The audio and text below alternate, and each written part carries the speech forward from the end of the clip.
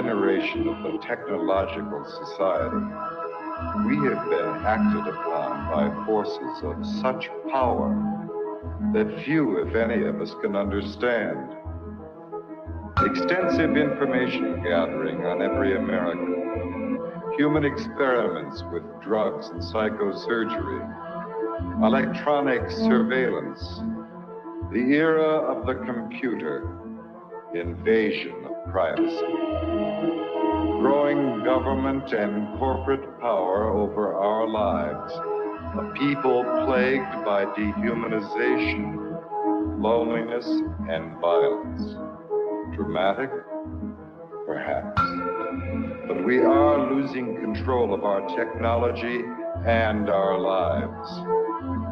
Not so long ago, people in a similar situation did not awaken to the forces around them. Are we so unwise as to do the same?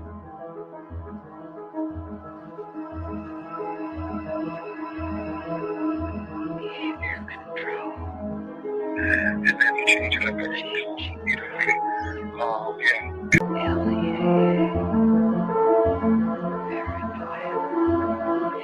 Enemy list. Wired death. Dead acts. Dossiers. Medical records. Social security number. Credit record. National security. With another agent, Pat Webb. Pat was an explosives agent. So we kind of opened the door just a bit to the cabin. And as we opened the door, we were both pretty much overcome as we looked across the cabin at the shelves that were built on the other side of the door. We could see coffee cans and bottles and jars, and they all had labels on them, and they were very meticulously done. You could see that some were labeled with the name of certain chemicals. One of the things we saw was a hooded sweatshirt, that was hanging up there. And the cabin smelled as if you might start to think, if you really think about this. This is a person who lived in this cabin. They had a cutaway spot on the floor to go to the bathroom in if he needed to. Had built fire. Internet. The creation of a collective consciousness and the merging of the human mind with the internet is the basis of the aspiration of the transhumanists, known as the singularity. Their dream of creating a global brain came nearer when Tim Berners-Lee, a British computer scientist and former employee of the European Organization for Nuclear Research, CERN, invented the World Wide Web. Berners-Lee's breakthrough was to marry hypertext to the internet. The underlying concept of hypertext originated in previous projects from the 1960s, such as the Hypertext Editing System, HES, at Brown University, Ted Nelson's Project Xanadu, and Douglas Engelbart's Online System, NLS. Both Nelson and Engelbart were in turn inspired by Vannevar Bush's microfilm-based Memex, which was described in the 1945 essay As We May Think. Berners-Lee founded the World Wide Web Consortium, W3C, after he left CERN in 1994. It was founded at the MIT's Laboratory for Computer Science, MIT LCS, with support from the Defense Advanced Research Projects Agency, DARPA, which had pioneered the Internet. The transhumanists' idea of mind uploading is reminiscent of that expressed by Allen Ginsberg following his LSD experiments at Stanford with Gregory Bateson. While under the influence of LSD, the doctors hooked him up to an EEG machine, and following the suggestion of his friend and lover William S. Burroughs, connected a stroboscope blinking in synchronization with his alpha rhythms. Describing his experience, Ginsberg recounted, "There was no distinction between inner and outer. Suddenly, I got this uncanny sense that I was really no different than all of this mechanical machinery around me. I began thinking that if I let this go on, something awful would happen. I would be absorbed into the electrical network grid of the entire nation. Then I began feeling a slight crackling along the hemispheres of my skull. I felt my soul being sucked out through the light into the wall socket and going out point one." During the final years before his death in 2000, Terence McKenna became an early proponent of technological singularity and called the internet the birth of the global mind, believing it to be a place where psychedelic culture could flourish. Point two, however, as Derry clarifies in Escape Velocity, cyberculture at the end of the century. 327.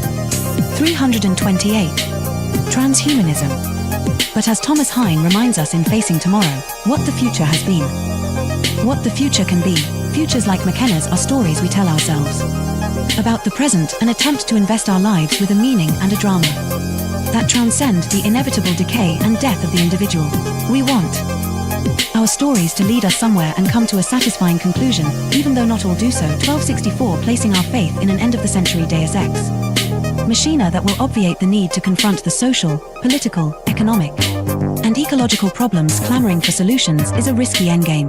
The metaphysical glow that increasingly halos the high-tech tomorrows of cyberdelic philosophers, corporate futurologists, pop science programs such as the Discovery Channel's Beyond 2000, or even ads such as AT and TSU will campaign, blinds us to the pressing concerns all around us. Point 3. As Eric Davis remarked in Technosis, some Christians, especially those with a brute Protestant conviction in the rock-solid inerrancy of the biblical word, would concur with Teilhard that our headlong flight toward planetization is part of a master plan. 4. Davis was commenting on Marshall McLuhan's 1969 interview in Playboy, where McLuhan mentioned that computer networks hold out the promise of creating a technologically engendered state of universal understanding and unity, a state of absorption in the logos that could knit mankind into one family and create a perpetuity of collective harmony and peace. McLuhan clarified, in a Christian sense, this is merely a new interpretation of the mystical body of Christ, and Christ, after all, is the ultimate extension of man. 5. However, as Davis pointed out, in a letter to the Thomist philosopher Jacques Maritain, McLuhan flip-flopped on the idealism he had earlier expressed.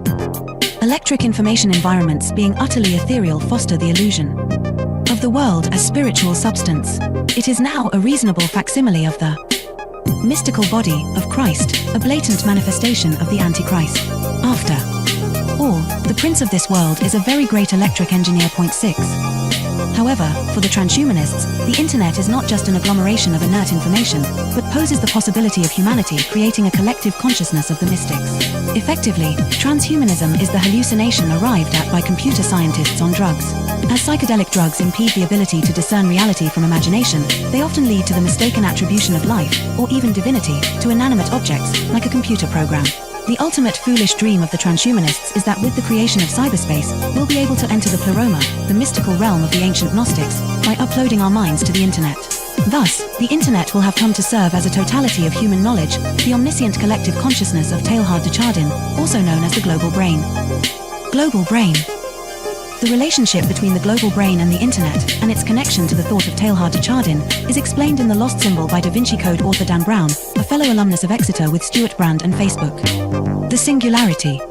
329. Founder Mark Zuckerberg. There is an important section from the novel, which is based on revealing the secret of Freemasonry, where Willis Harman's Institute for New Tech Sciences, IONS, named after the new sphere of Teilhard, plays a central role. Here the character Catherine Solomon explains the significance of new ticks. 2 heads are better than 1, and yet 2 heads are not twice better. They are many, many times better. Multiple minds working in unison magnify a thought's effect exponentially. This is the inherent power of prayer. Groups, healing circles, singing in unison, and worshipping en masse. The idea of universal consciousness is no ethereal New Age concept. It's a hard core scientific reality, and harnessing it has the potential to transform our world. This is the underlying discovery of new tech science. What's more, it's happening right now. You can feel it all around you. Technology is linking us in ways we never imagined possible. Twitter, Google, Wikipedia, and others all blend to create a web of interconnected minds. God is found in the collection of many, rather than in the one. In Darwin Among the Machines, The Evolution of Global Intelligence, George Dyson, who was director's visitor at the Institute for Advanced Study in Princeton, expands upon the premise of ex-club member Samuel Butler's 1863 article of the same name, and suggests that the internet is a living, sentient being. According to a reviewer, Dyson's main claim is that the evolution of a conscious mind from today's technology is inevitable. It is not clear whether this will be a single mind or multiple minds.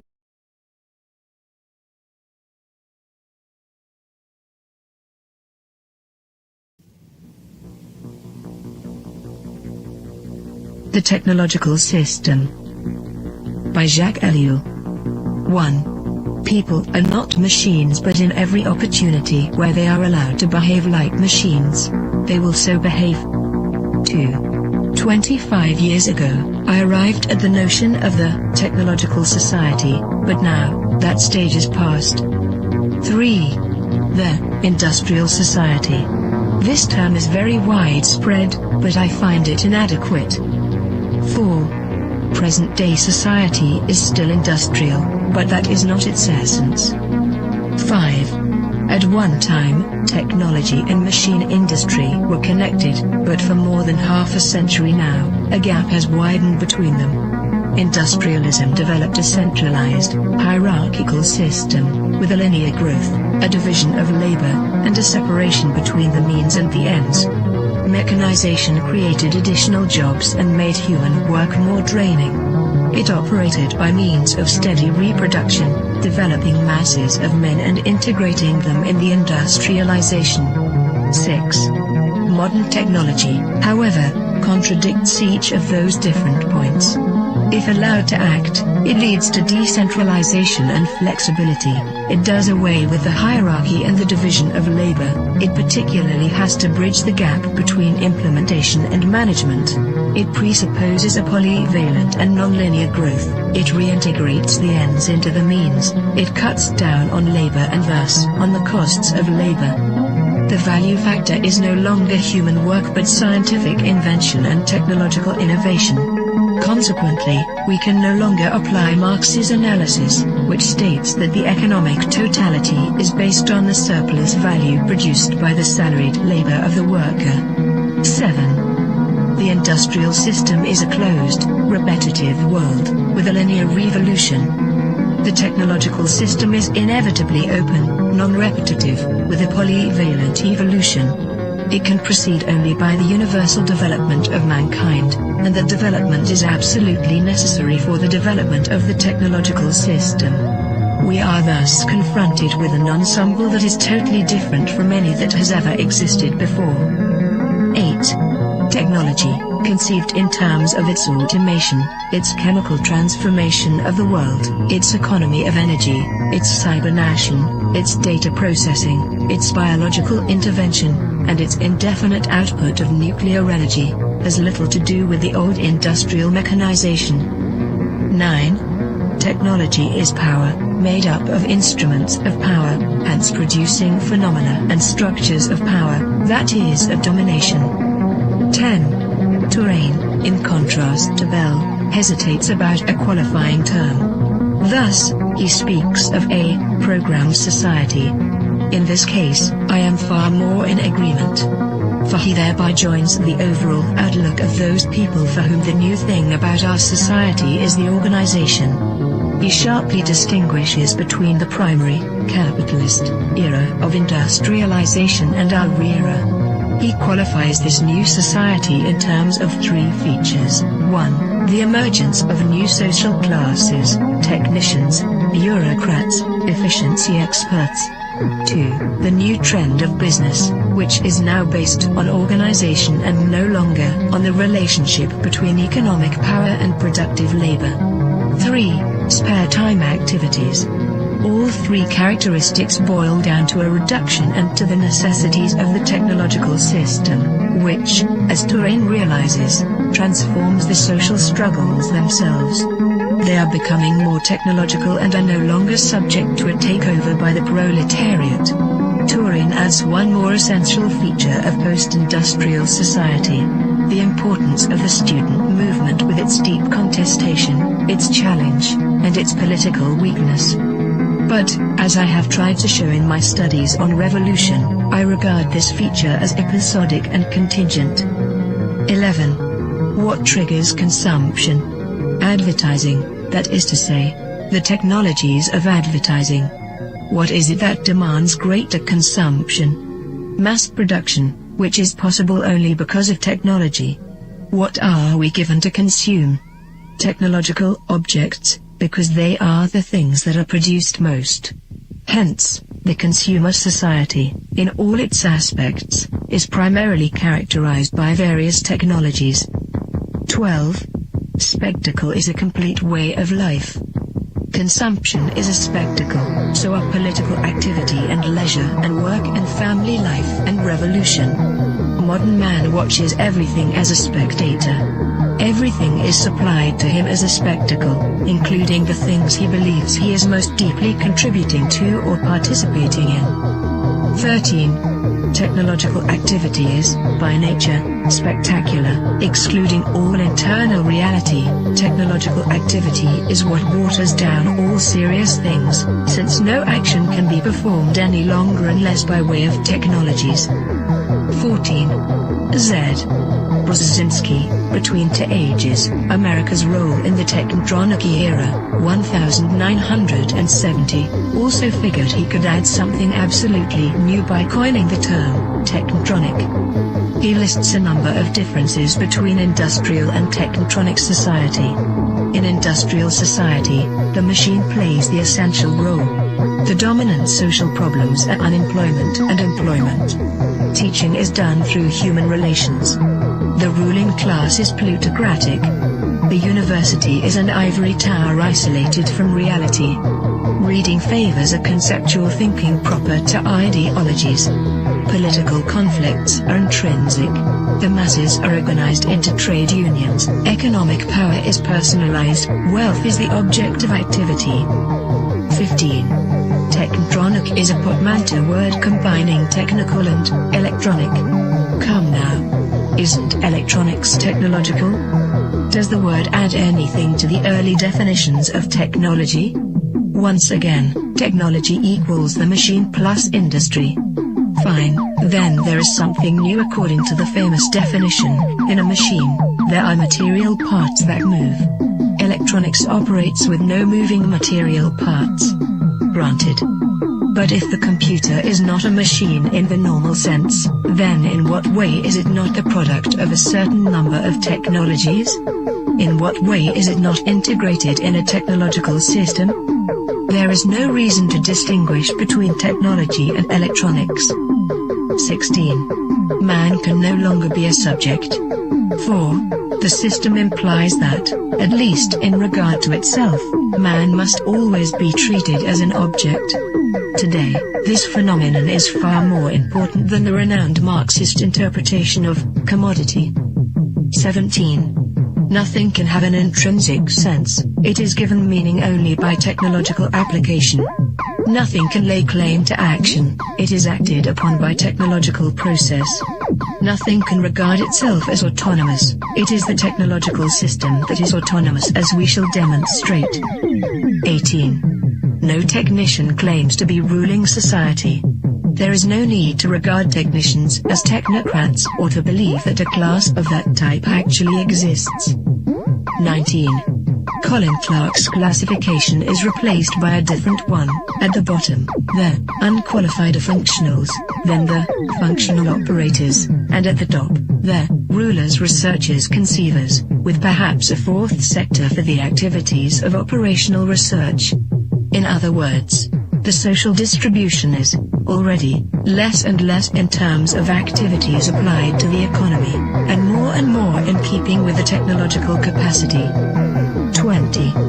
The era of clerks, and these clerks are the decision makers in all domains because they have the knowledge and use of the technologies. Like it or not, and Hetman shows this so well, the experts, the specialists of diverse technologies are to be found everywhere, from business to administration, from government to agriculture. They form the true grid of society, the network holding the various pieces together. It is the technological coherence that now makes up the social coherence. But this is not a technocracy in the true sense of the word. 21. The discovery of the technological system normally seems like an attack against technology, a critique.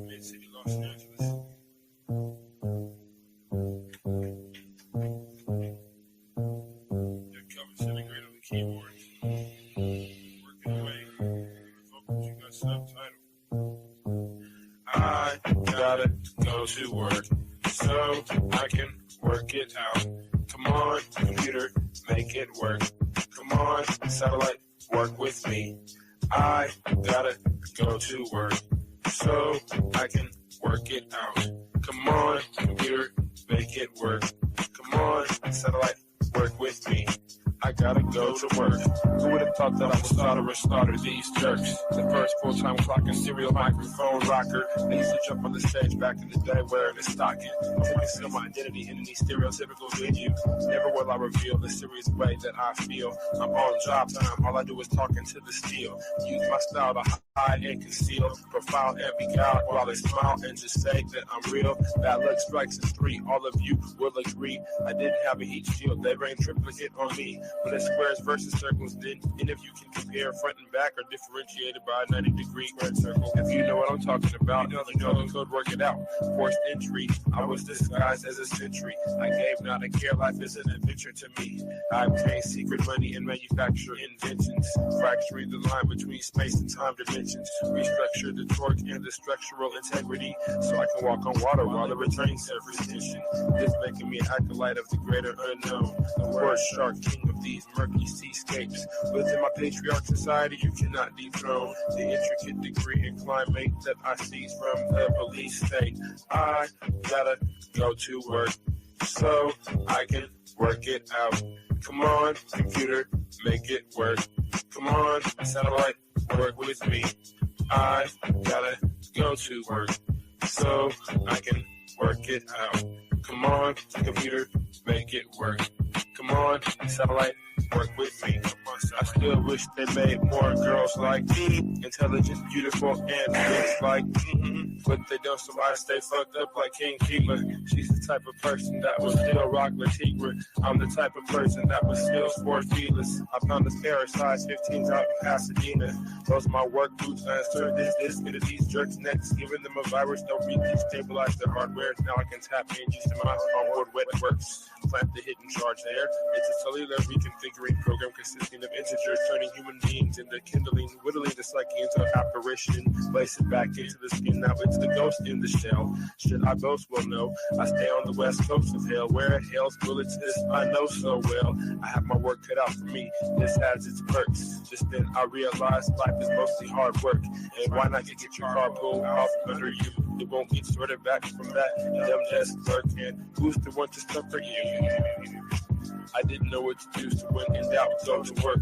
When I'm 25, I'll contract myself out once now I'm through. Then it's just books and beats for me. I leave the rapping to my crew. I'm a good scientist in a world gone cuckoo. Imagine how it is to watch them turn crazy around you and then look over at you like you are the insane one. That's how it is. It's okay to meet the controversy bubbles and flattens out like this. Like my little kids. And I've got to go to work so I can work it out.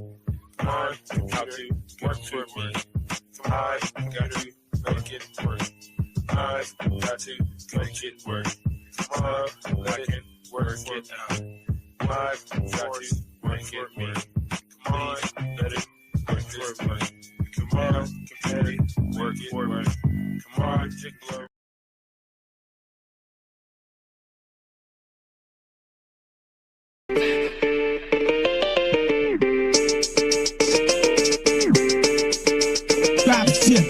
Hegemonic sentences through cavalcades of reminiscence. The dark soul mentions crevices of insight, appendages of tripwire reverence. The Gun Hill legend brandish your weapons for Armageddon.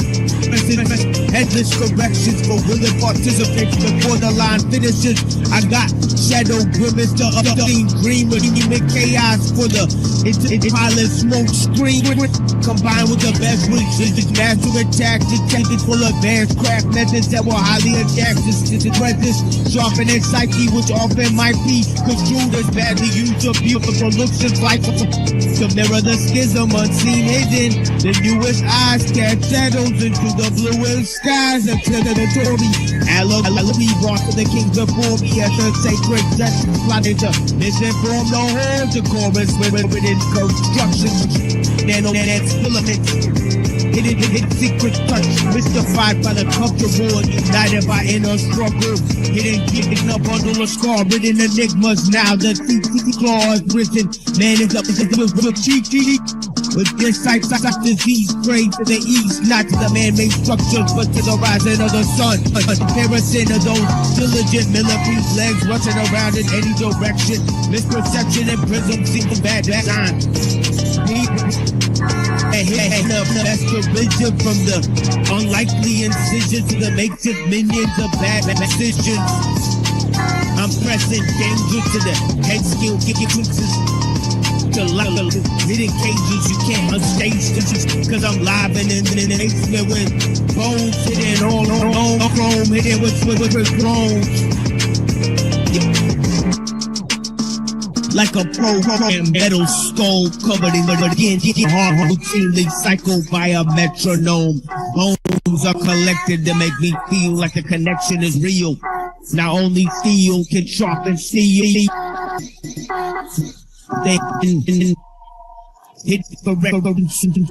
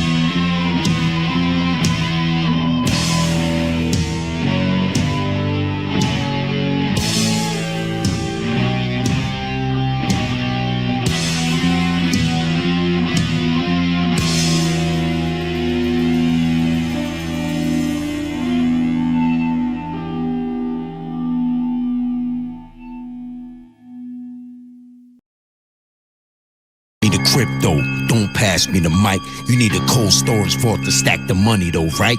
Bull, look at these rappers, nothing to talk about. I should put an anal swab in your mouth. Gang gang, gang gang, gang gang. Avatar. Gang gang, gang gang. Avatar. Gang gang, gang gang. Avatar. Gangster. I could tell you work for Uber Eats cause the car that you drove is too fucking slow and I don't want my food to get cold. Rappers be rapping, turn kinetic to quadratic, live lavish, keep the seats, write it off on them taxes. Talk about the great reset. They bird chest, speaking threats, they couldn't get their beats wet in the deep end. Read the tea leaves, sweet dreams, sweet pea. The And which way does the razor wire lean? How about a far-bar's egg, half a dozen to a tray? Interior decor designed by Dick Gournay. That's a tall order. Naughty neighbors at the short table. I beg your pardon, could you pass me the salt shaker? The earthquake should be here before May. We should petition the creator for an escape ahead of my time, cause they ain't never seen what I rap. They wouldn't believe we already collapsed. Facts. A warm rag for a filthy prostitute bath. I bet you there's no vaccine for that. I was exposed to this so early, I'm quiet about it. The way I see it, ain't no need to start a riot about it. I saw it and caught it and wasn't applauded. I should've never started. We were divided first, then conquered. It's like a jungle sometimes, it makes me wonder how I got so effed up. Now I don't trust nothing. Scary and real like bunch of avatar gangster. Barely advice, bunch of avatar gangster. Bro banging from his keyboard. You should see the streets more. You should keep it G more. He just pressing record. Scary and real like bunch of avatar gangster. Barely advice, bunch of avatar gangster. Made soldier, the gauge holder with payola. The weed come in more colors than Crayola. You a troll, you an internet op. You was listening to New Kids on the Block. I'm with a few niggas, straight in stock. Raising the Glock, bare arms like Doc Octopus. Virtual concerts and VR and the Oculus. Buying property in Earthia, I own everything. Man and machine merge the singularity. You will never be a celebrity. You embarrass me, you a parody. You a charity, you need therapy. Clout chaser who scarily believe his own hype. Trying to suck your own cock, Ron Jeremy.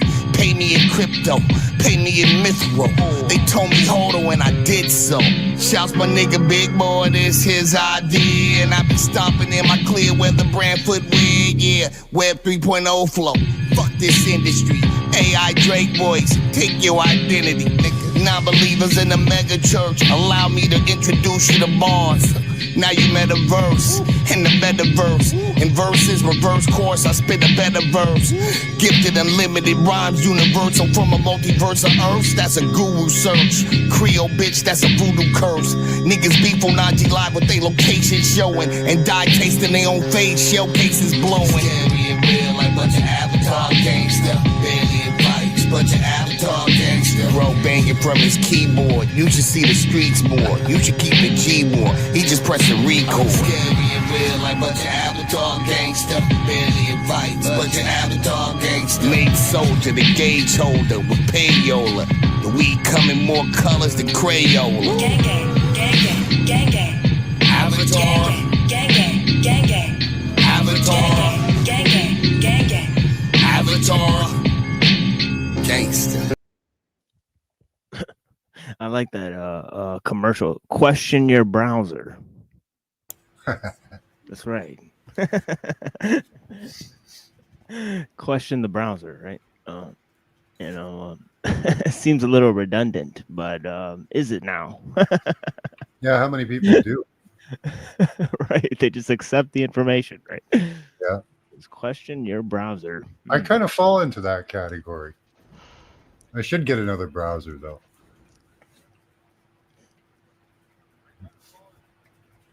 We were talking about that the other day, getting the Brave browser and Ubuntu and all those other platforms you can work on. Yeah, somebody offered me to go on a different search engine. So I will look at the chat here first before we get started on the spooky Saturday this evening. We got lots of topics, right? Now I've just kept adding stuff to the pile until like there's nowhere to turn, right? So I've kind of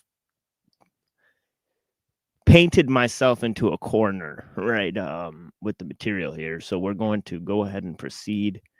I'm gonna try to get out of this woods that I've let everybody into, right? So there's gonna be that. Yeah, exactly. We've got the ghost in the house, right? So shout out to the Holy Ghost, right? And all that. So yeah, blessings people. Welcome to the Machine Lies, where we talk about the lies of the machine on the machine that lies. And yeah, so let me take a look at this chat here and see what's everybody saying. I got some new sunglasses. I mean, those look good. Somebody gave me some sunglasses. Yeah, and yeah, so I decided to wear these Jesus was bread. This is the first comment. Jesus was bread. I don't know how to take that. I don't know if that's demeaning or just bread. I mean, man does not live. Was bread. Man does not live on bread alone, right? So, you gotta get that bread. Hey, Max you gotta Vision, get that bread. Exactly. Max Vision, your avatar is not showing on YouTube. You should, yeah, that's right. Really? Yeah, you should remove it and add it again. Yeah, it's just a circle. Yeah. Oh. It happens every once in a while. It happens to us every show. So yeah. So we put the bread there for Jesus was bread. Then a couple comments. Blessed is thy yeast. It's interesting. That's an interesting move, I guess. May it rise in whole wheat flour. So that's been continued. Gentlemen, blessings. That's funny. Shout out to SNL. Yeah, gentlemen, blessings. Hello, fam. Grand Tifa in the house. Grand Tifa. Yo, I don't know why that's so funny. Yo, all right. Blessings to the homies, especially Lizard Tree. I mean, doing homework with the kiddo. Yeah, that's cool, man. Blessings to you and the kiddo, and yeah, man.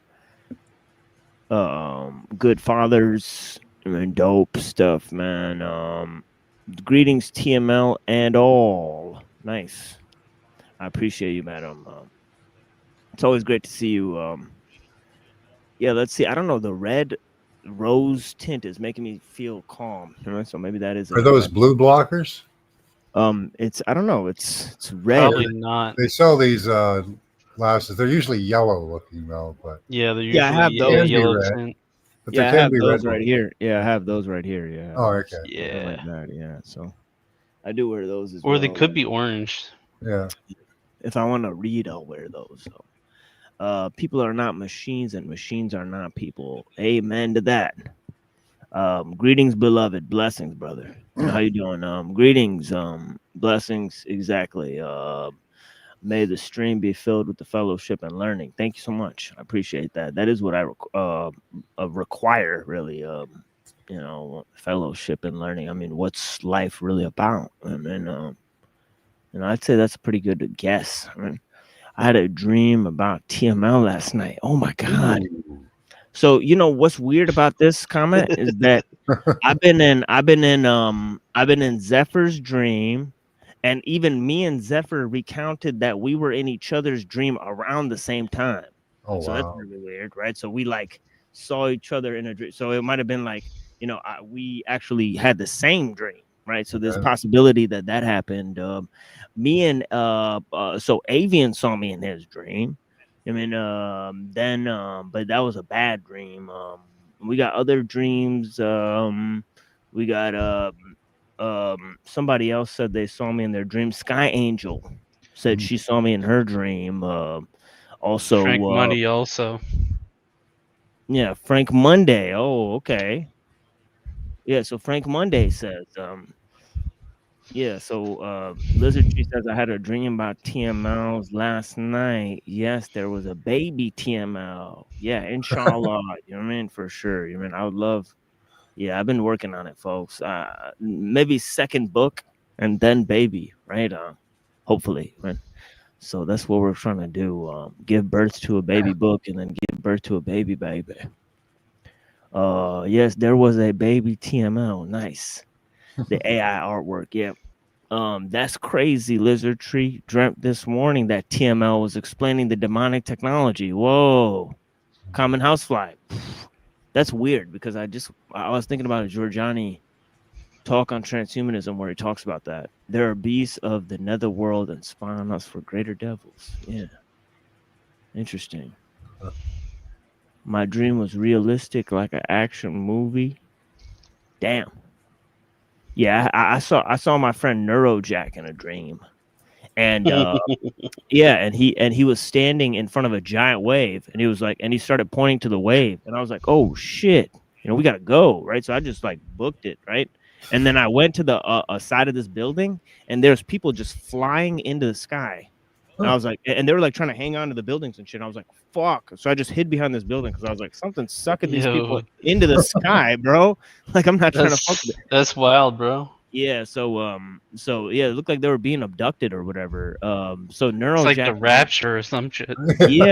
Yeah, and then he called me the other day and he goes, bro, I'm standing next to these giant fucking waves right now, and they're about to like crash over the fence and stuff, and everybody's sitting here watching these giant waves. And I'm like, what? I'm like, that's bro. wild, bro. I'm like, what? I'm like, little precog there, eh? Insanity. Yeah, I was like, what? So then, so he's like, yeah, man, I think shit's about to go down. It's like, bro, like this shit is serious, bro. But yeah, man, see, this shit trips you out, right? Dreams are weird, honestly. It's the dream panel verse, I guess. Panel dream verse. Yeah, me and Buddha were talking about philosophy of mind and stuff earlier. It's crazy, man. Right? It's like, what is the mind? I mean, it's crazy. I had some prophetic dreams, lizard tree. Yeah. Yeah, that's what I was just talking about. Yeah, I think we're all connected at a distance electronically, like electrically and magnetically. Spooky action. Yeah. Yeah. It's weird. Spooky action on a spooky Saturday.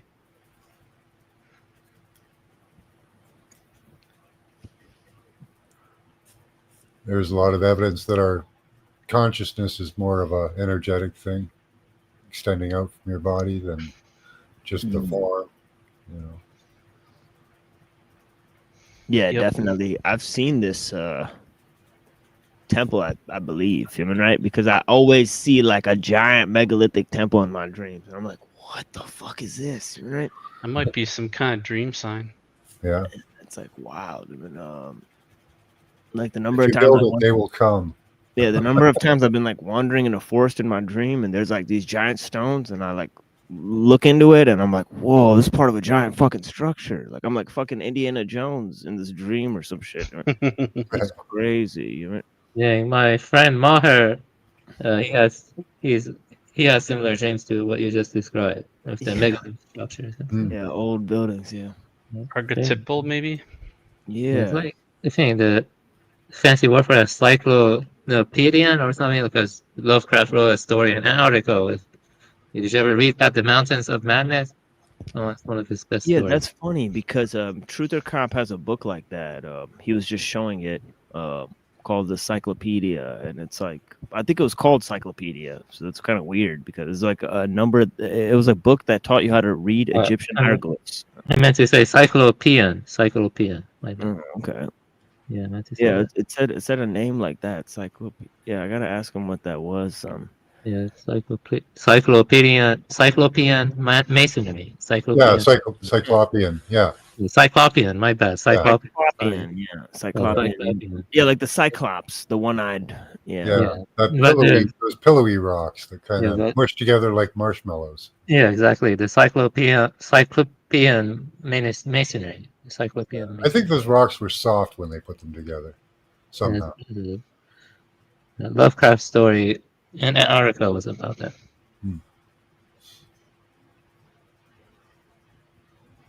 Yeah. Yeah, I got a bunch of heavy stuff for you guys, so we'll see where it gets to. Nice. Yeah, we'll see where I get to with it. BRB. Yeah, for sure. You know, but so start from ellul's historical views, and kind of, you know, I've sort of combined those with Mumford, right? And then we'll go into other guys and their sort of historical views, and we'll sort of backtrack all the way to the pre-Socratics, right? And then we'll go into the Pythagoreans, right? Again, their historical information on those guys, right? We'll also look at, you know, we'll try to get into Heraclitus, right? We'll move from there into a sequential discussion of many historical takes, right? We'll look at pre-Jewish Gnosticism, right? We'll look at so we're continuing that discussion, right? We'll look at Maimonides, right? Some of his ideas that were sort of pre-Kabbalistic ideas of Maimonides, right? Then we can go into looking at the Quakers, Crucians. You know, I like shared a little article with Reddington the other day, like where I was like finding like this weird ass article, this bunch of good information in it on the Quakers, right? And that little time period and the kind of Christian schemes, right? And then we'll move from that to the connections of the Rosicrucians to the early philosophers, right? Of the modern world, right? And of course, they got lots of connections to the Rosicrucians and to like proto Freemasonry, right? And they sort of laid down a good foundation for that stuff, right? Just as Neoplatonism laid a foundation for Jewish Gnosticism in the first century, right? AD, right? At the time of Jesus, right? So these are historical motifs that have been cataloged, right, by scholars, right? And they're extremely important. Launching from there, we'll go to the Tuesday stuff, right? We're gonna sprinkle it in, right? Okay, Hegel and the Hermetic tradition, right? That will be a nice transition from the Rosicrucian stuff, right? So we're going from, you know, really the pre-Socratics to medieval times to the 16th century, right, to modern times, right? And that'll bring us to ellul and all those guys, right? So we'll try to provide a elegant synthesis, and we get like less viewers and less panel interaction. We get to cover more ground, right? We get like more panel interaction. We get like more people discussing and talking about things. We get more viewers, right? So it's just an exchange of, from participation to the,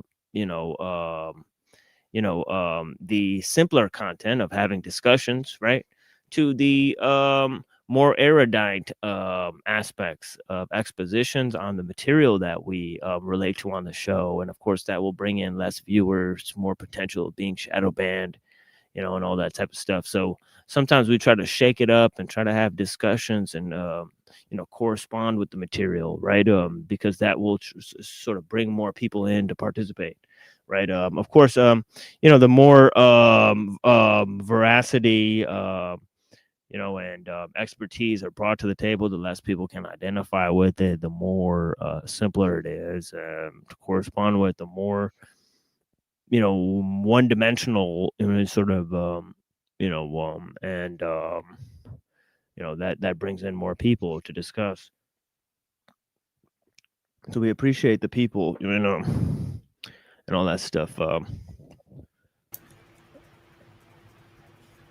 But so yeah, let me take a look at these guys. There's a few more people here in the chat. Of course, Max Vision, blessings. So thank you. Thought I'd come in and act as a Luddite. That's good. Yeah, we need more of those, yeah, for sure. Lady Luck, nice. Blessings, madam. I believe from Australia or something like that. But yeah, blessings to you, madam. I appreciate you. All right, all you guys, that is what we have for that. So let me launch into a series of discussions regarding the material here, right?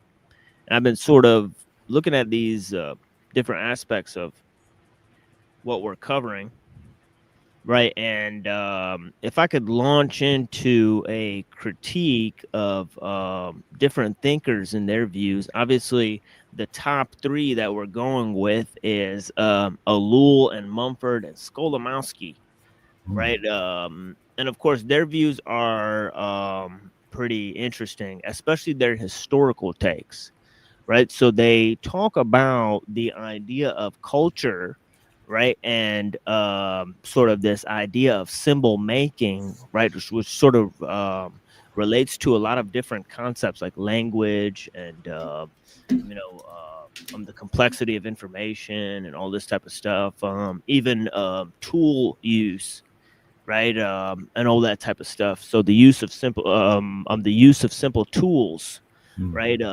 So we have in the beginning, different systems like agriculture, simple tools, right. You have ways of developing symbols, right. These sort of catalyze into a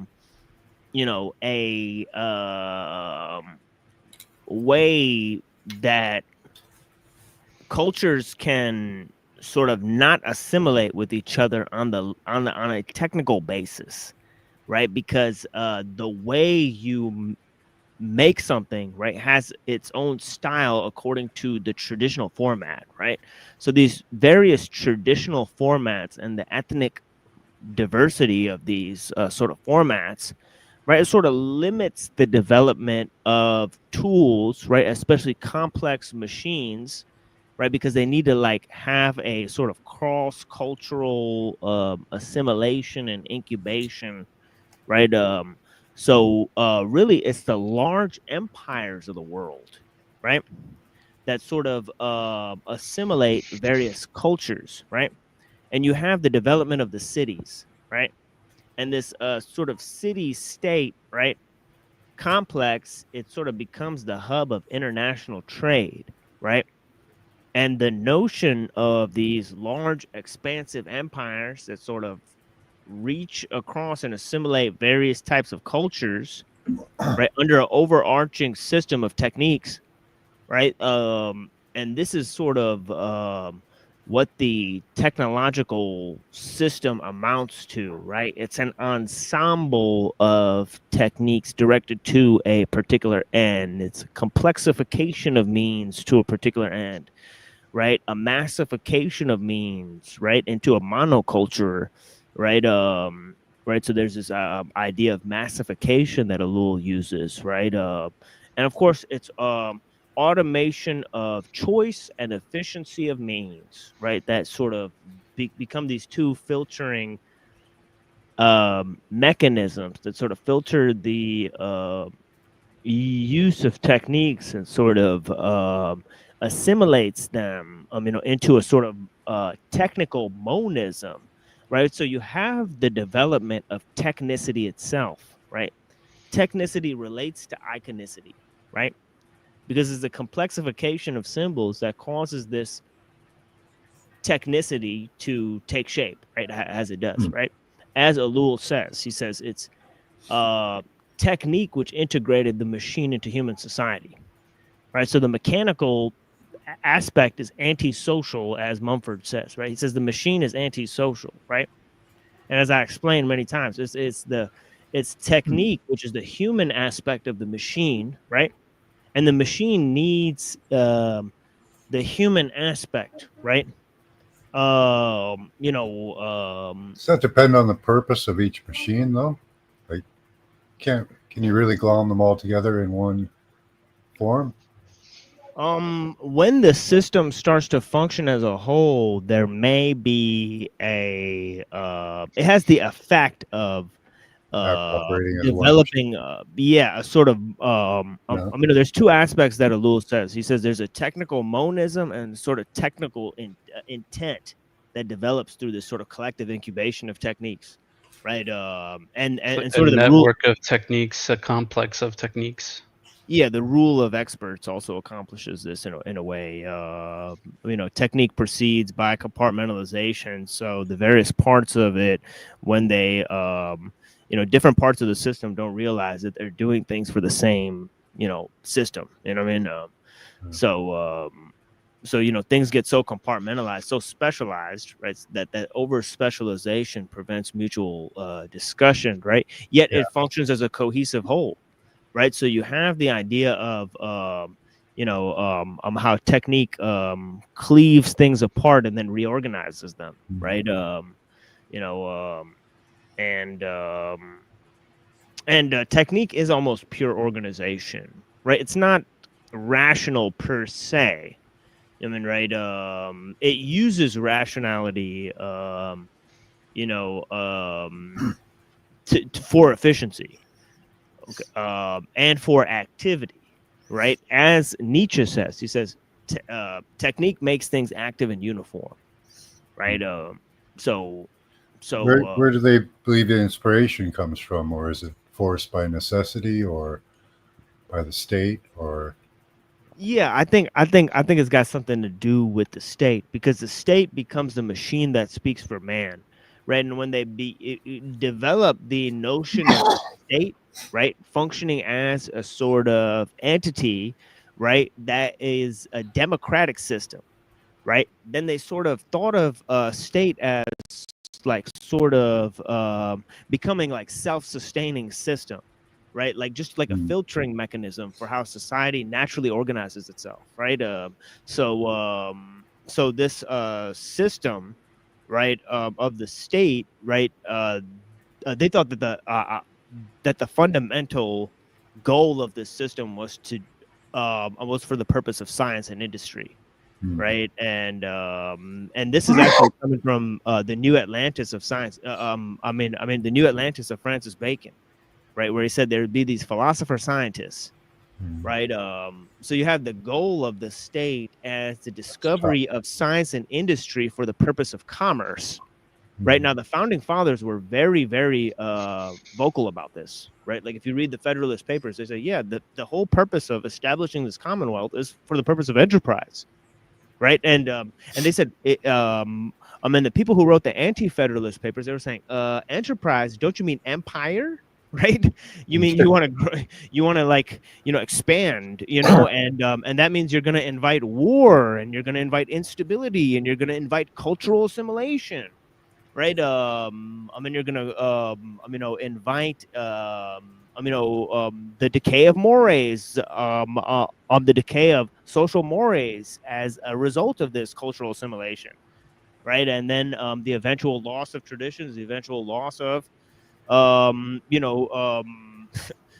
state just exists to perpetuate itself after a time. Right. It becomes a system that perpetuates itself at the behest of the traditions of the people, at the behest of everything, right? It just becomes a system that just, this monster, that's, you have the Leviathan and the Behemoth, right? The two the true beasts that encircle the throne of God, right? And of course, those are the two books that Hobbes wrote, right? He wrote Leviathan to describe the Commonwealth, and he wrote Behemoth to describe the parliamentary state. Right? It's like a demonic enterprise that he's like engaged in. It's like he's like staring into the heart of darkness, and he's like, look, this is the, and he's saying that the artificial man that will function as a mortal god among men, and by artificial man he means the sovereign, right? The monarch, right? Who is the representative of the sovereignty of the collective whole, right? Of the governing body, right? Because they elected him, right? So he thought of this artificial man as a collective body, right? And that's sort of what the transhumanists think of the AI as, right? Like this collective mind that's going to govern all of us, right? Because we surrendered our consciousness to this collective system, right? And it's the machine that speaks for man, They describe the mind in machine-like terms also, basically. Yeah. Right. Yeah. Right. I just went off, son. This is like 30 minutes. I don't know how I did that, but yeah. That was good. Sorry about it.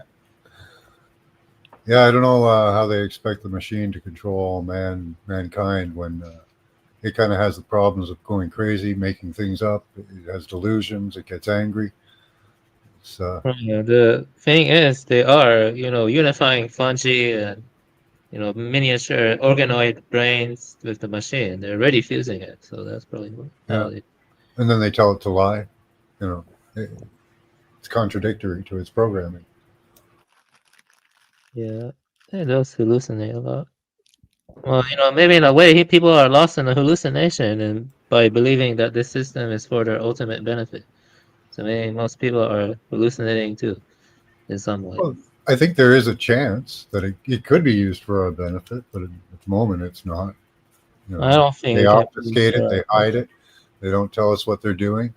No, You know? I don't think it can be used for There's no revenge. there's no good that can come from people hiding shit from it, right? Well, let me tell you this, though. I said this before, and I don't want to talk too much. I don't want to take time away from TML. But, you know, TML's eating. He's fine. yeah, look up Azure and AWS data centers, you know, around the USA. Look at where they're all located. You know, these data centers host tons of servers, you know, lots. Yeah, I work down the street from a place that makes the little portable data centers like they had on Epstein Island. They're pumping out like 3 or 4 of those a week. Yeah, but there's data centers underneath the ocean connecting USA and, you know, Europe. They're data centers. The Azure and AWS data center. That's not a conspiracy because you can just look it up. You know, I mean, I took a AWS certificate. Yeah, they got you know, indestructible pipes covering these fiber optic cables. Yes. You got to have stuff where it's unreachable, right? So nobody can get to it. Right? It's in the ocean. You want to do space too, right? Put all those satellites, you want to put operating systems and shit up in space so you can't get to it. Yeah, well, I think one reason 2019 happens because they want a lot of companies to migrate their data to the cloud. I mean, that happened a lot. You know, they want people to migrate their data to the cloud. Yeah. The cloud servers like AWS and Azure. Yeah, data is the new gold, basically. Like cloud data storage of the future will be on you, DNA storage. That's, yeah, well, it will just get worse. You know, like. Pretty sure at some point there will be no. Well, right now there's no separation between us and the machine, but that's going to become in the future less of the machine and more of just us. The operating systems will be inside us. I'm still waiting for a response to see whether DeepSeek could have been downloaded to DNA, because there is the technology exists. So. Yeah, that's right. It'll just be like like, you know, like in Star Trek, right? Where they have like very few buildings and it's just like all like garden, right? Like most of Earth is just like a garden, you know, that they like curated, right? Yeah, like you know, the mechanical sense of the technology, the externalization of it, yeah, it will disappear. You know, so people will think of that mechanical aspect as like sort of analog, right? Yeah. And it'll move to just yeah, you know, people integrated into it. And of course, these people that have the machine integrated into them, they'll think that they're part of the natural environment. Yeah, right? well, they won't even know they have a machine in them, maybe in a generation. Right. It's like they'll think they're like, you know, they'll made to be made to think they're living on I mean, like that on the planet that Deanna Troi lives on, you know, like it's just like a visitor comes to our planet, and at 2:30 every day we stop for 5 minutes for our download, and we don't think it's odd. Why would that be odd? Yeah, like empaths, like living in a garden, like you know, and you know, they won't really you know, they'll be deluded, and of course outside there'll be people that are like you know, it'll look like Detroit. I mean, there'll be like real people out there that'll be like, what the fuck are these guys doing in there, right? You seen Logan's Run? No, I've not seen that. Yeah, it's a good one where they survived a nuclear war by having everybody live in an underground city. And they all had chips in their hand. And when they were 35, they went for renewal, which was basically killing yourself. But outside the city, there was a different, you know, all the survivors and that. But it was interesting that they were all integrated into the machine, into the system. And they lived in a utopic society. So it kind of shows you what type of future they possibly have for us. You know, you could be either be on the inside or on the outside. Tim, I have a question for you. Since you know about the Christian history, you know all that stuff about the Catholics opening the doors, you know, which they haven't opened a while back. They were going on about that. What is like the significance of that? I don't know, but Death to Compromise made a funny video about like the gate being opened, and like Francis looked really funny when he like opened the gate. Oh yeah, that was so funny. Super cringe scene. It was like the gate has been opened, And yeah, he put some funny music in. Yeah, let me see if I can find this video that Debts to They Compromise. make fun of him. Yeah, because this is just so funny. Yeah, it's really hilarious. Oh, that door they opened up, right? That door that hadn't been opened in a long time or something. Right, the door. It's a door, God.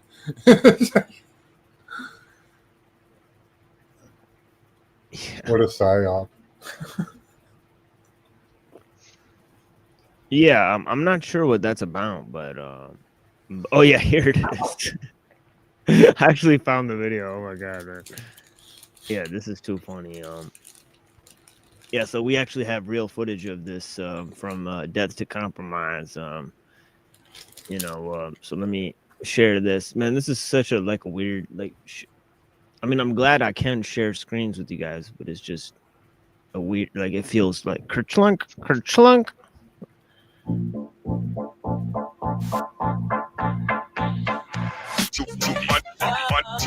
I can't give credit. I wrote these.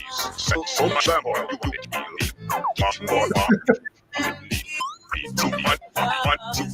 You want I wrote just I from me.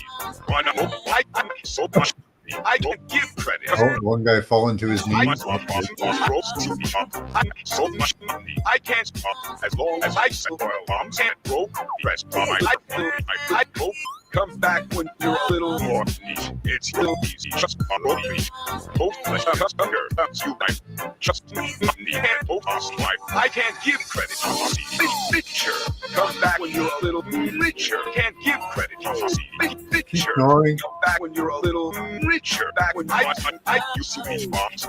It's not as I said when I said my bombs. Said it to me, so come on bombs. Said it to me, and the bombs. Give me your rubies. Give me your rubies. You want it? Give me your rubies. Give me your rubies. I can't give credit to see picture. Come back when you're a little richer. Can't give credit to see picture. Come back when you're a little richer. Give me your rubies. Give me your rubies. You want it? Give me your rubies. Looks awfully clean for a room that hasn't been opened in some 100 or right, like 100 years. Where's the dust? Right, like where are the cobwebs? Here, come on.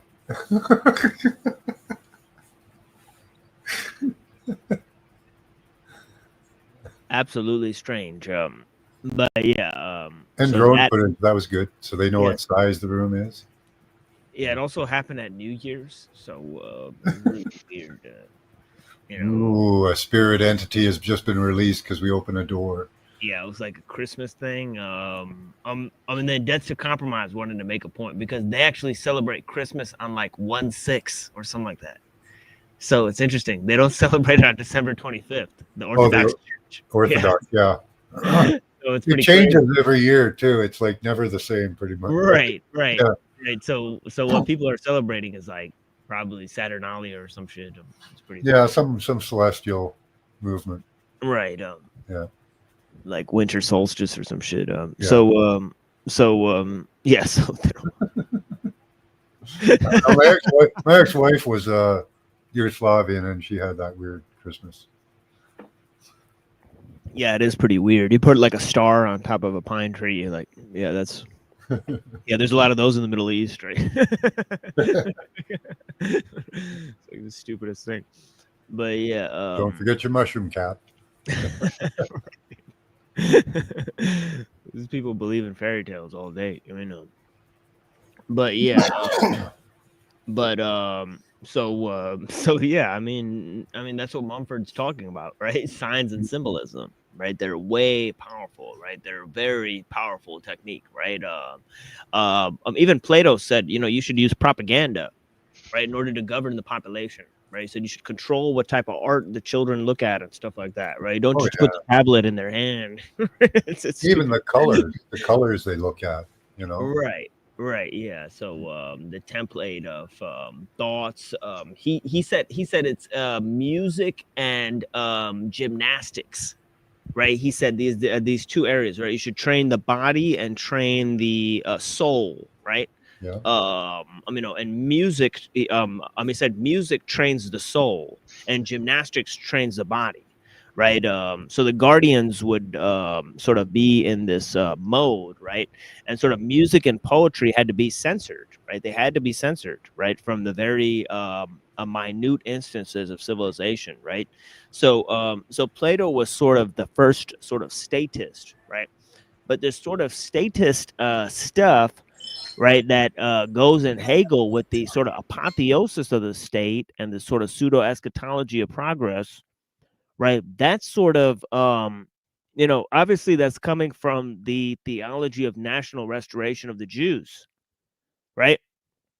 So I mean, in the 11th to 16th century, right, the Jews are coming up with all sorts of Kabbalistic notions, right? Kabbalistic notions, right? Like how we're going to look at how Maimonides were sort of pre-Kabbalah, right? So his sort of pre-Kabbalistic tomes, where he combined Judaism with Neoplatonism, just like what's happening in 1st century AD, right? It led to this theology of national restoration where Jews sort of sharpened in on this messianic expectation. You even had prophetic sort of theories, right, about this messianic expectation, right? Given the script of the Kabbalah, right, about Edom and Ishmael and what these nations represented, right? We know what they represented, right? They began as representations of Arabs and white people, which is even a huge stretch, right? But then they became a representation of Muslim civilization and Christian civilization, right? So yeah. What can we do about that, right? This idea of this script, right, that everybody's following, right? Where Christianity, right? A lot of the Christians are misled, right? A lot of the Muslims are misled, right? Thinking that that there's going to be some sort of holy war, right? That's the only way to establish Islam, right? Instead of speaking truth and righteousness and learning and figuring out what nature is about and doing the things that Muslims were doing for hundreds of years, right? To try to figure out what's going on around you, right? And establishing laws and codes and all this stuff. They're not doing any of that anymore, right? Now they're telling you, well, it's going to be some final eschatological battle, right? And that's all Kabbalistic. That's the pseudo eschatology of national restoration that is combined with the pseudo eschatology of progress, right? And combined into a synthesis of the messianic expectation on the one hand and the utopian expectation on the other hand, right? And so it's supported all this sort of stuff, right? So how does that relate to philosophy? Well, Queen Christina of Sweden, right? Queen Christina of Sweden, right? Who was actually the patron, right? The patron of Descartes, also danced in the streets of Amsterdam in support of the false Jewish messiah Shabbatai Zevi, right? So during the time 1666, right, where they're like, figuring out like, and also the Kabbalah was sort of finished at this time. That's another important thing to consider. That's an interesting correlation. Yeah. Yeah, what happened in the 15th and 16th century that was so significant that had to do with this messianic expectation of Shabbatai Zevi? Well, the Lurianic Kabbalah was completed, right, during the 15th century, right? You had the birth of Hasidism and all this type of stuff, right? The Baal Shem Tov, right? So you had a sort of Protestant Reformation within Judaism that sort of predated the Protestant Reformation within Christianity, just like the Jewish Gnosticism predated Christian Gnosticism, right? Just as Jewish Neoplatonism predated the Kabbalistic script, right? So this is what the Bible and Greek philosophy has to do with the mode of civilization that we inhabit, right? And what it has to do with the futuristic expectation, right, of this utopian civilization, of this sort of birth and rebirth of man, and sort of, man becoming God. That's another scheme that I've been going over. I've been touching on that scheme a lot, haven't I? Man becoming. Yep. Huge aspect. I finally just laid it on the table. I got sick of like beating around the bush, because I was like, all right, like, it's like science, and I started talking about like universalism and the archetypal man. I'm like, let me just cut the strings off. It's about man becoming God. This is what it is at the end of the day, right? Let's just go direct to the thing, right? They don't want any separation between man and God, right? This is what the battle between immanence and transcendence is, right? God started out as an idol, right? Representation of nature, and now he's starting out as a representation of all of humanity, the collective mind of humanity itself in a technological form, nonetheless, right? So what is going on in this synthesis, right? How did we get to turning nature into stuff that we worship, to nature becoming the thing that makes man into its own object of worship, to quote this Athanasius thing, right? In order for God, in order for man to become like God had to become like man, right? I'm saying there's three things in the process, right? Now we talked about nature, man, and God, right? And how that relates to this idea of technology or creativity, right? Or mind, right? Yeah. Please. Did the ancient, some of the pharaohs and I think some Roman emperors, they also did deify themselves, right? They deified themselves. Am I correct? Or not really? Like the Romans, some pharaohs did see themselves as like, but it was more polytheistic, I think. Like they saw themselves as being like gods in flesh, or gods that came down, or something. Self-deification I'm talking about. Because some kings did deify themselves. Am I wrong about that? It was polytheistic. I think that's the opposite of the apotheosis of the state, right? If you could think of it, right? The king, right? You kind of went out for a while, like you kind of. Sorry. Yeah, I saw that. Yeah, little circle. No, I wasn't saying anything. I was letting you finish up. Oh, but okay. Yeah, you were talking about the God King Emperor, right? Yeah, So yeah, I think that's a perfect merger of heaven and earth, right? Whereas this apotheosis of the state, right? This has turned into an eschatological scheme, right? So then it dislodges man from the temporal aspect, right, of merging with heaven, in the moment now, right? And there's this merger of man with the state and heaven in the future, right? But can I ask you to like clarify something? Like, how does the mandate of heaven from ancient China differ from what you're saying? The mandate of heaven. I'm not sure if you ever looked into the mandate of heaven from ancient China. I think it's the appeal. It's like the appeal to heaven from John Locke, right? He says if you don't find a way to for a just reproach, right, to obtain your civil rights, right, then you make an appeal to heaven. It's sort of like a call for revolution in Locke. Right? It's the closest thing that he says, right, to a call for revolution, right? So the revolutionary aspect has replaced the idea of merging heaven and earth and heaven's mandate, right? And then the state becomes a replacement for the king, right? So in the apotheosis of the state is the vehicle of divinity, not the emperor. right? He's cast aside, right? I think it goes from and I think ellul does good to talk about this too, how law and morality pass into legal techniques. Yeah.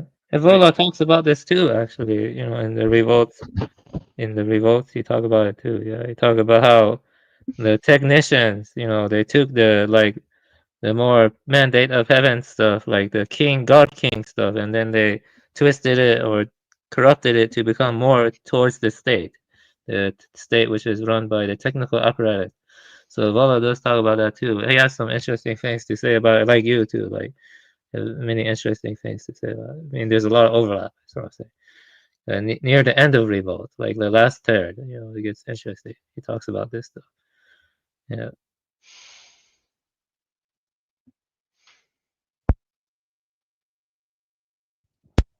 Yeah, we've been looking into Evola more on content cookery, so that has been a thing that we've been looking into, and I find if you look at Ride the Tiger, right, guys, like read Beyond Good and Evil and then read Ride the Tiger by Julius Evola, and man, you're in for a fucking wild treat, because there's so much link up and similarity between their views on leftism, right? But their solutions to the problem are distinctly different, right? Nietzsche wants to go forward in this Heraclitean project, and Evola wants to sublimate things in this Parmenidean,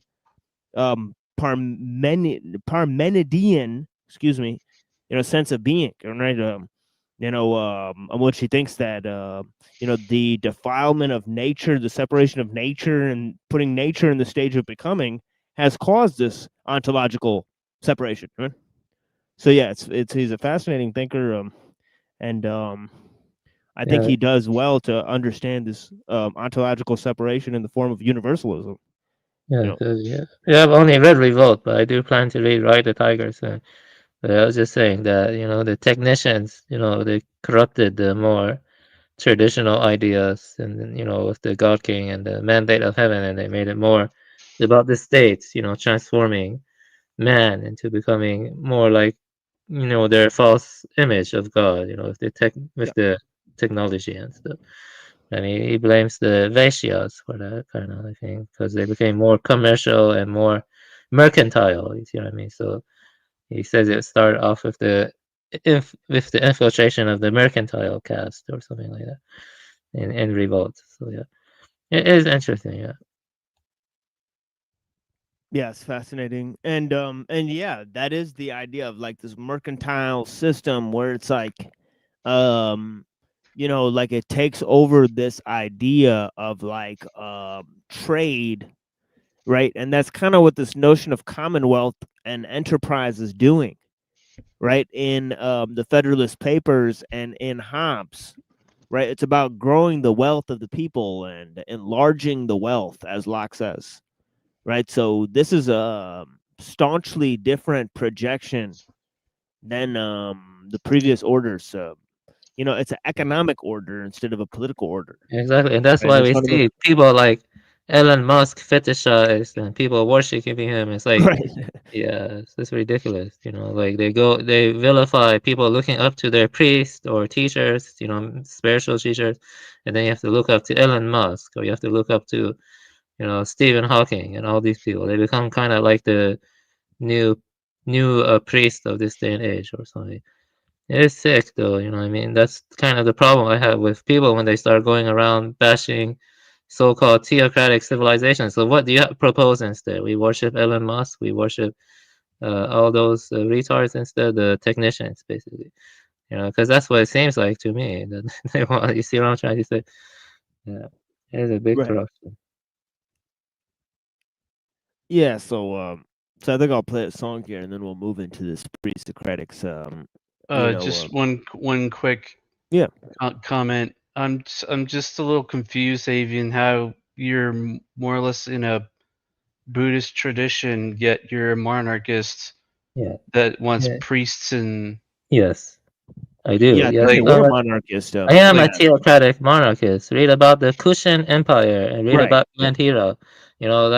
Actually, believe it or not, Pakistan is where Gandhira used to be. And for all we know, Right. TFL could descend from them. But I'm just saying that. Right. Yeah. Just look. I don't think Buddhism ever had a Yes, it monarch. did. It did? Yeah, they yes, did. They had many look, monarchs. Yeah. Yes, look up Kanishka. Well, Kanishka the Great. Shows my ignorance.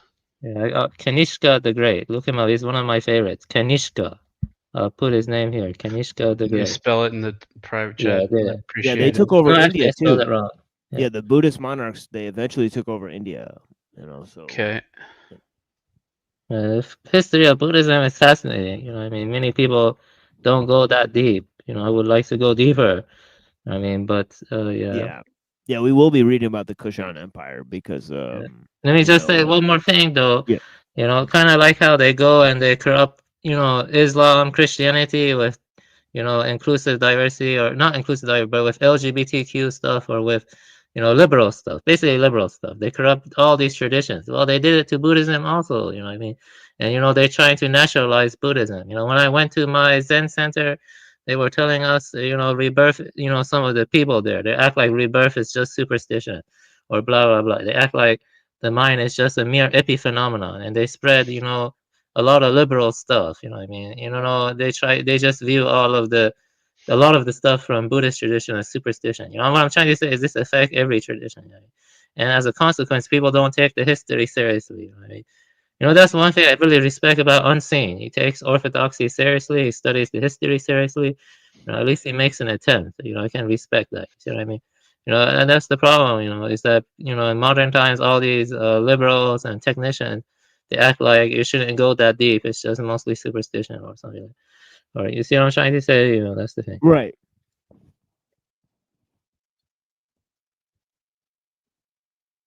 Yeah, that's it. You can play your music.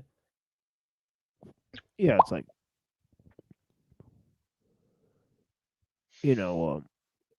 obviously it's metaphysical, sort of genjutsu that, but the development of it is pretty interesting. The fascinating part about it is these two aspects of math and logic, right? That I think are sort of developed by Plato and Aristotle. Like sort of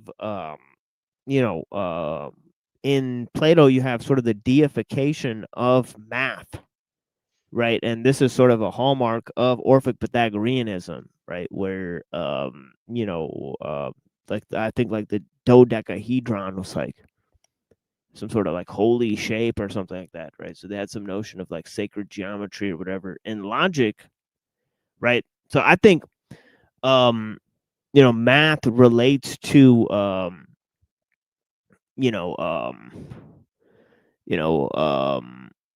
obviously measurement and science, right? So this idea of logic, right? Logic really relates to language, right? The development of language, right? So for Aristotle, it's sort of like language is primary, right? To sort of the study of the forms, right? Because the forms are mathematical, right? So Aristotle said, well, actually you should study nature instead, right? And the study of nature is based on developing these categories that are based on language, right? And then you have to sort of understand things based on a sort of logic, and everything follows this sort of reason or logic, right? Like law of identity, law of non-contradiction, right? He thought these were sort of universal principles, right? And these universal principles exist within nature, right? Whereas nature is in a state of becoming for Plato, right? Natural law, the laws exist separate from nature, right? But for Aristotle, the laws exist within nature, right? So you see the battle that the Pythagoreans were sort of having, right, with somebody like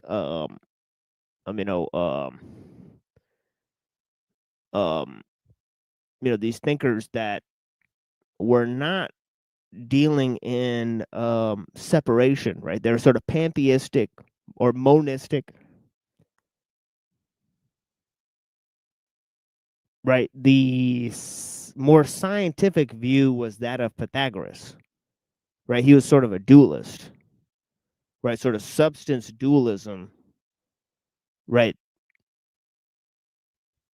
was sort of the order of the day, right? Aristotelianism didn't really catch on until the 1100s. And that's strangely enough when they started developing, you know, all this crazy stuff, right? You had Aquinas and Maimonides, right? They started writing huge tomes about Aristotle, right? They started saying how nature was in the state of transformation, right? They started developing these eschatological schemes like the Kabbalah and Rosicrucianism, which is kind of like a Christian Kabbalah, right? So yeah, so I've went back and forth, right? I've went back to the past, over to the future, right? I'm like, in the laboratory, like losing my mind at this point, like 1.3 gigawatts. I mean, at this point. So yeah, man. So let's go ahead and play a song, and then we'll move to the pre-Socratics. As I said,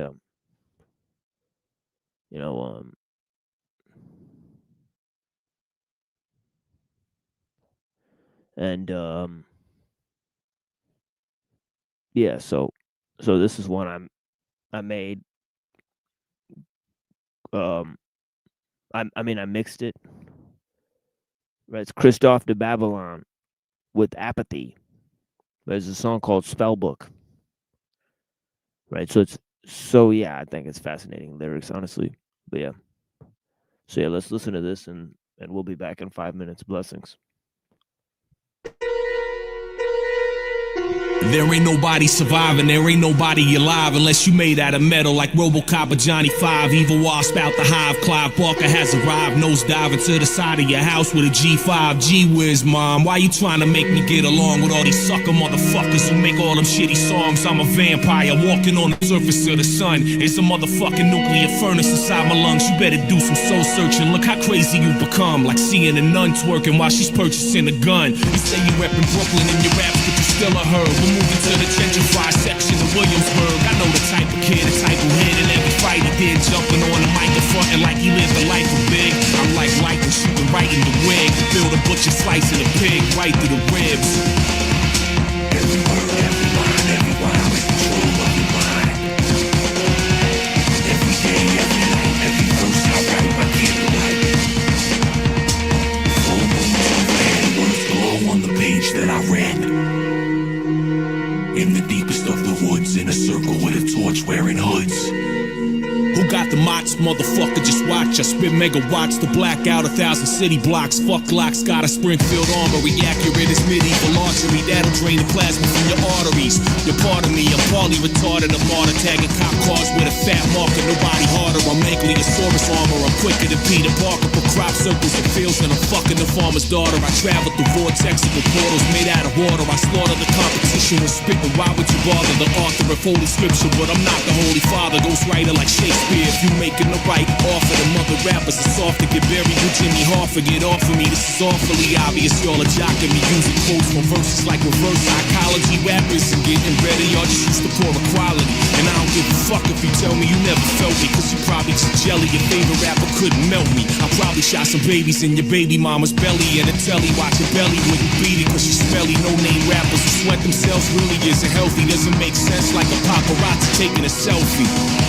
Let it marinate on some ice. I'm Kevin Arnold on the mic, narrating my life. Every word, every line, every rhyme is control of your mind.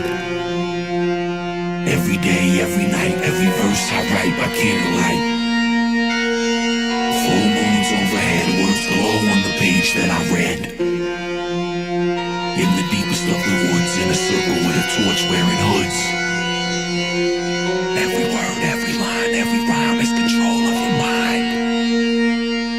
Every day, every night, every verse I write by candlelight.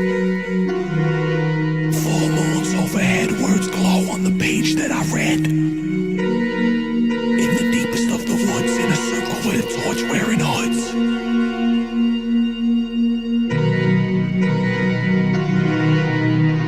Every religious, mystical, and philosophical sect has had exactly the same difficulty from the beginning of time. it is the person who really believes that the esoteric truths of life are some kind of a secret, and that it is possible to find the key, buy it, steal it, beg it, borrow it, in some way to get it, and that by means of this key, we can suddenly unlock the shut door of the palace of the king.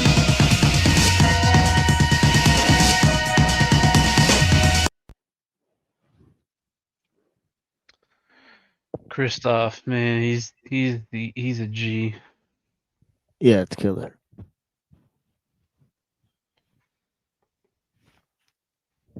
So yes, let me pull this up for you guys. Let's continue on this road here. Right, we're looking at this 2 articles.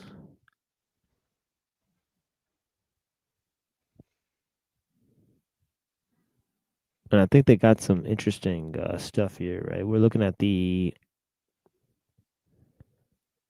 influence on Christianity and influence on Plato and Aristotle.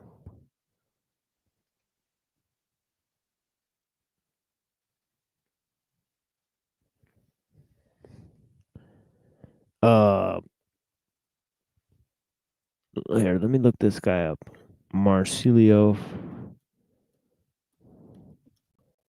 Ficino.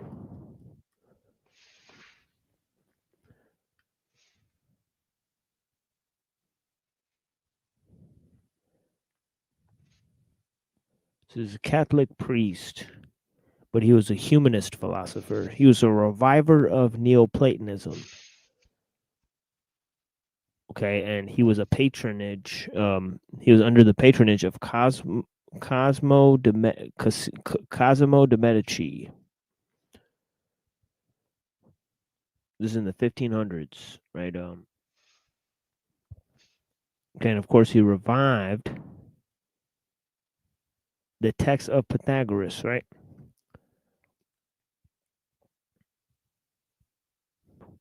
So let me go to this. Obviously, we're going to take a look at Philolaus, right?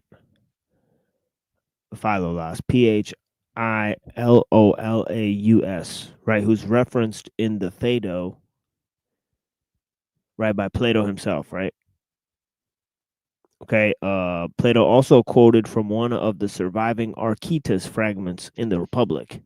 So Plato actually quoted works of Pythagoras, right? Okay,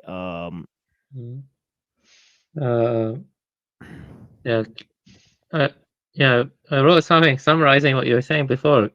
Can I read it and you tell me if it's accurate? I think it's, let me see here. Like, yeah, let me see here. Okay, so basically it's saying Plato and Aristotle developed 2 distinct but foundational strands of math, logic, and metaphysics that draw on and react to earlier Orphic Pythagorean ideas, right?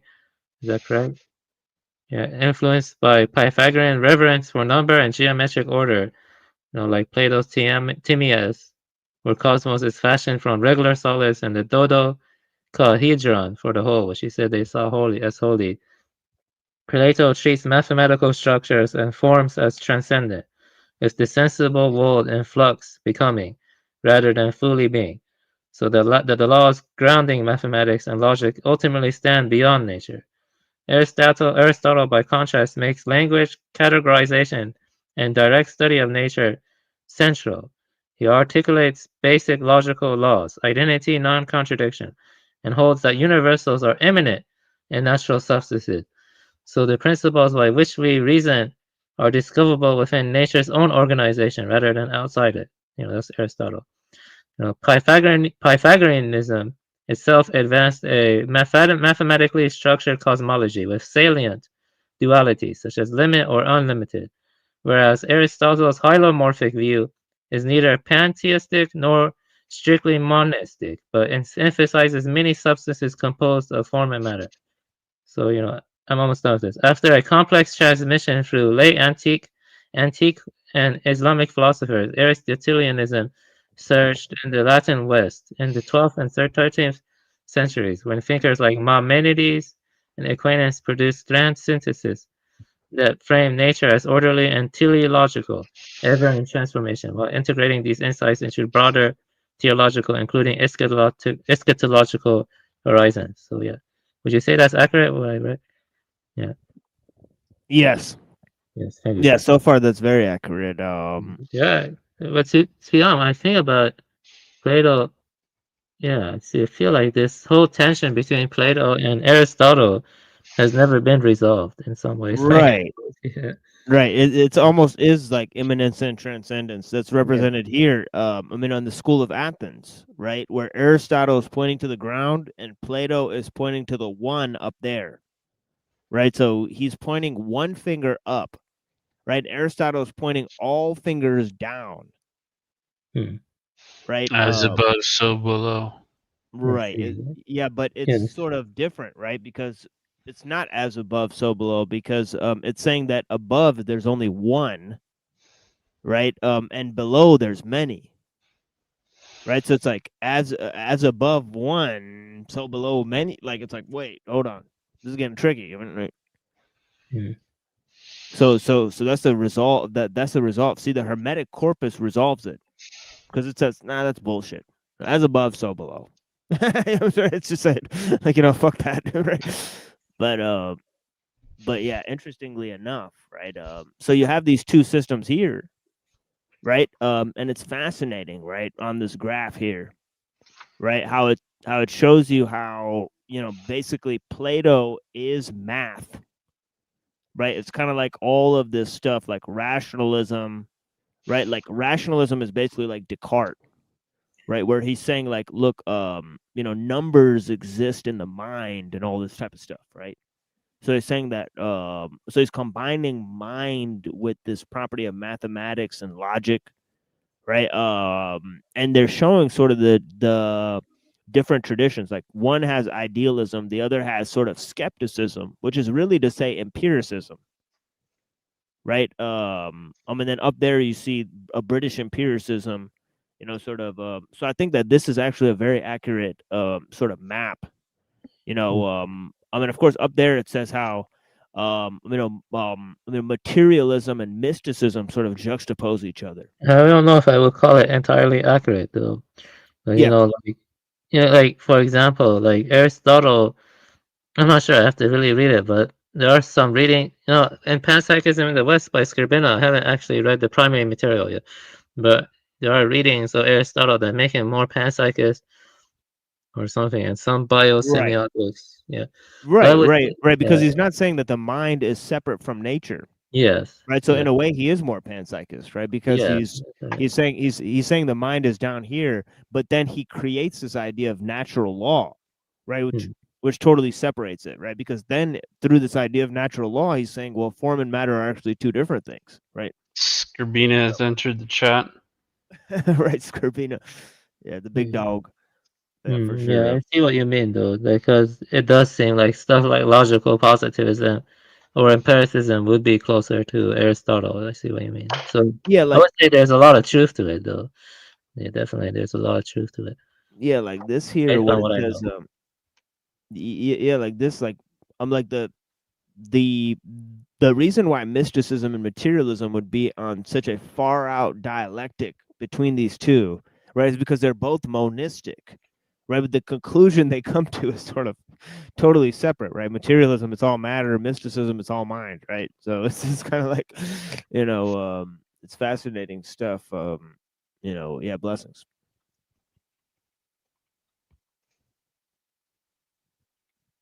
But yeah, I like how this displays the School of Athens painting, the separation between the one and the many.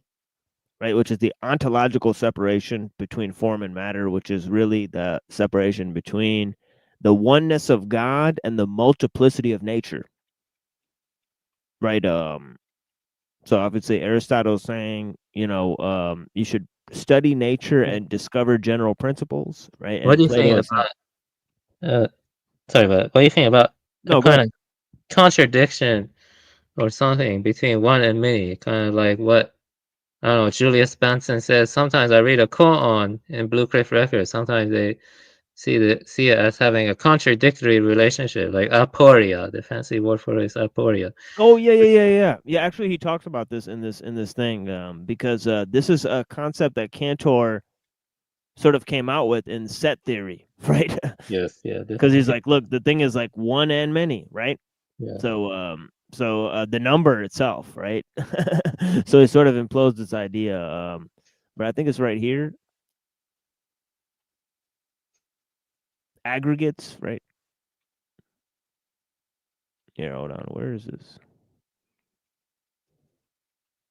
Yeah, but he shows here that Cantor actually quotes Plato, right, in the Philibus. Oh, look. It says these weaknesses had been associated throughout with the introduction of entities which are commonly regarded as denizens. So there's denizen. Sad trombone. Yeah, I can't find it now. It's probably in a different little thing that he did. But yeah, these shows are excellent for philosophy of math. Honestly, I should download these before they take them away. GaryGag.com. This guy's fucking awesome. Yeah, what was the name of the channel? Secret History Cantor Gary Gag. Secret History Gary Gag. If you search that, you should find like this little 7-part series. And he does awesome stuff with Gödel's, right? And Cantor, and yeah, it's just fascinating stuff. I really enjoyed it. I mean, premier stuff. I mean, honestly, top level shit. Yeah, thank you. Yeah. But yeah, I think how it relates to Plato and also the occultism, right? He ties it to occultist and Plato and ancient philosophy, and that's the kind of stuff that, you know, like all of these occultists in the 16th century, right? And the Kabbalists, they were like, "Oh, you guys know about Aristotle and Pythagoras?" It's fucking weird, but yeah, you know, they said it was ancient knowledge, right? And they thought it had comprised all sorts of forms of understanding. So it says here, Aristotle in the 4th century BC rejected mathematics as a tool for investigation and understanding of the world. Literally what I said, right? Actually, I think I'm reading that the second time, and I was like, and last time I was like, you know, about to lose it because they said that right in the article, right? So yeah, he believed that numbers constituted simply a quantitative determinant and had no ontological value, right? You proceed from nature, right? So this is what I'm drawing the dialectic between language and math, right?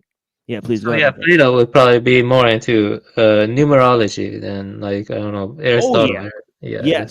Yeah. Whereas Aristotle is into like you know, sort of like logical puzzles and stuff, and right, like he invented the syllogism, right? You know, Based. Yeah, Socrates. Socrates is a man. All men are mortal. Socrates is immortal, right? For example, right? So it's like you switch, you know, it's like an equation, but it's like with words, right? Where you say, well, this word has the same value as this one. If you combine these two statements, it produces this. It's like this plus this statement plus this statement equals this statement, sort of deal, right? Which is like, it's like a form of calculation for speech, right? It's like applying math to speech almost, right? And he's saying that is primary to understanding nature in terms of math. So it's fascinating stuff, right? I mean, if you really consider what he's what he's trying to attempt here. Yeah, I can see why something like biosemiotics or like right. No, it's right there, isn't it? Right. Yeah, it's right there. Yeah. Yeah, it does seem like the interpretive lens we have of various phenomenon comes from a long genealogy of philosophical and scholastic development. You know what I mean? And many people don't really go deep into figuring out that, you know, the genealogy or the history that led to how they, you know, form concepts of the world or how they interpret phenomena, stuff like that. Most people don't really question that deeply or something. Yeah. Yeah, and this is something I learned from Machiavelli. Idealism without history. I mean, philosophy without history is idealism, Right, philosophy plus history equals idealism. How's that for an equation, right? Right. But yeah. That's definitely true. Studying the history is very important. Many people don't even think history is valuable anymore, especially in the formation of ideas. This is very important. It's very important. I think what you're doing is important. That's why I listen. Yeah, blessings on me. Yeah. So Aristotle's discussion of Pythagorean philosophy is different to interpret because he had little patience for Pythagorean philosophic arguments. How about that one? Pythagoreanism does not fit with his philosophic doctrine. So check that out. And on the heavens, Aristotle refuted the Pythagorean doctrine on the harmony of the spheres. Where's that from? Pop quiz. It's from the Timaeus. Right. Nevertheless, he wrote a treatise on the Pythagoreans, of which only fragments survive, in which he treats Pythagoras as a wonder-working religious teacher. Interesting. Obviously it's Aristotle where we're getting all this. So Neo-Pythagoreanism, right? We looked at that, right? Neo-Pythagoreanism, right? In the 1st century AD, right? It's akin to the Neoplatonism, right? In the 3rd century, right? So it's saying here that in the 3rd century, Neo-Pythagoreanism sort of merged with Neoplatonism. Right, and you could see how these things would produce those things like Isidore and Boethius, right? Those philosophers who basically outlined the trivium and the quadrivium and these sort of categories of knowledge. Right, you could see how that would develop, right? It seems like a pretty obvious genealogy there, right? The Neo-Pythagoreans were a school and a religious community. The revival of Pythagoreanism has been attributed to Publius Nigidius Figulus. I'm not spelling that. Eudorus of Alexandria and Arius Didymus. Arius Didymus means he was a twin of a guy named Arius. Right. Or he could have been, right?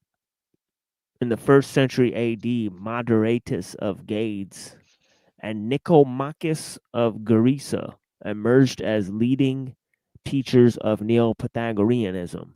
The most significant Neo-Pythagorean teacher was Apollonius of Tyana. 1st century. Do you guys know who Apollonius of Tyana is? No. Sort of like, may have mentioned him before. A lot of mythicist scholars say that guy was Jesus. Oh yeah, right. Remember, right? It's interesting, right? They said this Neo-Pythagorean fellow was Jesus. Pretty weird, right? This Neo-Pythagorean teacher. That'd be a wild twist for the occult, wouldn't it?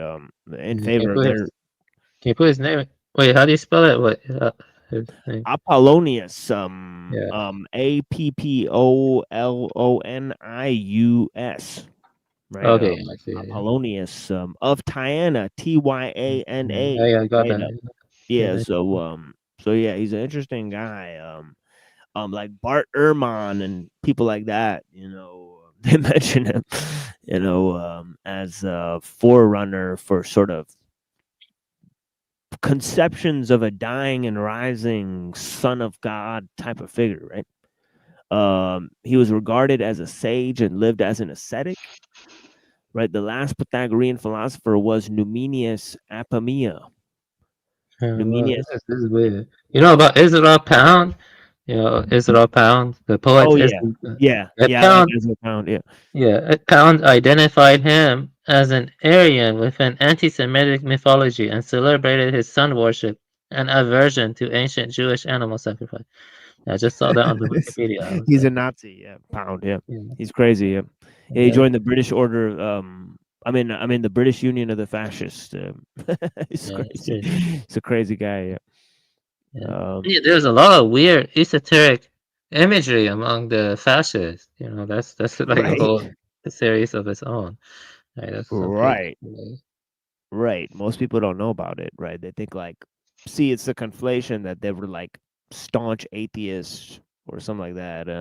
You know, it's they almost tell the opposite of everything that happened. I mean, it's crazy. I mean, you know, but anyways, let's proceed here.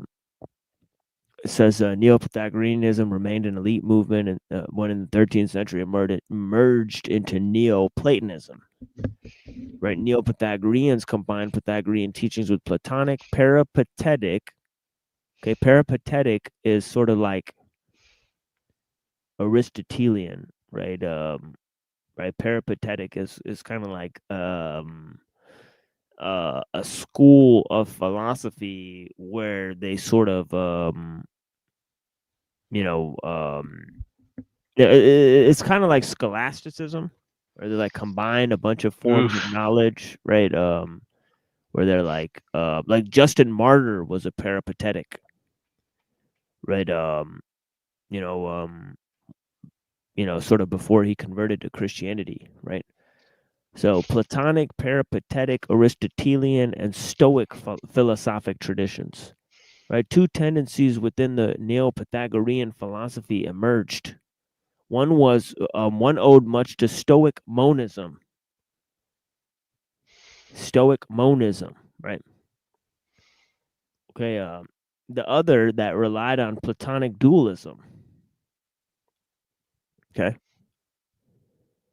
Neo-Pythagoreans refined the idea of God. This is sort of the trick that happens in the Neoplatonism too, right? In Plotinus, right? He gives a complex explanation of how the one and many are actually related to each other, right? That's what most of it is about, right? The Aeneids of Plotinus, right? Through these hypostases, he calls them, right? And of course, in the Trinity, they call God a hypostatic union, right? So this concept of hypostases, right? Of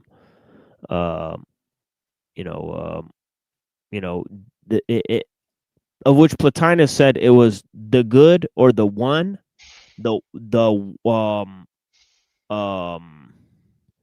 the mind or the nous, right, and the world soul,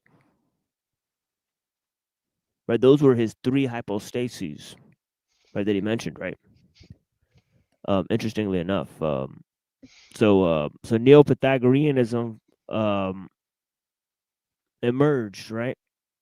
It melded with Stoic monism and Platonic dualism, it says here. Neo-Pythagoreans refined the idea of God and located him beyond the finite. Okay, there's the idea of separating God and nature, right? So that God could not come into contact with anything corporeal. Oh, Neo-Pythagoreans insisted on a spiritual worship of God and that life had to be purified through abstinence. That's a common notion, right? Neo-Pythagoreans manifested a strong interest in numerology and the superstitious aspects of Pythagoreanism. They combined with this the teaching of Plato's philosophic successors. Neo-Pythagorean philosophers emerged in the common ancient practice of ascribing their doctrines to the designated founder of their philosophy, and by crediting their doctrines to Pythagoras himself. Okay, that's enough of this. I read like 2 paragraphs here. Unfortunately, we don't have time to go further here. Right, so I may play another song here. Yeah, that's one could spend a lifetime studying the Greek stories. So much stuff, yeah. It's a trove of information, yeah. Yeah, or at least what was preserved on them. Or something. Yeah, that's crazy. How much? Yeah. How are the writings of the Greeks preserved? Do you know? Like, I'm just curious. Like, yeah, they're translated into Arabic and Latin. Yeah. So, that's usually how they were preserved. Yeah, that makes sense. I mean, were they written on stone slabs before they were translated, or were they written in papyrus? I think they were written in papyrus, right? Right. Yeah. Yeah. That's right. That makes sense. Or something like that. Yeah. See, that's cool. Yeah, but I think Syriac, Aramaic to Latin, and some of them, so apparently, Aramaic has some relation to Arabic as well. Yeah, that's yeah. So it's like Proto-Arabic, essentially. Yeah. Yeah. You go back far enough, and everyone is related, though. Basically, everything. Right.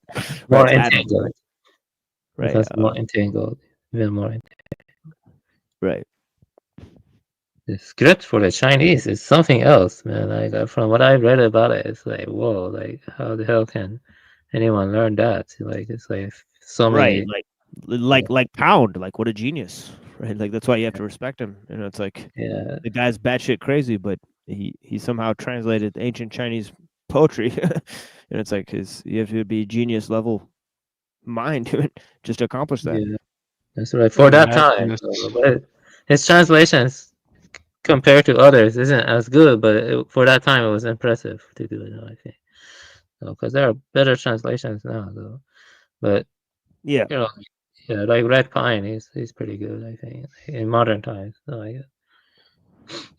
yeah, I have a book called ABC of Reading by Ezra Pound. I think it might interest you, right? Because it's sort of it's kind of like semiotics and stuff. He talks about how Chinese people interpret information, and he's talking about the Chinese characters, how they describe things, and he's saying that the English language does not describe things in that way. It tries to exhaust categories of knowledge, and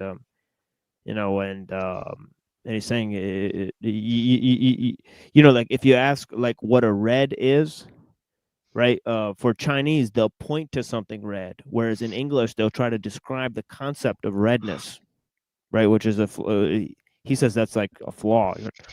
Yeah, let me tell you something interesting. There are some dumb people out there who think you have to always think everything in words. You have to have an internal monologue.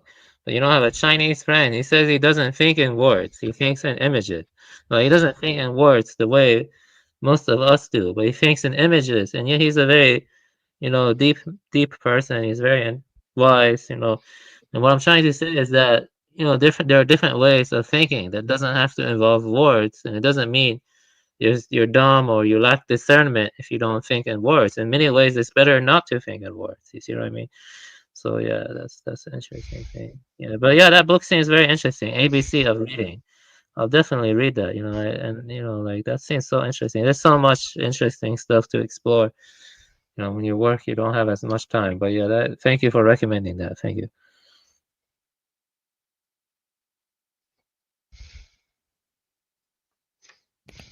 Yeah, and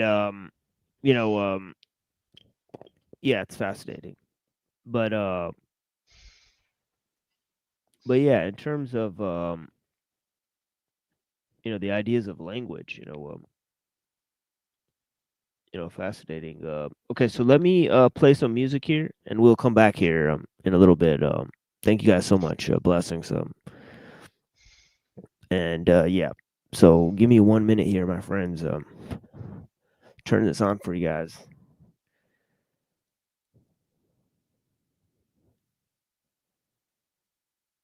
And we will move to early Jewish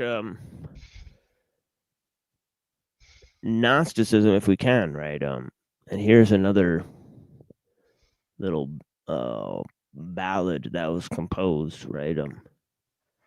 Using the music from the Sega Genesis video game,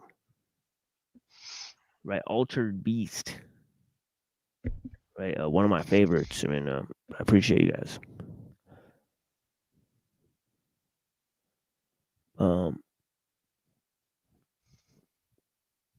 Yeah. So it's an MF Doom song mixed with Altered Beast. It is what it is.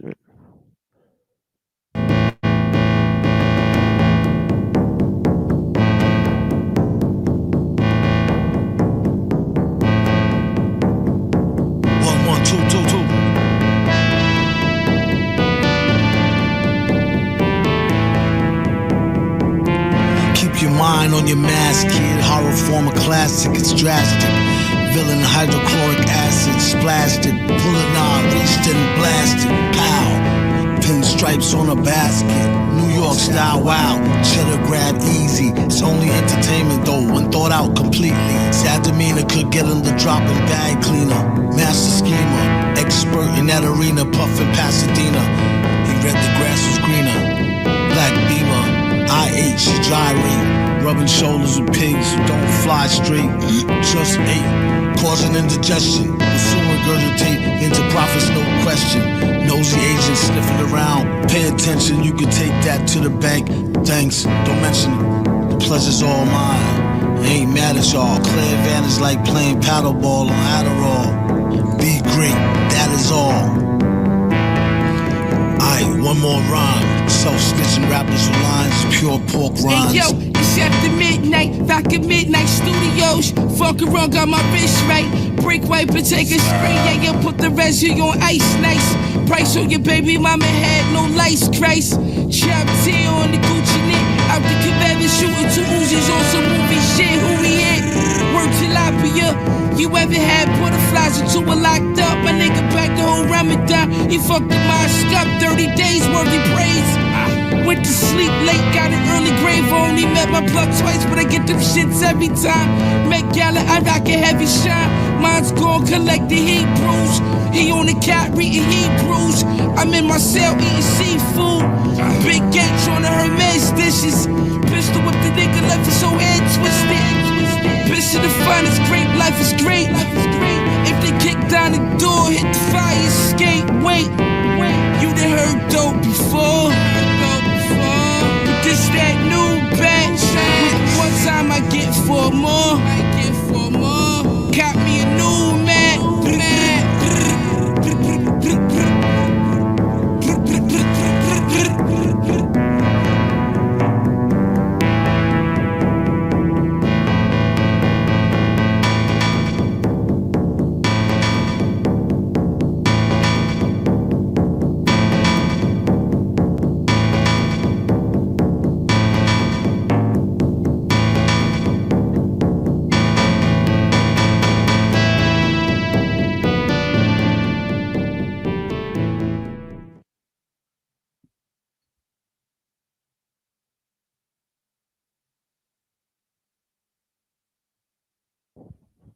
Okay, give me a minute, folks. Sorry about this.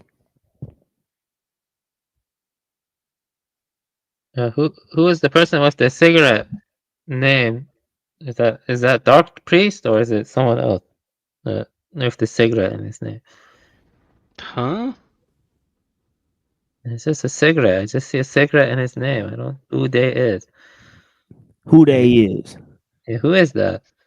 Like, that's who they is. Who is it? Televised apocalypse.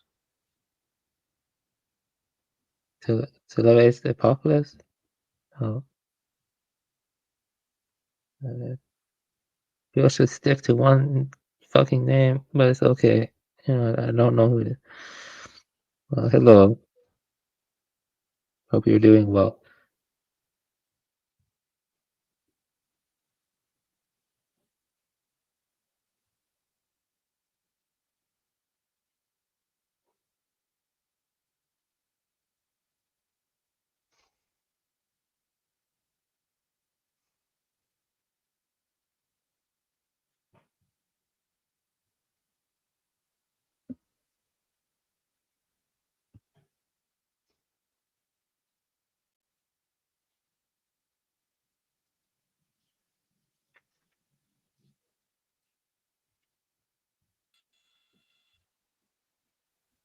What?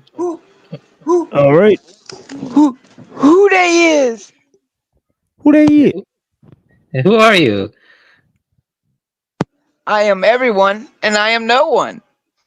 Oh, okay. So, it's just it's one name. You know, it's like, you just stick to one name. Okay. Be transparent with your intentions and who you are. There's no need to conceal anything. So let us continue.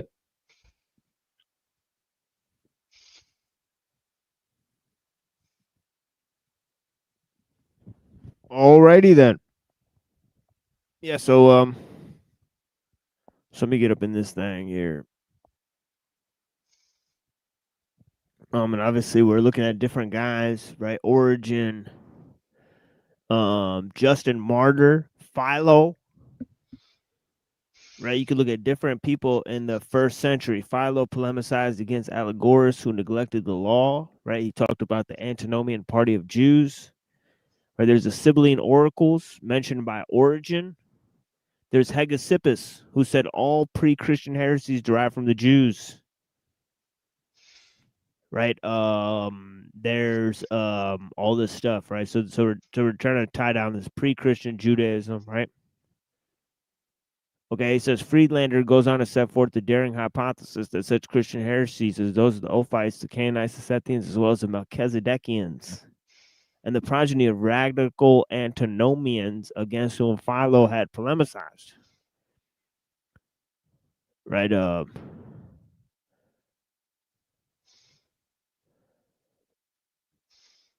okay, we're, pre-Christian, right?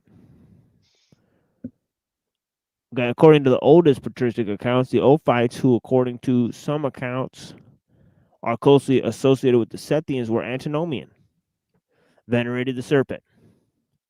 Right, as we talked about, we got an explanation from Twilight, son of Lilith, right, on the hypostasis of the archons. Right, so we got a little bit of knowledge about what that whole deal is about, right? Pretty interesting stuff there, right? Where the serpent is the good guy, right? Talked about that, right? Sure did. Okay, let's move on here. And of course, we're going in a sequential order, right? Okay, we're proceeding in a sequential order for the purpose of today, so we could sort of reintroduce all of the material, right? The different time periods, right? So Justin Martyr talks about pre-Christian sects among the Jews, the Hellenians. Okay, according to old patristic accounts, the Ophites, who according to some are closely associated with the Sethians, were antinomian. Right, and reflected in these ideas is the Alexandrian Jewish doctrine of divine dynamis. Divine dynamis. Philo and other Alexandrian Jews regarded Sophia as a divine dynamis. The Ophites simply took up this doctrine and interpreted it in a heretical fashion. The Canaanites venerated Cain as the divine power, rejected all moral conventions, rejected the law along with its God. And what, asks Friedlander, is Christian about that? The Alexandrian school provides the most plausible link for the origin of this heresy. Indeed, the Cainite sect was already well known to Philo. Friedlander quotes the connection on the posterity and exile of Cain. In this text, Cain is a symbol of heresy. And the specifics of the heresy represented by him are such that one can only conclude that Philo is arguing against a philosophizing sect characterized only by confiscating myths contrary to truth. Right. So, one of the things that the Cainites did, right?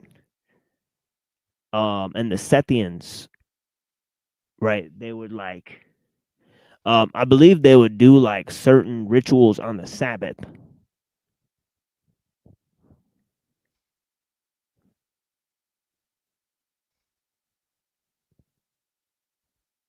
Yeah, can anybody hear us okay? This is Lorp says the StreamYard is being dumb. I don't know. Hopefully everybody can hear us. Actually, let me try to turn this on the TV, see if I'm coming in clear.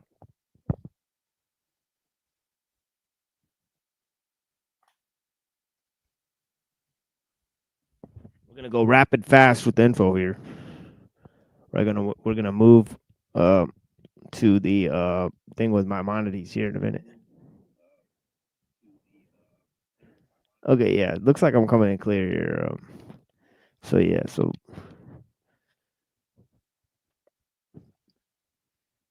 and I appreciate the people that are watching. There's quite a few people watching today. Wednesday, it was very low viewers on Wednesday. Like, whoa. Seemed like regular viewers today.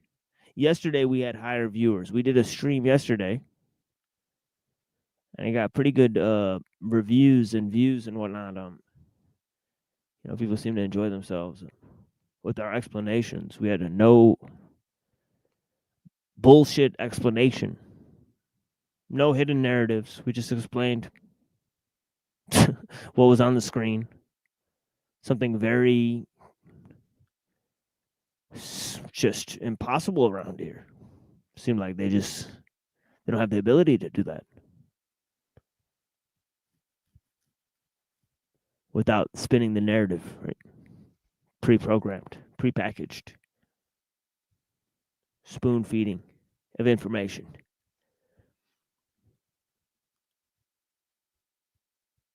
So yeah. So Irenaeus speaks against the Gnostics, obviously, right? Irenaeus against heresies, that's the big one, right? If you guys don't know about that one, then you probably don't know much about the Gnostics, right? But yeah, that's one of the top ones. Top works dealing with the issue.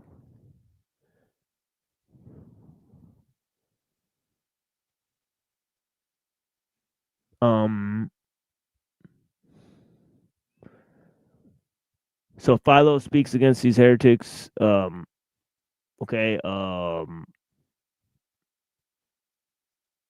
Plotinus speaks against them, right? There can be no doubt that heretics combated by Philo are forerunners of the Christian Gnostics later combated by church fathers. The Sethians shared in the error of the Ophites and Cainites, teaching that the world was created by angels and not by the highest God. The dynamis from on high came down into Seth after Abel's death. According to the Sethians, many held Seth to be the Messiah. Ophites, Cainites, and Sethians all derived from Jewish diaspora. Their members were recruited from the Jewish radicals, known to us from Philo, and from philosophically oriented proselytes who had attached themselves to synagogues. Now remember, Philo of Alexandria himself is sort of a Hellenistic Jew, right? He doesn't know Hebrew, right? He's sort of combining these traditions of Logos and Sophia, right? These fundamentally Greek notions into his interpretations of Jewish scripture, right? So, but yet he's fundamentally critical of these groups that are the so-called antinomian sects, right? So you have to think just how radical these groups actually were, right? Right.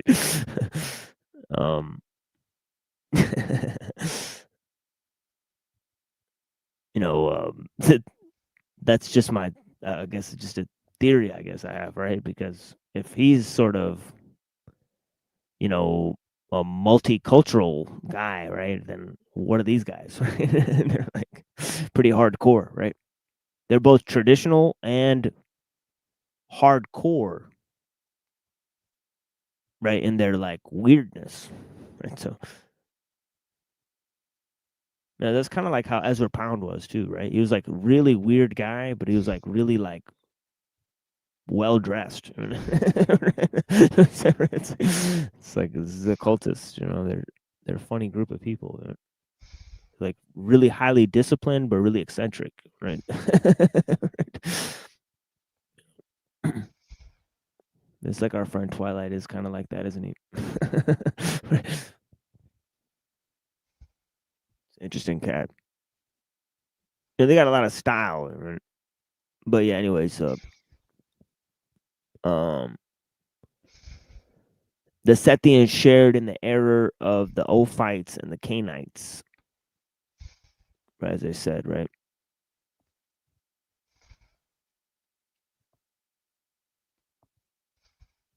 Okay.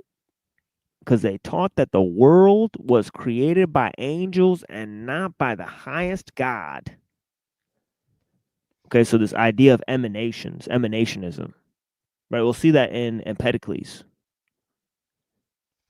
right? He talks about this notion of the effluences, right? Effluences are kind of like emanations, right?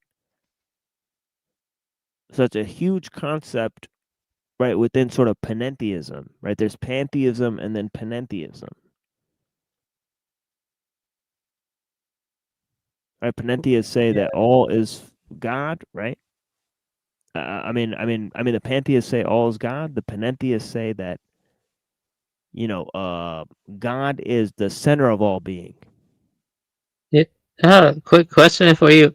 What do you think about Peter Kingsley? You know about him? Have you? He's a modern. Yeah, I've not heard too much about him. Run me down. What's that about? I haven't read him yet, but I know that he's written books, on Empedocles and some other, pre-Socratics. He tends to be into like Parmenides and Empedocles, and he's a occultist, a modern occultist. And his works have been translated in a lot of different languages too. I'll just give you his Wikipedia. He's kind of interesting. He's a modern occultist. I haven't read him yet though, but it does seem interesting. Some of his books, like his book on, ancient philosophy, mystery of magic, Empedocles and Pythagorean tradition, published in 1995. Then he has other books, lots of books. It's been translated a lot too. And he has ancient philosophy, mystery, and magic. Yeah, nice. Yeah, it's nice. Yeah. And people act like this stuff is no longer relevant, but it is still very relevant. Yeah, that's what I'm saying. Yeah, it's huge because the number of stuff they figured out without Plato and Aristotle is just staggering.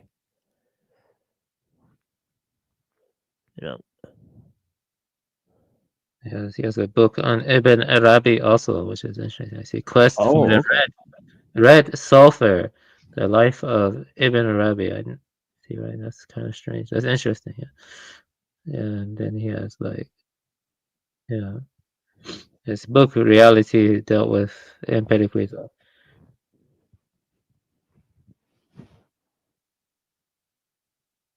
Yeah, actually. Yeah, he's got some fascinating ideas. Empedocles. He ended his life by jumping into a volcano. Yeah, that's pretty what wild. It's pretty hardcore. You don't know if that actually happened, but yeah, it's heavy metal. Yeah, that's what they say. Yeah, jumped into a volcano. Just. I think he has a book on Sophia also. Now that I see it, he has a book on Sophia. Yeah, Sophia is kind of big in Western esotericism. Like we've discussed, Sophia. Yeah, he does. Yeah. You think all the British royalty and all the other royalty, they're deep into the occult? Like, you think so, right? Because it seems to be the case to me.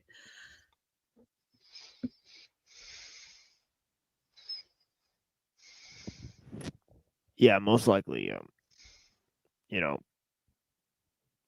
Like Henry Moore, Benjamin Furley, and their connections to John Locke. Queen Christina of Sweden, her connections to Descartes. Yeah, they're all like almost in the occult. That's pretty wild. Pretty wild stuff. And then obviously, if you say that, you sound like cuckoo, right? But of course, but not for Cocoa Puffs. Exactly. So, but there's only so much time in the world, right? You have to take sides. There's people who choose neither infamy nor fame, and they'll be in the lowest part of hell. I do believe that. Or should I say the highest? I mean, the least taxing, right? It's people who are indifferent. They are evil. Anyway, so yeah. Yeah, I did a quick search.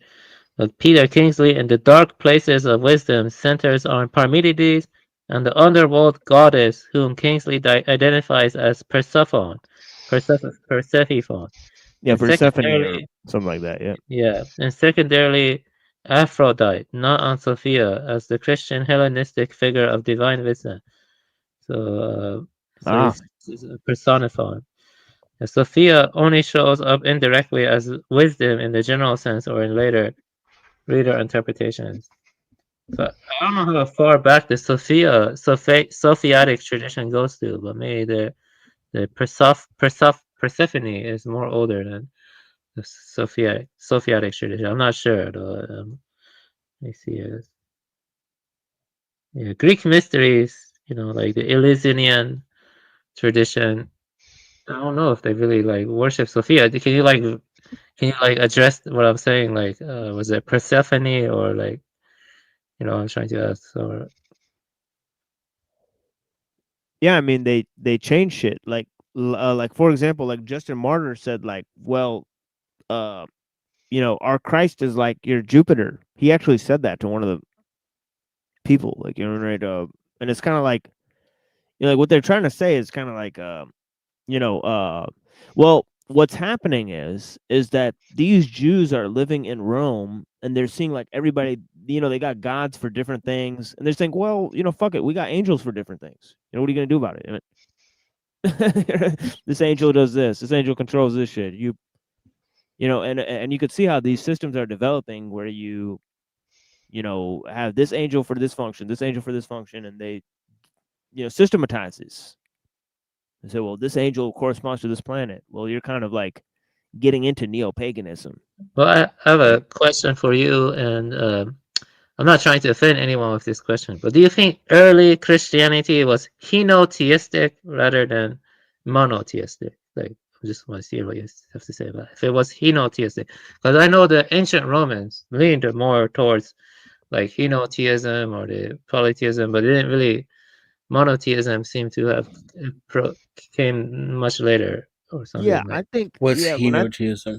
when I think of henotheism, I think of like a merger between like these large empires and the religious cults, right? So it's more like had to do with like expansion of war. So you assimilate new territory, you assimilate their gods into your pantheon. That's what henotheism is. Yeah, believe it or not, I actually edited the Wikipedia article for henotheism for Zoroastrianism, but henotheism is the worship of a single supreme god that does not deny the existence or possible existence of other deities that may be worshipped. That's what henotheism is. And you also have monolatry. Monolatry is different than monolatry. So it's like polytheism, except the gods aren't equal. Yes, something like that. There's one supreme god, and then there's like ancillary gods, auxiliary gods.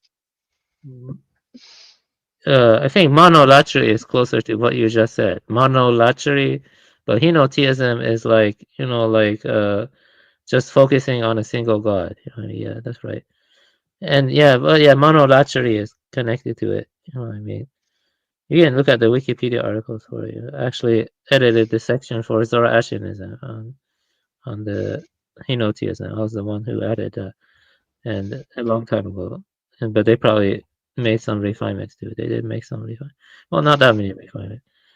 Yeah, that's right. Yeah. I think early Egyptians like Akhenaten were monolatry. They weren't really monotheists. They were monolatry.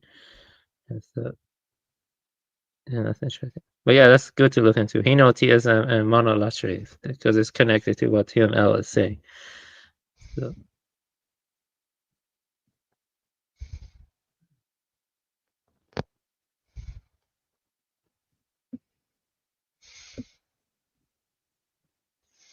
Yeah, it's like as you go down, it's like, obviously Gnosticism is very syncretistic, right? Now, whether that's an effect of henotheism, whether it goes down the river, right? That syncretism is an effect of henotheism, right? Well, there is certainly some of that, right? Going on in the ancient world, right? So yeah, and so I mean in the Roman Empire, right? I mean it's huge, and then you have that whole Caesar's Messiah sort of thing that we were talking about last time, right? Where it's kind of like, these things could be almost totally paralleled, right? And that gets into some weird stuff, right? But of course, some people might say, well, you could stretch anything and make it fit anything here. So their members were recruited from the Jewish radicals known as from Philo, the Ophites, the Cainites, and the Sethians, right? And from philosophically oriented proselytes, this is the last paragraph I'll read, right? Who had attached themselves to the synagogues, right? Then I'll move on to something else. Indeed, Philastrius numbers the Ophites, Cainites, and Sethians among the sects that flourished in Judaism before the advent of Jesus. Interesting. It is obvious that these sects could not have originated from within Christianity, from the fact that their chief doctrines are derived from Old Testament rather than from the New. The divine power was seen to reside in the Old Testament figures as a serpent, Cain, and other biblical personages that were not identified with the law. These Old Testament figures were adhered to even after the Gnostics came into contact with Christianity. Their origin, in short, is traceable to the situation in Alexandrian Judaism, where an allegorical exposition of the law flourished, and where an antinomianism also developed. Friedlander turns next to the Melchizedekians, the group of Melchizedek. They held Melchizedek to be the great power, a being higher than the Messiah, a son of God, right? That occupied a place among the heavenly angels.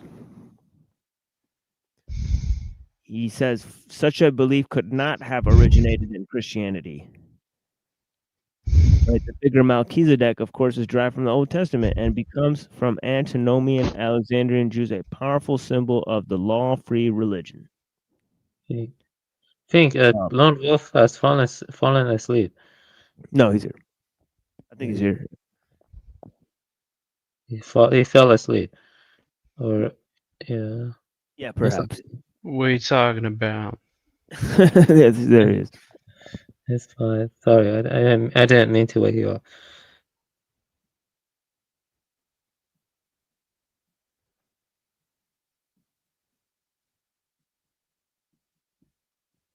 Yeah, I'm making some coffee here. But yeah, does anybody have any comments on that? Let me drop the link again for you guys. So awfully quiet tonight for sure.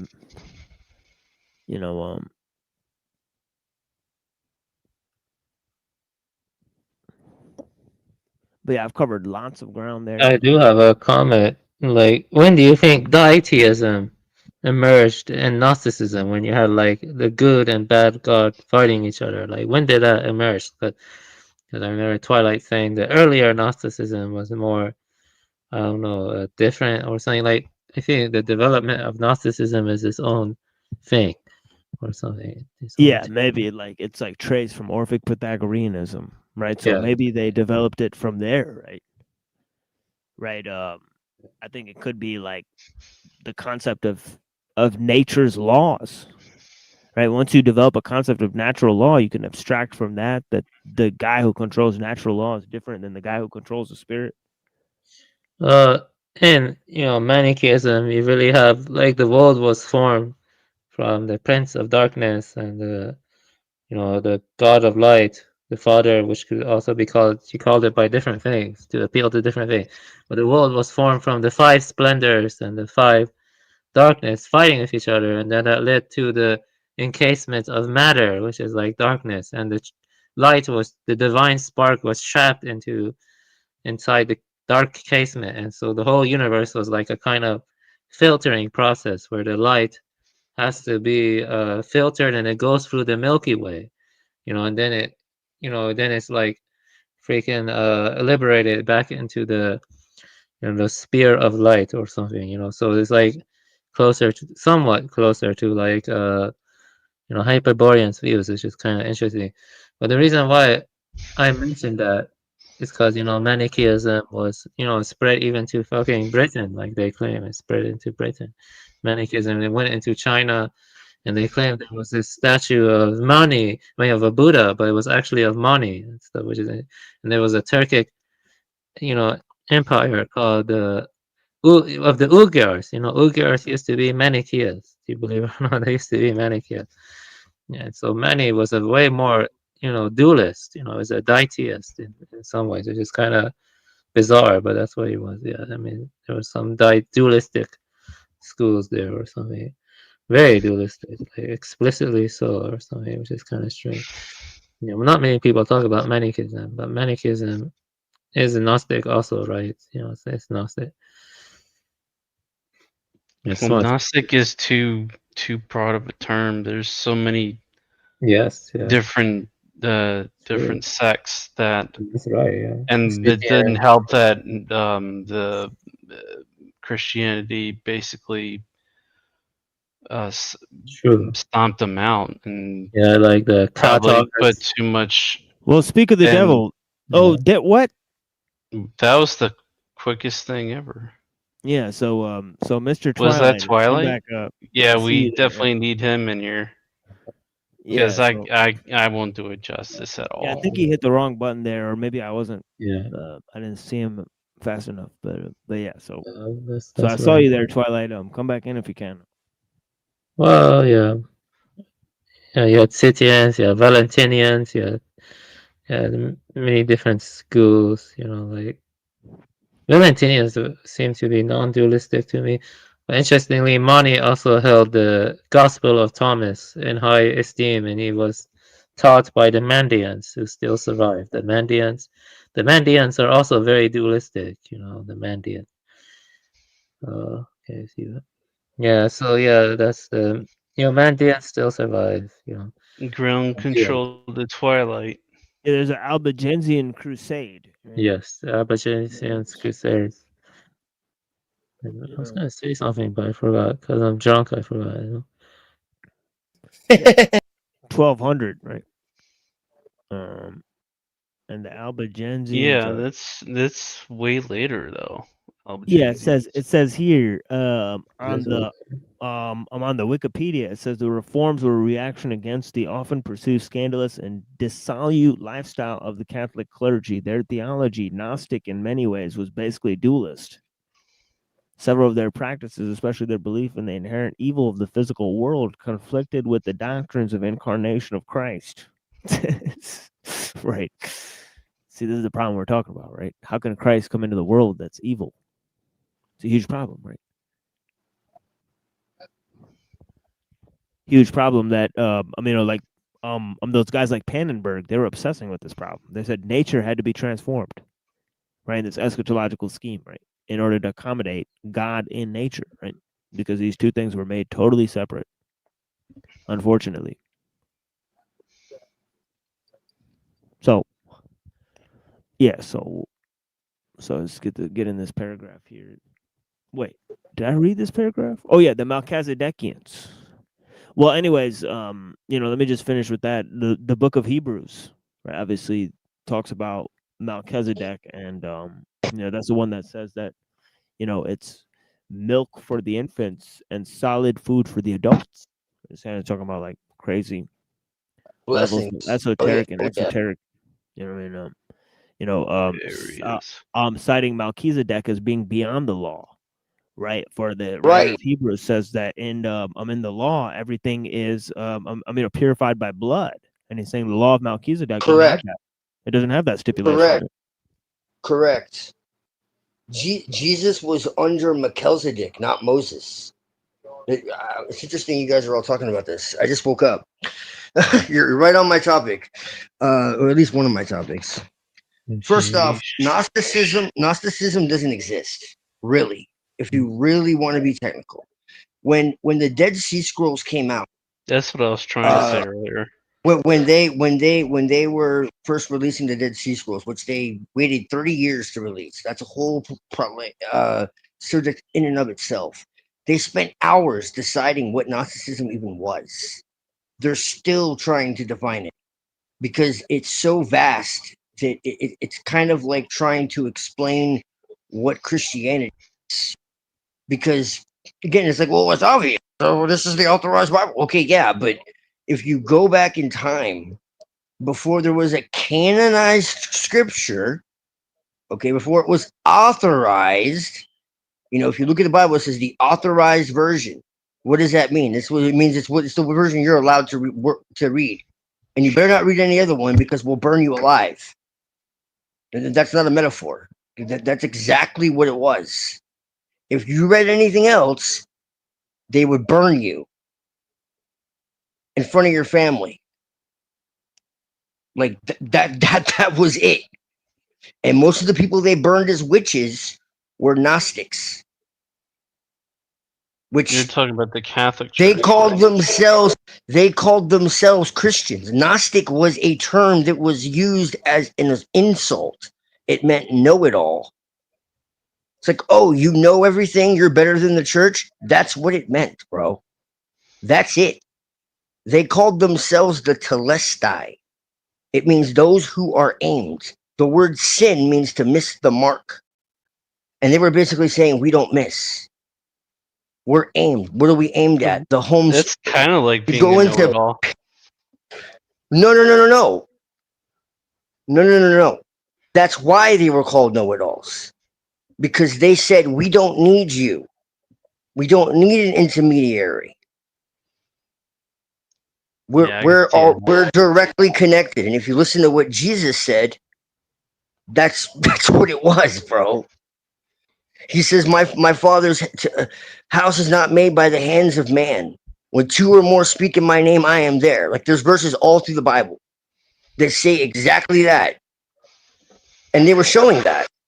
And you had different branches. You had Christian Gnosticism, you had Jewish Gnosticism, and you had pagan Gnosticism.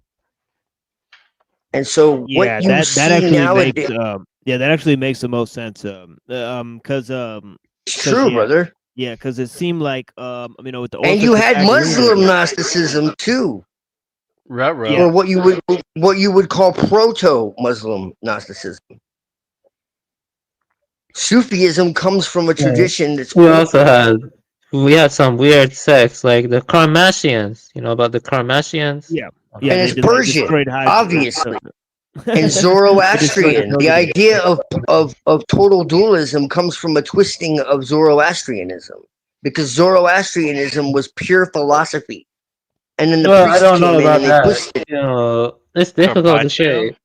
Let me tell you this. Have you read the Gathas? The Gathas? Right. Yes. You have. Yes. Yeah. It wasn't about Zoroaster wasn't saying that there was a battle between Ahriman and Ahura Mazda. He was saying there were two forces that were in play that were against each other, but they weren't like fighting like in some battle. It was two forces that were equal in power that were it was like light and darkness, but it wasn't like light and darkness as in a bad guy, good guy.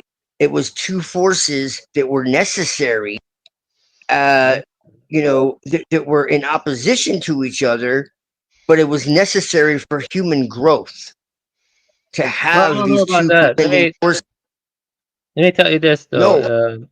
I have read it and I've studied it too. Like Yasna 30.3. I mean, you can read it, I can read it. But, the thing is, I don't think Zoroastrians were in agreement. There's a lot of disputes over Yasna 30. The Mithras. Yeah. Okay, but do you disagree that Mithraism preceded Zoroastrianism? You see, this is very difficult stuff. There's this guy named Richard Fultz. This stuff is very, difficult to, but Richard Fultz is more respectable. I could tell you. Like Freemasonry was influenced by Mithraism immensely. And you can Yeah, but read a Mithraism, lot we of don't have. Freemasonic. But first, we have to like get some things, clarified. And the first thing is that Roman Mithraism is very different from, the. I'm not talking about Roman. I know there's Roman, Yeah. there's But we don't have Vedic, and there's Iranian. There's three Yeah, forms the of it. Iranian kind, which the Indo-Iranian kind, which probably came from the steppes and It's was very ancient. It's older than let the me Vedic. finish talking. You talk too much over people. I mean, let me finish talking. Anyway, the What one are you from the talking about? yeah I was still... yeah. Let me finish talking. The one on the Pontic Caspian steppes. Yeah, we don't have any like sources for it. Like it's kind of long gone. They were polytheistic, and they had There's they had the Homa and Soma ritual, where they would take Homa, and they thought that would like break down the border between the self and the divine.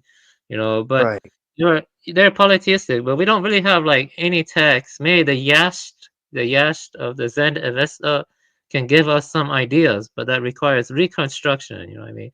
Of what they believe. We can't really like easily. Everything requires reconstruction. Everything was wiped out by the church. I don't know if it was wiped out But by. we have. What do you mean you don't know if it was wiped out by the church? Do you know how many libraries burned? Because Not even just like Alexandria. Like we have like. You know how many libraries the Druids had? Let me finish talking. Like we have the Flower Garland Sutra that was preserved, and that probably came from Central Asia. Some people claim the Damascus Sutra, and there are some sealed caves in China where they have found Manichaeist texts, from what I read. And but the thing is, with the Zoroastrians, I don't know if they like. There were Zoroastrians in China too. When during the great anti-Buddhist persecution. Many Zoroastrians and Buddhists were killed during the great anti-Buddhist persecution because the king at that time wanted to promote Taoism. But anyway, we don't have much information on Mithraism, from what I read, like the Iranian version. Like, we have to, like, I don't know. We have archaeology. Have you heard of Mircea Eliade? Yes, I know about Mircea Eliade. Okay, okay. What I'm saying is there are people who have studied this extensively. I don't have time to go through all the sources, but I do have them. So I'm not just pulling this out of the sky. There are sources who have looked into this. And there are books that I could list, and we can sit and compare notes if that's what you mean. I'm fine with that. I'm not trying to declare everything as definitive, but I'm just saying from my research, it seems pretty clear that there a case can be made at the very least. If you want to challenge that, that's fine. We can do that. But I'm just saying from what I've seen, it seems pretty obvious to me. Even with Zervan was a later, tradition, but it seems to have come from something older. People like Gerald Massey and people have looked into these things. L.A. Waddell, like they've looked into you could say the prehistory of religion. It's like the Egyptians and all that. The Egyptian also had a form of you want to call it proto-Gnosticism, because there were Syrian, there were Egyptian, there were different forms, and they all kind of coalesced in the Mediterranean. But this is all, I'm not trying to say like 110%, this is the truth, but I'm just saying, generally speaking, there was a dualism that came out of Zoroastrianism. And there are plenty of archaeologists and people who have reconstructed this who will say this. I can point to many of them. Yeah, I know what you're saying, But and the idea of a battle between good and evil, a battle of the idea of there being punishment at the end of time and all this is all Zoroastrianism. Yes, I know. 110%. I have read this stuff too. I'm saying that Indo-Iranians, they were polytheistic. They were polytheistic. Yes. We don't really know with absolute. No, I'm not saying they weren't. Of course they were. Yeah. Well, let me finish speaking. Like, we don't know with absolute precision what the Indo-Iranians on the steppes, Pontic Caspian steppes, Angelo Novo, what they really believed in. It's kind of hard to reconstruct it, but it is true Zoroastrianism became dualistic. They debated that matter a lot. Like Yasna 30.3, Carter Hangarpy, they tried to standardize and the Zoroastrian beliefs around the time of the Sassanids. Of course, Giorgiani sees that negatively. You know what I mean? But like the point is, they Vayu Vata was considered more powerful than Ahura Mazda and Ahriman and some of the Zen Avesta. I mean, I can give you that quote. I mean, and, but the point I'm trying to make is that it was a constant exchange and a constant development and mutations in their beliefs. I mean, it's kind of like the way early Christianity was. There's that's constantly mutates, it constantly is influenced by something else. Very hard to tell like what the original believed in, I mean, because it's always transforming based on other influence. The symbol for the Faravar, it comes from Assyrian influence, like Ashur. About Ashur, came from Ashur. Okay. My point is, there are plenty of scholars that will tell you that dualism came from Zoroastrianism. I don't understand what the problem is. Yeah, but I'm saying that what did Zoroaster originally preach? The dualism, like. I don't think so. At least he did, but not in the way that it became later on by the priesthood. That's my own saying. I believe that originally it was a pure philosophy that was more about the tension between two opposing forces, but it was more like positive, negative, like a magnet, light and dark. Like it was two necessary forces. No. And then later on, it becomes more like. Go ahead. Yeah, okay. You're making a valid point, but I'm saying the Indo-Iranians, they were polytheistic. Okay, they were polytheistic. Yeah, I'm not saying they weren't. I agree with you 100%. Yeah, okay, yeah. Then Zoroaster, he brought forth a kind of monolatry or dualism. That's true, as a way to ground a moral philosophy. Because he saw tons of cattle abuse and other stuff, so he created a kind of more dualistic philosophy. Yeah, but the thing is, whether it was non-dualistic or whether it was originally monistic, that's very hard to determine. I mean, because the thing is, Zoroastrians debated that too. You have Zervan that came too also, but some scholars argue Zervan probably came from some Mesopotamian influence. We don't know where Zervan came from. Like, it's still up for debate. You see what I'm saying? Like, we don't know if that was. Well, we don't know what a lot of these religions really were. If you want to get down to it. Yes. Yeah. And what became of Christianity is questionable. What became of Judaism is questionable. They try to say that Judaism was always monotheistic, but if you look into it further, like all these gods were before Yahweh. Like, but people still want to argue about it. Like, it's clear as day that all Yahweh was a lesser god who came from El. He's in the Canaanite pantheon, son of El and Asherah and all of them. But yet people still want to argue and say no. Okay, just like you have text just as old as the canonical text in the Bible. Yes, where the goddess is present. So this is what I'm saying. Like, you could say this about every religion. We could sit and argue till the cows come home. Okay. Diaper. What I'm saying is, we can sit and question everything, and that's fine, and that's healthy. Yeah. But then we basically just have to say that no one knows anything, and that's fine too. No, I don't. What I'm saying is, from what we know and what scholars are saying, that it's quite possible that seems to be the case. And from what I can see, yes, there were many outgrowths of Zoroastrianism. As I said, like as you said, the Roman Mithraism, in my estimation, influenced Christianity. But then you had the Vedic Mithraism, which you had Varuna Mithra as one god.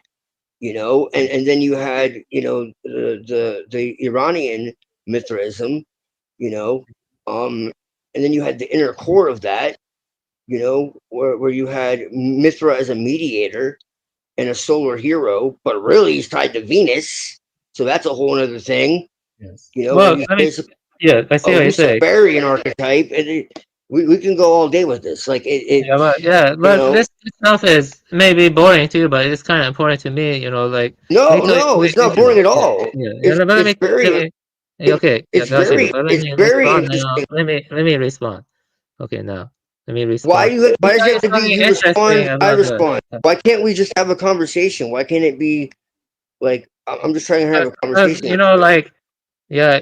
Okay, now I'll respond. Then you can respond. So yeah, let me tell you something interesting. You know, what's interesting about the Proto-Indo-Iranians that were on the steppes is, you know, like, you know, based on the modern research, I'm not sure if it's 100% accurate. The sun was originally feminine and the moon was masculine, but the daylight sky, D.S. Peter, was masculine. D.S. Peter was originally the, you know, the primal god among the Aryans, the Proto-Indo-Europeans, the Proto-Indo-Iranians. So they saw the moon as feminine and the sun as masculine, and they saw the moon as masculine and the sun as feminine. You know, the sun that goes way back. Yeah. Yes, yeah, that goes way back. The older traditions, like you had Amaterasu, was the sun goddess. Yes, there's echoes in older traditions. Yes, absolutely. Yeah, but the interesting thing about the, you know, Hindus and the Zoroastrians is they flip that. They see the sun as masculine and the moon as feminine.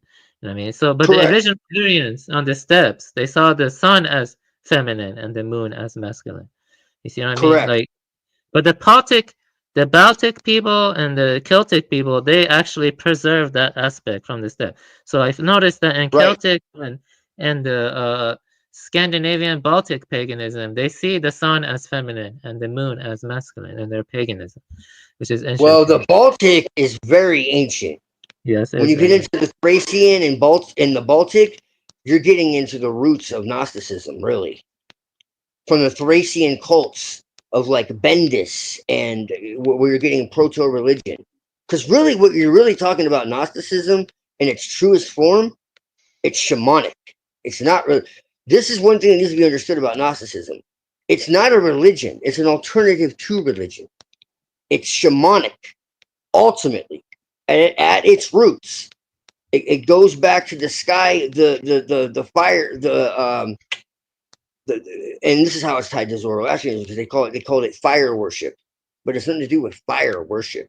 It was the understanding of the eternal flame, and this gets into the Thracian mysteries of Bendis and Zelmoxis and all of that, and that's a whole other ball of wax. Yeah, but I don't see how Gnosticism necessarily ties to it, because as I explained, the Zoroastrians saw the sun as masculine and the moon as feminine, whereas it was the reverse for the Baltic and Scandinavian pagans. You see what I mean? So you know, if you're gonna say that, you know, Gnosticism was influenced by Zoroastrianism, and Zoroastrians, you know, did stuff like depict the Faravar, you know, it's depicted in the similar imagery as Ashur. You know, there's a lot of different influence that came from it. You know, Gnosticism, like, you see what I'm trying to say? Like, it constantly mutates and other stuff. Like, if you're going to trace the influence through Syria, like you said before, like, I don't know, like, you know, you see what I'm saying? It's too distant and, you know, too far apart and it's constantly mutating. You see what I mean? Like, it's not, though. It's just you're talking about a very complicated subject. Yes, it is complicated, yes. Yeah, I just spent a lot researching it. You want me to really go into this? Like, yeah, go ahead. I'll give you a pre-Hellenic shamanic initiation. What became the Orphic mysteries? It's connected to Orphism, but Orphism doesn't go to Greece. It goes back further. You know how Sybil was you know, not really a Greek god. You know how old Cybele is, or Sybil? Before Greece formalized philosophy and mystery religion, Thrace was already a vast initiatory field. I have notes on this. A zone where shamanism, ecstatic trance, necromantic descent, and divine madness were cultivated. The Greeks themselves acknowledged Thrace as the homeland of their most ancient initiates. Orpheus, the Thracian prophet of ecstatic gnosis and catabasis. Zelmoxis, the Thracian immortal master of death and rebirth. Dionysus, originally a Thracian Phrygian god of trance, frenzy, and rebirth before being Hellenized.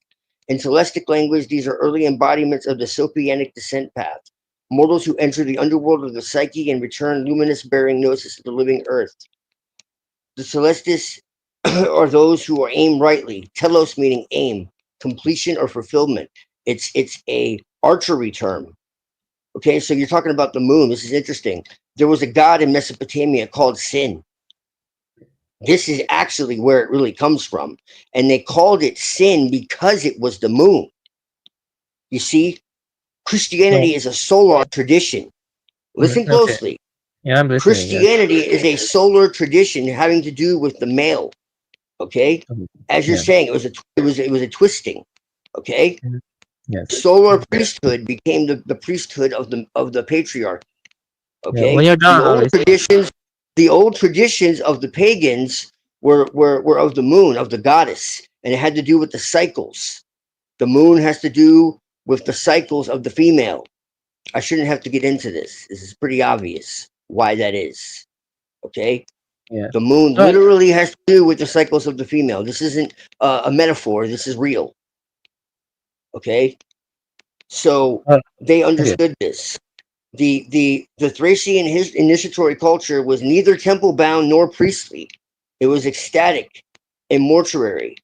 It was necromantic and trance descent, communion with the dead, cave and mountain initiation, as in Mithric and Orphic rites, communion with thunder, wind, and serpent spirits. This is why it was considered. See, the serpent was always considered a symbol of transformation and wisdom. Then they turned it satanic, and they called the serpent male. The serpent was always female. Every single tradition on earth saw the serpent as female. Okay? Sacred dance, drum, all that. Ritual intoxication. It was psychonautic methods. They went into trance by direct communion with the organic light, which is the light of the earth, which is Sophia. Receiving instructions from the planetary intelligence. They were planetary. It was a planetary. Okay? Well, so this is the difference between Gnosticism, you want to call it Gnosticism, Gnosis, okay, of the pagans, and what became later Jewish Gnosticism, which is where Kabbalah comes from. And I can show you clips from rabbis who will tell you that Kabbalah comes from Gnosticism, period, point blank, end of story. That's why their highest god is Ein Sof. Sounds an awful lot like Aeon Sophia. Anyways, it's a twisting. They turned the feminine masculine. No, hold on. Okay? The Kabbalah tree of life comes from the Assyrian tree of life, which comes from an older tree that goes back into the Norse and the three. Like, this is all very ancient. This tree of life is not something that the Jews created. It's something very, very ancient, and it goes back to shamanic times. No, I know you know this, but a lot of people don't.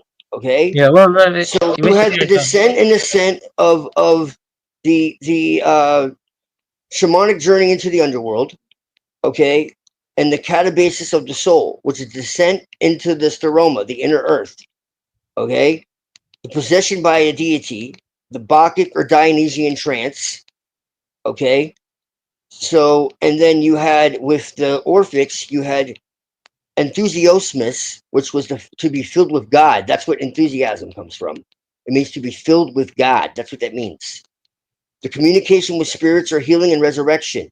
Okay, this is going into the underworld, going into the other world. That's what shamanism was. They stood between the worlds. Okay, which is the liberation from the cycle of death. This is where the whole rebirth, dying and rebirth comes from. People don't understand when they talk about dying and rising gods. They're not talking about, look, the pagans didn't see these gods as anthropomorphic beings. This is something that later on the church and atheists said, oh, they worship these gods. No. They understood that these gods were aspects of the self. This was later on that they said, oh, they worship these gods, and they thought they walked around. No. That's not true. True paganism was animism. If it wasn't animism, it wasn't pagan. Period. Okay, so this was going into these altered states and communing with these spirits, if you want to call it that, okay? Through drum, through music, through sometimes intoxication, if you want to call it that, plant teachers, okay, it comes from the fucking earth. It's no different than smoking weed. All right, so and you know, if people want to think it's just drugs, that's fine. Every religion comes from shamanism, so be my guest. Even in the Bible, it talks about this, you know, and they say, you know, they went into trances and all this and that. And my question is always, well, how did they go into these trances? How did the angels appear? So the angels appeared. Well, the angels didn't fly down from the sky like cherubs. Okay, so how did this happen? And it says they casted lots, and they say, well, no, witchcraft is evil, you know, because God says don't witchcraft. Well, yeah, okay, yeah, cool, but it says don't go after other gods. It's okay if they go into trance and they talk to Yahweh. Just don't do it with other gods. It says it very clearly. Moses is doing the same magic the Egyptians are. He's just doing it his own way. So it wasn't that they couldn't do magic or go into trances or whatever the hell else. It's just they couldn't go after other gods and do it. See, that's what it's actually saying. That's why you have people contacting the dead and everything else. Like the Bible is full of occultism. If you really pay attention. Yeah, I get you what you're saying. Now let me respond. You know, a lot of what you say is good, but I want to just make it clear, you know, like, you know, the Aryans on the steppe, or what there is called Proto-Indo-Europeans, okay, you know, they influenced these cultures, okay, but they didn't penetrate into, like, you know, like freaking Levant. You had like Mitanni, sure, but you know, they had different views. You know, like you have Minoans in Southern Europe, and those were matriarchal and they like connected to the earth.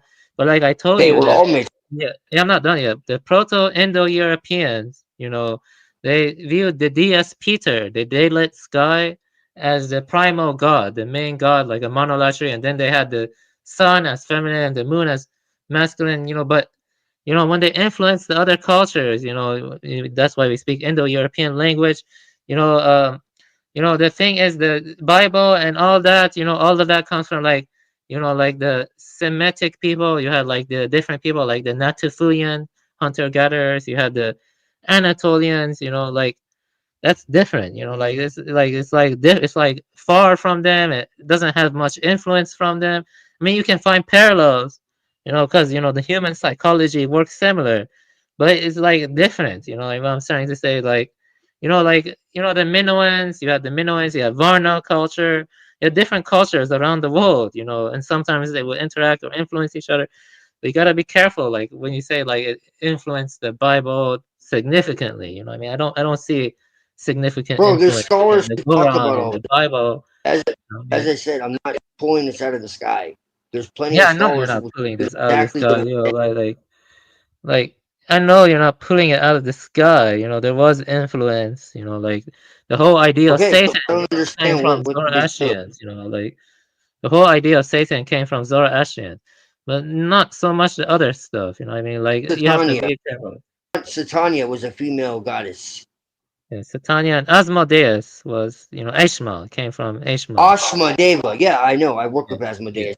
I have a Why would you sigil work around with my neck. Asmodeus? Asmodeus is fucking crazy, Ishmael. Like, why would you work with Ishmael or Asmodeus? That's satanic shit. No, Like, no. yeah, It's like all Ishmael is a misconstrued. god of fucking destruction. What are you talking about? Why would you work with Ishmael? That's Yes. like, yeah. Yes. It's symbolic. Because none of this shit is literal. This is what I'm saying. This is what the priesthood has done. Just, yeah, it's called adversity, strength through adversity, man. None of these gods are literal. This is what I'm trying to say. This is the difference between the literalism of the priesthood and the esoteric understanding by the Magi. This is Wrath what I'm and trying to rage say. and fury. You know, Ishmael represents wrath. You know, wrath is Yes. not something you should Yes. invoke. You know what I mean? Like, sometimes wrath is necessary. It's well, wrath for that which is unreal. It's like Kali. Do you feel what I'm saying? Kali destroys illusions. She destroys what shouldn't be. I don't know. She destroys everything. You have to destroy everything you think you are in order to be what you've always been. Do you Greed, understand? It hatred, burns and through delusion. illusion. Greed, Careful hatred, when you and call delusion upon should never Kali. be embraced. Greed, hatred, and delusion. They should never be embraced. Look, man, I've been working with Asmodeus and Lilith and Lucifer and all that for fucking 10 years. Okay. Okay. And I've had nothing but transformation in doing so. So I think I'm good. Was it rough? Yeah. Was it easy? Yeah. Most people don't want to face adversity. They want everything to be simple and easy and handed to them and feel safe. Is it for everybody? No, no way. But I've chosen that adversarial path because my life has already been safe. So you would say greed, hatred, and delusion have their place in life. Greed, hatred, and delusion. I mean, it's not greed, hatred, and delusion. No, I don't have greed, hatred, and delusion, man. Ishmael is literal hatred. Ishmael is literal hatred. Manifest. No, he's not hatred. Hatred for lies, maybe. No. Oh, see, like Sarasha or Surush should be privileged over Ishmael. You see what I mean? Surush is obedience and conscience. You know what I mean? And Dude, goodwill. Asmodeus is lust as well, and it's lust for life, lust for living. It's transformation. Don't buy don't swallow the Kool-Aid, basically. Oh, you know, like I've read. No, you don't. No, Ishmael is literal hatred. You know, like fucking hypostatic. Bro, I've worked with him. Have you? Have you ever worked with him? Have you ever worked with Asmodeus? I'd rather work with freaking Sarush or Sarasha. You know what I mean? I'm not gonna fucking work with Ishmael. You know what I mean? No way. Like that's fucking Satan right there. Like you know, like a satanic. Who is Satan? Okay.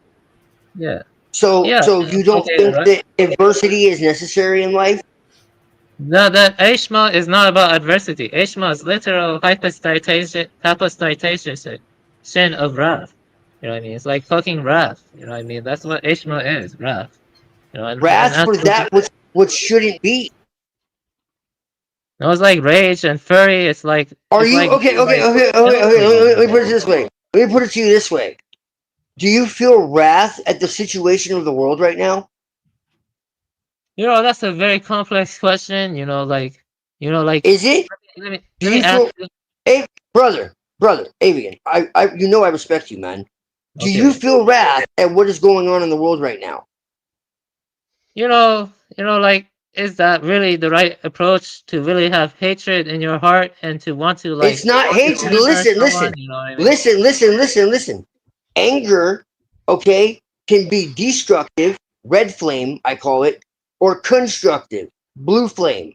Anger, you can use to destroy something or someone or yourself, or it can be used as a motivator to get done what needs to get done. Anger shouldn't be suppressed. It should be mastered. Your darker emotions can be your greatest power. Do you follow me? You hear that, Ray Palpatine? It's okay to use both sides of the Force. Yeah, brother man! Like, no, the light has to be privileged over the darkness. The light has to be privileged over the darkness. They need to be unified. No, they're the same force from a different angle. No, I don't agree. There are higher light and lower. Light can blind you, bro. Light is dual too. Light and darkness are both necessary. Bro. No, light and darkness are not. Light is not always good, and darkness is not always bad, bro. I can use light to reveal, but I can also use light to blind you. See, this is exactly Muhammad always talks about. Muhammad always talks about this. No, this is exactly what Zoroaster was critiquing. You see what I mean? There is good and bad karma. You see what I mean? If you go and you kill an innocent woman or you abduct children, that's bad. There's no two ways. Okay, and what if you see somebody trying to hurt a child and you fuck them up? Is that bad? That's different. Let's use that as an example. What if you have wrath for that? What if you have wrath for that? It's only different for the person being assaulted, so. Right, exactly, brother man. It so if you depends see if you're somebody doing hurting it an to innocent punish. child, if you hurting someone hurting an innocent child, okay, and you knock their fucking block off, all right, is that evil? Because if it is, then hail Satan. Well, You see, that's not evil. The Zoroastrians never said, that killing a rapist or a murderer is evil. Maybe. Okay, so that's what I'm saying. Yeah, but you see, the steppe people, they went around fucking abusing cattle. They went around, raping and murdering innocent people. That's what the fucking Scythians were like. They were a bunch of raping and rapists. The Scythians were dual like everybody else. The Scythians were good and bad like everybody else. You can see that about every people on the face of the They're like earth. the refugees. They're like the refugees in modern Europe, raping and stuff. Yes, they were. Yes, they were. Bro, the Scythians were like everybody else. No, everybody has good and bad in them. No, the Scythians were. There's good and bad in everybody, bro. No, the You can Scythians look at were- every culture on the earth. There's not one culture on the earth that hasn't murdered or raped. The fuck out of here. No, there's not one culture on the earth. Yeah, hold on, guys. Bro, there's no Yeah, hold on real culture. quick, guys. This is why. This is why I get barbarian. Hey guys, Change your words. Change your words, assholes. Yeah, please. Thank you. Thank you, Twilight. Yeah, guys. There's not one culture who hasn't committed these atrocities. Yes, that's no true. race, no culture, no. Okay, so this is what I mean. I don't like this whole "we're better than everyone else" bullshit. I don't do that. The Scythians were different. You see what I mean? They were steppe people and savages. They had transvestites. They had endless rape and murder. They were harming cattle. Okay, guys. Okay, guys. Listen to my voice real quick. Hold on, guys. Guys, stop saying the word rape. Please say grape instead. Thank you. Yeah, grape. Go ahead, Sorry. please continue your They were discussion. raping people endlessly, raping people endlessly. And they were harming cattle. You see, I mean, that's why. You see, let me tell you this. You know how Christians say Jews or Jays are cursed people for rejecting Christ, right? Well, that's what the Persians viewed the Scythians, because Scythians rejected Zoroaster. You see what I mean? And so they call them cursed people. And that's why Nietzsche says Zoroastrianism was the first slave morality. You know what I mean? Because they were the first ones to point to a universal morality as a way to critique the so-called savages. You see what I mean? You get what I mean? Yeah, that's interesting. But interestingly, the Scythians did embrace a lot of Buddhism, more so than Zoroastrianism, which is interesting. Okay, but you're saying the Scythians as if they're like one group. The Scythians were all over the planet. They were mainly on the steppes, though. Mainly on the steppes. No, they were all over the planet. No, I don't agree. They were all over the planet. They were like they spread out a bit, but they were mainly on the steppes. They were mainly on the archaeologically. It's archaeological fact. They were all over the planet. They traveled everywhere. They did travel, but then they mixed in with the people. You see what I mean? Like they didn't maintain their purity for long. They mixed in pretty rapidly. You see what I mean? They did mix in. Yes. Yes. I'm not denying that, but they still were all over the planet. Yeah, but why call them Scythians? Because there are different groups. There were Sarmatians, Scythians, there were Centacians. Just call them Proto-Indo-Iranians. Sinashta, Sinashta, yeah. Yeah. Sinashta and the Androvians, like you said. Yeah. Yeah. They did travel a lot, and they mixed in pretty rapidly, but I feel like people value them too much. I just think you focus too much on individual groups, and it's not necessary. Well, because they called the freaking Bacteria Marginia archaeological complex BMAC Dasu. But I think BMAC was more civilized than they give credit to. BMAC had a lot of, the double-headed eagle came from BMAC. It didn't come from, the Scythians or whatever. It came from and then you had Elamites, and you had like the Guccians and Kassites and other stuff. I want 2 number lodges. Yeah, I'm trying to say anyway, I don't care about the freaking Levant personally. I mean, I don't get this whole obsession with the Bible and stuff when the whole world was this vast and rich. I don't judge everybody individually. Like I don't care. Like I'm talking about the tradition. I'm not talking about the people. Yeah, the tradition. There's so many different traditions around the world. You have like the freaking, so many different traditions. But I'm trying to tell you that the tradition that derived from the steppes, it did have some qualitative differences from the tradition that derived from the desert, but they may have mutually influenced each other to some extent. You see what I mean? But there were still substantial differences. You see what I mean? Like that's what I'm saying. That's the way traditions work. You know, like. But well, if you really want to get down to it, the Scythians had their own tradition. Can we go to admit that eventually at some point everyone has been integrated at some point? I mean, look how we all live now.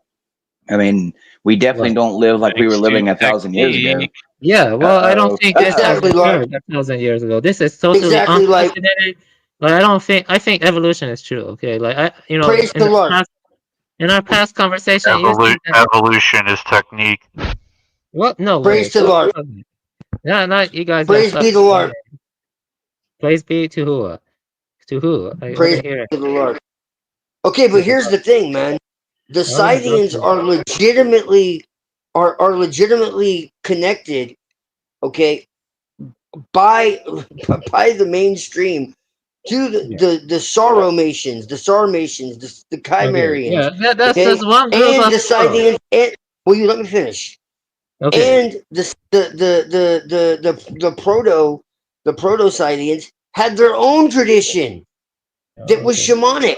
So if you really want to get down to who the Scythians were, okay, they had a shamanic tradition with their own gods.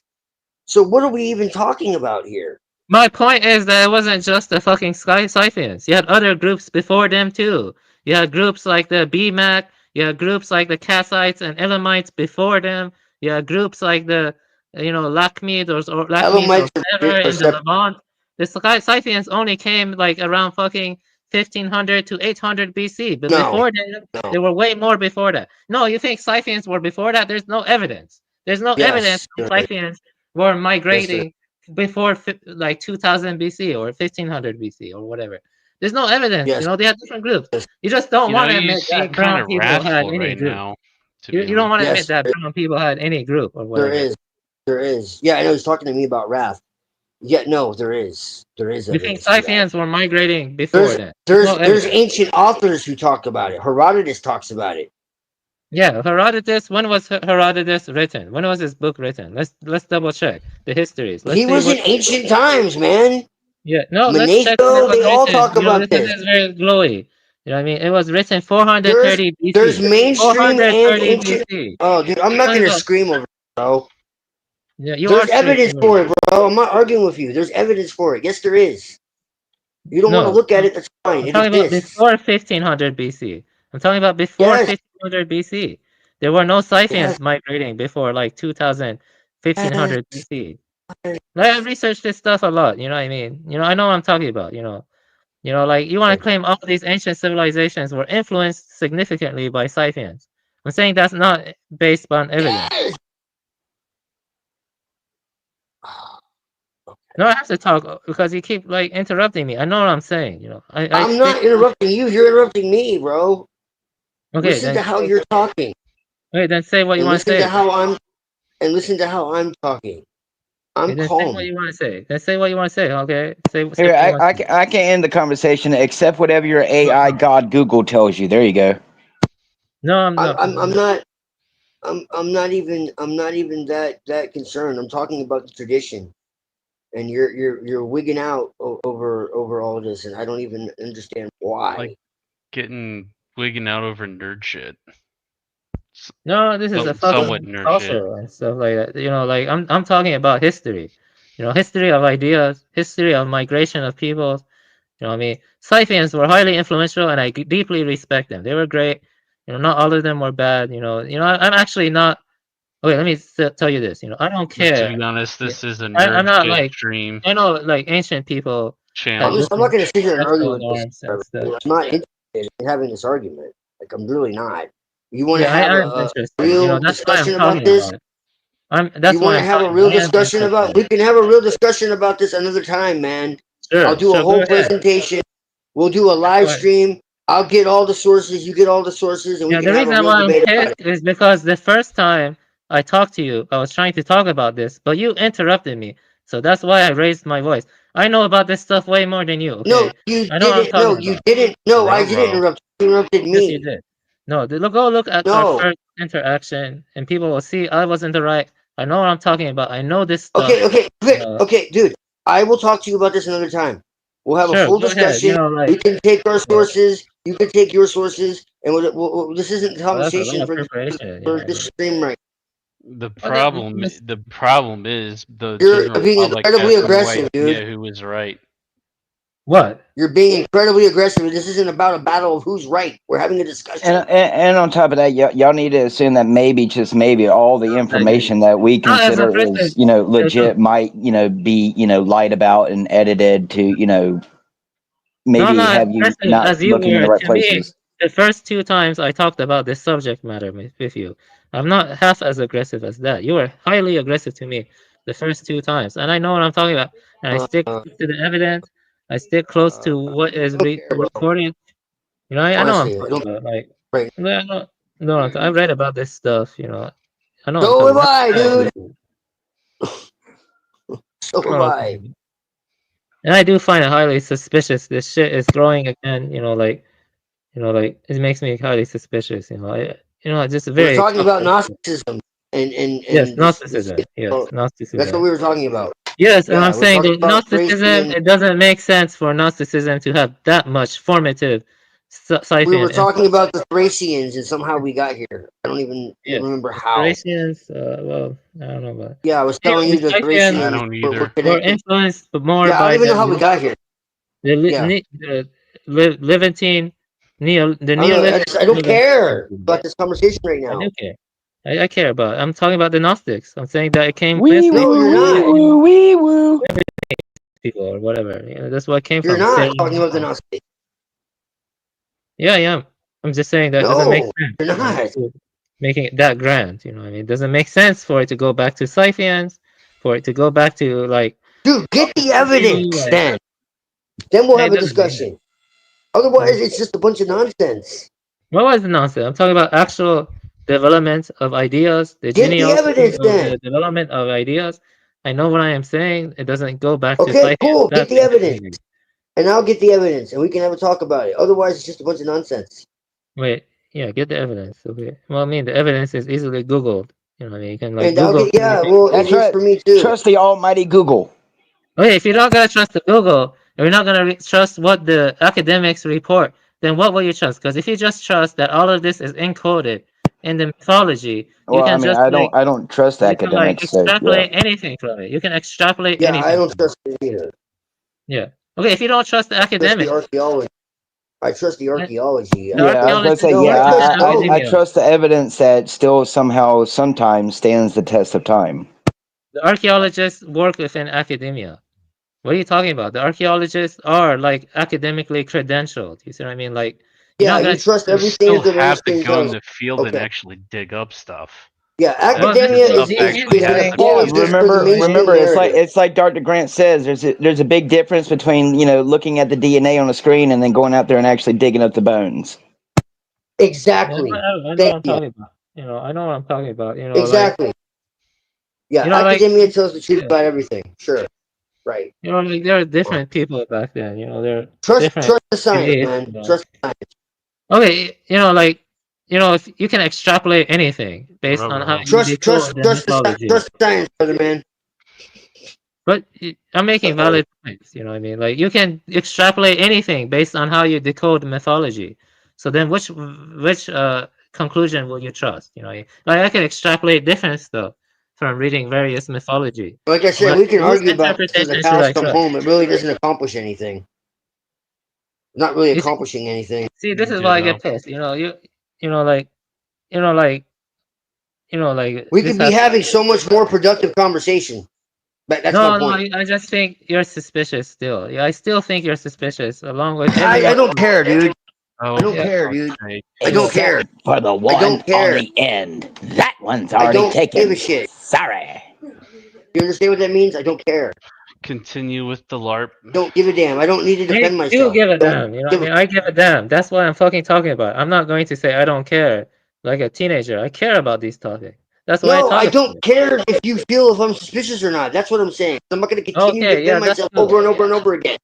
I'm not going to endlessly defend myself. There's nothing to prove to you or anybody else. I do care about these topics. I don't give a shit about these topics. I'm not going to endlessly prove myself to anybody. Well, it's not about you. It's about the subject. That's my point. If you don't believe me, don't fucking believe me. I don't care. Yeah. That's what I'm saying. It's not about believing you. You know, it's a No, it serious is. can tell you not to I'm drink not gonna this. sit here and try to convince you. If you don't believe me, don't fucking believe me. I don't need to prove myself to anybody.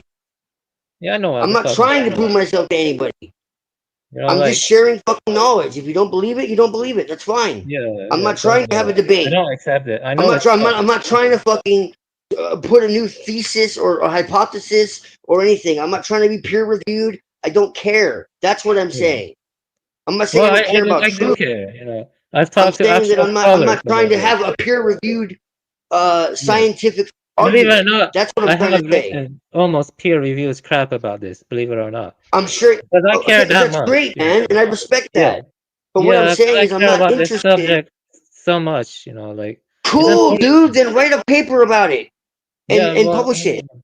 yeah, maybe I will. But But what you know, I'm saying is, it's pointless to sit here and argue on the internet over all this. It doesn't accomplish anything. well, That's what I'm you saying. made certain claims. I contested the claims. You know, and I. Okay, cool, dude. Get the evidence.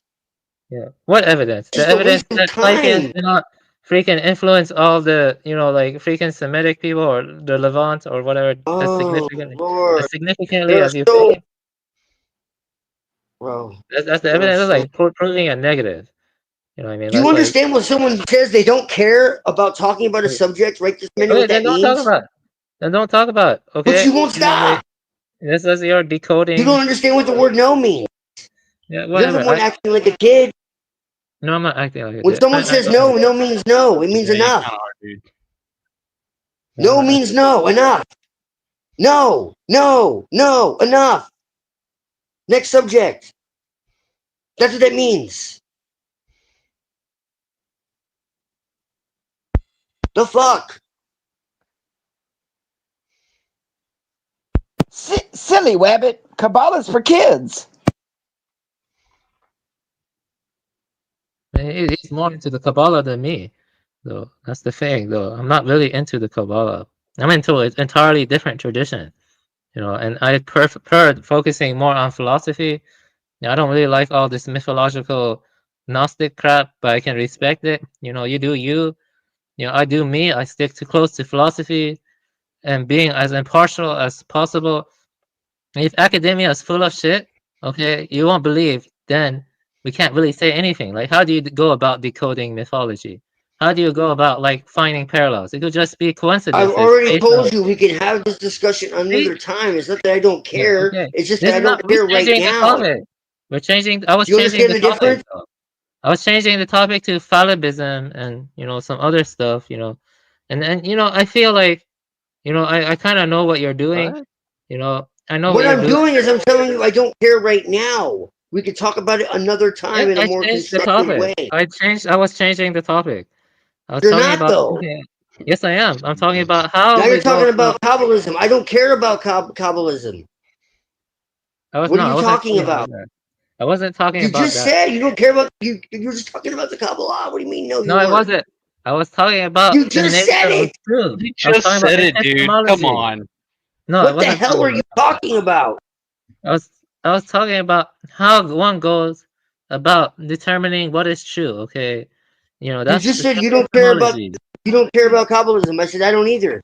I'll give you a personal answer, Avian. I guess it depends on what you're applying it to. Give me an example. Fuck's sake.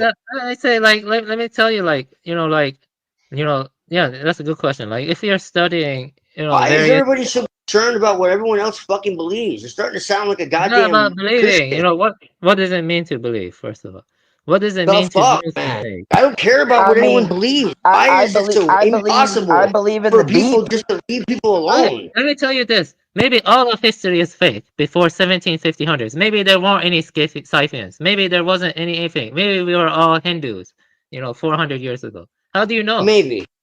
Yeah. Maybe we How were. do you know what is true or false? You know what I mean? That's what I was fucking talking History's about. not a science, dude.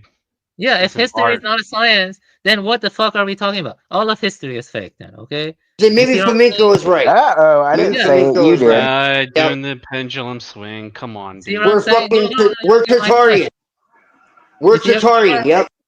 If you're gonna reject all of academia, if you're gonna It's a reject mudflood, yep. if you're gonna reject everything the Royal Society shares, then everything we know is bullshit. Everything. The Royal Society was a secret society. They were called the Royal Society, I'll and they respond met to at that, the full Avian. moon. Maybe the Bible is full of shit too. I'll say Maybe the this: if Quran is they, full of shit too. How do I know? Maybe You know, Jesus Christ came to the don't make me earth. come over and smack you both of my maybe there dicks. wasn't ever a Jesus. You see what I'm trying to say? Maybe Jesus. Maybe Jesus was real. Well, how do I know? Because you have to trust academia. You have to trust the people who give you It's these all that texts in the radiation first in my place. water. I got 2 penises. Well, how do you know the Maybe texts weren't Jesus- fabricated with? You see what I mean? How do you know the texts weren't fabricated with, or they weren't interpolated, or whatever? You see what I Maybe mean? we're Like, in the you're season giving of them. Satan. Oh my god. Anyway, Maybe we're in Satan's little season. How do you know okay, what's true or Rocky. false in the first place? You have to trust. Maybe we were animals. Maybe we were animals. We weren't monkeys, but we were like birds and fishes and shit. Maybe we came out of the water. Dolphins. You don't get my point. Maybe we came. You don't get my point. Maybe. My point is that you Maybe have the to Earth trust. is. Maybe the Earth is a donut, and the sky is flat. I don't know. Maybe. Yeah, maybe. Yeah, it's probably possible. But I'm telling you that Yeah. the transmission of knowledge, you have to rely on certain Maybe authorities. the Earth is made of cheese. You know, like, you see what I'm saying? The authorities, you know, because they transmit the knowledge, but you can like question that knowledge they transmit, and it's hard to tell which sources you I trust can. or not. You know what I mean? Like how do I It's know? simple. Look what they're affiliated with. Oh, okay, so Do your own research. It's simple. Yeah, I did Do do your my own fucking research. own research. What the hell are you talking about? I did do my own research. What are you talking What about? I'm That's why we're saying here. is, look who's Don't behind gaslight them. me. Don't gaslight me. I know what the hell I'm trying not to. castrating you. Gaslighting. I'm not castrating you at all. Gaslighting. I'm saying you're still not getting it. Castrating? We all are in the dark. There's a lot we know more about what we don't know than what we do know. That's the problem you're having. You're trying too hard to hold on to everything you think you know. I know I don't know. You don't. That's the difference. You want to hold on to all these authority figures for dear life. Are Putting you them in saying this special. he's I'll not tell you what I open-minded think, though. I enough? think the Venetian nobility, I think the black nobility is worse than the Jays. I'll tell you that straight They up. I are. think they're hiding way They more. are.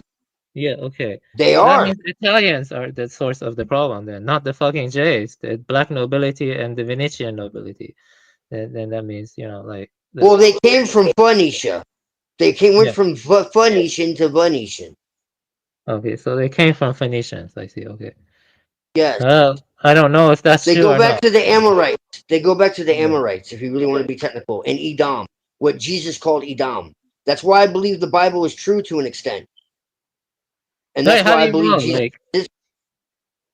How do you know? Like, if we're gonna doubt everything, you know, the transmission of the knowledge from authority source, then how do you know the Bible you have in your hands is authentic or not? You see what I'm saying? It's not. It's Okay. mixed. Okay. So This how is can you what I'm determine saying. what's true from false? How can you determine what's Because true in the Bible from you false? determine what's true by removing what is. Krishnamurti, I think, summed it up pretty well. Yeah. Like, You which one, J determine or what's UG? J or UG? Krishnamurti. There are two Krishnamurtis. Jay, I know. Jay, Krishnamurti. Okay. You understand what is the only way to know what is true is to first determine what is false. Until the false is seen as false, the truth cannot. So you have to know all of the lies first. Until you remove what is false, you can't see what is true. You can understand because it's simple. You find out who these people are. Who are their masters? Who were they associated with? If they're associated with secret societies and all of that, then you got to be like, okay. Well, what's their deal? Who was Darwin associated with? Okay, he's associated with the Royal Society. Who was the Royal Society? The Lunar Society, the Lunar Lodge. What were they? Well, they certainly weren't atheists, so why are they pushing atheism? Well, That's the funny interesting. thing about how we were saying earlier, don't trust academics. You know why I don't? Because the majority of the people they put in my school books were Freemasons. Uh-oh. Can I tell you one thing, Laura? I give my answer now. Okay, I think that, you know, I like what TML said. You know, I have no problem thinking I descend from Indian, but I don't think Nordic people founded my fucking culture or red-haired people. That's all I have to say. And, you know, I'm fine with, you know, being descended from Indians or whatever. You know, that's fine. You're so obsessed with descent and all this. Yes, I am obsessed with descent. You know, it's very important to me, descent. You know what I mean? I think that a caste system should be made. A caste system, hierarchical caste system. I have no problem with it. I'm descended from the divine source of the universe. That's my descent. Brahmin. You know, I'm okay with that. I'm descended from the divine force of the universe. I don't care about my body. Honestly. Yeah, that's cool. Like that's how I feel. This body is a container. It's transitory. It's. I mean, yes, I am interested in genetics and all that to an extent, but not to the point that, like, what it is if new information came out that changed everything I thought I knew, so be it. You know. But I thought you said you didn't trust the academics. Understanding of old information would change what you knew. Yeah, well, it is what it is, man. Ultimately, I'm a spirit inhabiting a body. So I respect that. You know, that's how I feel too. Then like, you know, like, yeah. I mean, you know, I didn't make a big show out of anything. You know, I just, you know, like, let me tell you, like, I'm interested in the traditions and how they formed. Yeah, that's my interest. That's what we are talking about. It's not that much of a concern to me. Do I have pride? You know, listen, let me tell you, sure. I'm Aryan in spirit. What's in the box? I'm Aryan in spirit. I'm a fucking Aryan. I don't, you know, I respect Semites, but I want nothing to do with them. I'm Aryan in spirit. I like you are an Aryan. Yeah, I like the Upanishads. I like the Gathas. I like the ancient East Asian stuff, but I want nothing to do with the Bible. I want nothing to do with the Quran. I want nothing to do with any of those traditions. Okay, you know, and I would be fine with, yeah. So then, why are you telling me? You know, I can respect what you believe. Okay, but I was just, you know, like, you're more against it than I am. It's kind of shocking. Yeah, when I read the Upanishads that night, I had a dream I was a solar god in the sun. Okay, I love the Upanishads. Yeah, and that night I had a dream I was a solar god. Well, it's okay, Avian. The dark gospel is made for people like you. Yeah, whatever. You can believe whatever you want. You can believe whatever you want. Yeah, just stop trying to universalize your tradition. Don't impose it on me. You know, I would prefer like. I'm not imposing anything on you. You're imposing shit on me, dude. I was talking to trust me, I'm not imposing anything other than a New World Order. I don't want fucking Christianity to spread into Iran. You know, I would prefer, you know, Hinduism, Buddhism. I don't want fucking Christians in Iran. You know, even, you know, remain Islam or. Great, then you're perfect for a New World Order. Get ready for it. Yeah, well, you know, I read Upanishads. I read other stuff. Know what the fuck I'm talking about. You know, Sean was right. Sean, about his whole division between the Semitic and Aryan traditions in terms of spirit. You know, like, freaking, you know, I would say, I don't know, like, you know, Hinduism and maybe the older Greek traditions and maybe, you know, the Buddhism, they're all closer to the Aryan. But stuff like Christianity, Islam, and other stuff, you know, they're close to the Semites. So, Grapey, Zeus, okay. Jesus, die on cross, bad. Okay. No, you don't know what the freaking Greek or what my tradition believes. You know, I mean, my tradition is more, you know, insightful. To stick closer to the evidence. You know, I know what I'm talking about, and it's more spiritual and it's more transcendent and it's more, you know, I know what I'm talking about. When you sit in Zazen, there's nothing greater than that. There's nothing greater than sitting in meditation. None of your fucking texts can ever reach the meditative insight. To let go of everything, to sit with mindfulness, to just sit. I don't know. I've sat with a few monks who meditate. They fart. On everything. That wasn't very, you know, enlightened. I am beyond you, Luciferian. I'm beyond Luciferian. I am greater than Lucifer. I am Lucifer incarnate. That's what I am. Okay, I'm fucking greater than Lucifer. I can take over the fucking. Okay, you heard it here first. Avian is more Luciferian than I am. You heard it here first, guys. Avian is more Luciferian than I am. Buddha is within you. You don't need anything beyond that. Buddha is within you. So is Christ. Yeah. No. I don't agree with that. No. I'm so Luciferian. I have no need for Christ. I have no need for Christ. You know, I only need what is within me. That's all I need. So you heard it here first. That's Avian is the true Satanist. There's some spirits talking. I don't need Christ. I only need what is within my own mind. That's all. What is the true nature of mind? That's all I need. The true nature of mind. Well, I don't what need good anything is else. true nature of mind if your mind's worm food? No, there's a part of the mind that can never be stained. There's a part of the mind that can never be stained, that can never be sullied. You know what I mean? I'm telling you that straight up. You know what I mean? And I don't want to like, you know, create a universal narrative or The whatever. luminous mind, Avian. I think you need a hug, brother. I'm not your enemy. I'm I your don't friend. need anything. I don't need anything. I don't need anything. I agree with All I Twilight. need is. I'm not your enemy, what Avian. cannot be We're friends, grasped. brother. Nothing We're can friends. be grasped. You know. You No. always do this, and then we're fine again. Why are we doing this? Why are we doing Never this? trust a Christian saying he's tell you your this. friend. This is a Nothing this ever is a trauma arises. cycle, bro. Nothing ever passes. Nothing ever arises. Nothing ever passes. Avian, I have no issue with you, bro. This I happens didn't know all the Twilight time. was a No, Christian. no. What I'm telling you is on a deeper level, there is no me. On a deeper level, there is no avian Buddha. There's no Twilight. Well, I would agree with that None of us too. are here. Where are we? Tell me where are we? Right. No, yeah, I would agree with that. On an ultimate level, what I'm saying, Avian, is I'm not your enemy, bro. We're friends. No, this always what I'm happens. saying And is that what I'm saying let's is watch that some. Let's go watch some anime, bro. Let's watch some anime, bro. I'm your friend, Avian. You get too sensitive on this. You always say it later. You're always like, I'm so sensitive about this. Okay, bro, I'm telling you right now, this is a shadow. This is a trauma cycle. All right. I understand. I respect you.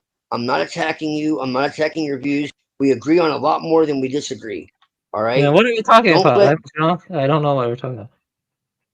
You don't know what I'm talking about. Okay. Well, what I'm saying is, I'm not your enemy. There's no reason for us to be doing this, man. I'm your friend. Doing what? No, I'm telling you this. Okay. All this mental masturbation. Another level. You know what I mean? Like, like. Oh, that's what we come here Pretty for. much, yeah. Yeah. Like, I don't know what I'm talking about.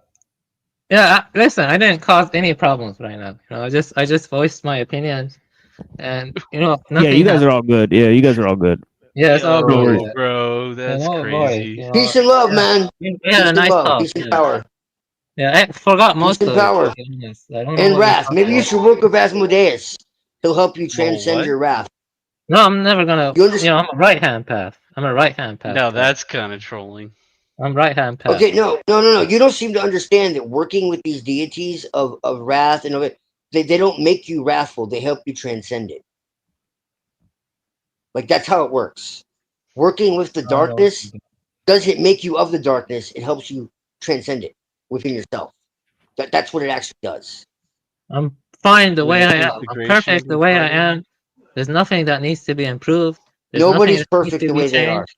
No, Nobody's perfect the way they is are. always pure. That's and the shadow talking. Unsullied. No, I'm fine Okay, the way I am. I don't need to change it. do you believe in Carl Jung? Do you believe that he was authentic? I don't need to believe anything. You know, I need to just let I'm go. just asking. I'm just asking you. Yes or no? It doesn't have to be a debate. I'm just asking you. Do you What are you believe asking that Carl me? Jung I was legit? forgot. Tell me what you're asking me again. Do you believe that Carl Jung was legitimate? I think he was a I don't know. No, I don't think he was legitimate. No.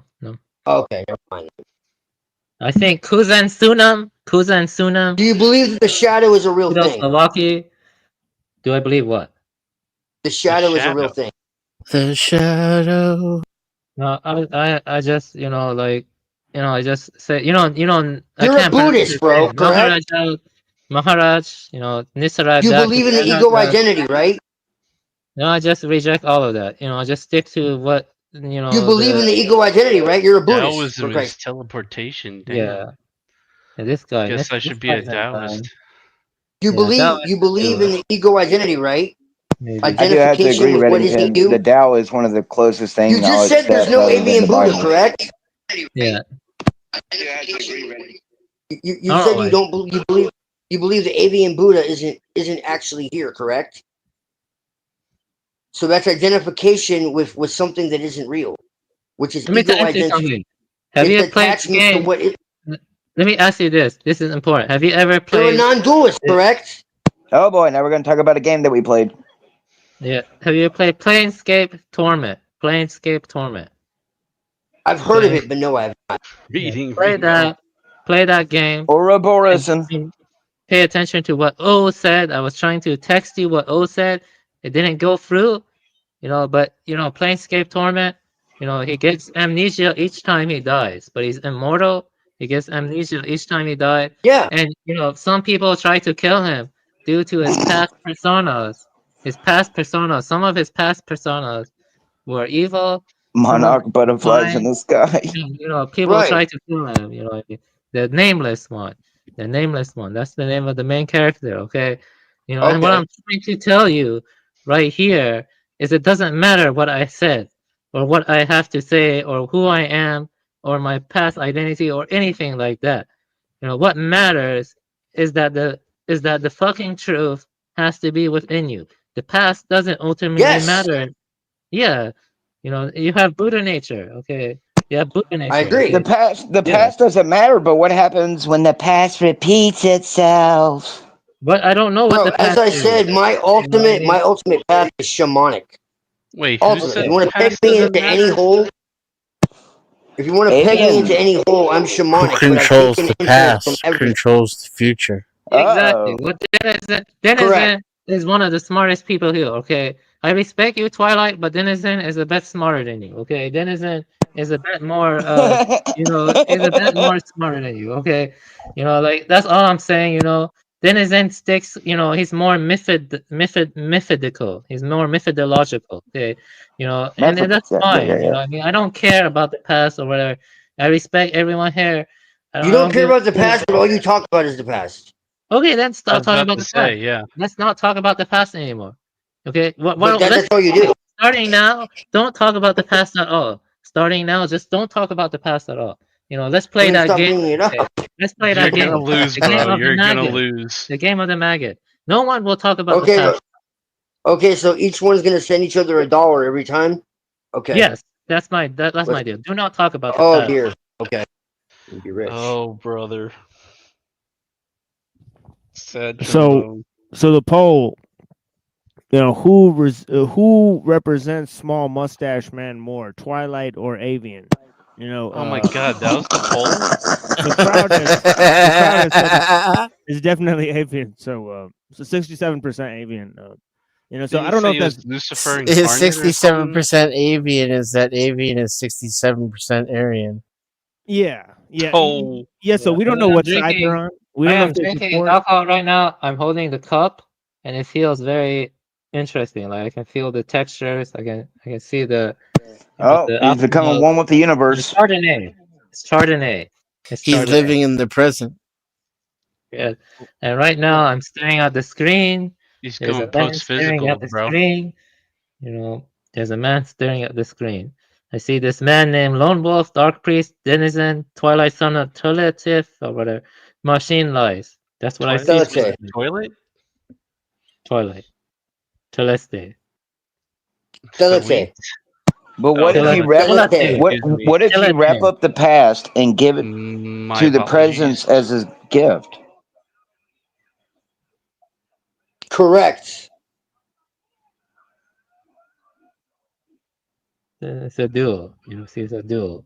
The maggots, and it's a game. You should go back to my older videos, Avian. You understand how many influences I actually have. Twilight, what kind of actual religion do you think would be needed to be allowed in the New World Order? When they talk about the Satanism, do you think it's like real Satanism, like you might actually have to sacrifice? $8. Yeah. $9. Yeah. If they have their way, yeah. $8. It's based in Talmudism, man. And Talmudism comes from the Amorites, ultimately. They were the original. It's not something new. Anton LaVey and all that was there for the masses so that they thought that was the extent I definitely believe he was a frontman. Yeah, he was. Sacrifice. He was intelligent. He looked very good in American Horror Story, so he was definitely stage material. Right. Him and Michael Aquino were the frontmen, but the real Satanism is the Sabbateanism. Just like the Illuminati was the outward, veil. But the real LaVey's in the past now, bro. You lost. What is? That's not the past, Pat. That's modern. I'm just trolling you. Well, I mean, technically, if we're not going to talk about the past, who is the new face of Satanism? Me. The new face of and Satanism. Technically, if we're not going to talk about the past, Satanism, then we're not even supposed to talk about the fact that we're not supposed to talk about the past. Because that itself is in the past. Oh dear. We're going to be like... So we can literally talk about the past now because it's in the past that we couldn't talk about the past. Well, every second is the past. Well, what you just said is in the past. QED paradox. We need to define what the past is then, because every second is the past. Mic fucking drop. I don't know. So no point every second is the past. No So this is the past. The past is the past. You know, in the higher there's no fucking time. So well, anyway, I just know I want to go on that very nice train that got over there in Switzerland. But to answer your question, Mark, let me tell you this: the new face of Satanism, the new face of Satanism is Lucian Graves in the Satanic Temple, and they were created by the government. They were created by the government. So there you I don't know what's going on. I just wanted to get your perspective. Yeah, I know, and I'm telling you, the Satanic Temple, who want to do fucking Namo rituals. Amityville Buddha. No, that's what I have to say. And no, Denizen, I'm talking about that big old nice train station they got her tunnel. Beat you all in debates. It doesn't matter what the topic is. I can still my beat body, you my choice. Like the actual I bet there's one thing you can't beat me in, and that's my own dick unless you're gay. None of you. My body, my choice. He's got a donut. Listen, you know, I don't know you. Burn. Muhammad, that's my purse. One night donut. Muhammad is Illuminati confirmed. Looks like I won the challenge. Oh. I don't know what the fuck I'm saying, but don't be doing do you dunk? He did win the challenge. The donut in your coffee, TML. Hey, everything feels like it's getting farther away. I shouldn't have drunk, but I still am more coherent. And I still have many good ideas, even though I'm drunk. You're starting to sound like even though you looped about something for like every time you get drunk, you do this, bro. Yeah,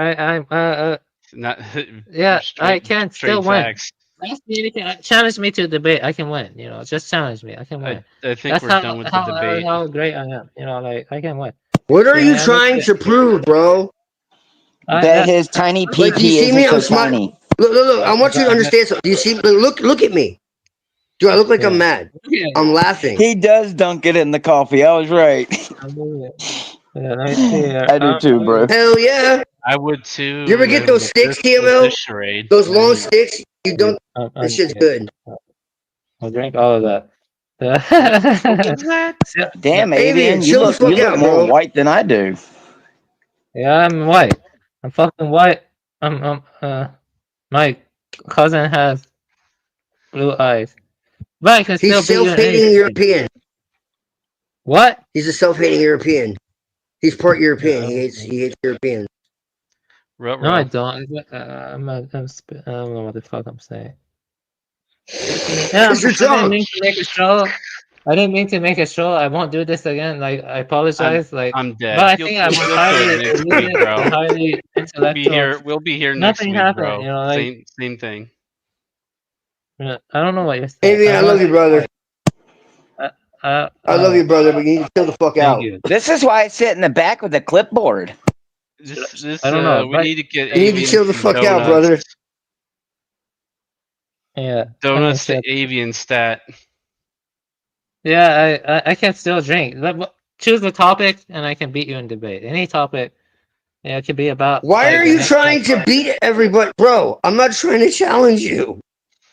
If you really want to do it, you can, but that's not what I'm trying to do. Yeah, that's when everyone is in front of the elites, you know, or whatever. I'll check the chat. Hold on, I gotta check the chat. Yo, Frank, what's good, bro? I didn't see you. Zephyr, what's good? Hold up, I'm checking the chat. Sheesh. Sophia. Oh, that's what's up. Sophia's in the chat. Oh, anyway, I didn't mean to derail this. It wasn't entirely my fault. You can continue with whatever you wanted to do, TML. We're way past that Apologize now, for dude. derailing this. I didn't mean to derail it. He said Sophia's in the chat. That's pretty funny. Sophia's in the chat. That's what's up. Yeah. I would never worship a woman. I don't want to worship Anyone named Sophia is automatically based. No thanks. I wouldn't ever worship a woman. Let me tell you this, I respect you, Twilight, but something about Hyperborean just naturally I gravitate more towards, but I still respect you. So that's all I'm saying. Bro, what do you think the Celestic Gnosis is? Is it because y'all are building their super smart cities for them? Because this It life is Hyperborean. This life is defined by suffering, by dukkha. There's nothing worth clinging onto. What is there worth clinging No, I onto? disagree with that. That's where we disagree. That's what Jesus Christ taught me, but disregard him too. I understand. I respect your views, but something about Twilight. Praise Jesus. Twilight. Glory be to Allah. Yeah, I don't know. Twilight. I'm more drawn to it, but I still Aeonic Jihad. That's all I'm saying. Me and TML are going to be exposing. I'm sorry, I don't go all to this enough shit. masquerade parties for you, Avian. Muhammad, you know what we were talking about earlier. When everything is We got to do that, bro. I'm not satanic enough. Why did life have to be this way? Uh-oh. What is there worth That is clinging onto? his There's scimitar. nothing worth clinging onto. Even memories. Then why are you clinging onto it, bro? I don't know. Am I clinging onto? I'm drunk as fuck. And this is what I'm saying. I know that. I feel like No shit, Neo. bro.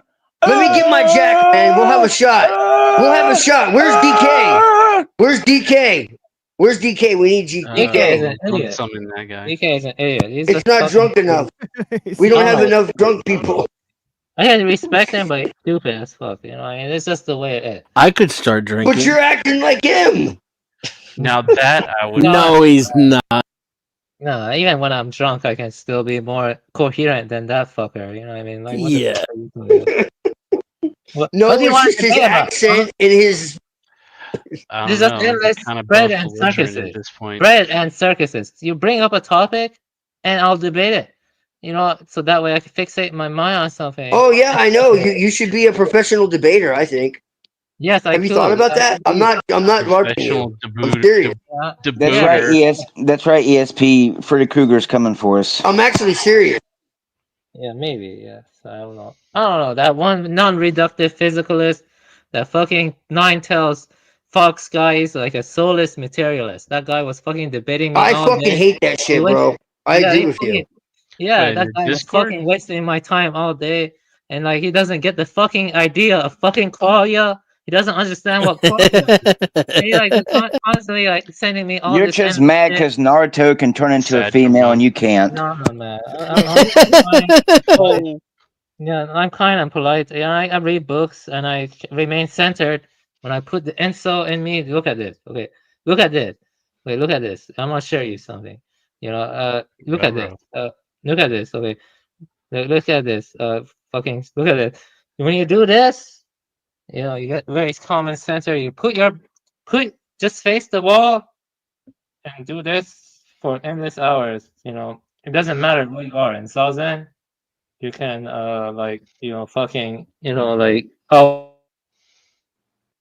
you can always calm and center your mind and Zazen. Shit can You want to talk about meditation? Watch this. Shit can talk.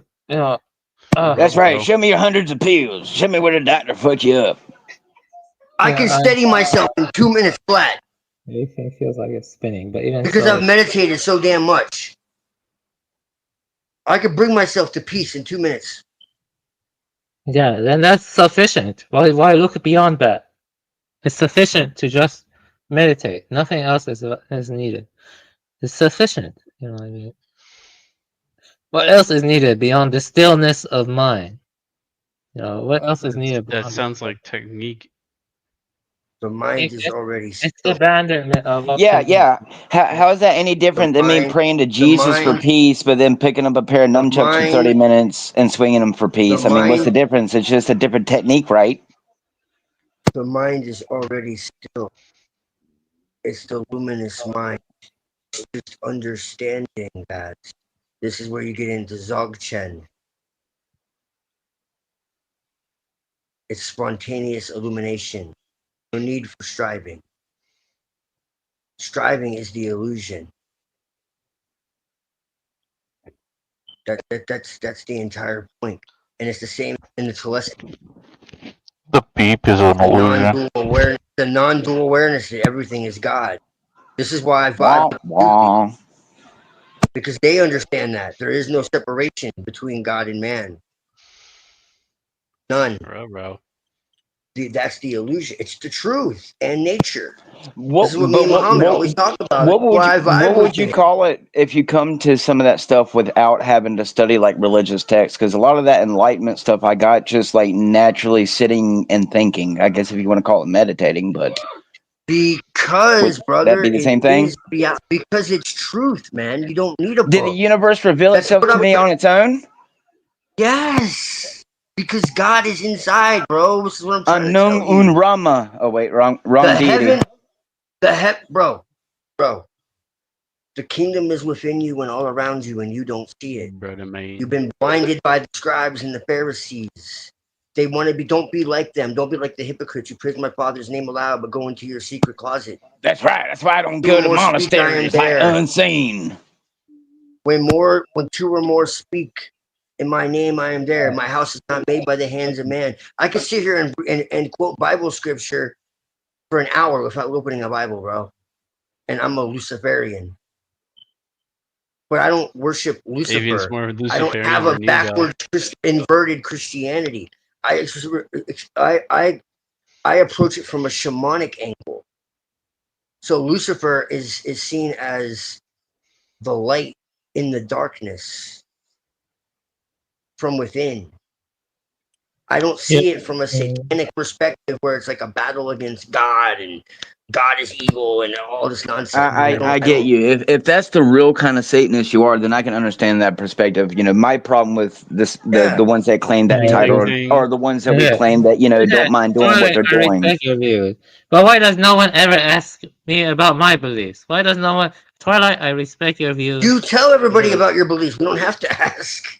Yeah, but why does no one ever ask me? Like no one ever asked me about Soto's and Renzai's. How about this? How about we stop talking about beliefs and start talking about practices? That's what I'm going to start doing on my channel. That's right. I'm going to start talking about question like 2 hours ago. Wingardium Leviosa. I'm going to start getting into practices instead of belief. That's where I'm going. If you go back into my channel history, you'll see that I went into Hinduism, I went into Buddhism, I went into Christianity, I went into Islam, I went into everything 7 fucking years ago, man. Yeah, that's right. Go into my history. I was teaching universal Christian Gnosticism before I became part of the left-hand path. I felt a little path. uncomfortable when Voldemort looked at Harry Potter and said, "I can touch you now." That's a valid point. I get your point. But ultimately, you have to let go of everything. Come on, that was fun. Of everything. When you're old. But your intention to let go of everything is itself an attachment. That's true, but you have to let go. What you have to realize is that there's nothing to let go of. You have to let go of the intentions. You see what I mean? You have to let go of the intention. You have to realize that there's nothing to let. An intention to get. It's like when they say destroy the ego.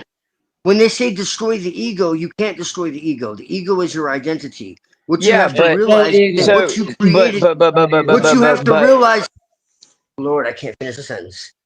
But Disney is telling you that Yoda is wrong, and that what he was telling Anakin when Anakin comes to see him in the little office, when he's in the shadows, and what must I do, Master? Train yourself to let go, of things you fear to lose. Fear leads to anger, anger leads to hate, hate leads to suffering. But I mean, in reality. Yes, sir. In reality, it wasn't a bad thing for Jedis to be able to love and have attachments. It was what were you willing and how far were you willing to go to keep them attachments? And that's probably what the biggest thing a lot of people don't understand about with Anakin is that there was nothing wrong with him having the love he did for his friends and patty cake. It was what was he willing to do in the name of his love or, whatever. I consider it pride, whatever you want to call what Anakin had, he had a pride for the things that he had gained in his life. And that's probably one of the reasons why I do my best to center a lot of my personality around Anakin. And it's a good way. If you look at Anakin, he is a good way to avoid a lot of the attachment parts that can lead you down dark paths. Look, as much as I love anyone, make it more concise. Make it more. Would you be immortal? I am not your failure. Fabian, would you be willing to kill a million people to save one person, for a philosopher's stone? That's what I'm saying. Anakin Skywalker. That's right. Make it more concise. As gay as Disney is, they did good on that. I did. Holy shit, make it more concise. It's very precise. No, attachments are good. It just depends on, what kind of attachments are we talking about here. Oh, make it more concise. God damn it. Gosh, I get your point. God damn it. Holy shit. Gosh, I get your point. Yeah, you're a good guy. I like you. I like what you have to say. But you can make it more condensed. God damn it. Put down the bottle, Adrian. Attachment to alcohol is not good. What does it mean? Make it more condensed, Gosh. Just sit. Get the silence, this conspiratorial stuff has no end, you know what I mean? Like, just welcome to the grand conspiracy called fucking reality. Silence. You have to get This is the Lord. This is the LARP of LARPs. This is literally the LARPs of LARPs. You're not going to get any more LARPier than reality itself. Get comfortable with the silence. When you fear silence, it will destroy you. But when you embrace silence, it can be freeing. Do you understand? Do you understand that? Oh boy, yes, that's right. Then why don't you practice if a tree falls in the forest and if you're not around to hear it, doesn't make a noise. Let's play a game. No one say anything at all for as long as possible. You'll see that I'm comfortable with the silence, okay? You'll see I'm comfortable with it. Don't say anything. He's getting a headache, guys. Right, like I didn't for like the 20 or 30 minutes he went off, but yeah.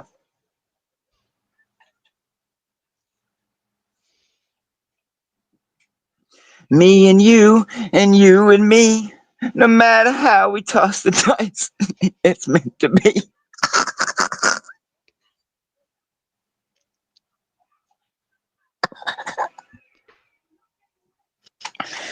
I love y'all, no matter what. We're all just a bunch of space apes on a ball, right?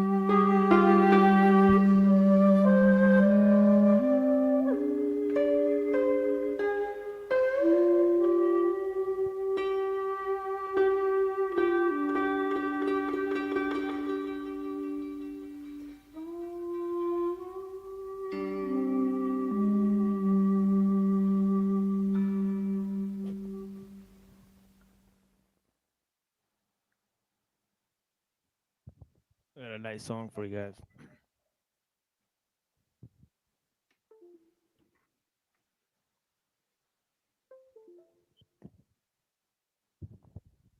It's called Three Rocks Blessed.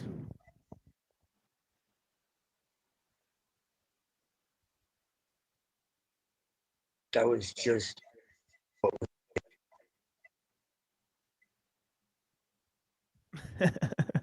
Muhammad coming through. Yeah, blessing. Aeonic Jihad.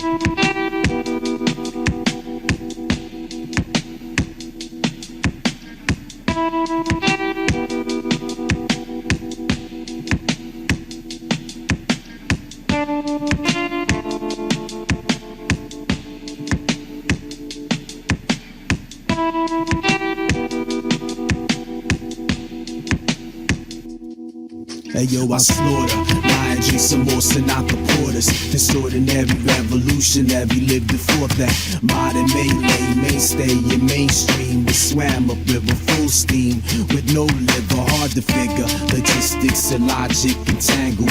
Mangled figures and shadows pose no threat. Say yo, this interlude escapes me. Kept my tongue wet. Daily variation varies on technique. One speaks dialect, dead verse, no rehearse with to me. Magnetic posery like Dead Sea Scrolls. Copper dish got beat like Rick did Lucy. In sky with diamonds, kept an army jacket lining. Sense what that facial structure's hiding. Shifty eyes shift like the sands, the time eternal. Reaching for that dagger in they boot and they burner. Urban turmoil got me coiled like cobra, never sober. My soma thrown off the cliffs of Dover.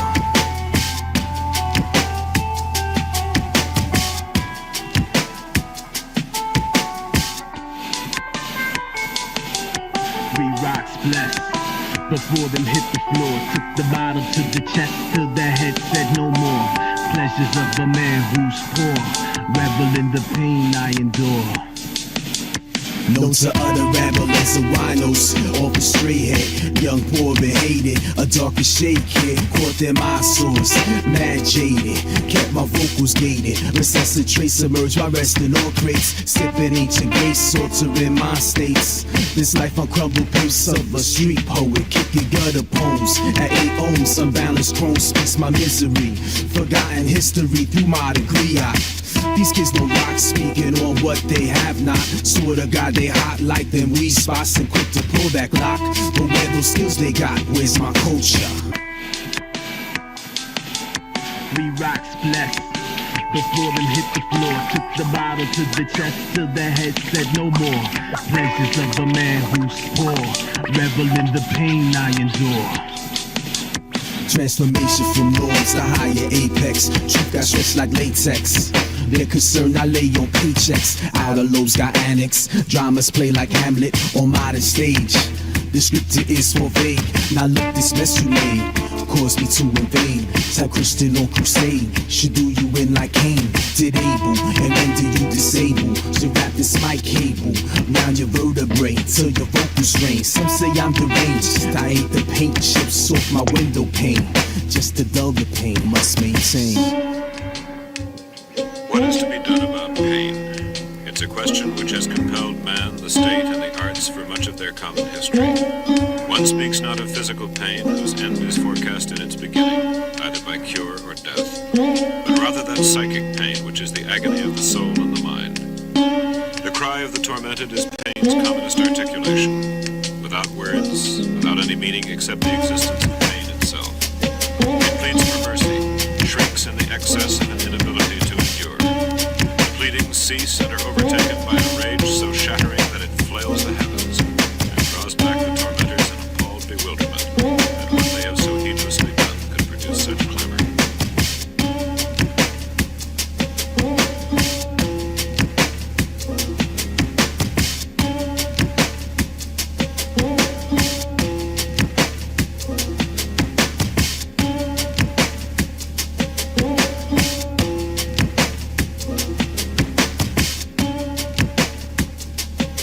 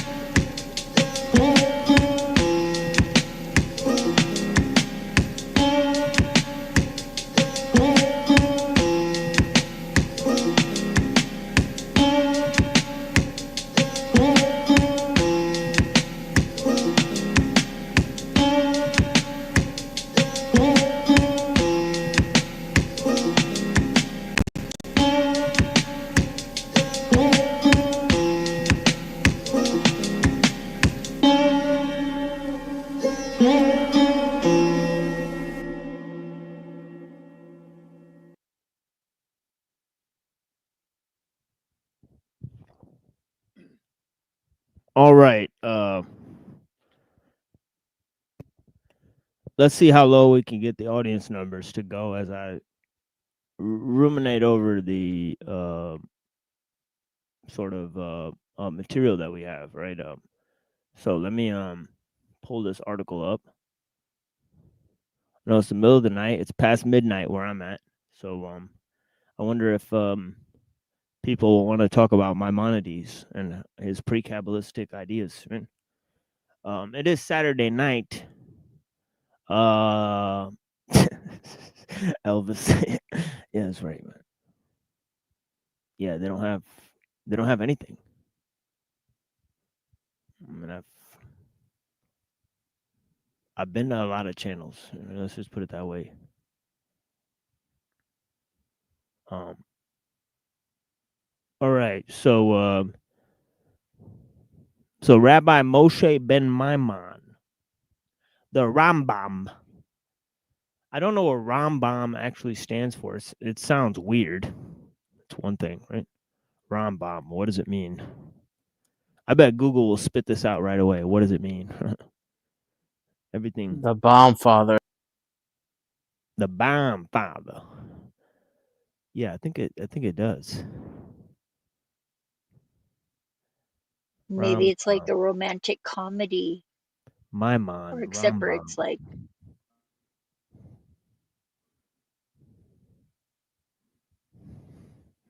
I'm not getting like what the name means. Rambam. No, but they call him Rambam, right?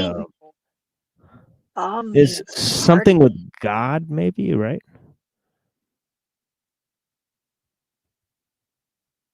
You know, but yeah. So, let me just look it up on Wikipedia, so we get like you guys get the spelling and the date and all that stuff, right? But yeah, he's from Spain, Muslim Spain, right? The Almohad Empire, right? Which produced lots of people, right? It produced Ibn Tufayl, known in the West as Abu Basr, right? Who composed the work Hey Ibn Yaksan.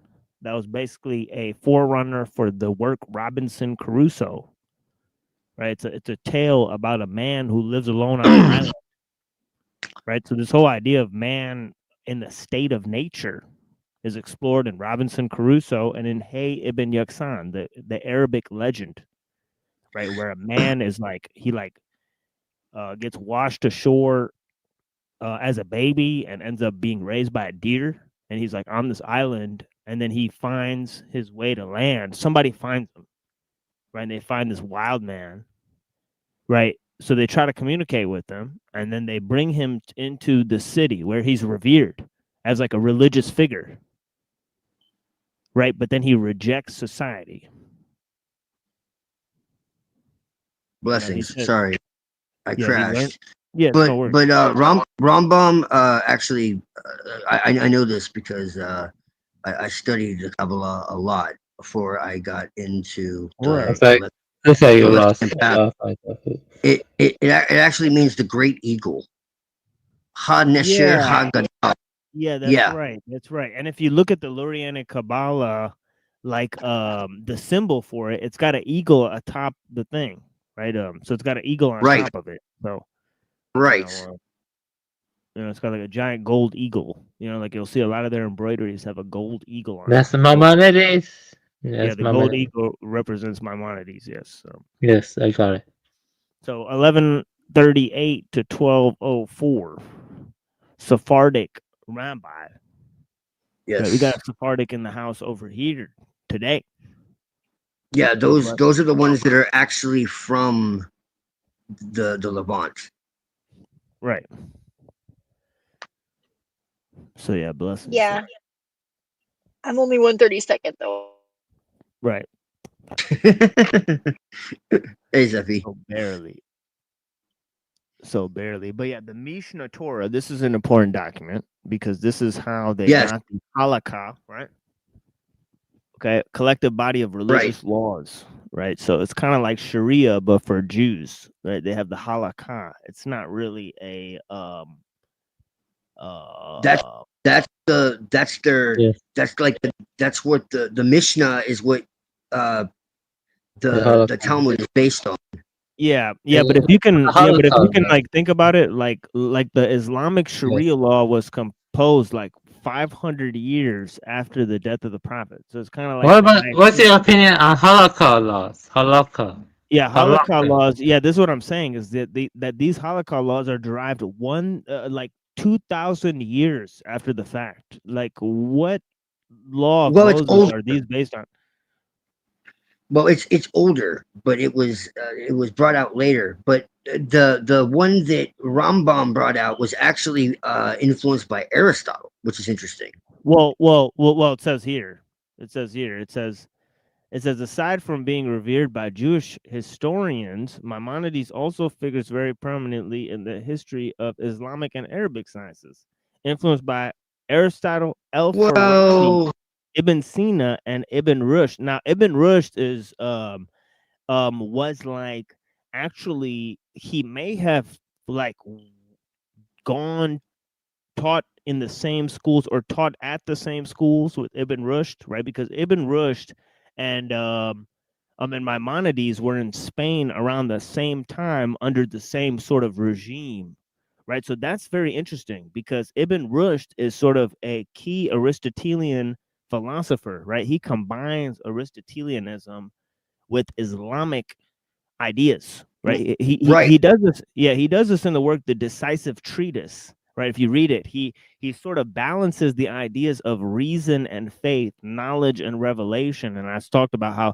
Maimonides and St. Thomas Aquinas during the same time, they're balancing these things, and they're doing it as they're critiquing Aristotle, right? The views of Aristotle, right? So it's pretty important. He became a prominent philosopher and polymath in the Islamic world for Jews. Yeah. Ramban was a paradox because he on the surface he was completely philosophical, but realistically speaking, if you look at the commentaries, he was actually esoteric, what they call sod in Hebrew, which is the secret meaning. And there was another guy, Nachman, who was like all about reason. And there was a polarity between the two. And so that's a whole other thing. But it's interesting. But if you look into Nachman, he's very interesting. Nachman. Yeah, there's a lot of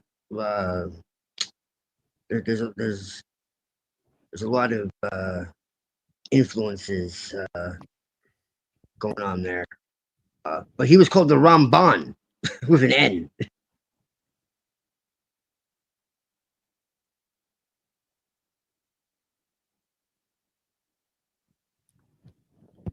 So let me see what we got here. Says Rambam's Code of Jewish Law, the Mishnah Torah, was the first of its kind to codify the tremendous corpus of the Talmud into the subject by subject format. It is the Mishnah Torah that set the standard for all Jewish legal codes. In fact, the Jewish law have evolved since the days of Maimonides. Yeah, this is actually evident too. Well, actually, what's interesting is exactly what's being discussed here, right? Was how much of the Kabbalistic secret doctrine was involved with Maimonides' teaching itself, right? Because some of the rabbis claim that Maimonides had already received the Zohar, right? Because they're they regard him as so high up, so they're trying to figure out because the Kabbalistic teaching is I'm like Isaac Luria is like in the 1500s or something like that. So you got to look into Abraham Abulafia. Yes, I know a lot about this. Yeah, it says 1534. So you have what was called the ecstatic Kabbalah. Okay, so not all these guys were bad. There was a subversion. and then you get into the Sabbateans and all of that. Okay. Can you clarify on what that conversion was?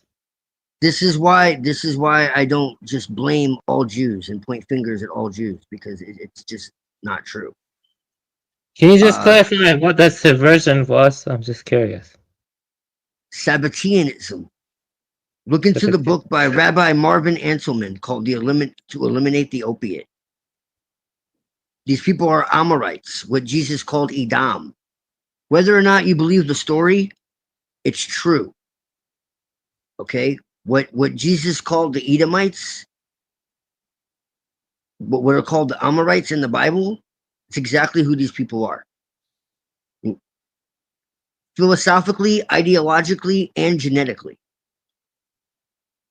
That's who's running the planet right now. One thing I have a problem with is genetically. You say genetically.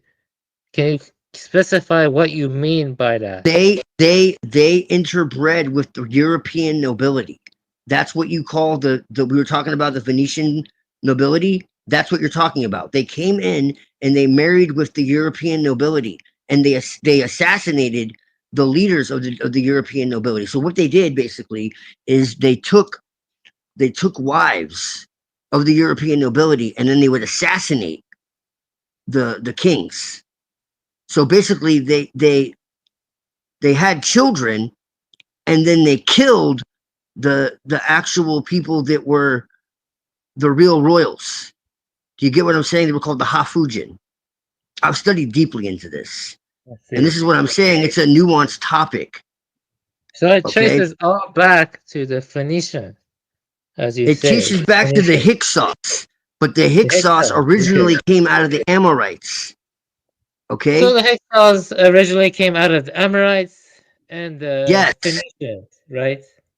The Phoenician Canaanites, yes, in Carthage and all this, yes. The Bible talks about them. There is truth in the Bible, as I've said.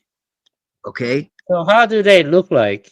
Just generally speaking, how do they look like? They're a mixed multitude. It's what the Bible calls the mixed multitude. Or what in Judaism is called shit. I just lost my thought. I didn't mean to do that. You know what I mean? It's the Arav Ra. They call them the Arav Ra. Yeah. How do you spell that? So basically, they're Jews. They're Jews that forsook their identity and their God, essentially. And these are what you call the Zionists. Most Zionists are atheists. All the people in Israel. Private chat for me. I'm just curious. All the people in Israel, like I can show you a link. I can put it in the chat. There's a rabbi called Alan Anava, and he talks about how Israel is not holy. He talks about how it was all created by Freemasons. And I see. Just put it in the chat. I'm waiting. Put it in the chat. And there's another. What part do you want me to put in the chat? This is a deep subject. What part? The name of the people you were saying, Ruvesians or something like that. Yeah, I'm seeing here. Put the name. The Amorites? What? No. You are saying there were people, okay, that were like, that were connected to Phoenicians. They were connected to the. Yeah, put it in the chat, please. Put it in the chat. I'm gonna look into it. That's what I'm saying. You're talking about the Amorites? Not the Amorites. You were saying someone else besides the Amorites. Well, that's what I'm saying. Which people, dude? I'm talking about a lot. Be more specific. Like, it's connected to Phoenicians, and you were saying they were a mixed multitude. They were a mixed multitude. Arav Ra. Put the Arav Ra. Yes. Well, I can send you a link to a rabbi who's talking about it, and that's even better. Yes. Put it in the chat, please. Thank you. Okay, yes. Let me find the video with I would like to look into that. Look for not a video, but like a fucking the name. Like I want to see what it spills into, so I can look into it more myself. Okay. Yeah. No problem. Thank you. Yeah. Let me make sure I get the spelling right. I think it's. Thank you. Yeah. Okay, yeah. Erev Rav. Yeah, they're called the Erev Rav. Thank you. Yes. The Jews are supposed to stay to themselves. They're supposed to stay distinguished, and they didn't. And they married in with all the European nobility. And so this is like basically blasphemy. And so they're actually the ones that are running the planet right now. Like, period. Protestants? You see it? Yeah, I see it. It's connected to more to ancient Egypt, which is kind of strange. There you go. It is. Yes. Yeah. This is what I'm trying to tell you. They went into Egypt from Phoenicia and Proto-Phoenicia. Ultimately, they go back to the Amorites and what the Bible calls Edom. And Edom was cursed by God in the scriptures. Yeah, let me read this. I'm reading it myself.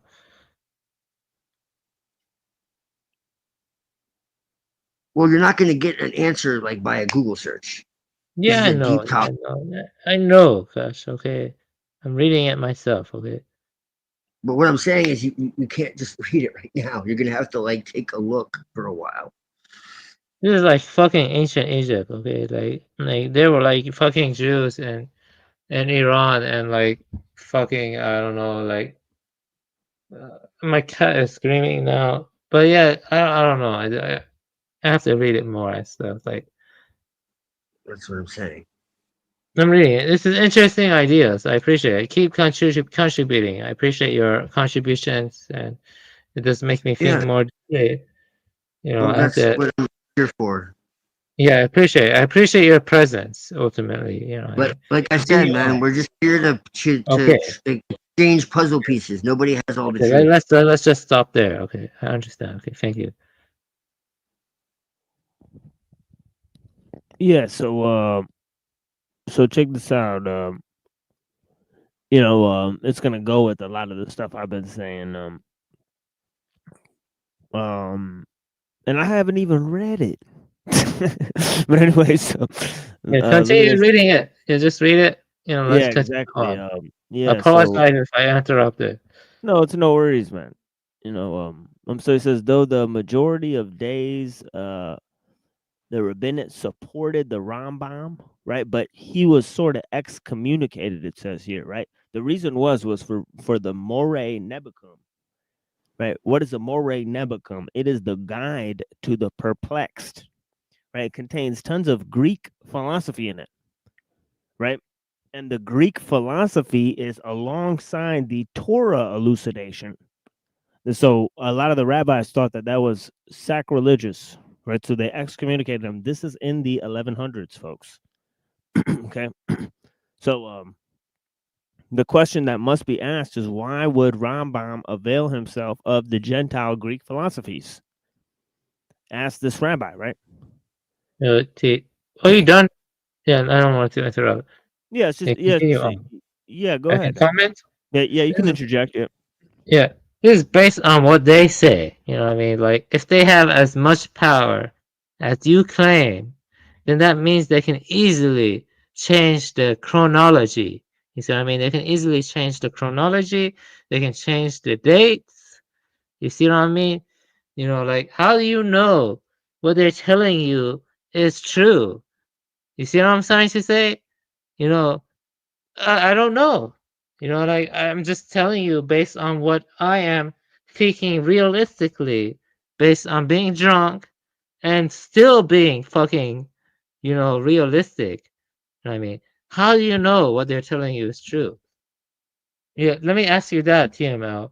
Can you please answer that? I'm not trying to be confrontational. I just want to know your answer to that. Yeah, ultimately the reason is because if you look in the Bible, right, it would appear that, and we read through a lot of the thoughts of Maimonides, right? And, I gave an extensive discourse on how his ideas purport with the ideas of Aristotle and different guys like that, right?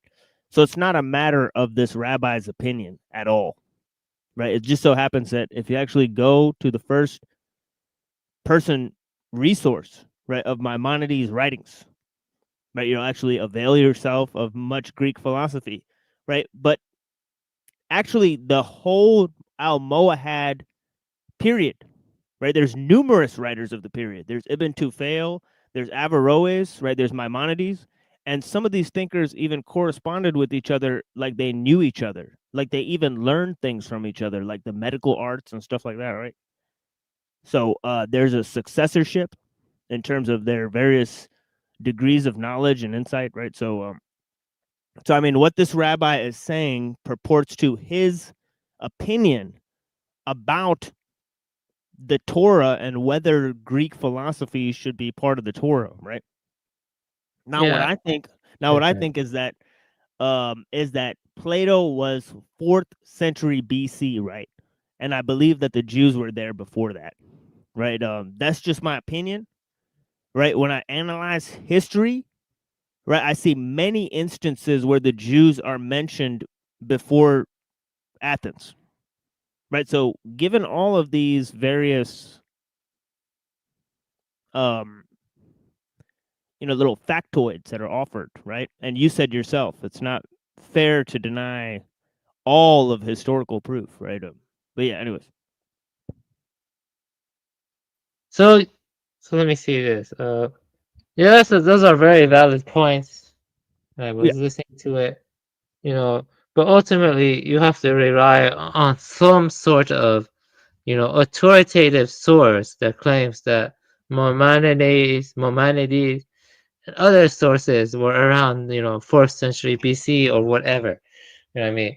And, if you're going to take conspiratorial thought that deeply, you know what I mean? Like this kid is screaming, my point is that,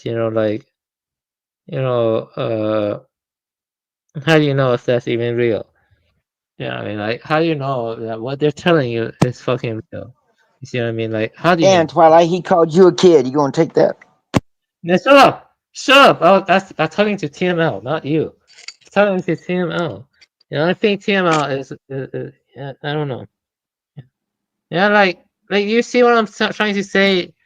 Taking conspiratorial thought too deeply does kind of undermine the whole foundations of historiology.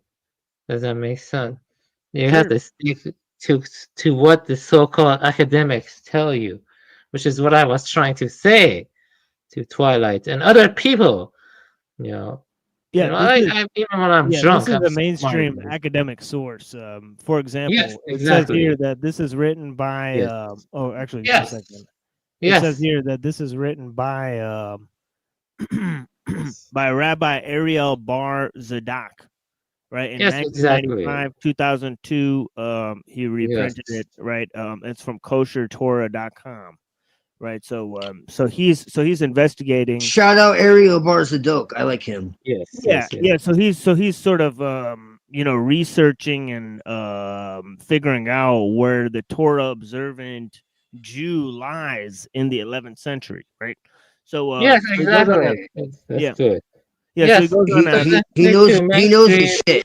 He knows his shit. Yeah. Regardless if I agree with him.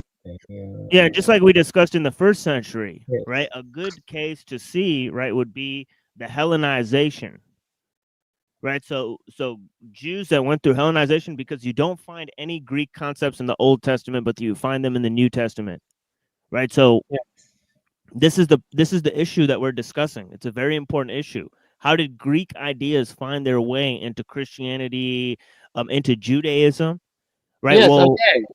He talks about that extensively, TML.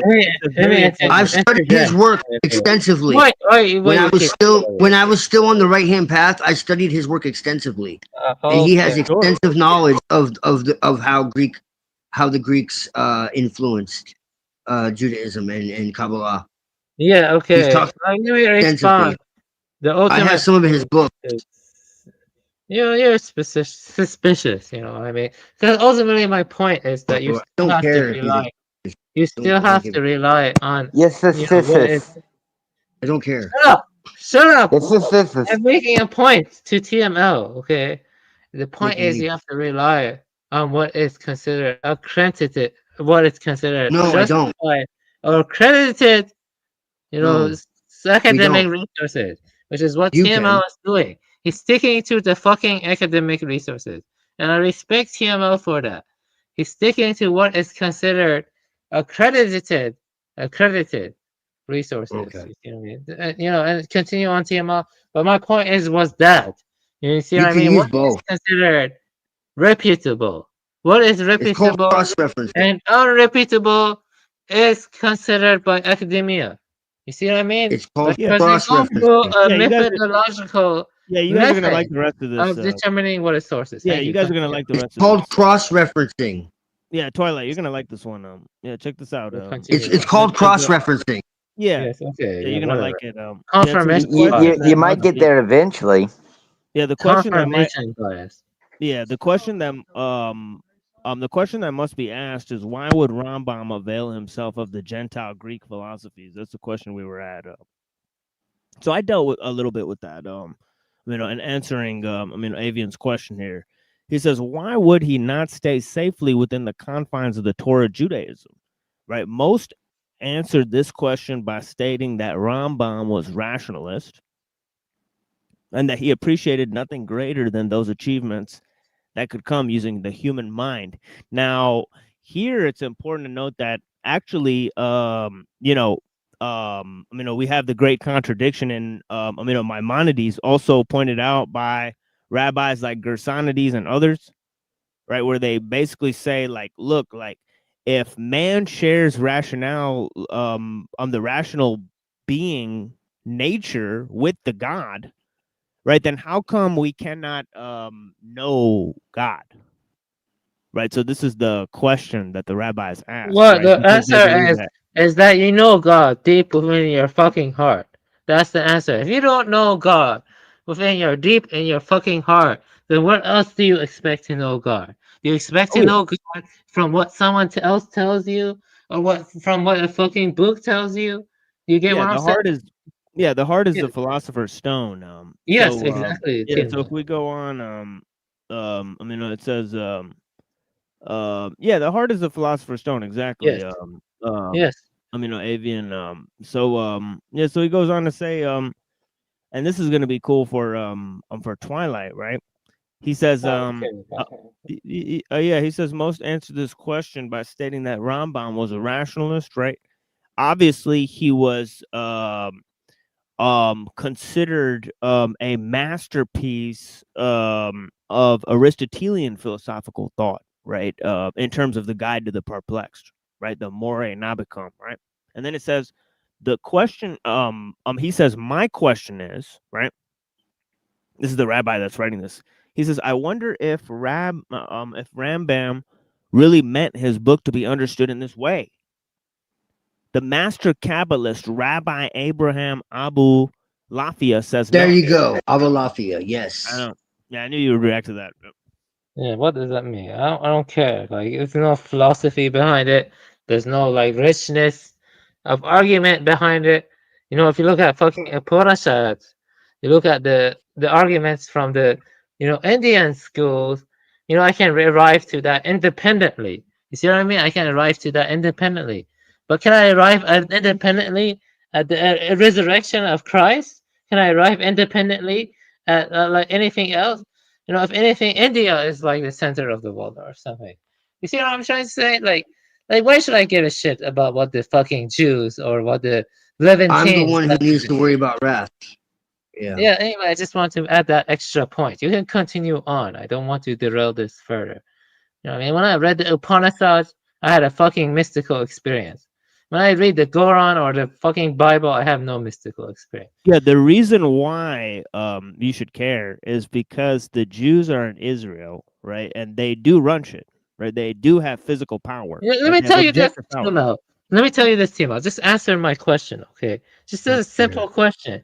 Do the Jews exist as a people due to the decisions of my ancestors? Simple yes or no. Do the Jews exist as a people due to the decisions of my ancestors? Simple yes or no. No. You don't think the fucking Achaemenids are my ancestors? I never said that. I never said that. You asked me a question. You said, "Do the Jews exist because of your ancestors?" I said, "No." Yeah, let me tell you this, TML. Okay, this is an important point to keep in mind. Okay, the Achaemenids, when they allowed the Jews to exist as a people, they were pretty much close to extinction. Okay, the Assyrians and the Babylonians. How do you know that? He's talking about Syria. How do you know that? No, I'm talking. He's talking about Cyrus the Great. No, Twilight, stop interrupting me, okay? I talked to TML perfectly fine. You're but drunk, I have some bro. issues. I have some issues with you, TML. I still have some issues with you, okay? Yeah, sure. Go ahead. Let me talk to TML, okay? Yeah, just let him get it out, Twilight, please. Yeah, Twilight, shut the fuck up. Okay. No, just go ahead. Just go ahead. Yeah, okay, I'll go ahead now. Okay? Yeah, it's not about your conflict. Okay. With Avian, why don't you sit down? Okay, TML, let me tell you this, okay? Okay, you know, the Jews were close to being massacred and exterminated by the Babylonians or whatever when the Persians got involved, okay? The Persians got involved. See, the problem you're having is you think that Judaism is a race, and I think it's a religion. So this is a problem, right? You think there are people that existed, right? But there's different tribes that exist, and the book still exists, so the religion can still spread. So you're having a misperception about the idea, right? Maimonides, Maimonides is combining the ideas of the Torah with Greek philosophy. It has nothing to do with some people that existed, right? I see your point, TML. Let me respond when you're ready. Right, because somebody today, right, like an Ashkenazi or somebody can convert and just call themselves a Jew. This is a different thing that's going on, right? I mean, okay, see your point. Can I respond now? Okay, yeah, see, because you have to distinguish, right. Right, because when you say Jew, you have to distinguish between the ethnicity, the religion, and the race, right? Yeah, I see your point. I'm gonna say J from now on because I don't want to get your channel. Yeah, you have to be more specific, right? Exactly. You're banned. Okay, so let's focus on this precisely as you're saying.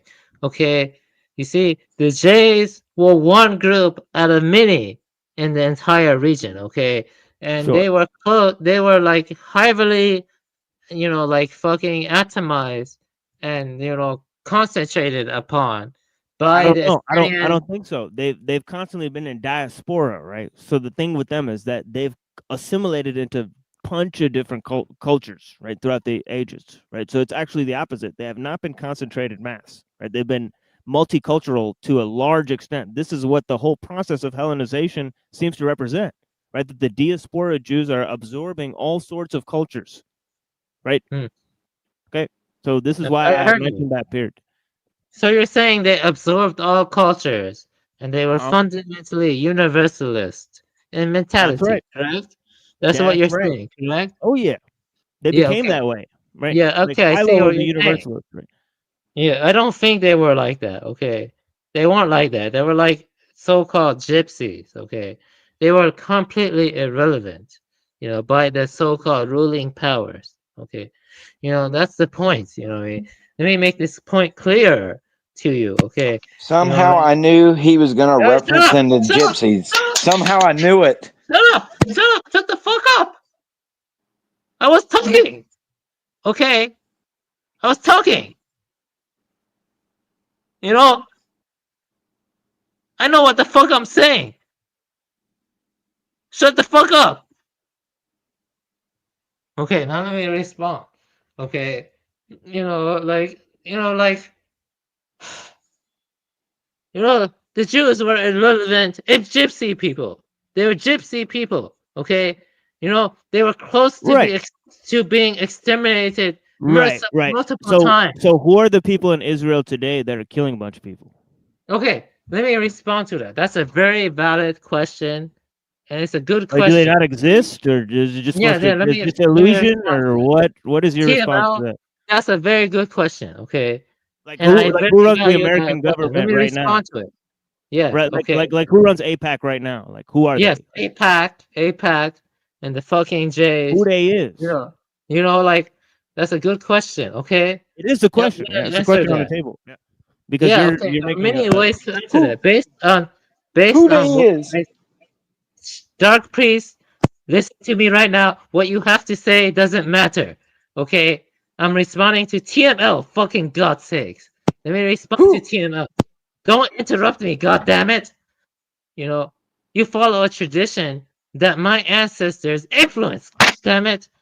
Okay, let me answer TML. That's right. Let me praise your brown ass. Shut up. Shut up. Oh, damn it. So let me answer TML. Okay. Okay. You know, TML. Okay. I'm going to answer you in a professional way. Okay. You know, there are multiple recorded, you know, the way they record history is different across different. Holy cows, man. Let me respond to TML, goddammit. I'm just responding to him. Why do you gotta interrupt me? Yeah, Okay? please proceed, Avian. Just Yes, ignore them okay, because it's taking forever. Yeah, it's taking a long time. Yeah, I'm taking Please, let's go forever. ahead. Okay. TML, they were close to being exterminated multiple times. Okay, by the Babylonians, by the Yep, you said that before. Yep. Yeah, by Hadrian. Okay. You know, they weren't as big as you think. Okay. They weren't as big as you think. Like the Qumran. Why are you saying that I think that the Jews are big? When did I say that? Where are you referencing that from? Is that from one of my statements? I'm referencing it from the fact that you claim that the Jays, they had tremendous influence, that they had formative influence. You see what I mean? Like they weren't a so-called ethnic group, and that they were a cultural group. What do you mean? What do you mean formative influence? Are you claiming that the Bible doesn't have formative influence? Are you really claiming this? That's a kind of complicated thing. You see what I mean? No. It's an easy thing. No, hold on. It's an easy thing. Does the Bible have formative influence? Do the 10 Commandments have formative influence within Western society? Yes, they do. But we have to focus on. Okay, that's it. That's it. Okay. That's it. Did it come from the Jays? That's it. Yes, it did. It came from the Jays. Yes. Yes. But who Bible, were the Jays? Moses. I don't think it came from the Jays. Moses. Like a confluence. It's a confluence. It's a confluence of influences. It's a confluence. It's the Bible. Look, it's the Bible. The Bible is Jewish. Yes. Okay, that's what. Okay. So there's the formative influence. That's all you need to know. What is Jewish? The Bible. I just said. But before that, I'm asking you, TML. Before that. There is no before that. There's the Pentateuch. It was revealed, right? There's no Jews before. There's no Jews at the time of Abraham. There's no Jews. You don't think there were any Jays before? No. They existed after Moses, right? So this is what the Bible the Bible is where you get the Jays from. Moses wrote the Pentateuch, right? So there's no Jays before Moses. TML, I'm sticking close to this so-called resources, you know. Right. So am I. Yeah. So am I. Yes. Right. Yeah. Like, let me clarify. Like for example, right? Like the Bible interrupts me. Let me clarify. Yeah, sure. Yeah. Okay. So let me clarify. Okay. You know about the Qumran caves? Okay. The Qumran caves. Okay. Yes, I know about it. Yes. Yes. Okay. You know the Jays. They were close to being exterminated by the Babylonians. Okay. Then Kurush, which is known by the English language as Cyrus, you know, he protected the Jays. Wait. You didn't know that? Yes, Cyrus. Yeah, you're talking about King Cyrus, right? Okay. Cyrus, yes. He protected the Jays. Yes, I know about this. If it weren't for Cyrus, it's written in my book. Would have been... Yeah, I talked about it. Yeah. Yes, okay. If it weren't for Cyrus or Kurosh, you know, the Persian name for Cyrus is actually Kurosh. Okay. Yeah. But the Latinization says Cyrus. If it weren't for Cyrus or Kurosh, the Jays wouldn't have existed. Okay? Right. And how do you know that? Are you talking about the people or the religion? I'm talking about what's recorded in the so-called scholarly resources. The scholarly resources or the so-called academic resources. Do you think Jays who were close to being exterminated by Babylonians would have survived without the intervention of Cyrus or Kurosh? Like, that's just a simple question. Yeah, I think the people would have perished, but the religion would have survived. Okay. Like, what basis do you have to claim that? I'm just curious. For example, right? At the time of King Cyrus, right? That was you have the Cyropedia, right? That's about 400 BC or so, right?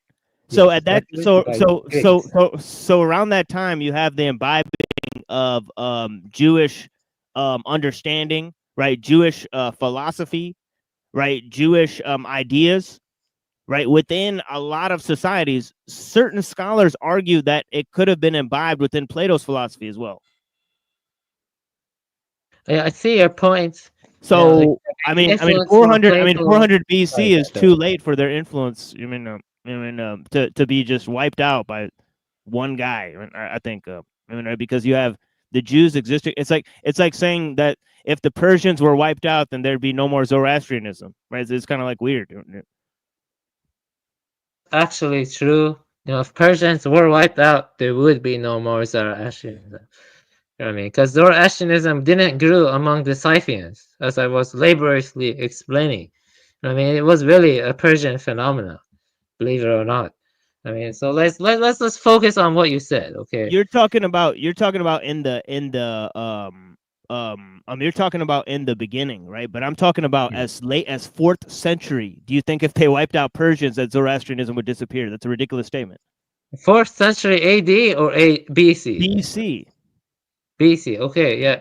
Let's focus on the BC because that is actually a valid point. Yeah, right.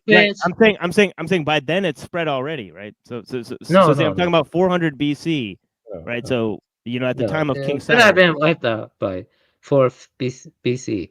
If you were saying AD, I don't know because the Orphic Pythagoreans were influenced by Zoroastrianism, and they were all the way in Italy. So what are you talking about? If they wiped out Persians, you'd get rid of, Zoroastrianism. What are you talking about? First, we have to understand the history. Okay. First, we have to ask the question: did Hadrian really reduce the Jewish population to 300, or is that an exaggeration? We have to ask that question. The J population to 300. Is that an exaggeration, or is it? And see, by the time of Hadrian, it's really inconsequential because you already have the Christians, so they're already preserving Jewish literature. So it doesn't matter at all. It doesn't. It wouldn't matter one bit if Hadrian killed every last J on Earth. That Judaism would still survive at the time of Hadrian because of Christianity. I mean, it's ridiculous. That's a valid point. I admit. Yeah, of course it would. They have the entire Old Testament, right? That they're preserving. You would have. I mean, the Christian Zionists today are no different than Jays. They say Jays are the blessed people in the world that they need to help Jays gain world domination. They're no different from a Jay, and it's because they kept the Old Testament, right? Yeah, you make a valid point there. Okay, that's a valid point, but it wasn't. Yeah, it's the teaching. It's the teaching in the Torah, right? That says, okay, like in Isaiah, right? It says like, look, the Jays are going to rule the world, right? So that's different, right? So anybody can get up and claim they're a Jay anytime they read that book, right? And they have throughout history, right? So as long as the book survives, the idea survives, the religion survives. It doesn't have to be a race or a people, right? That's right. Just like Batman becoming, a symbol. That's right. Right for justice. I'm talking to TML. God damn it! I'm talking to TML.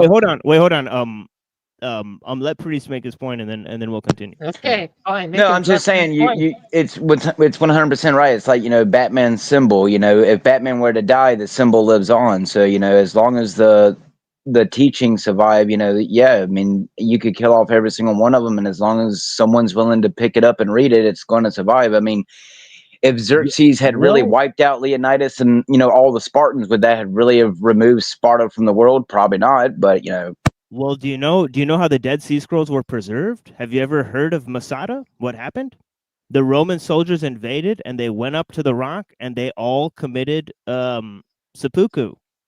And they said just to preserve the book. They said we'll hide the scrolls and we'll chill ourselves.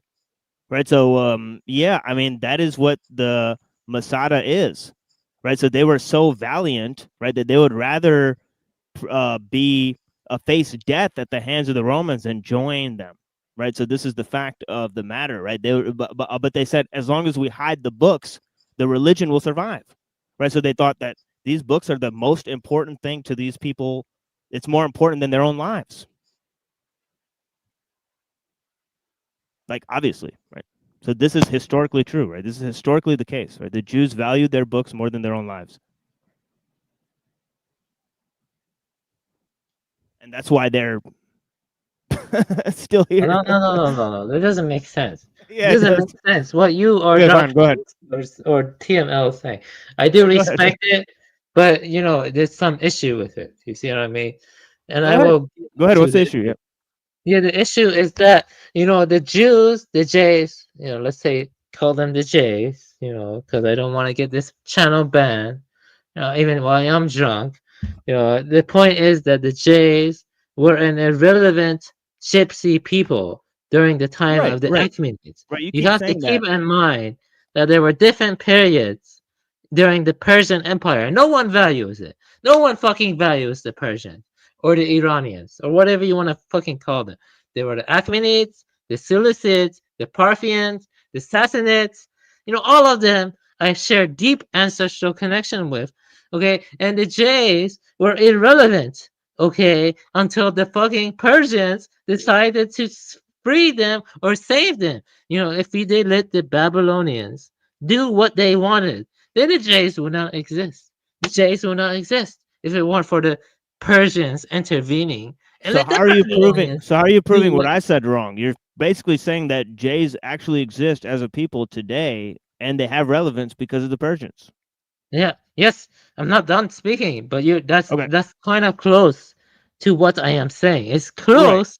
It's 50% close to what I am saying. Okay. But it's I'm not trying to figure out 100% where you're critiquing what I'm saying, right? Because, I'm critiquing what you're saying is that the Jays would not have existed if it weren't for Kurosh or Cyrus freeing them in the first place. If it weren't for Cyrus freeing them in the first place, they wouldn't have existed. There would be no Christianity. There would be no Judaism. There will be nothing. Okay? You see what I'm saying? Okay? No. They wouldn't have existed. The Babylonians were close to getting rid of them. Okay? You know, they were close to getting rid of them. They would have been an irrelevant tribe. Just like every other fucking tribe, like Carthage and like every other tribe. You know, there would be no Christianity. There would be no fucking Judaism. There would be no fucking Islam. So I'm sensing a deep ancestral regret. Shut up! You can say the same thing about Indians. There's still Indians today. The white man didn't wipe all of them out. You think that monkeys evolved into Persians, right? But the fact is that God created the Jews. He can turn them into monkeys. He can turn them into whatever he wants, right? So this is the problem you're having, right? You think that God created the Jews and then they created Christianity and Islam, right? But that's false, right? You can't prove that. That's one. That's not what I'm saying. No. That is what you just stated, right? You can't prove that at all. Right, and then secondly, Do you regret that or something? Right, and then secondly, Judaism is a race and not a religion, is what you're claiming, and you haven't been able to prove that. Right, so for the fourth time, if the book survived, right, there'd be a good chance that the religion would survive, and therefore there would be Jews, right? Listen, okay, I appreciate your input, and I see what your point is making. Okay, it's a valid point. It makes a very good point, but you don't see my point overall. You see that the point is that Moses, all this lineage of so-called revelatory figures, okay, it starts from so-called Jays, you know, so-called, you know, mythology. There's so-called, you know, narrative. See what I mean? Persian narrative that starts from the Gathas and that came from, you know, I don't know. Can you prove that there's a genealogy between Judaism and Zoroastrianism? No, you don't understand what I'm saying. You have to let me finish talking, TML. I appreciate you a lot, TML. But you don't see my point. You don't see my point. You see what I mean? What I'm trying to say, if history worked differently, then maybe the Europeans would be worshiping Mazdak the Younger instead of fucking Jesus. You see what I'm saying? Like it's just simple knowledge, you know what I mean? Like, you see what I'm trying to say? Like, but history happened one way. Can you prove that there's multiple explanations for history, or there's multiple timelines? I could prove it. Yes, I could prove it. If the Achaemenids, like Cyrus or Kurosh, now you don't understand. No, now you don't understand what I'm saying. Can you prove that history could have happened another way? Yes, history could have happened another way TMO. How do you know? How do you know that time isn't just one coherent structure? That's a good point, TMO. So how do you know? So how do you? So where do you get the idea that you could have different possible timelines? Yeah, that seems like bullshit. TMO. That's right. That's right. I want the Hulk to get the damn time stone. Take it back, Banner. TMO. Dark Priest, shut the fuck up. I'm responding to TMO. God damn it. I'm responding to TMO. Let me respond to TMO. Like getting man. tinier. Stop Like interrupting me. Let me respond to fucking TMO. God damn it. Let me respond to TMO. TMO, that's a valid point. Like, of course, I've made many valid points here. Yes, you do. You're intelligent. You see what I mean? I get overwhelmed easily when I have so many people talking over me. No worries, but please proceed to He the next. sounds like that clown. Shut up. You got overwhelmed easily because you're drunk. Shut up. Yeah, I'm talking to TMO. Because I've really been talking your ear off, you little birdie I ear. can't talk to more than one person at a fucking time. Let me talk to TMO. Yeah, it's cool. I like this line of inquiry. Yeah, I like this line of inquiry, but please let's proceed. Let's move on. Let's cut to the chase here. Go on, please. Next question. Let me fucking proceed. God damn it. Go ahead, proceed, please. Go ahead. You're taking too long. Go ahead. Yes, I am taking too long, but the people are talking over me. Right, but you're getting flustered and you're not proceeding. Please go ahead to the next question. Next question. The J's wouldn't have existed if it weren't for the fucking Achaemenid. Just like Hadrian, if he had gotten rid of all 300, okay? And in the point is... What works did the Achaemenid produce that changed the face of history? Did they produce any works of philosophy? Did they produce any literature? Well, it was mostly eliminated. You see what I'm trying to tell you? The Gathas... So you have no proof that they produced anything? Or do you have proof that they produced any literature that survived and influenced the world the way the Bible did? No? Damn it, man. Yes, we do have proof. Like, we have to rely on oral tradition. We have to rely on other things. We have proof, like, it's more indirect, though. The Gathas is one thing. The Gathas. And also the Achaemenid reliefs. See, when I looked at the Achaemenid reliefs, they were close. They corresponded to the Gathas, okay? The Gathas, okay? They talk about similar things as the Gathas. They talk about Druj and Asha. Okay, I have looked into that deeply. Okay, so the point is that a lot of notions of the distinction between truth and lie, and the notion of like a god of order, came from Zoroastrianism. Okay, that's kind of, that's not a really asinine claim. That's true. The god of order came from fucking Zoroastrianism. What about Hinduism? There's not a god of order there? Hinduism is more about, based on what I read from Upanishads and early Rig Vedas, is more about a pure awareness. Okay, it's about a pure awareness that integrates both chaos and order. Okay, so it integrates both chaos and order. Okay, so their god isn't purely about order. Do you see what I'm saying? Like, you see, in Zoroastrian god, at least from the monolatric perspective, it's largely about order. Okay, so it's kind of complex stuff, but I'm telling you that the Jays would not have existed if it weren't for my ancestors freeing them from Babylonian captivity.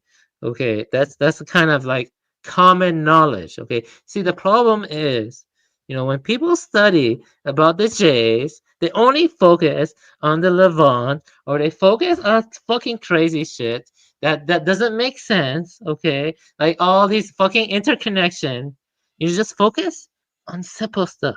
Okay, and when you focus on the simple stuff, what is the simple stuff? The simple stuff is that there was a group of people named the Jays. Okay, and they had like some kind of patrilineal or matrilineal, either a matrilineal or a patrilineal continuity. Okay, I'm answering that question. I have to answer one question at a time. Even when I'm drunk, I have to answer one question at a time. So the patrilineal or matrilineal continuity, You see what I mean? And that they had their own notion of being so-called chosen people. You see what I mean? They thought they were like gypsies. They thought they were so great. You know, I don't see how their fucking mythology grew and conquered the whole fucking earth. You see what I mean? You know what I'm trying to tell you? No, I know what I'm talking about, man. Yeah, Okay.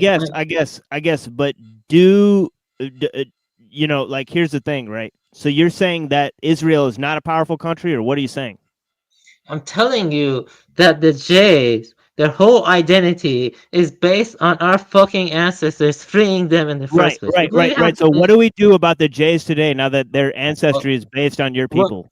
What we do about the Jays today? That is a valid question, but that is quite a jump, and I will answer that question in like a few Well, it's the seconds. relevance of what the past has to do with today, right? No, it is relevant, okay, and I will answer that question. You know what I don't deal with so many Because people. you're saying that studying the Jays is irrelevant, right? And No, you're I'm trying not to saying prove that. that. I'm not saying that studying the Jays is irrelevant. I'm not Okay, saying that. I'm saying that you have to study the Jays and Right. relevance in Of course, to who freed them. Okay, I'm saying that it's best to abandon everything that the Jays have ever touched. Everything Right. the Jays have ever touched. So you have to find out what it is first, right? Yes, that's right. And then you go to Vendetta, or you go to Buddhism, or you go to any other tradition that is not touched by the fucking Jays. That's what Right. I'm saying. Right, That's but you think all these other traditions are touched by the Jays and Zoroastrianism isn't, but that's not true.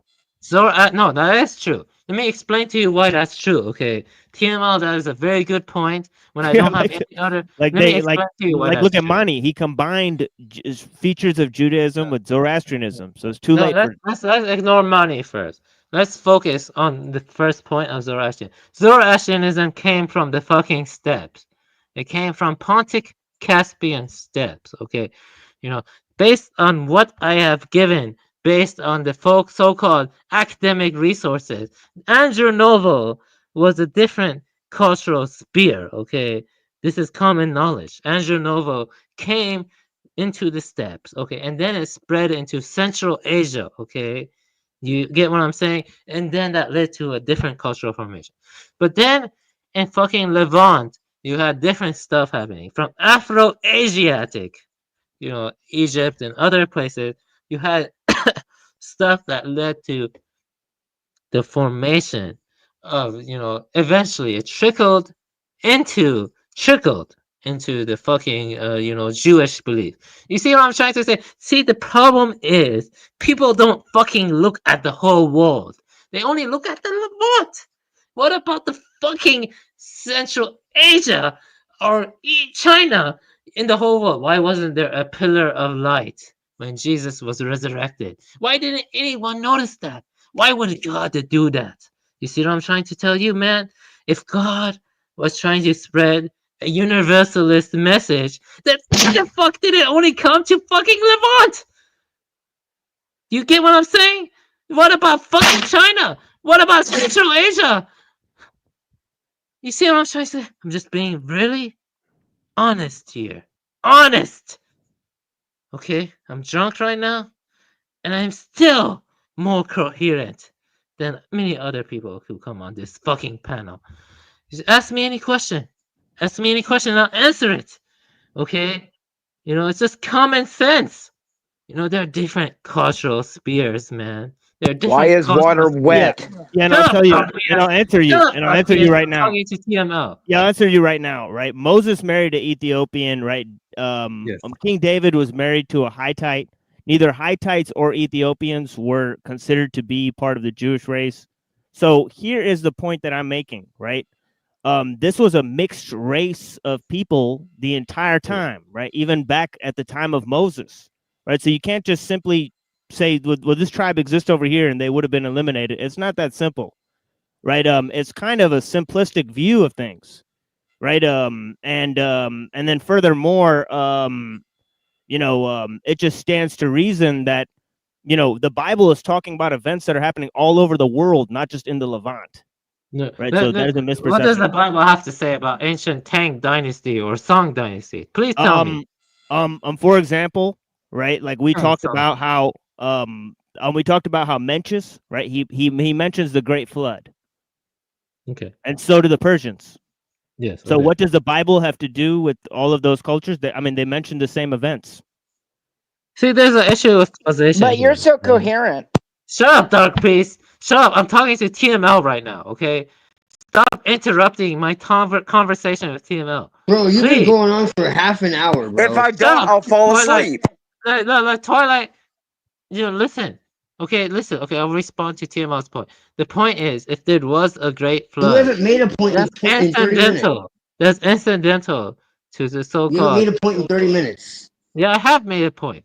It's been 30 minutes and you're just rambling and looping and incoherent belligerence. No, I am not incoherent. TML, am I incoherent? You are. Please be honest. TML, am I incoherent? No, it's all good, but please, everyone, respond freely. Respond freely. If they respond freely, then I don't have an opportunity to respond my fucking self. That's the problem. Sure. You have had a great opportunity to go have a back and forth with me. You've been rambling for 30 minutes. And you always do. You always do. Anybody can talk to me. I will never accept the Abrahamic faith. It doesn't matter. I don't want anything to do with the fucking. Doesn't matter. No one doesn't matter. That's your opinion. That's your opinion. Yeah. Who cares? Who cares what you think? Yeah, who cares? Yeah, I would rather die. Who cares what your personal beliefs are? Who cares what your personal beliefs are? Yeah, who cares? Yeah, that's right. That's a good point. Like, who cares what your personal beliefs are, right? I agree, TML. I agree. You make a valid point. Like, that's just your opinion, right? Yeah, that is my valid opinion. If you don't have any facts to back up your opinion, then I it do doesn't have matter. facts to back up my opinion. Yeah, I do. Right. You So sound what are like the facts? Giorgiani, except worse. Right. So wait, what are the facts? Giorgiani, okay. I'm worse than Giorgiani. Okay, Giorgiani who goes around telling me all the fucking cultures were Nordic. Okay, all these cultures are fucking Nordic. Right. I have nothing to do with the ancient Persian. Not actually what he's saying, but yeah. Yeah, he is what he's saying. I can pick up the fucking book and get the PDF, and he claims that R1A and my fucking ancestors were Germanic. Yeah, I could fucking claim that. Like I know what the fuck I'm talking about. I'm not fucking. I've heard him say multiple times that Iran was a multicultural society. Yeah, and he claims that the North. He claims a lot of bullshit. He claims that the fucking. He claims the people that are running the world are Nordic. He doesn't say that Iran was Nordic. Boy. He does say that you were Nordic. You want to get it up on my? I can pull up the interview right now. Like it's from his own lips. He says they were fucking Nordic. Shut up, Twilight. Twilight, shut up. I don't need to shut up. This isn't your show. This is Muhammad's show. I wanted to talk about Twilight. In case you forgot where you are, we might want to interrupt him now. This isn't your stream. This isn't your stream. Get off your high horse. Get out your fucking ego. This isn't your goddamn stream. Know your fucking place. Sit down and shut the fuck up.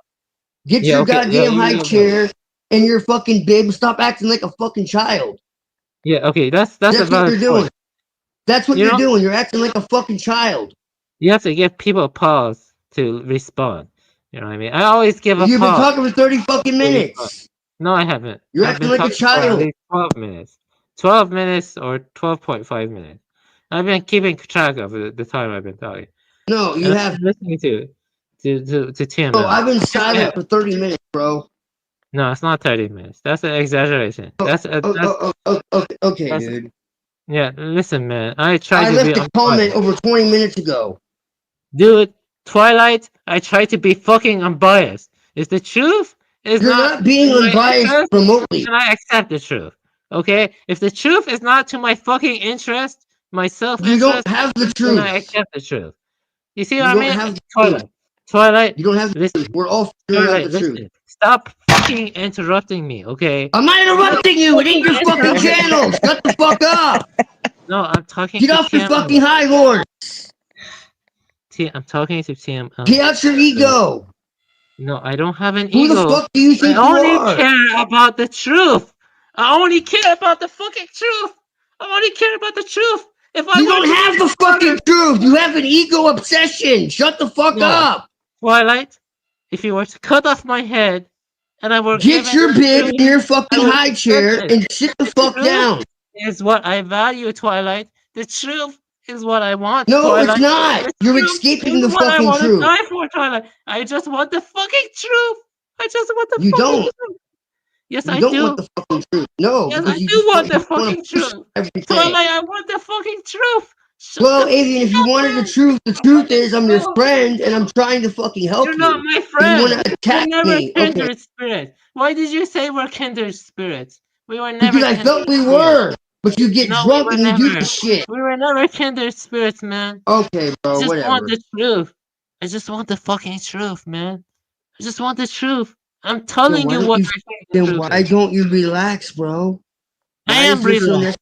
No, you're I not am relaxed, talking bro. to TML. Why do you You're gotta not. interrupt me? Why Dude, you gotta I'm not interrupt me, man? I just want the fucking truth, man. I Bro. just want the truth. Kill Bro, me. you've been Take talking a for gun 30 and minutes. shoot me. I don't You've care been anymore. talking for 30 minutes. My wife will TML just find said another everyone man. is free to Yeah. talk. I don't give a shit anymore, man. Everyone just TML. I just Dude, want shut the fuck Existential up for a goddamn crisis. second. Existential crisis. No, it's no worries. But yeah, let's formulate questions so that we can continue the conversation. You talk This is completely incoherent. This might turn into an intervention. All right, I'm not your friend. I'm not your friend. Then. Fuck you. Whatever. Like, I'm not your friend. I just want the Fine. truth. Okay? I'm always, Don't we all? no matter how drunk I am, I want the truth. You're way too fucking drunk. No, it doesn't matter. You shouldn't be on a I want fucking the stream truth. this drunk. Namo Buzz is Amityville one Buddha. thing. That's what I say when I'm drunk. Namo Amityville Buddha, and I will remain calm. You know what I mean? Well, you're not acting very Buddhist. Yeah, listen. Oh, you're not acting very Brutus. You know, have you ever read like the fucking Platform Sutra, Diamond Sutra, all these sutras? You know, probably just fucking like read them like sentence. You know, just you skim them. I think you skim them. You don't even read them deeply. Be honest. Can you take a breath? Can you take a breath? Just take a breath. Sure. Okay. That's right. In through the nose, out through the dick. Just take a breath. For real. Take a breath. Okay, I was yelling too much. Okay. Okay. Sorry, what was the point? Emma was asking me. Stop yelling. You got in trouble, huh? Yeah. It doesn't matter. I want the truth. I want the truth. I want the truth. I want the truth. Okay, well then you have to be open to all possibilities then. I am open if you've to already all. assumed the truth without looking into information, then you're never gonna fucking find it because you're gonna have biases. Then Yeah, what I think that was. Open Yeah, I all think that was a good information. back and forth. I mean, it didn't cover a lot of stuff. I mean, so I like the questions. No, I appreciate the a questions. woman has to say. I don't give a shit what a woman has to say. I know what I'm saying. I focus on the truth. I know. You know what you're saying. You know what I'm saying. Neuro Jack approves. Yeah. And now we're not friends. Okay, Why man, did you- whatever. We Yeah, just we only talked got like- and we Yeah, we only made got up like and 30 everything was minutes or cool. something. Now we're not friends anymore. Well, I guess you lack integrity. I was cool. I guess I lack integrity. I guess. What do you want me to be transparent about? I can answer any question and be transparent about my. No. All the times I stuck up for you and I forgave you, and now you want to be a fucking asshat. Like whatever, dude. Whatever, Yeah. bro. I've said Okay. nothing but good about you. That's understandable. Okay. I've said nothing but fucking good about you. Listen, man. You could ask Okay. anybody. Let me ask you a And you want to question. do this dumb shit. Or like, And you want to do if this you're dumb not gonna shit. let people speak, then what's the point of talking to you? Let me You speak. have been talking for 30 fucking minutes, bro. I haven't been talking that much. Have I been talking that much? It's like 15 minutes. Maybe it's like 15 minutes. I've been like maybe I would just say You that are we've drunk, been bro. looping, but yes, you're looping. That's the Yeah, problem. you know We what? have Yeah, you three know, it'd be a people. good like practice. It'd be like everybody has to talk in questions, so everybody just asks questions. You know what I that mean? would be good. Yeah, That would be dope. It'd be like a Socratic. I think that's good. TMO, that's good. That's what I wanted in the first place. So that way, No, Twilight. it's not. You want to scream over everybody, bro. No, I don't You're want too fucking drunk. Twilight, You don't realize how drunk you are, bro. I'm not saying that to attack you. I've been there myself. Look, Aiden, listen, bro. God, I'm not allowed to drink. Listen, namaste, bro. Listen. Listen, I'm not screaming at you because I'm mad. I'm trying to get through to you. Hear me out, man. Fuck. I don't like it when people. Listen for a second, man. I'm not yelling because I'm mad. I'm yelling because I'm fucking trying to get through to you. Listen, man.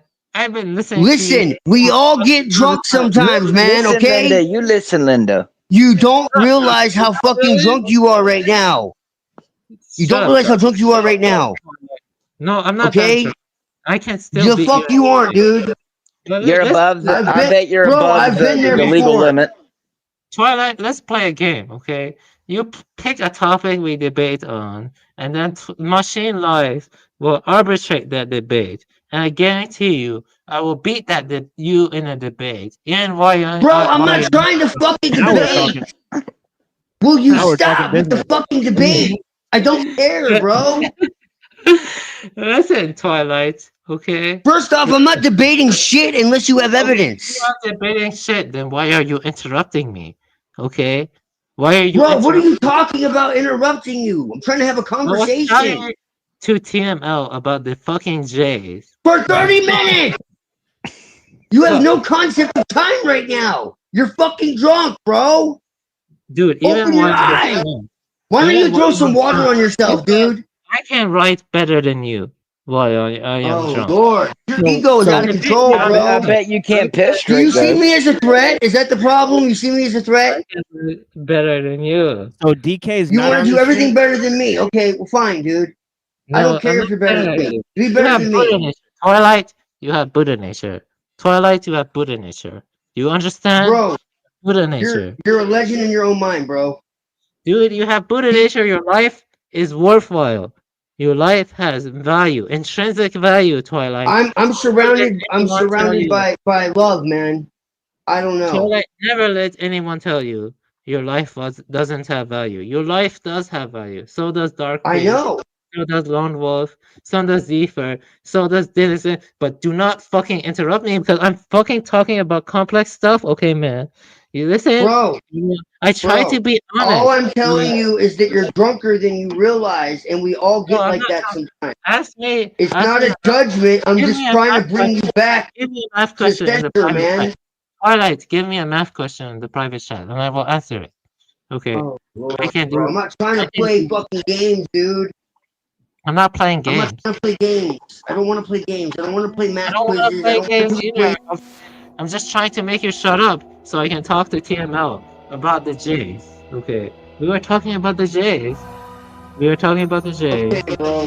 You can talk about the J's till the cows come home, bro. Cows. You know, cows are... We can talk about the cows too, but that doesn't matter. Right? Bro, we can talk about anime, bro. How about we do that? Holy beef. It's the holy beef. That was a lot funner, man. Remember, we were gonna watch anime together and then do an esoteric breakdown. But I guess I'm not your friend now, bro. What kind of shit is that? I don't know. Just give me a test. A test that determines whether or not one is a friend or not. A test. Now, everything in the life is a test. You know, whether you. And I didn't even say anything about you fucking talking shit to my best friend. What was your best friend? You know, I gave her some money. Moontan is my friend. Moontan is my friend also. Well, then why are you talking shit to her? No, we aren't talking shit. We are.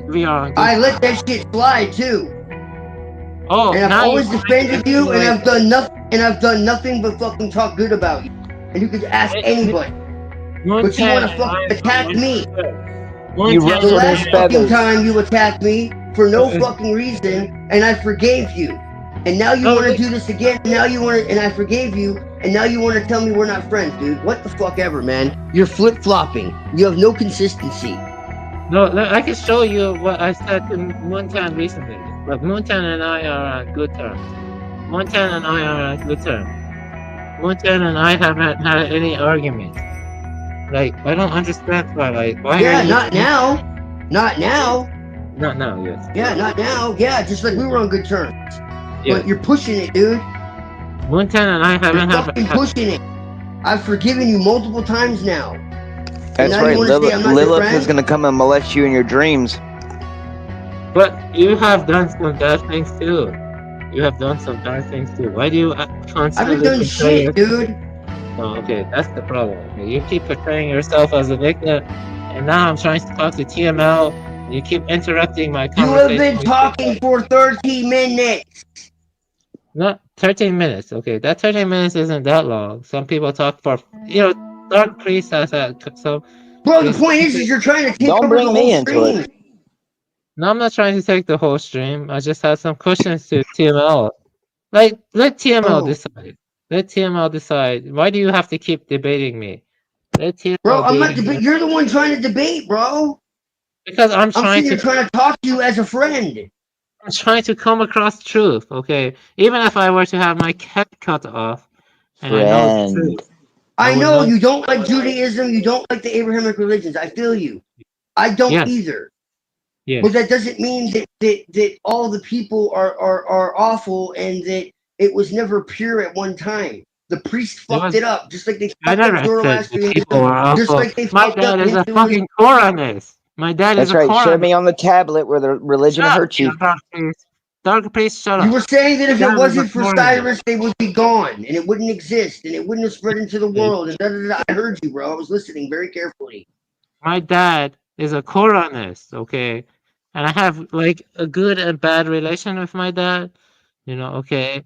And I don't, you know, I'm just trying to speak unbiasedly, okay? You know, I read the Gathas. My dad hasn't read the Gathas. I have read the Gathas. I have read other texts my dad hasn't read. And I try to be unbiased, okay? I just want the truth, Twilight.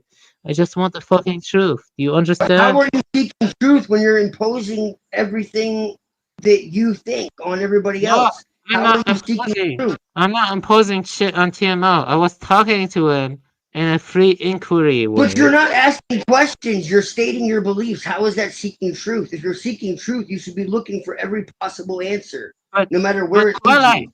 Shouldn't you ask TML if I was doing that? All right, dude, you can talk to TML for the rest of the fucking night. I don't care what you do, bro.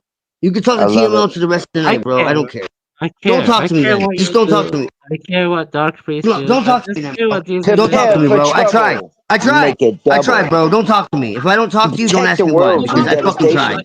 To unite all peoples. If I don't talk to you, don't be confused why. Don't be confused why if I don't talk to you, because I don't fucking deal with this shit. I don't deal with disrespect.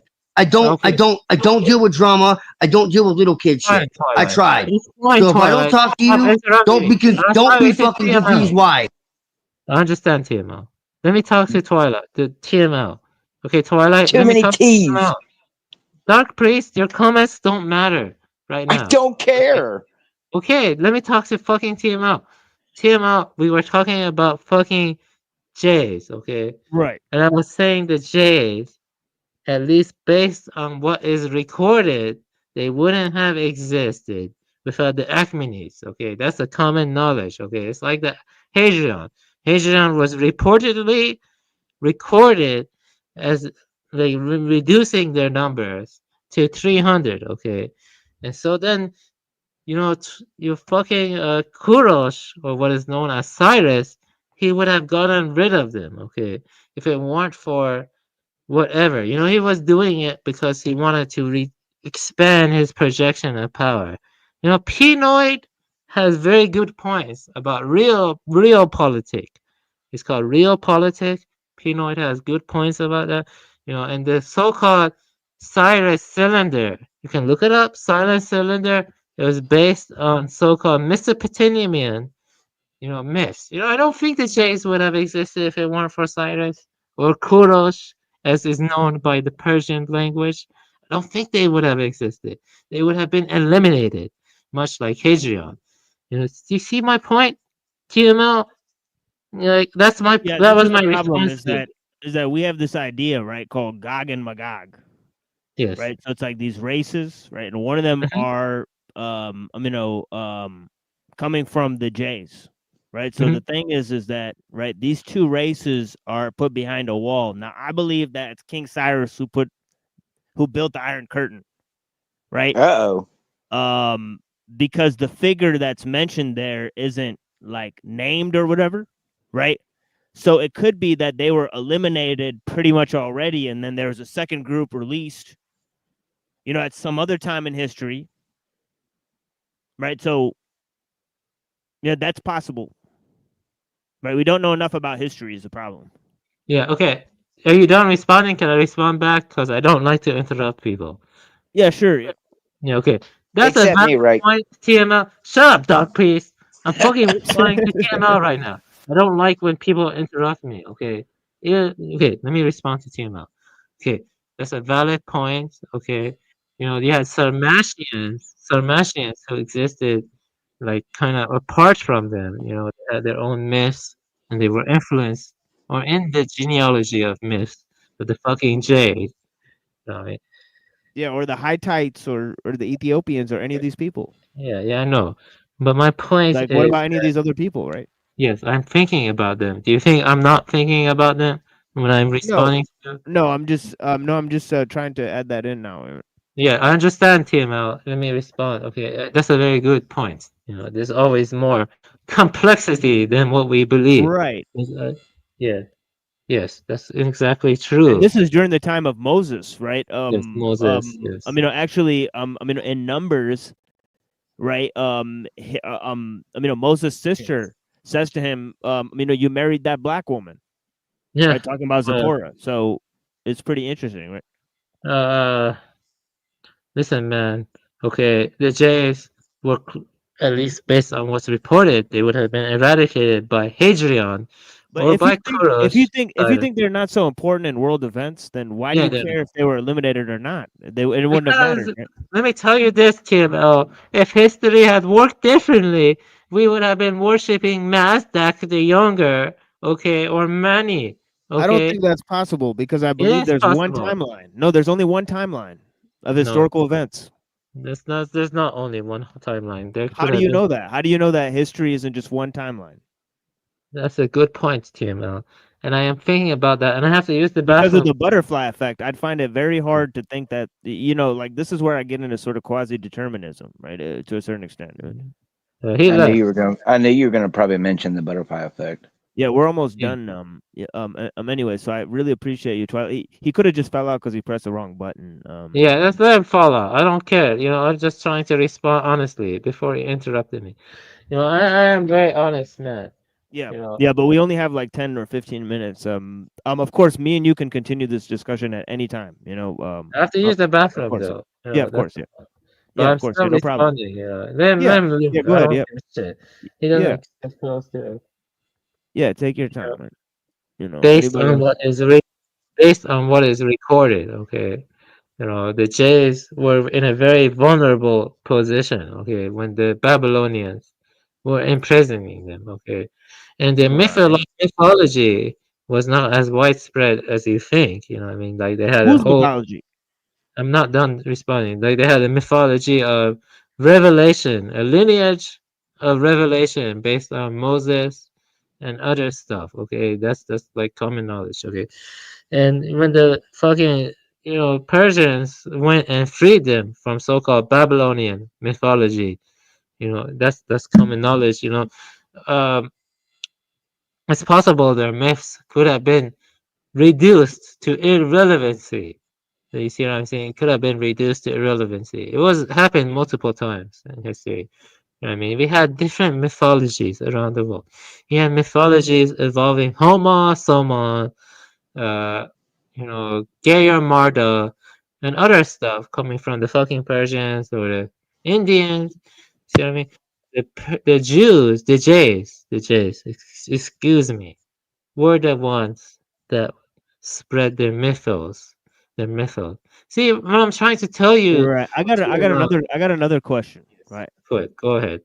How do you know that it's not the same sort of like group of people that maybe influence both Hinduism and Zoroastrianism, or maybe Hinduism and Judaism, or Zoroastrianism and Judaism?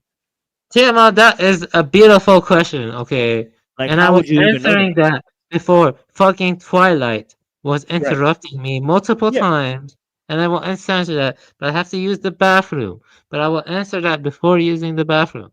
Listen, man, based on what they tell us, okay, I said this multiple times, what they tell us, there were different people that came from the fucking steppes and from the deserts of the Levant, okay, man. They could be lying, based on what they're telling me, but I have to take the evidence and the data that they fucking give me. You see what I mean? And if I discount the evidence that they give me, that means the entire field of history is bullshit. You see what I'm saying? You can text me this stuff. You can write this stuff to me, and I'll explain it to you as impartially and unbiased as possible. It's not entirely in my interest either, man. You know, I don't like hearing that the fucking Andrew novel was close to Swedish people or close to Northwest European people.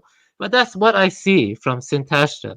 So I take the fucking evidence, and that's what I see. There are different multiple people, man. It's not like they were all influencing each other, like so fucking that much. You know what I mean? Like you had fucking Sintashta, they call Sintashta, Scythians, you had fucking Sogdians, you had fucking Persians, you had fucking Levantians. There were different spears of cultures. You see what I'm trying to tell you, man? There are different spears of culture. For the early Vedas, it came more from the steppes. You see what I'm trying to tell you?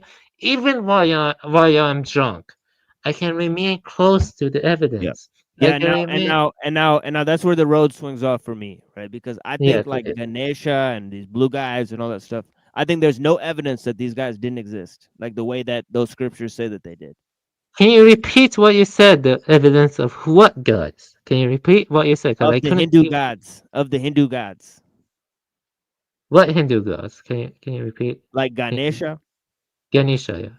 Yeah, there's no like, to me, like these all could just be real stories. Yeah, TML, you know, what I'm telling you is that there are different spheres of culture. Ganesha, you know, all these other figures that came from more Right. You're saying that somebody made it up, and I'm saying I'm not saying they made it up. Okay. You know, I'm saying that it came from, they're different like cultural spectrums. They're different cultural continuums. Does that make sense? Like that's what I'm trying to tell you. Like that's why we speak Indo-European languages. You know, there are different languages groups. There's Semitic language, there's Indo-European language. Do you get what I'm saying? Like where do these languages come from? You see what I'm saying? Like maybe they came from one source. No, that's not possible. No. I mean, it is possible they came from one source. So it is possible. So no. I mean, you just did a 180, but yeah. No, it is possible, but they came. If you want to go back to the one source, you have to go back to like fucking Africa. You see what I'm saying? Like you have to go back that far back. Yeah, maybe it was like Pangea or something. Who knows? Yeah, TML, I'm sticking close to the evidence. You know what I mean? Like I don't want to like deviate far from academia. If I deviate far from academia, then I lose all frame of reference. You see what I'm trying to tell you? Sure. If I deviate that far from academia, I lose all frame of reference. And the point I'm making you is like, well, academia is gonna bolster the credibility of the Jays. So that's also a thing. The Jays aren't as powerful as you think. Okay, man. You have the fucking black. No, they're also as powerful as the physical academia, where they give themselves Nobel Peace Prizes. It's not just a joke. It's not just made up reality, my friend. Like, TML, I know what you're saying. TML, I used to believe that. But let me tell you this, man. You have the British royalty. You have the fucking Venetian royalty. You have the black nobility. Yeah, they're all related to the Rothschilds. Yeah, but they could be using fronts. Let me go use the bathroom, man. I have to use the bathroom. I've been like really holding it, and I'll come back in like fucking 2-3 minutes. Sure. If you talk about this further, we can.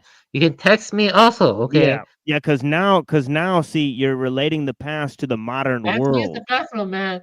I have to use the bathroom. How many times I have to say that? Let me use the bathroom. Go ahead and do whatever you want. We only have 10 minutes, so.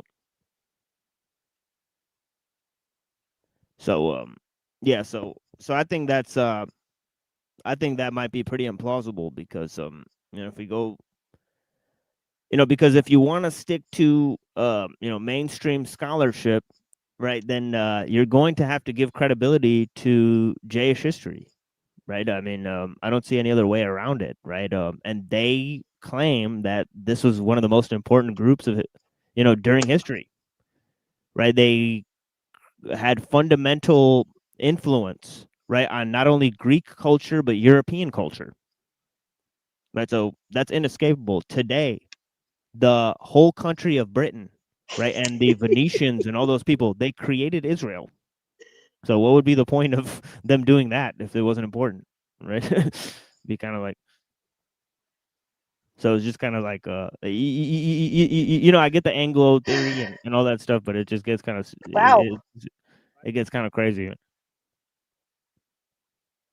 It's a different line of conspiracies where they're like, oh well, it's bloodlines are the most important thing. But who told you it's the bloodlines that are the most important thing? It's the Jays, right? So this is the thing.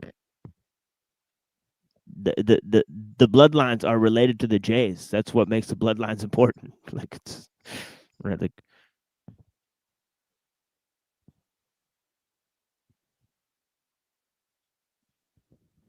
So we'll wait till Evan gets back from the bathroom and then we'll get up in the closing of the show because it's already 5:53 in the show. So I really gotta start. I'm back, you know. I'm back. You know, let me tell you this, you know, even when I'm drunk, you know, it doesn't matter who has to respond. I still stick close to the evidence. I still try to remain unbiased. I still try to remain polite. I just don't like it when people speak over me. You know, let me it doesn't matter. You know, like Dark Priest might have some dumb comment to add. Doesn't matter. I try to remain polite. You know what I mean? I have been the one in the right this whole time. You know what I mean? Ask me anything. I can respond and argue Maybe myself sensibly. So ask me anything. What is it you want me to believe? You know, what is it you want me to argue? I've been trying to be as unbiased and honest I don't know. as I know I'm possible. not running the world yet. Okay, what I don't know who is responding, who is giving those dumb comments. You know, make yourself direct. Be as concise as possible. You know, then give a pause and let someone respond. And you know, that's the point. You know, I'm after the truth. I don't give a shit what other people believe or what they look like or what they have to say. I'm just after the truth. If the truth turns out to be painful to me, I'll embrace it. Okay? But if the truth, you know, I just wanted to know the truth. You see what I'm saying, TML? I just want to know the truth. You know, and that's the point. It sounds like a personal problem, though. Zephyr, shut the fuck up. I'm giving a response right now. If you have, I like how she's sewing things. She's like sewing. If you have to listen, TML, if you have to denounce all of academia, like all of academia is bullshit, then you have to denounce all the publishing presses that gave you your book. Does that make sense? You know, if you denounce all of academia, then every form of knowledge you have, TML, is bullshit. You see what I'm saying? So it's not good to get that too conspiratorial. Like, where do you get your books I do what I from? want. Like your Bible. Who publishes and prints your Bible, Dark Priest? You see, why do you believe in your Bible, Dark Priest? Academia. That's who published it. Yes, exactly, Timo. So what are you talking about? So why don't you trust the Bible? Yes, exactly, Timo. Timo, that's exactly true. Yes. You see what I'm trying to say, Timo? You see, I'm trying to be as unbiased as possible. Right. You see, yes, I don't give a shit if the truth hurts me, if the truth is not to my advantage. I just want to know the fucking truth, man. I just want to know the truth. You know, if you start telling me the truth is that the fucking genetic engineering in the past or that the fucking giants in the past, how am I supposed to know that's true? I don't think that's true. Yeah, it's not what they report that's true. I don't know how I can infer that's true. You see what I'm trying to say, TML? You know, like, oh yeah. Yeah, that's why I have problems with Twilight. Why I don't like him that much. You see what I mean? And why he talks constant shit to me. You know, and same with Dark Priest. You know what I mean? Like, motherfuckers, if you're gonna reject academia that much, why do you believe in the fucking Bible? You see what I'm saying, motherfucker? Like if you're gonna say, shit, Dark Priest, let me respond, man. Then I get pause and you respond. Listen, Dark Priest, okay. If you say evolution is an illusion and the fucking like all the Bible, like everything I'm told is an illusion, why believe in the Bible, man? Because they're the ones that publish your fucking Bible, man. Well, I can tell you, Avian, I don't believe in the Bible because a man wrote it. That's not the reason why I believe in it. Yeah. They're the ones the answer that is in the print your Bible, man. They're the ones that print your Bible. Why would they print something that goes against the interest of the fucking academia. They're the ones printing your Bible, Right. man. Here's the It's thing, fucking common sense. like Melanie Cosmic Fox, right? You talked to her, right? Yeah. Right. So she believes in the conventional view, and you don't. She believes in the conventional view of academia, and you don't. Yes. So how do you reconcile that? Yes, that's a good question, Timo. Even while I'm drunk, I can respond to that. As long as people do not interrupt me. And You have to constantly remind us we get it, you're fucking drunk. Please. Even while I'm fucking drunk, I'm 10 times smarter than you. Okay? Let me respond to the TML, okay? Like, why do I believe in, see, the thing with the so-called nine tails is that they're a materialist, they're a physicalist, okay? I am not a physicalist based on honest assessment, okay? That's the thing, is that if you look into the fringes of academia, you will see that there's more diversity in their beliefs. You see what I mean? Like, you have like fucking, what is up with that music, man? Like this, like it's like destroying my concentration. But anyway, you will see that it's okay. You will see that there is like, you can't multitask. Yeah, I can multitask, motherfucker. But you're smarter than me. Yes, I am. But yes, you can't listen to music at the same time? Oh. Yes, I can. Yes, I can. Anyway, you have like different ontological beliefs. You have like fucking like poverty dualists, you have panpsychists, you have idealists, you have physicalists. That's different though. You see what I mean? Like you have to look at the nature of the interpretation of the evidence, or the way they frame and interpret it and project the nature of evidence onto that. Does that make sense? That's different. Like unfalsifiable philosophy is different from like fucking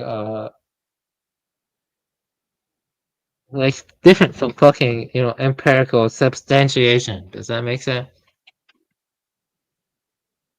Then if you want me to clarify anything further, then just ask and I will do so. You see what I mean? Like I don't I give a was shit. enjoying it. I don't I was give a listening. shit. I understand, Zephyr. The point I'm trying to make in this conversation is I don't give a shit about people's personality, their characters, or who they are. I just care about the truth. That's why I come on here. I care about the That's truth. my favorite one. Fucking. Yeah, I care about the truth. That's ultimately what I care about. The truth. Even if I'm blackout drunk, I'll still say that. I think there is some rudimentary dualism between truth and lie. I don't think truth and lie can ever be the fucking same. I don't give a shit what the Chinese have to say. Truth and lie have a rudimentary dualism. The truth is different from lie. If your fucking wife cheats on you, then that means the truth is she cheated on you. The lie is that she didn't cheat on you. There's no like blurry line between that. There's no indeterminacy between it. I'm fucking blackout drunk, man. And I'm telling you that. Truth and lie has a fucking rudimentary dualism. Okay, man. Yeah, truth and lie have a fucking dualism, man. There's no blurry line between that. Truth and lie have a dualism. When you understand that, you understand what I'm trying to get at with this fucking drunk talk or whatever. I mean, I'm fucking taking this stuff seriously, If metaphysics is not something you're willing to do, if metaphysics is You not, might be cockblocking the truth, though. I'm responding to it. I'm not responding. This is some serious shit. Okay, if metaphysics is not something you're willing to die by, then what you have to say doesn't matter. I say, God, the purpose of They're not the life, same. why we live, all these metaphysical questions are all It's important. a pendulum swing. If you truly believe in the Bible, or you truly believe in fucking Torah, then you should be willing to die by it. You see what I mean? I don't believe it personally. I'm just being serious. Some people and might honest. consider some things cheating and some So yeah, things whatever. not. Yeah. If you have something Everything made of words is questionable. constructive to add, I will listen to it. If it's just like stuff about my personality, I don't give a shit. And I'm not really speaking right now. Like what okay, whatever. What do you have to say to TML? I don't give a shit. I'm responding to you. I can put my mind in your space. Yes. I know. Yes, I appreciate that. Shit, man. We barely got like the views I wanted to get, but it is what it is. How many views yeah. did you get? I'm not confused. I'm confused. Like you have I'm not like even talking about it. so far 200. So it is what it is. So I'm trying to No, get I more see, than like, I last how many- live for it. That's even I'm trying harder. to get at least like 20 more than last time. So let's see if we could do it, folks. But yeah. you have to like pick fights with so-called popular YouTubers, okay, and That's just what I make did. That's drama. exactly what I did. Okay. I think it should be. It's harder to live for something than to die for it. They could Dying is easy. they could be hiding your views too, because some of my views are being hidden. Like comment Yeah, to me definitely. on text, and I'll I respond don't to it believe like that. fucking dense or like in depth. That's what I do. I mean, like, hey, what? And it wasn't the one who started all this shit. Let me know when you're done. It was like fucking Twilight. Twilight who kept interrupting me. I was like very professional. I was very professional. I like. Yeah, so professional. But Yeah. I don't even know what That's I'm not about to bad. say. I wasn't I know the actually, one. I me and respond to Twilight all the points. did do a show. If you have something you want me to disagree with, you can go ahead. I disagree with it from the resources I read. My lights, son. Read one mainstream and it was accredited and scholarly. I read like fucking books. That's and not how you do it. tomorrow if you want me to. I can How actually you're doing it? Oh, I could go and look for the books. Like the Qumran Cave. Look it up, Qumran Cave. I'll fucking put it to you on the private chat. Qumran Cave. Look it up, motherfucker. You think I'm just talking about bullshit right now? Even when I'm drunk. You see, I look at my fucking text. I'm not bullshitting stuff. okay, I don't Bruce like Lee. it when people insinuate I'm lying or I'm drunk. Even when I'm drunk, I'm fucking making more sense than fucking DK. You know what I mean? I'm fucking taking this stuff seriously. I want to know the fucking truth. If I was, let me tell you this, everyone. Oh, that's Everyone so who's listening to cute. me. It's If so I was adorable. told I would die within 1 or 2 Bless your weeks, heart, dear. I was told Oh. the entire truth of reality, I would accept it. I would accept it. I want to know the fucking truth. I want to know what happens after we die. I want to know what. In your If opinion, there's a you're right, God or so how I'm does not God gonna argue with interact you. with the world. If I was told if I would die in 1 or 2 weeks and I was told the truth, I would accept it. Believe it or not. That's how the kind of person I am. I just want to know the fucking truth. There are lies in this world. There are truths in this world. This stuff isn't just a joke. It's not just entertainment. This stuff is serious. You know what I mean? This stuff is fucking That's serious. pretty damn convincing. I want to know the fucking truth. No, I'm talking You know what I mean? I don't think Jesus is the truth. I don't think Muhammad is the truth. I'm just being honest here. I'm just being fucking honest. You have fucking Twilight, or you have I'm trying Dog to make bird talk to constantly you. attacking me. I'm being truthful here. Oh yeah, it's me. Yeah, it's me. You know what I mean?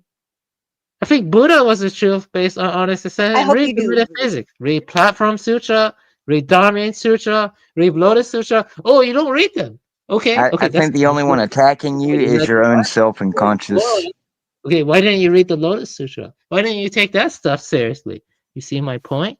You see What my if somebody was fucking lying point? to you about it? You don't fucking take that seriously.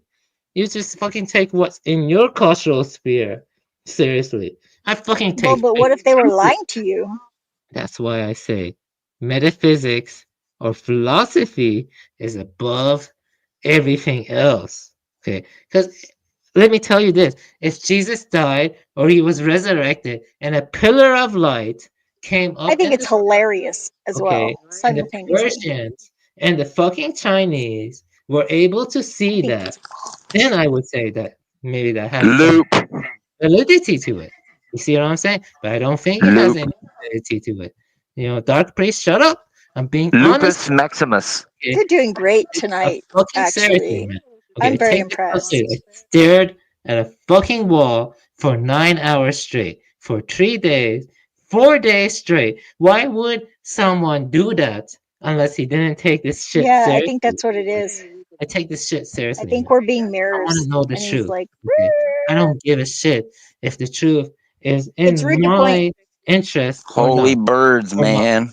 I know the truth, man. I want to know the fucking my truth. cultural spirit I want to know the is truth. vast. I want to know the truth. And I don't think fucking Jesus or Muhammad or any of these figures were the truth, or even Zoroaster was the truth. I don't think he was the truth. So what is the truth, man? I'll tell you what is the truth. To let go, to look into the truth straight, to true nature of your mind. I arrive at that philosophically. I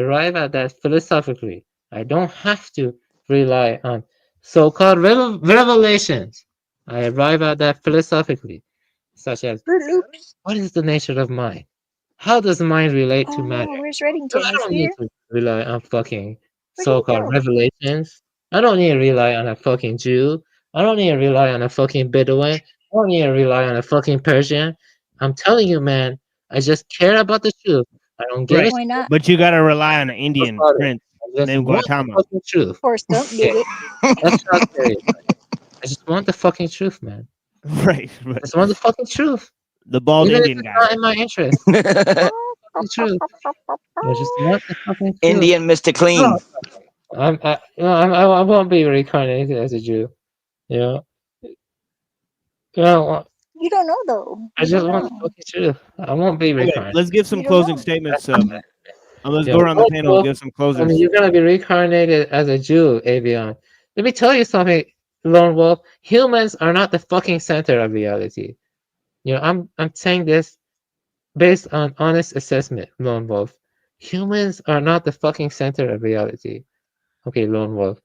You know, you don't understand how ecosystems work.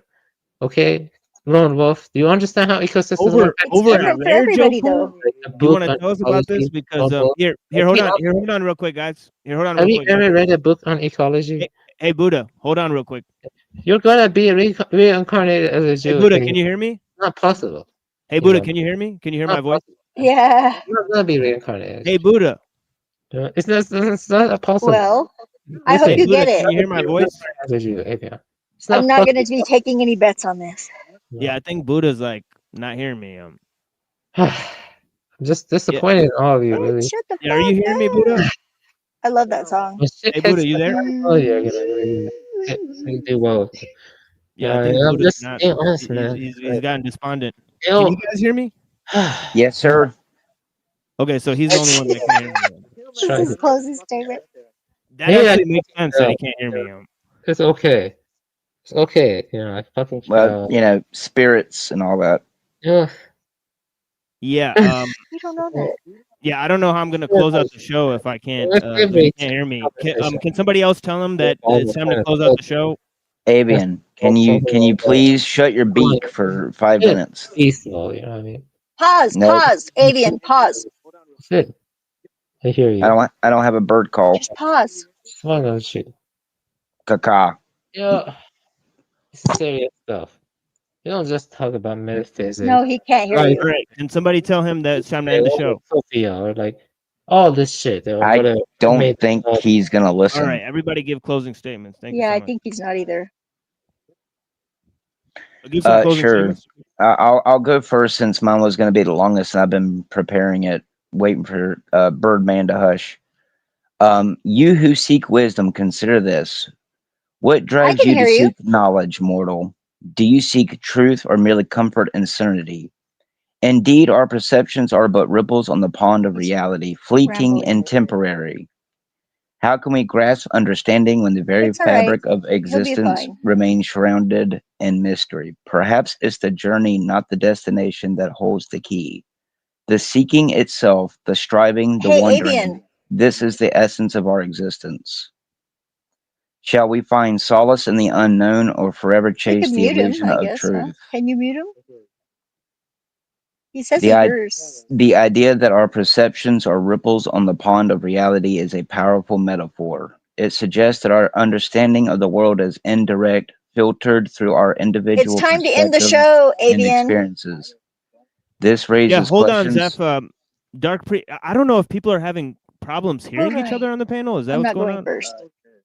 Yeah, I think Zeph can't hear us either. This is a real crazy situation here. Zeph, can you hear us? Yeah, this is some wild shit, bro. I'm gonna have to just start dunking people. This is some crazy stuff. And having issues. Yeah, Priest, go, man. Shit. Filter through our individual perspectives and experiences. This raises questions about the nature of reality and whether we can truly grasp it. This reminds me of the concept of unknowability in mysticism and philosophy. The idea is that some things are inherently unknowable, and it's our relationship with the unknown that defines us.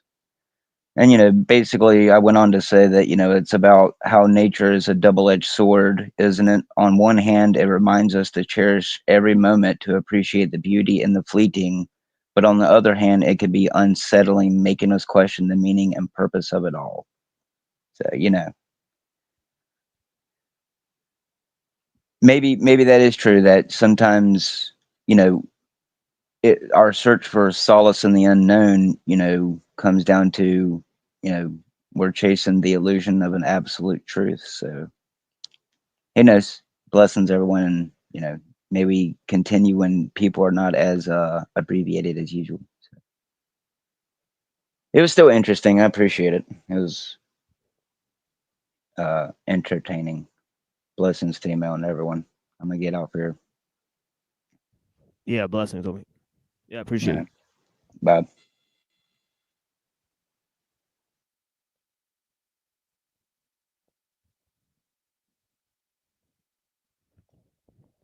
Alrighty. Reddington and Denizen. My two sane friends. Good Lord. Are we the only sane people on Earth, or what?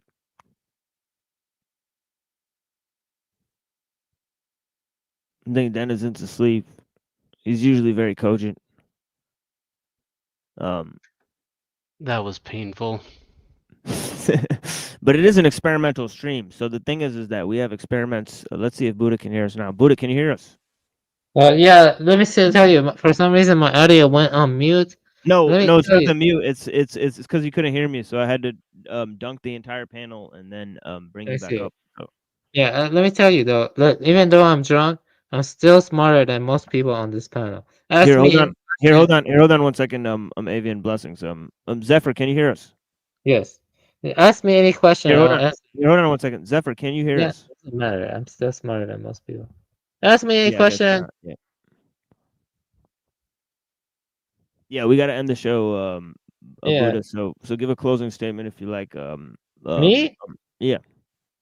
No. My closing statement is that challenge me to something to prove that I am still coherent and I make a point. Any of you, Denizen, fucking Zephyr, Lone Wolf, challenge me. And I'll show you that I fucking am still coherent and I'm making valid points. Go ahead and challenge me. See, you think I'm drunk? May I accidentally put my fucking audio on mute? I'm making valid points even while I'm drunk. And I'm still fucking more coherent than most people. Go ahead and challenge me. Any of you. Go ahead and challenge me. Huh? Go ahead. Ask me any question. In your opinion, you're right. So I'm not going to argue with you. Yes. Even when I'm drunk, I still have the notion of truth beyond all things. I want to know what's true. That's how deep this question is to me. Whether it's God, whether it's Buddha nature, whether it's Dharmakaya, that's how important these questions are to me. That's how important I consider it. That's why every single thing I have to say should be valued and why you shouldn't fucking interrupt me, whether drunk or non-drunk. So go ahead. Do Denizen or Lone Wolf have to question me on anything? Go ahead. That's how sincere and authentic I am. Go ahead and question me. That's why I don't like fucking Twilight. Always interrupting me. Always questioning my authenticity. Go ahead. Go ahead and question me, Denizen and Lone Wolf. Oh, you don't have anything to question me about. So then we can assume that I think Denizen is actually away. So I think he's okay, away. that's good for him. I guess he considers this fucking this chat or this fucking like live stream as so valuable or irrelevant to the point he can just walk away. I don't do that. When I come here, I am always in front of my computer screen. I am always in front of my computer screen. Just look right here, man. Why would I be, why would I be in front of my computer screen? Yes. Okay, I am right here in front of my computer Yeah, screen. Avian. Yeah, Avian, I appreciate your level of coherence and your engagement in the show. Yeah, I Definitely. am fucking coherent. That's how serious I take this stuff. I could be drunk as hell. Yeah, I it's will good be stuff. No taking it worries, man. serious. Yeah, You but I should don't think drink some water before you go to bed. I don't think Denizen's there. I think Reddington is there. He'll give a closing No, statement. it We'll doesn't probably matter. listen to some music. You can mock me all you want. You can take a fucking spear and stab me in the stomach. You can cut off my head. It doesn't matter. I still want to know what's true. You know what I mean? I don't give a shit about everyone I counter. I want to know what's true. I want to know what's God. I want to know what's fucking Buddha. I want to know what's the fucking truth. You see what I'm saying? Okay. If I see a single bit of insincerity in people like Twilight, I'm gonna attack them. You see, it's an insincerity. You know what I mean? Yeah, I sense it. I sense it deeply. You know what I mean? You motherfuckers, don't challenge me when I'm drunk. When I'm drunk, I'm the opposite of DK. I become more perceptive. You see what I'm saying? I become more perceptive when I'm fucking drunk. Does that make sense? DK, that motherfucker cannot beat me when I'm drunk in debate. I may debate some dumb bullshit like flat earth or round earth. I don't give a shit about that. I care about God and the true nature of reality. Does that make sense? I care about the true nature of reality. That's my final remark. And you can go ahead and mock me all you want in your final fucking remarks, but I recommend you not do that because I'm fucking authentic and sincere. I want to know what's the true nature of reality. That's why I was born. That's why I live. I want to know what's fucking God. I want to know what happens after we die. I want to know all that shit. You know what I mean? Fucking A. Fucking A. That's awesome. That's fucking based. Based So let's get up in this shit here. Denizen, blessings, man. I always appreciate your time, man. Next time you see this, I hope you watch this, man. You're always it's always like two sane people, me, Reddington, Denizen. These guys are always here, so I greatly appreciate their time. Avian Buddha is the real one. Zephyr, it's always a pleasure, madam. I mean, it's a great time. It's experimental shit. Like who has a stream like this? Honestly, nobody. Fucking nobody. Fucking no one. Keep coming back. Really weird, really weird stream. So yeah.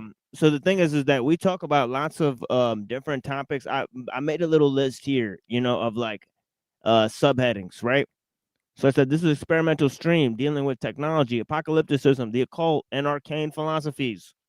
Right. So yeah, so we try to switch it up. We keep it at maybe sometimes people's levels of interest and stuff like that. So we greatly appreciate you guys' time and correspondence. Right.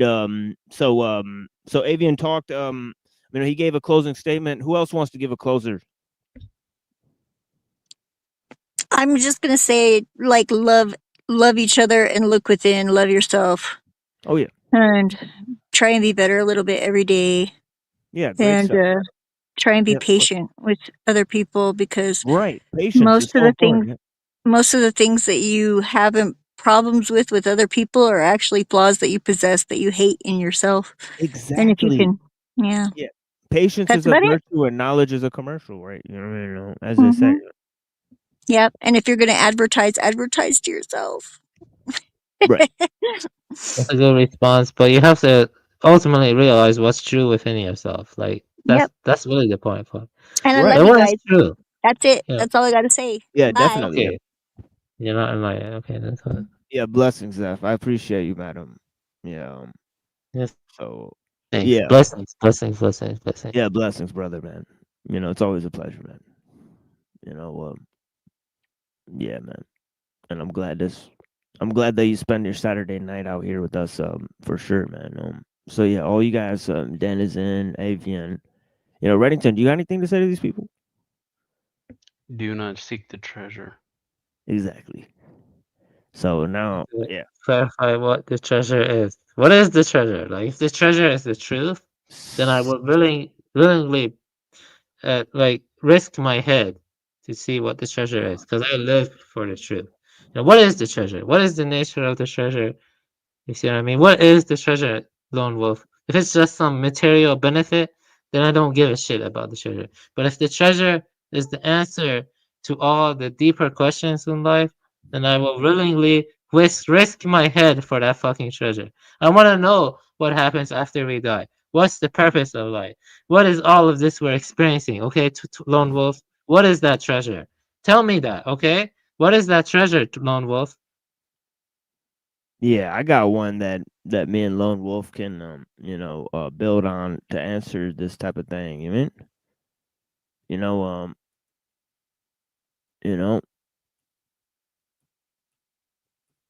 Wait, it's fine. I'm speaking with no inhibition.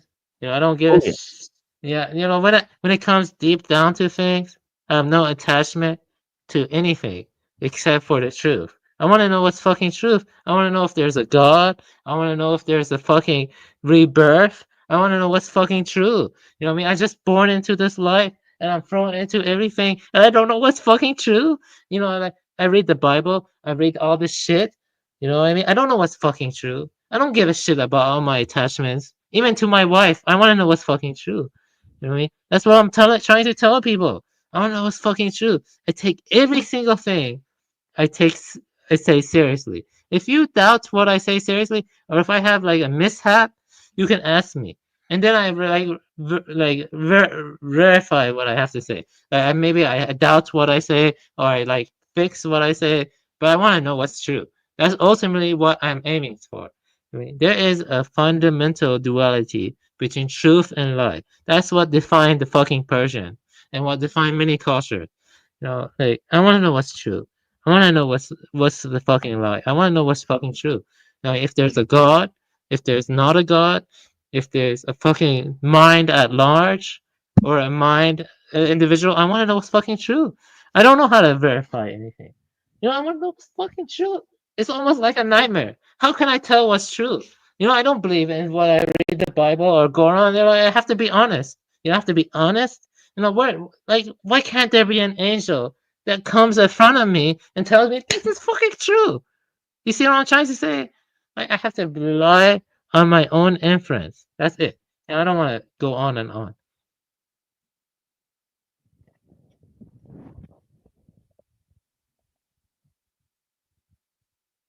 Right. I question the same thing with a lot of the Buddhist doctrine. But yeah, we can talk about that. Yeah, that's why I vacillate between Buddhism and vendetta. Right. You see what I'm trying to tell you? Because I don't think that non-existence is I don't think that that's real. Right. So so that is one thing. But I do think that nothingness exists. Right. But I think that it's something, right? I think nothing is something fundamentally, right? Yes, I agree. Yeah, yes, I so agree.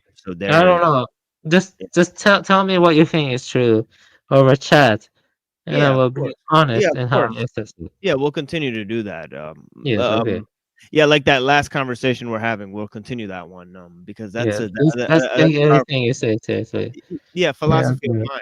As we were, Yes. Sort of, even discussing before the stream. So yeah, of course. I appreciate your correspondence. Denizen's gone, so I'll play some songs for you guys, and that'll be our show for today. I got some powerful replays for you guys. Of course, there was a 7-hour show yesterday we did. So please, guys, remember that we did this stream, right? We streamed for very long yesterday, really, right? So Android Wilson, right? Buying mods, right? We exposed some of that, right? So yeah, the new show is over there on the Cyber Caliphate channel, right? So guys, go and check that show out. So if you go look at the community post, it's available there. The link there. So anyways, so I appreciate it. I apologize. I want to just verify something. Did I derail this conversation much? I didn't mean to not any more than usual. It's all good, man. So don't feel bad. Don't feel self-conscious, especially the thing is that there's a lot of time. The main thing is that we get the time for the recording, right? So if we get like 6 hours in, it almost doesn't matter what people do, as long as it's not stuff that gets us canceled, right?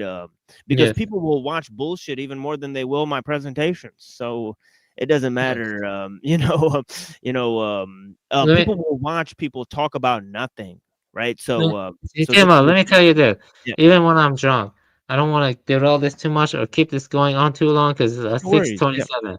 I want to just tell you that I try to be as honest as possible. Exactly. I And appreciate that, man. Yeah. yes, I appreciate it.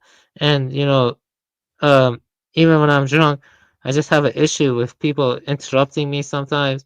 Like when they interrupt me, I just tend to go haywire sometimes. Right. I apologize for it. But ultimately, I value your channel because it's only the only channel that tries to deal with the issue that blocks people from truth. Because I ultimately think the truth doesn't come from science. It doesn't come from academia. It comes from deep within your heart. You know what I mean? That's really the most important thing. If you feel God comes deep within your heart, or you feel like when you look at the sky, you can sense God within your heart, that's the greatest truth. Does that make sense? That's what I think. So, Yeah, it's beautiful, my friend. this is what else is there more to say about that? You know what I mean? If God can be found within your heart, no matter how bad things get, as long as you take refuge in that God and within your heart, then nothing can harm you. Does that make sense? That's the deepest level of truth, I think so. I'm gonna cry. It's a joke. Why couldn't I have been born at a different time? But it's okay. It's fine. I don't know. Even though I'm drunk, I make more sense than fucking DK. DK is nothing compared to me. None of Yeah, these motherfuckers. Lorp, you're perfectly sane. You're perfectly sane. You're crazy in a good way. Crazy in a good way, right? So yeah, definitely, man. I mean, you're perfectly sane. Don't gaslight yourself. Don't Definitely, gaslight yourself. Everyone has Buddha nature. Everyone has the spark of God within them. The spark of God within them. Doesn't matter what I said to you. Doesn't matter what you said to me. You all have Buddha nature. You all have a soul. You know what I mean? You just gotta awaken to your soul. That's what it's called. Beautiful. It's 6:29. I try to be friendly. I try to be honest. Thank you for everyone. I drink a lot of stuff. I probably will take a break for some time. I don't know. Let's see. Let's see. I don't know what I'm talking about. Yeah. Good night, everyone. I don't know. Yeah, blessings, brother. Yeah. Blessing. Yeah, blessing. Yeah. Yeah, I need to take a break. It's kind of been a mess. I don't know. But still, I'm still more coherent and intelligent than fucking DK. He's a fucking idiot. DK is having issues. Yeah. Yeah, Sure. DK can't compare to me. Come on here, motherfucker. You can't compare to me. DK or fucking whatever. I don't know. I forgot the other people coming here. Yeah. But I don't know. It says 6 o'clock, but it feels like fucking 3 hours. You know what I mean? Maybe I talk too much. I don't know. I don't know. I don't know. I just make a good point. I'm fucking drunk. I don't know. I win. I win the debate. I win the debate. Yeah, Thank you. Yeah. We should definitely get some debates going in here. That's enticing. Right? Me and Buddha are ready to debate. I don't know about anybody else, but me and Buddha are ready to fucking go. So, yeah, ready to go. Yeah, ready to go. Yeah, we're ripe for the picking. You guys want to debate shit? Like, bring it on, right? And not on your lame ass fucking platform. Bring the debate here. We'll have people moderate that shit here. We got enough people on the panel, all right? So yeah, man. Hit us up and yeah, blessings to all the people and yeah, I appreciate you guys. Yeah, so here's the yeah. So yeah, blessings, Buddha, man. I think that was his out. Or he'll come back in, but either way, we're gonna play a couple songs here, and I appreciate you guys. And thank you so much, Buddha, man. Thank you, Reddington and Dennison, and yeah, here I think as an important answer to the question, right? What is true, right?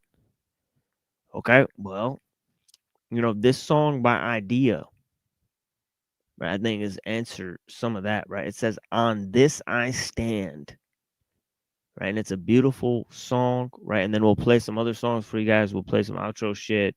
and we'll play some of the panels that I've been on recently, right? Because I've been on some interesting panels, right? I kind of give like a trip of where I've been on recently. I mean, right, in the chats there, after the show concludes, after we give our, closers, after I do as many presentations as the situation allows me to do, right? So we got through a significant portion of, pre-Socratics, early Gnosticism, but we got to move on to other issues. So hopefully we'll do that. Obviously we entertain some friends, right? So there's always that prospect. But yeah, they got into it. They've been simmering in the Discord, right? So what you guys saw was on the surface of battle that's been going on through DMs and all this stuff. So, if you guys join our Discord, right? It gets pretty heated in there, right? There's people debating all types of stuff just via texting each other, I guess, right? But yeah, anyways, thank you for joining us here on The Machine Lies, where we talk about the lies of the machine on the machine that lies. And the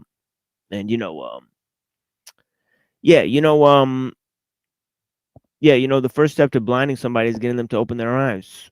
Then the first step to seeing beyond the programming is to realize how you've been programmed, right?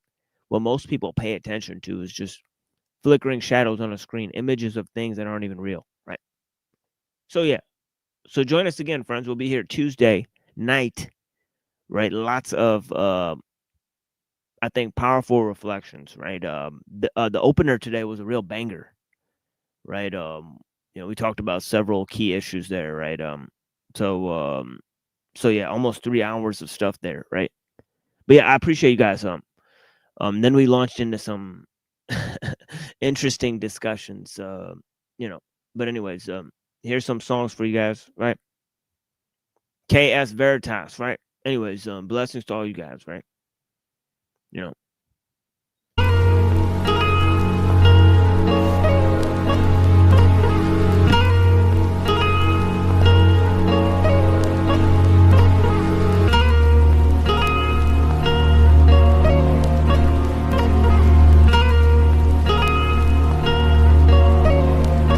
On this I stand, 2 sets of footprints placed ahead of the dirt, softened from teardrop drops, and overlooking the earth as the son of a moon, protected by a force field of pure thought. On this I stand, a rally of unemployed, disgruntled words spawned from long journeys through somewhere that only caused me pain as I strained my soul, cramming it with light so I could bring some there. I bleed the blood of a cold stone that roams without a shadow. I'm only deep enough to realize that I'm shallow. My head, I keep it up, but it's hard to keep it straight when you don't believe in love and you just can't cope with hate. Metal rust, leaves turn into dust as the difference between love and lust clarifies its trust. If you only had an hour to sum your whole life up, would you spend that hour saying that an hour ain't enough? I've escaped the shell that bound me to cowardice. Now I'm faithful to the wind, but compared to it I'm powerless. The first step was made and it was a fair accomplishment. The pond was sitting still, so I threw a rock in it, and as my reflection rippled it all became clear. Seasons always change, so there's no reason for fear. We made an autobiography of our pivotal years. It's all I got and I'm giving it to you because I care. A lot of the time humans as artists exist in a self-projected state of falsehood. We're either too close to our image to be objective in our perception, or too far away to be subjective in any matter. This only widens the void that social conformity introduced to our souls at birth. And so I write. But I don't write without the intention of objectivity or attention on the image, but only as an omnidirectional bridge between the several floating tunnel-structured realities present in comparable space and time. See, I don't write for the future, I write about the future for the present. I write with my past about the future for the present. On this I stand, the oasis of a limbo, adjacent to my generation, facing out the window, waiting for some ventilation, patient while the wind blows, graceful in its demonstration, overall innovation. I stand, a fountain of youth, sovereignty, 1,000 syllables more than a pound of flesh, a deep breath of achievement, a dream and a wake-up call, another hall of the quest. On this I stand, a letter to civilization. On this I stand, the purity of creation. On this I stand, A paradigm for self. On this I stand. A thank you for your help. On this I stand. My firstborn child. On this I stand. Something for now. On this I stand. Life, love, death, hate. On this I stand. An ellul, glad you can relate. Peace.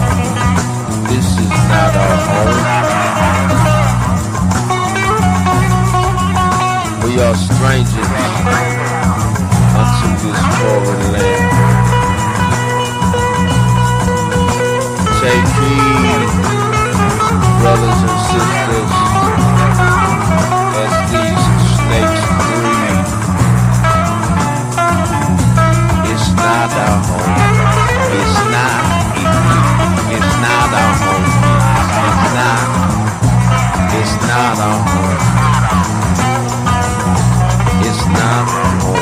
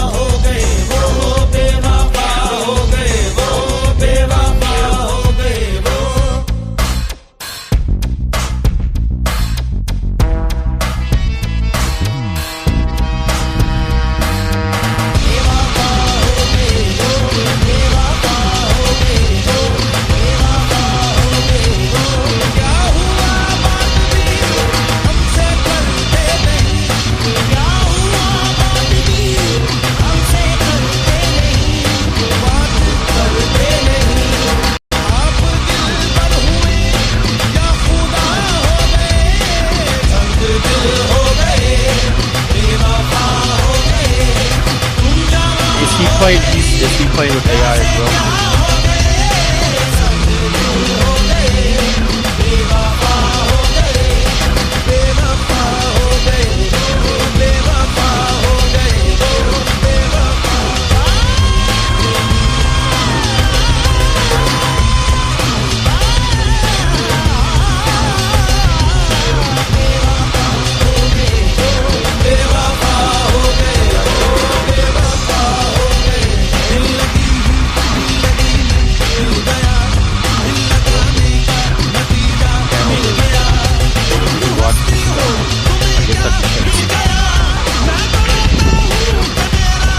Alright, well that's good to hear.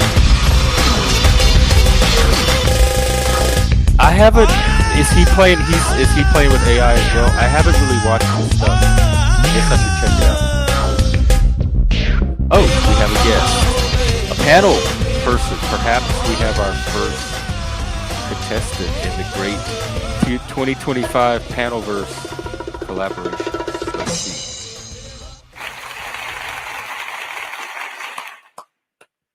Welcome.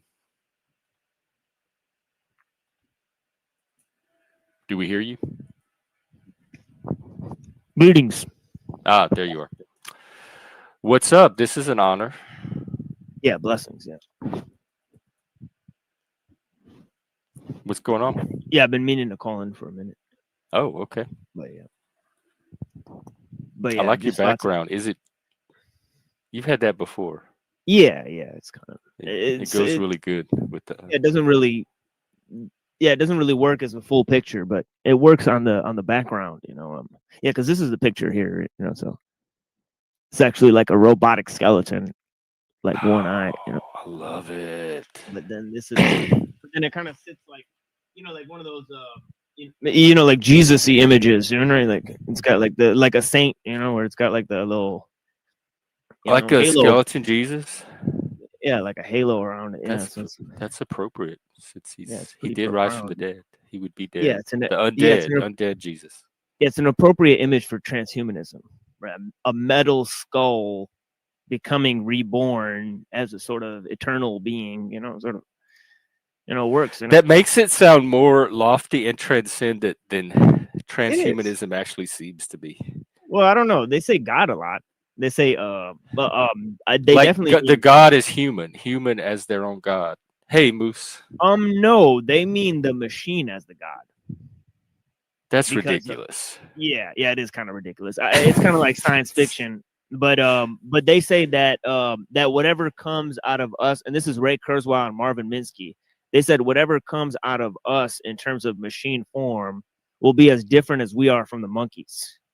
So transhumanism, like the machine human hybrid being that's gonna emerge. Yeah, it actually comes from Julian Huxley, right? Julian Huxley was a descendant of Charles Darwin, right? I think he was a brother of Aldous Huxley, right? And he actually coined the term transhumanism. It's crazy. My ex was into all that stuff, Kurzweil and Julian. It was like sci-fi creepy even then. To see people take it seriously in person.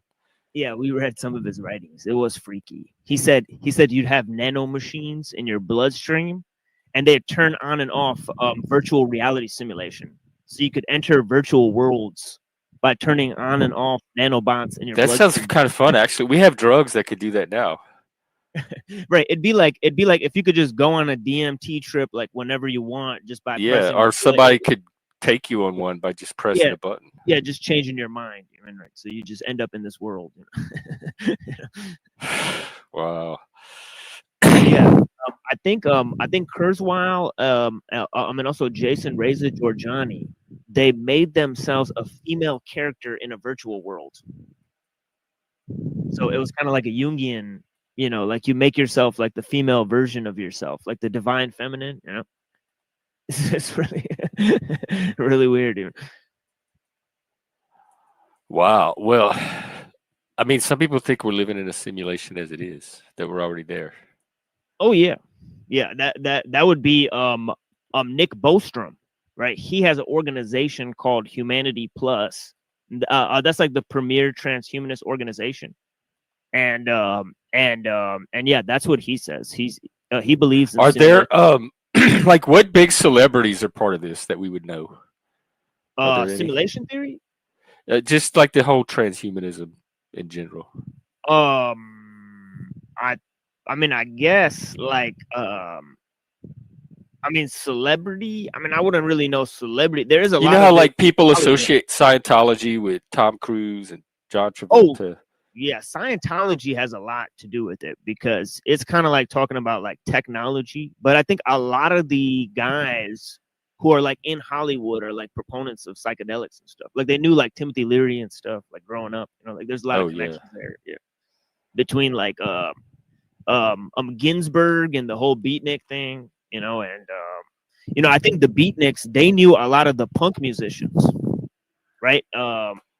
You know, I mean, like William S. Burroughs and and the Beats and all those people. Yeah, and Allen Ginsberg. You know, like they were sort of influencing like transhumanistic ideas because they were talking about the collective consciousness, and they thought the AI was going to be like a representative for this collective consciousness to emerge and take shape, you know.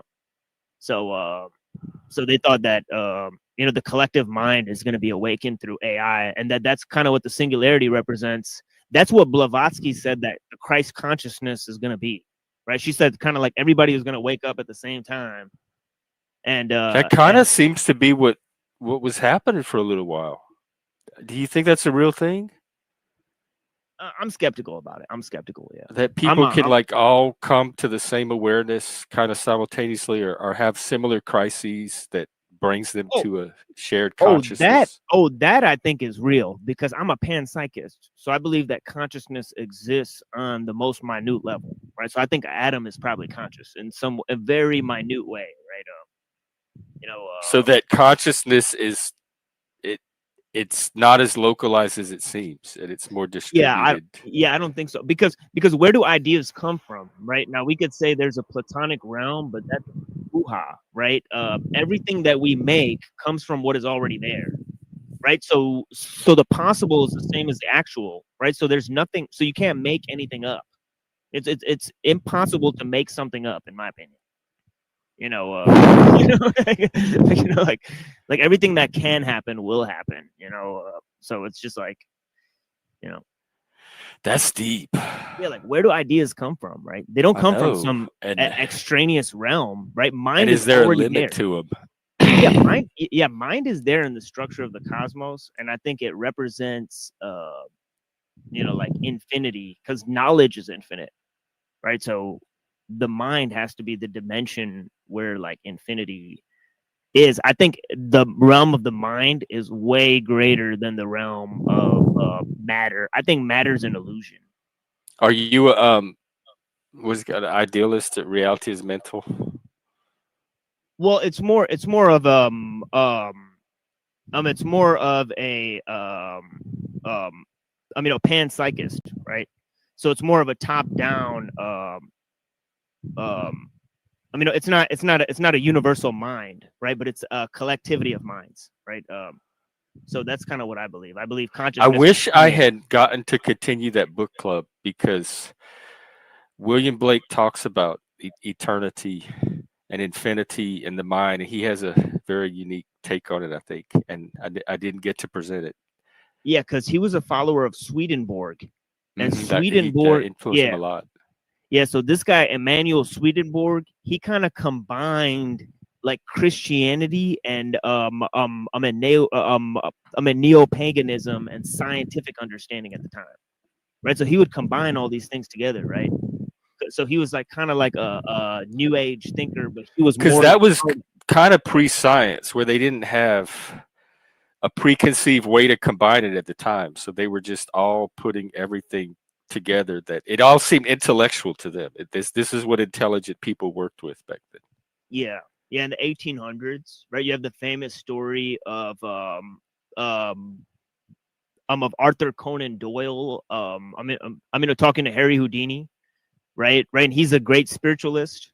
right? I mean, Houdini is denying the fact that these spiritualists can perform these seances, right? He's trying to trick them into revealing their secrets, right? So it's pretty funny, right? So you had a battle between scientism and skepticism, right? That was huge during the 1800s, right? Yeah, there was a big shift a cultural shift from like the Renaissance to the scientific revolution, and then the reaction to it. There are moments in your life when the decision to take a stand and advocate for yourself can have a larger impact than you ever. Yeah. Behind the Bustards. Yeah, I remember these names when I used to be into the occult. Yeah, It's all coming the back. sleeping prophet. Yeah, he could, fall asleep on a pillow with a book underneath the pillow, and I'm gonna wake up and know the contents of the book. They said. Edgar Casey. Well, if consciousness is at the atomic level, maybe he did. Right. Well, they can't prove that it emerges from a physical substrate, and I don't think they will. Right. So, but it's using consciousness to figure, like, it's really an objective investigation either, because it's consciousness investigating itself. Right. Exactly. Thank you. Yeah. So you have to form some participatory model, right? Where mind is both participating in what it understands. Yes. So you can't have a non-participatory model. Yeah. So it takes it out of the scientific model right there. I think so. I think it does. I think it takes it out of, completely of a scientific. I think it's where science and philosophy can like dance and play and have historically. And there's still a role for philosophy, because in the scientific age, there's this idea that philosophy is just the handmaiden of science now. We have analytical philosophy and logic and stuff like that, but there's still a role for philosophy kind of as pioneer and that maps out new territory for science. The same with art. I think especially with art. Yeah, I think art and religion are gonna move to either personal or community-based experience, right? Whereas science, and liberalism are kind of moving towards a like globalizing, picture. So I don't think that these two are mutually exclusive. I think they work to sort of mitigate the bad influences of each other, definitely. And I think that the philosophical notions that scientists purport are extensive. They make tons of philosophical statements, right? Just naturalism itself is an epistemological viewpoint, right? So, and I say that as a naturalist. Yes. Right. So it incorporates philosophy. It's definitely not a handmaiden. And then I think that philosophy gave birth to science, right? It preceded science for sure, but then art gave birth to philosophy. Well, I would say religion gave birth to philosophy, and art and religion were merged. But especially in the Greek culture, where philosophy arose. Yeah. Yeah, because you had the epics, the lyrics, the dramas. Yeah, because you didn't have that was all art, but that was also the source of their religion. Right. That's what I'm saying. And then you didn't have like art for the sake of art or knowledge for the sake of knowledge until the modern age, right? Like you had to separate these. Like you had to say like, no, knowledge is important on its own terms, not because it's attached to a religious doctrine, not because it's attached to a philosophical idea. Right, that knowledge and science is important. So the thing is, like, when they made knowledge for the sake of knowledge and art for the sake of art, that is a different project. That separates art and religion from the cosmic viewpoint and puts it into the personal viewpoint. Right now, it's personal, right? Or even from its social function. Right. Because society is leaning towards the assimilation of science, right? And technology. I think technology assimilates the most, right? I was about to ask you, do you think with technology, like this medium we're in now, and then we have AI and all that stuff coming, is that going to cause more fragmentation where it's going to become even more personal and individualized, the art religion part, or do you think it's going to aggregate in some form and start to form these new communities that are centered around particular themes and values and become less individualized? I think it's gonna be a state thing, because anything that's that big, right, is gonna grow the size of government, right? Because it can't be controlled on a local or community level, right? So you have to grow the size of government to incorporate the AI system, right? So it's gonna need a regulatory arm in government, at least, right? Because people can like, for example, right? They just made tons of videos of like Martin Luther King and like all these old thinkers, right? I mean, you can make like a fake video of Krishnamurti or or Martin Luther King, and yeah, well, you could bring the Gospels to life. Well, not somebody that old, but definitely somebody from 20 or 30 years ago that they have video recordings of, like Malcolm X, right, or somebody like that they have video recordings of. AI can make a video of that's very hard to falsify. Right. So you could make up information. You could make up historical facts. You could make up. You could be AI right now. Historical evidence. Right. Right. See, there's less of a possibility, and I've always had my suspicions. Yeah. There's less of a possibility because the camera is like taking my arm away, and so that's less of a. But an AI could be smart enough to fake that to make me think. Exactly. To fool the humans. Right. So that's the thing, is the AI cannot fake mistakes, right? So that's why it couldn't recreate the machine lies, for example, right? Because it's like so much weird like riffs that I go on. I don't even know what I'm going to say next, right? So it's just like, I will look into it. Yeah, that's a great book. Degenerates might be a good topic. Yeah, Degenerate Moderns by E. Michael Jones. He's a voluminous author. He's written huge tomes, but he's kind of more in the conspiracy side of things. You know? He's a Catholic, so if you look into him, you'll probably get a lot of that type of criticism of his work.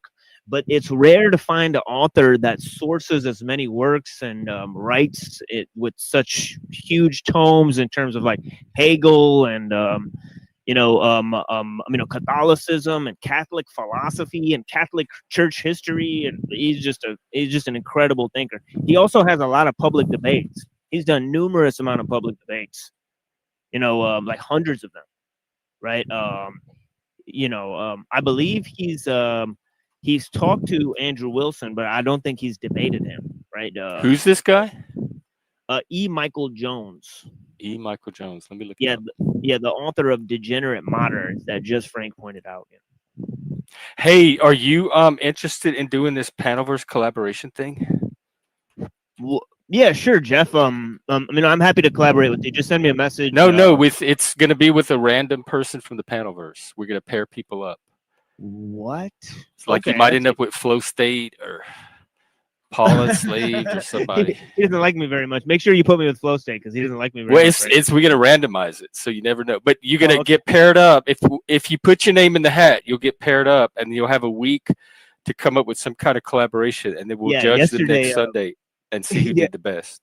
Yeah, yesterday on Jack Talcott's show, right? Flow State was talking about how dumb I am. I'm such a dummy, TML. I hope you'll get paired up. But Flo is he's a big Neanderthal dummy himself sometimes. He knows this. No, I know. No, he's like a jock frat boy idiot. Yeah, I'm gonna review his debates. So don't worry. It's so-called debates. Right?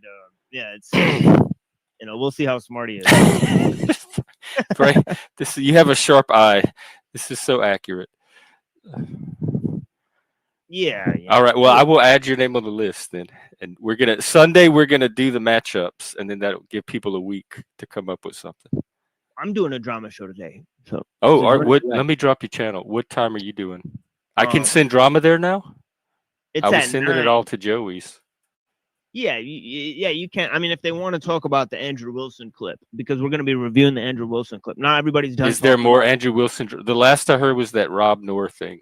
That's what we're reviewing. Yeah, okay. That. It's still going on. No, it's not. That's the beauty of it. We're now reviewing it that it's not going on. So. Okay.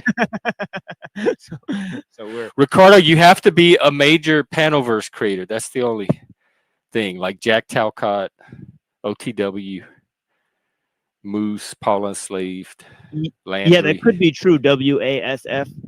That he debated T-Jump. Yeah. Who's T-Jump? T-Jump is like he's sort of like secular humanist science guy, debater, liberalism, okay, yeah. science. Yeah, he's pretty smart. He's a smart kid.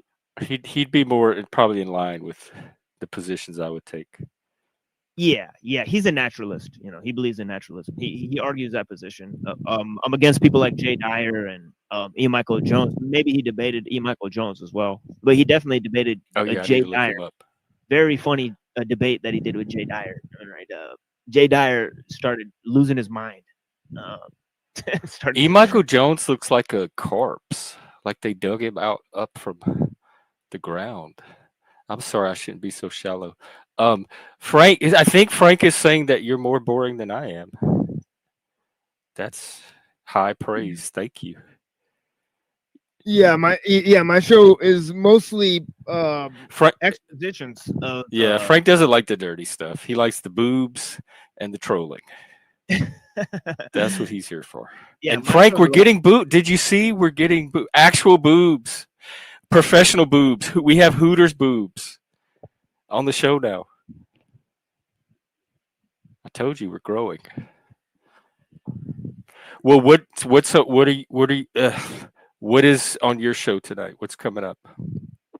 Well, there's a lot of music.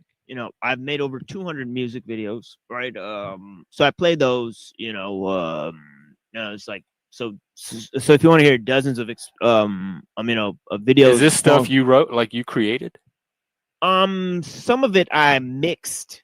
Oh, okay. Right. So I took a beat that exists and the vocals that exist and smashed them together, right, into a new type of creation, right? So there are dozens of those, right? There's over 100 of those, but there's also just 100 music videos of lesser known music or songs that people aren't aware of. Very experimental songs. So we're doing horrorcore stream tonight. Right, that's an experimental genre of hip hop music, horrorcore. Right. Oh yeah, I think you played some of that. Yeah, that's perfect for the Panelverse.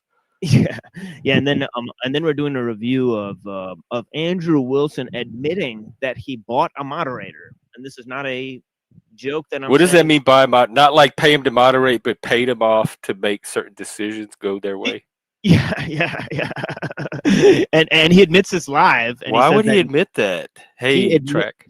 He admits it live, and then he says nepotism is a good thing to justify his position.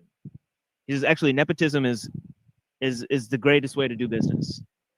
There's arguments, I guess. He wants you want people you can trust. Right. It's easier to do business with people you can trust.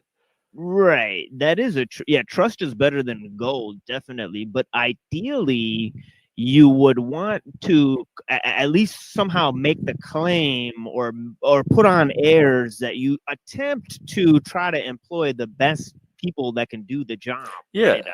So and honestly, even if I was a nepotist, I would still want to bring in somebody from the outside if they were a good, one of the best people. I would want them on my team instead of my competitions. So it doesn't mean you only hire your own people. It just means that you tend to hire them. Yeah, it's an hour to sundown now. So let me turn on the light here. Give me a second, Jeff. Oh, wow. Over there already. God, it's barely past noon. Well, good. There's lots to see in the Panelverse tonight. TML will be doing his thing. We'll do our Friday. Oh, sorry. I said hour to midnight. I meant hour to sundown. Sorry, not hour to midnight. Where you are? Yeah. Oh, because we're in the winter. It gets dark early. Yeah. So, yeah. Thank you, Frank. I appreciate that, man. Yeah, I appreciate that. Yeah, I don't think we'll get 5 times the views. The reason is because the topics are controversial. We're shadow banned, right? So, you can't have higher views while talking about a very controversial material. We talk about stuff on a regular basis that can get the channel banned, right? So a little bit of shadow banning is normal, right? So that's the issue, and we want to be unfiltered, so we're not going to monetize the channel. You know, we're not doing it for money because we want the conversations and the content to be unfiltered. Right. He doesn't have those advertisers rules that I have, so the conversation could be a little more loose over there. Right. Yeah. Hey, Arpol, welcome.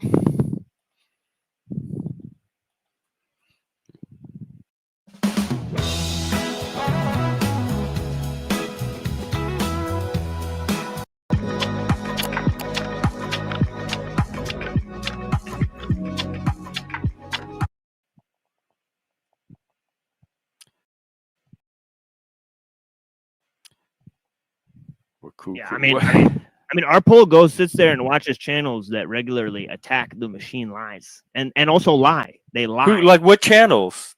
Like besides Flow State? Like Modern Men Lost Again. He told tons of lies. Yeah, what happened with that? He just started lying his ass off about me. He started saying like did he like randomly target you and go up and start engaging? No, it's the other way around. I randomly targeted him. You know. Oh, okay. and then he's like, I fucking hate this guy. So you picked the fight. What did you do? What prompted? I didn't mean to pick a fight. I didn't mean to pick a fight. I've seen you in action before, though. I know how it goes. I get a little heated, but and I get a little crazy, you know. But the thing is that you know, he was. I was kind of having yeah, that's right. He lied about the way my streams go. They said all I do is read books on the stream. Can you believe that, Jeff? No, you do plenty of other stuff. That's stupefying. We have huge conversations. You've came there many times. Yeah, you were my first. You were my gateway to the panelverse. You were my first panel. It was wild.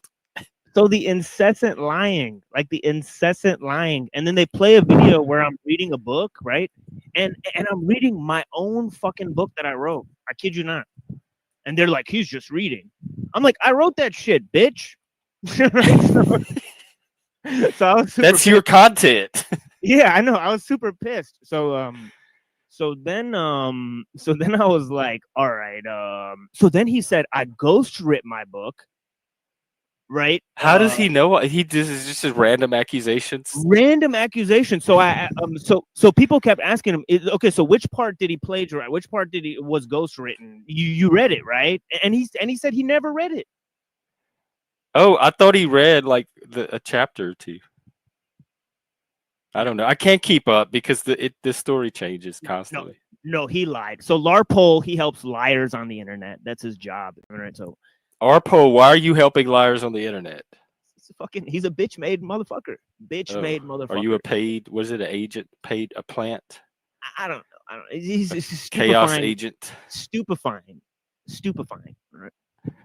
Is supporting lies. Well, I don't know if you know this, but we have peace in the panelverse now. I don't think anybody's currently fighting or beefing, so we want to take advantage of this harmony. Wait till the next 2 weeks. I'm attacking them. No, we got peace. Don't you be the one. I'm trying really hard myself not to be the one to cast the first stone. It's coming out. I'm gonna take some weed edibles. All right, well, you heard it here. We get 2 weeks of peace. And then the jihadist is going to war. Yeah, I didn't want to do it, but last night, I mean, just when I'm thinking about, should I do this? Should I not do this? Well, let's explore. What are some other options? You're not locked in yet. Oh yeah, I'm locked in. 5 and 6. I mean, I do a show Made by Machine Bob. Right. So we're gonna do episode 5 and 6.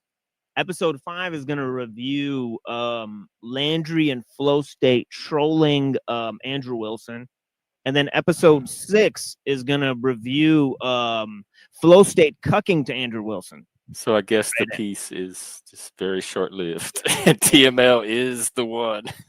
Yeah, I'm gonna say he tried to cuck to Andrew Wilson, so he's trying to say Flo did. Yeah, he did. Yeah, I cuck to him a little bit sometimes, even though he hates me. Yeah, I admire and agree with some of his vision, not all of it. Yeah, I saw that, but I let it slide. You want to know why? Because of your viewpoint. Because I could see how how you could be ideologically synced with Andrew Wilson sometimes, like especially like in that technology debate we had, right? Like you're definitely pro tech and all that stuff, right? So this is the thing is like sometimes you would be ideologically more synced with his positions than my position, and so I let that. And when it comes to like men's issues and stuff, right, I think we agree a lot. Right. So I let your cucking slide, but somebody like Flow State, who just has no position on anything, right, and is literally a glorified button pusher. But right? his position is profit. Like, how can I profit from that? Is a position, and he's consistent with it. Profit from what? From fake conversations? From anything he can. Yeah, it's fake. It's a fake conversation. But he's transparent about it. He's like, I'm up here profiting off of fake conversations. This is what I do. I'm being honest about it. No, he's pretending they're real conversations. Absolutely they are. Is he though? Does anybody go to Flow States for real conversation? Raise your hand. See, nobody. I mean, they're all in the audience pretending like it's a real conversation, pretending they're having real drama between these people. These people have beef. Oh my God, they're dumber than I thought. It's not. Maybe to them that is a real conversation. It's not that they're dumb or they're playing pretend. Either one is fucked. Either one is fucked. I mean, right? But you don't think like channel owners should be able to just run their channels however they want, even if you don't necessarily approve? Sure. If they don't mention me, they could do whatever they want. Oh, right. They brought you. Okay, that's a good point. But you said you started the whole thing with Landry. Like you're the one that targeted him. With Landry, now with Flow State. Flow State attacked me randomly. So how did Flo get dragged in? Did he just see an opportunity? Yeah, he saw an opportunity. He's opportunist. Yeah. He saw an opportunity like to vulture.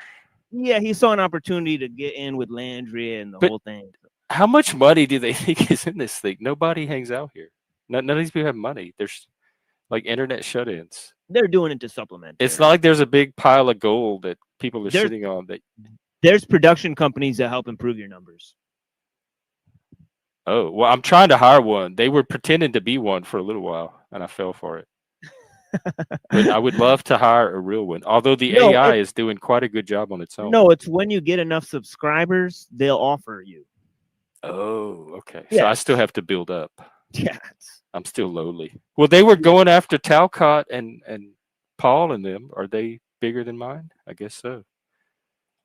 I don't think Paul Enslaved has any like production company behind him, but I know that Jack Talcott is working with people, right? Can they change his little sign over the fireplace? It appears that upgrade that. Yeah, it appears that Flow State and Cynthia and like, Moose, right? Like Flow State says he sends Moose money all the time. Flow State sends Moose money? Yeah, he said that. Yeah, he said. Well, I send Moose money for his art. Moose. I don't know. Legitimately earns his money. That's what I mean. You just said it. He earned it, right? For what? For performing a service, right? So this is what I mean, right? Yeah. So this is what I mean. So people are working with production companies, producers to up their content value. See, I don't have groups and things that I don't do that. I don't do that sort of thing. It's just me. $20. Because you're kind of your own. You can carry the content with just your personality and your knowledge. Sure, I can. Yeah, at least for 2 hours. But you almost don't need production. Yeah, at least for 2 hours I could go before sort of getting tired. Then I gotta like sort of take a smoke break and play some music and regather shit, and then I might play a video or something like that. Or I might have a conversation with somebody. But the first 2 hours of my show, there's over 600 hours of me talking alone on my channel. Over 600 hours of just me talking, right? So I mean it's monumental, right? Just since we met, because around the time when I met you is when I started live streaming, really, right? So it was around. So we all kind of came in around the same time. Oh yeah, that's like that. Like the class of what 2023.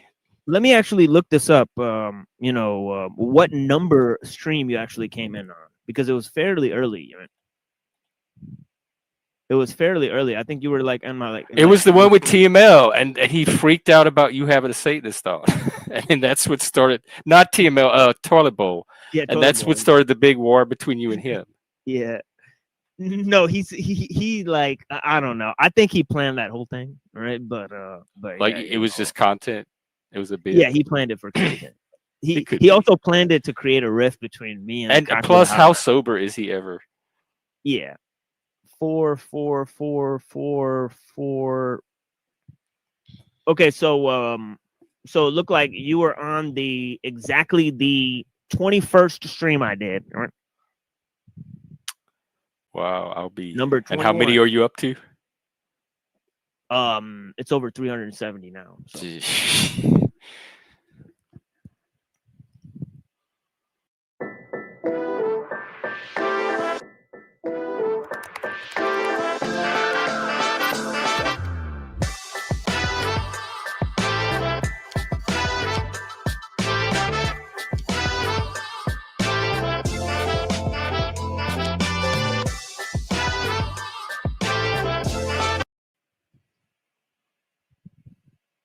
Well, what an honor.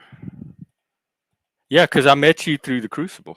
I used to be part of their community. Oh, I got hundreds of hate comments recently because they reposted a video of that debate. So they may repost the video of your That's debate. One of my favorite ones ever. Yeah, that's great. Yeah, it's just TML and Andrew Wilson spurting out at each other the whole night. Right. Yeah.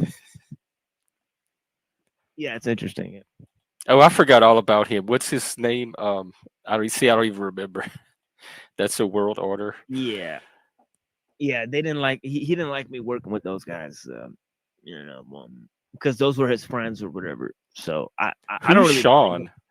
Yeah, but that's the thing I had to learn is nobody owns anybody on here. We're all free to associate and watch whatever channels we want, and unless we're control freaks and try to dictate what people can watch or be part of. We have to let people go where they want to go, watch what they want to watch, and hang out where they want to hang out. Yeah. I mean, like Denizen told me that the way he found out about my channel, right, was that that people were going around and claiming that I beat my wife. So he said when he came and on so he panel, ran over like, oh, I got to go see this guy who beats his wife. Well, he came on the panel, to talk to me, but he said that was in the background of his head, right? Like he'll just hop on random panel. It doesn't matter how crazy the guy is, right? Denizen will either give them shit or, or work with them, based on, whether he agrees or disagrees. He is an opinionated fellow, all right? So he's another one that could use some humility. You don't like Denizen?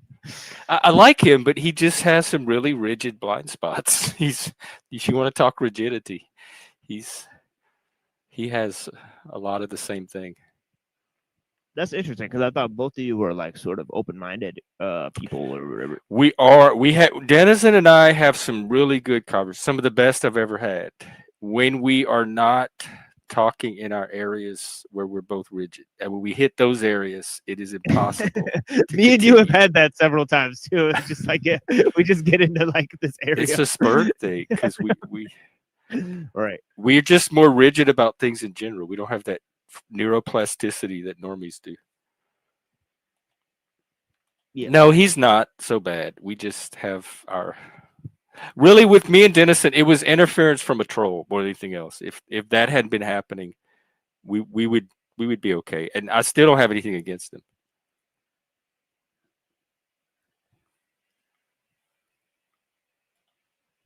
Yeah. In fact, he'd be a good person to add to the hat. Yeah, he's been very supportive. All right, so I appreciate it. I appreciate his time, because it's hard to keep up with some of the conversations, so, like just this last week, we were talking about, pre-Socratics, why Maimonides had pre-Kabbalistic views, right? How Gnosticism was pre-Christian. Right. We talked about the it was Hellenistic. Yeah, it was kind of competing with Christianity. Christianity won out and became dominant, but it was developing independently around the same time. Right. They're sort of tracing Gnosticism to Jewish Neoplatonism or the Hellenized Jews and their incorporation of certain ideas like Logos and Sophia, and then and the personification of those ideas within the Gnostic cosmology. Yeah.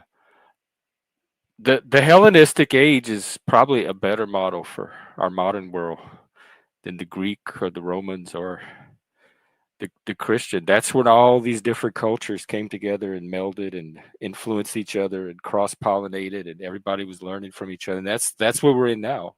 Not only the modern world in general, but then the internet is like its own form of Hellenism.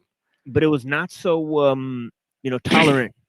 Like, for example, there's a lot of like psyops and subversion and stuff. There's people writing like fake books based on other guys and like trying to psyop people. And then there's like, they destroyed the Jewish temple. They just destroyed it. They're like, yeah, let's just destroy the Jewish temple. They killed a lot of Jays. So, I mean, it's crazy. And I'm no like huge defender of the Jays. But it's. I admire their tenacity. Yes, their Yeah, ability to endure and keep their culture alive in the process. Yeah, or their scholasticism, who cannot appreciate their the number of books and writings they are our nerd. They can out nerd any of us when it comes to books. Yeah, they're nerdy.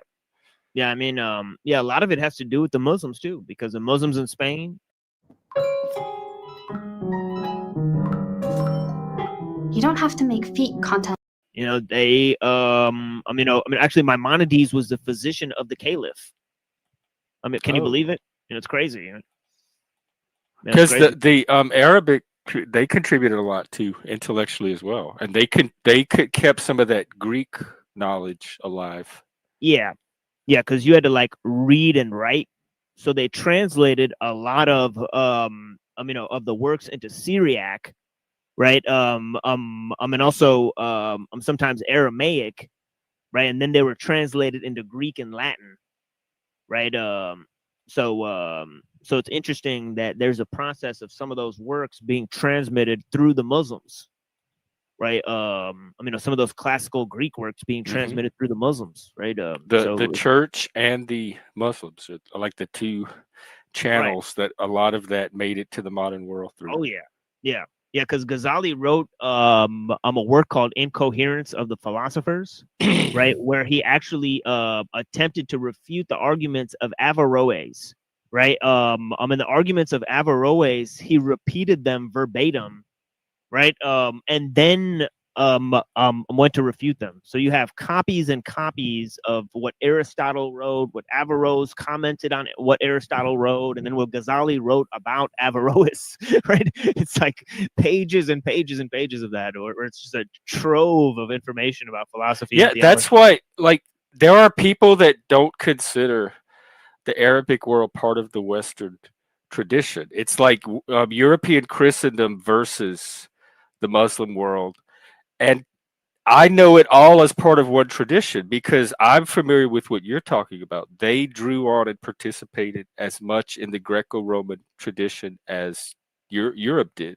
So it is one culture. It's not, the Western culture is not Europe versus the Muslims. Europe and the Muslims are all part of Western culture.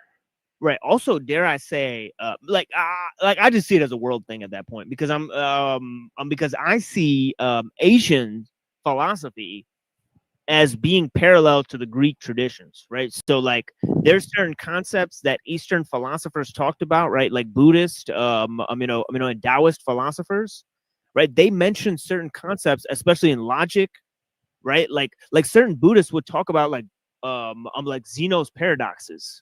Right, they independently mention these things, right? Like, for example, right, like A and B creates relation C, right? A, B, and C creates relation D, right? So every relation can create a sub-relation, right? So, so the Zeno's paradox, where like, you can create a, so it leads to this problem, right? That Russell talked about, right? Is the set of all sets a member of its own set? Right, it's a problem for number theory, right? It's a paradox in number theory, right? So it's really interesting, and this is all for Buddhism. Oh yeah. They independently talked about these types of ideas, right? Of relations between things, and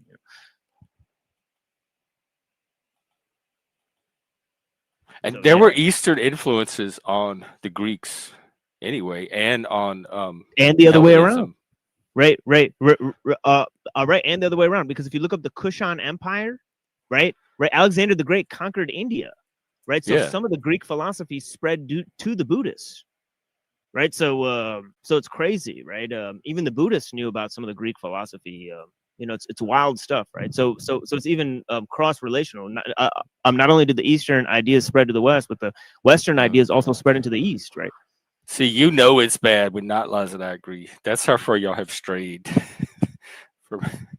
from this particular fact. Yes, Muslim is part of Western culture. At least if you study the culture part, the philosophy, the art, the writing, the literature, there's definitely a through line and a unity to it that ties it to the rest of Western culture. Yeah, and also Jews. You can't really separate Jews from Western culture. No, right? you can't. They're the foundation. We wouldn't have Christianity without Judaism. Right, Judaism yeah. and the Greek, like the Jews and the Greeks. Those are like the Right. two founding peoples of our culture.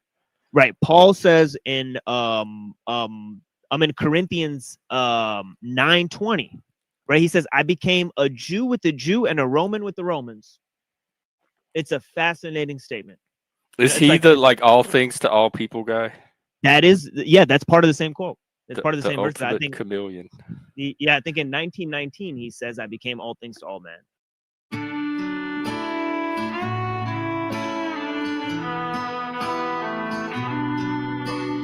First my girl said, I don't love you. Then the boss said, we don't need you. What the hell is going on? Seems my world's turned upside down. Did it stop spinning round?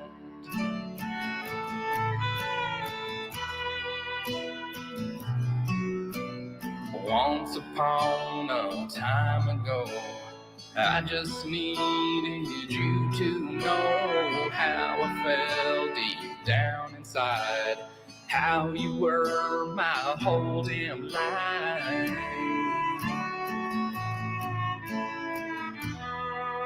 Now it's upside down, and it stopped spinning round.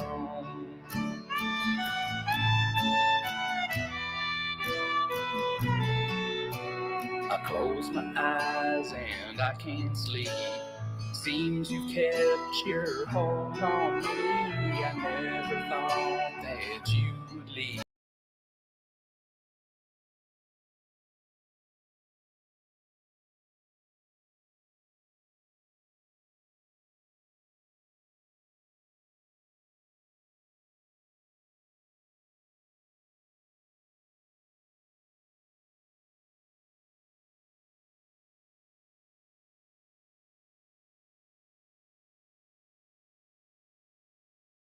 Under the law. You know what I mean, right? I mean, I guess that's based if you have that kind of adaptability. Some of us I know could not pull that off. I mean, the reason why it's interesting is because these two cultures that are supposed to be separate, right, namely the Mediterranean and the Middle Eastern, come together in this one statement, right? It's fascinating stuff. And there you have the two sort of poles of Western civilization, right? The Bible and Greek philosophy, right? Because it seemed like those are foundational. Yeah, it's I forgot who said it, but our thinking is Greek, and our moral sensibility or sense of ethics is Hebraic and Christian. And so culturally we're a mix, because we don't draw on Greek morality. They were way more savage than we are. We ethically we draw on one culture, and intellectually we draw on a different culture. And so we're a mix of cultures that don't necessarily blend. And that tension and that split is reflected in the Western psyche. Yeah, I'm a huge proponent of the fact that Western civilization would not be what it is today without Aristotle. Right? I think Aristotle changed everything. Right? So I think Aristotle and Paul are huge. right? I think they combine into different guys, right? Like they combine into St. Thomas Aquinas and they combine into Hegel, right? So it's like this huge two guys that sort of push the thing. I say that St. Thomas Aquinas discovers the separation of the church and the state, right? And then Hegel discovers the apotheosis of the state, right? This is the state becoming like this model for divinity, right? He's following the Rousseauian. It's a biblical, it's a displaced biblical pattern. It is. The dialectic is a pattern you can find in the Bible. The Bible as a whole, from Genesis to Revelation. Right. Right. I mean, in terms of and Aristotle and Paul were working with the material that Socrates and Jesus were laying down through the oral tradition. It's time to ask more of our browser. Hey Copilot, adjust all these recipes for 7 guests and combine them into one cooking schedule. Also, I'm out of milk. Here's a cooking schedule scaled for 7 guests and also milk-free. Freedom. We're standing in front of the new Power Stack 2, recently introduced. And then Plato, of course. Yeah, that's the thing, is that Plato's rejection of Aristotle is pivotal. And then Paul saying Jewish ideas within Greek understanding, right? Paul says that he went to Athens and debated the philosophers. This is a pivotal moment in history, right? Actually, I was standing on the Areopagus rock in Greece, right? Talking to Dr. David Skrbina, right? And I asked him where we are, like, what are we doing? And he said, this is the most foundational, like fundamental place in history. Right, he's like, this is where Paul talked to the Greek philosophers, right? So he's like, history changed because of this moment, right? So yeah, it's huge thing. Yeah, Paul said that he went to Athens and he pointed to a statue of the unknown God, and he said that's like our God. Wild stuff, right? So so this moment was the monumental shift because Paul used terms like the pneuma, right, or the spirit, right, which is a Greek concept, and John used the term logos, and not only that, he rewrote Genesis using this term, right? So were they talking about the same thing? Because in Greek they're two different things, but are you saying it for that time that when they said logos and pneuma, they were referring to the same thing, just using different words? No, he was referring to a totally different concept than, let's say, Philo, right? Like Philo of Alexandria said the logos, right, is the firstborn son of God. But by that, he meant the creative reason, right? So it was an abstract principle that he was referring to, right? Whereas John in the prologue, he means the person of Jesus, right? The person of the Christ, right? So he's saying that logos is not an abstract principle the way the Greeks have said, right? But it's actually a person. Right, this was a huge fundamental shift, right? Because as Saint Athanasius said, he said, in order for man to become like God, God had to become like man. Right, so it's a fundamental shift in order of thinking, right? It's nature transforming in the process of receiving the pure vessel of Jesus, right? Because nature is in a fallen state, right? So nature has to change for God to like be accepted in it, right? So this led to all sorts of notions in my mind, like Hegel and Teilhard de Chardin, right? Like Teilhard de Chardin is talking about how like nature is going to come closer to divinity through the singularity, right? Through the omega point, right?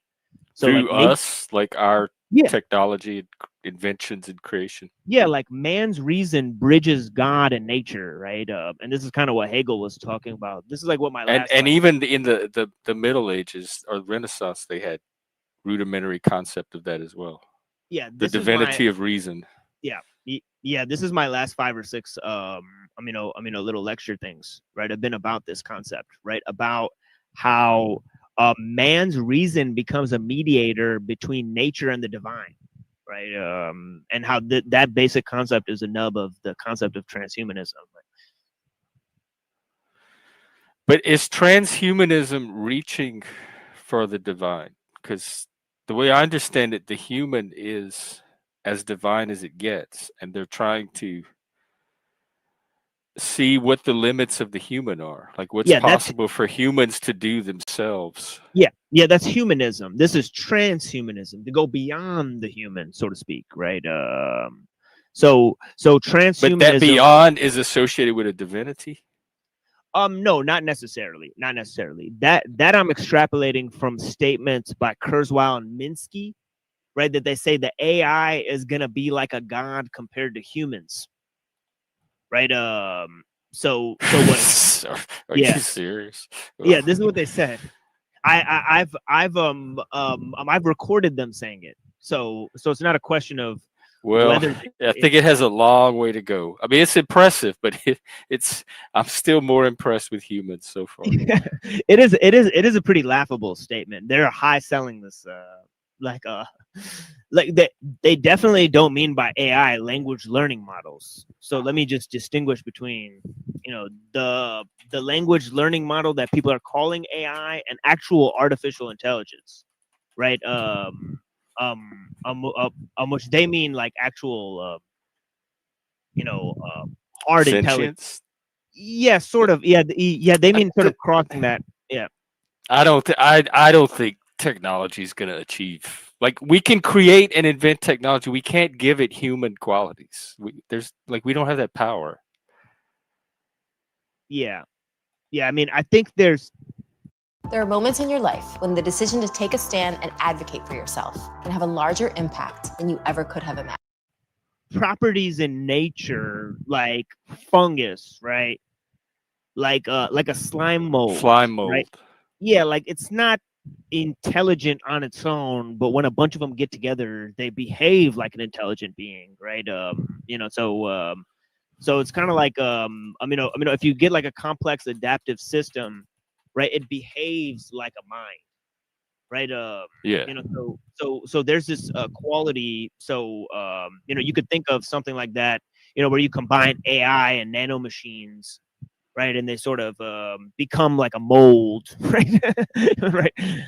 You could picture something like that happening, right? It's just being on the cusp of it right now. The little taste I'm getting, it has me excited. Yeah, they are growing human. The next few years, I think it's just going to be transformative. Yeah, they are growing human brain cells on the computer chips. God, I wish they would grow them in actual humans. That would really help. Together. Connect them together. You know, I might even get some. They put significant cybernetic implants within humans. I mean, I've talked about on the show what some of these cybernetic implants can do. I mean, two-way communication, right? I mean, also, there's a girl who she can control. Mechanical limbs with her mind, right? She could just think and like a nano thing, a nano chip or wires or something. Yeah, it's like cybernetic implant. I mean, right? You know, wow. So she could move. Yeah. So they've achieved this. Yeah, it's not far fetched that in the possibly even in our lifetime we'll have something like that. Yeah. In the AI language learning models that we have, they have passed a Turing test, right? That means that they can convince a human that they're human, right? Right, but it's still a problem, right? Yeah. You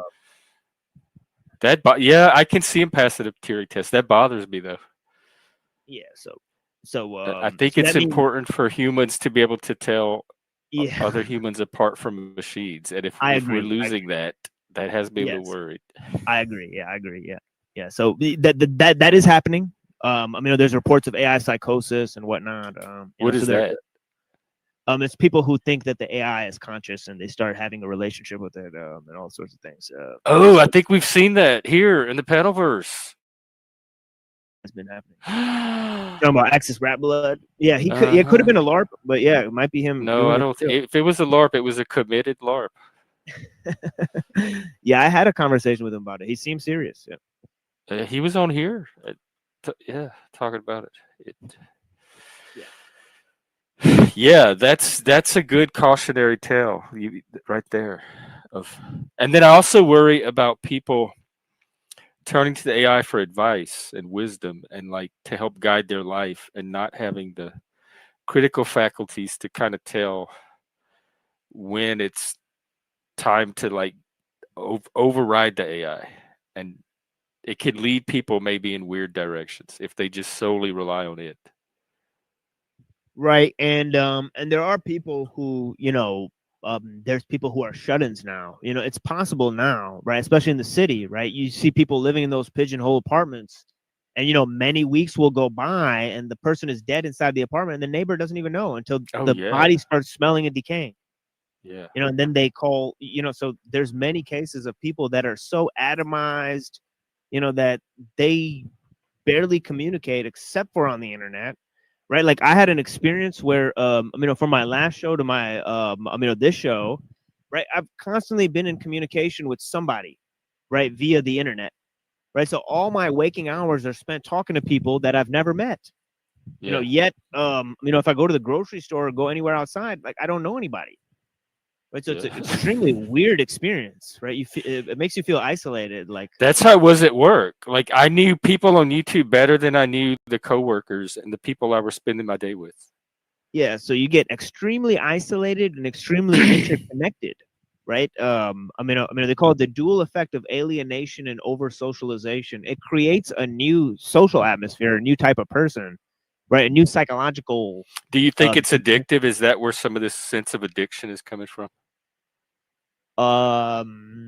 Yeah, I mean, it's clearly addictive, right? Scientifically, it's something that we're not getting anywhere else or in our lives. Otherwise, we wouldn't be spending as much time on here. Yeah, scientifically speaking, it's incredibly addicting, right? It's incredibly addicting. Just pornography is incredibly addicting, right? And then yeah, and then moving forward from that, right? There's been crazy, I mean, studies done on people who are scrolling through the, the news feed and how much anxiety. Oh, doom scrolling. Yeah, I did that for 4 years. Anxiety. Yeah, it's like yes. My mental health was never worse. Yeah, you're than when I was running to Twitter every 5 minutes to see if the world had blown up. Yeah, you're in a constant fight or flight response. You know, Spreadsheets killed my sales. Wait, just try Pipedrive. Discover Pipedrive Sales CRM. When I was a little kid, I used to carry around a stethoscope and pretend to heal people. Psyching yourself out, you know, because the risk of the next thing you may see, the importance of it is unknown, right? So it's like, you know, like the red dots, for the notification, it totally hacks people's mind. Right, people like it gives them so much. I look for the throughout the day. My brain glances for it. Do I have little notification signals anywhere I need to look at? It's hard. It's incredibly addicting. Is somebody try to communicate? Yes, I mean it's, you know, I've said this before, right? You can't ghost somebody in a village. Right, like you're gonna see them the next day. Right? Like you might hate that guy. I've tried. Yeah, you know, you might hate that guy, but you know, it's like you have to go along to get along. Essentially, I mean, so yeah, nobody. Wow, well, this was good chat. I hope you stop by more often. Of course, I will from time to time. Hey, how is Nuero Jack and that gang? He's okay. He's relaxing now. Is he still streaming? It seems like I don't see him as much. He's on a different channel. He kept getting hit up on the other channel. You know, strike. You know, so we kept getting banned all the time. You know, that happened to us a lot. You know, there was like weeks and weeks where I was just down, not being able to stream. You know, is it mostly copyright stuff? No. It's like the lesbian nuns. No, it's material that we say, like they relate it with like T-word, you know, actions and stuff like that. T-word.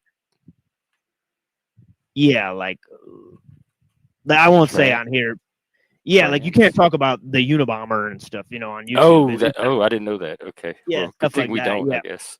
You'll get like your channel, you know, videos taken down and stuff. It's not a popular thing to talk about. I mean, right? There's other issues we just that do we personal mentioned. growth here and good stuff.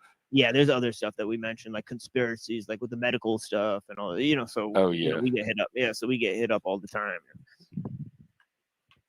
Neurojack gets hit up for posting controversial material, right? From other web. They can actually make sense of his videos. Sure, they can. Yeah, I'm just kidding. He's got an alternative channel, Seditious Glands. Right. So I thought that was what's his face. That's Neurojack. Yeah, that's Neurojack. Seditious Glands. So so he's streaming on there a lot. Okay. Usually, so he'll be on there. I thought that was that other guy that comes in here. Yeah. Well, what time are you streaming? In an hour. Right. So yeah, I am streaming in an hour to but it will just be music, right? So it'll be only music for that stream, and then I'm gonna are you not doing a panel? Yeah, after that I'll do a panel starting 9 p.m. Right? So the panel that starts 9 p.m. will be the review of the panel stuff, right? The Andrew Wilson thing? Yeah, reviewing Andrew Wilson, reviewing the panel verse, because it's a monumental, it's kind of like, the Greek and the Jewish coming together. it's like Crucible and the panel verse, coming together. Because the Crucible was my gateway into the panel. That's how I found you. Right. And Neurojack, y'all were my gateway, and I found y'all through the Crucible. So these little communities overlap, and there's pipelines between them. Yeah, they have guys. Like they have a guy named Lower Class, a guy named Abe Dinkus, a guy named Grid One Motorsports, right? They have another lady named Kinetic Kel that are all like sort of Crucible orbiters. So they've created their own group of orbiters. Yeah, that's what I'm trying to do, and that's like the shit show does. They have different channels that all carry the brand, and they're a network. They branded a network. I think that's a good idea. I'm trying to do that for this kind of stuff: mental health, personal growth, support. Yeah, we have an impromptu network, right? Me, Neurojack, Unseen Warfare, Annapurna, Twilight, son of Lilith, right? I'm also Avian Buddha, right? So we got a Buddhist, an occultist, a Christian monk, a Hindu. If you're clean and you know it, wiggle round. If you're clean and you know it, boogie down. Do y'all need a Satanist? Yeah. A former Christian Satanist in transition. A satirist. Yeah, you should talk to my friend Twilight, son of Lilith. He's really into he worships Lilith. He's a I'd love to. Oh, I think I saw. Is he kind of country? No, he's Italian. Right. Oh, okay. I'm thinking of someone else that I thought I had seen him on a panel. Yeah, I would love to. I could either go on your show one day and talk to him, or he could come here. I'm trying to branch out and meet more people. Yeah, I'll send you his link. Okay.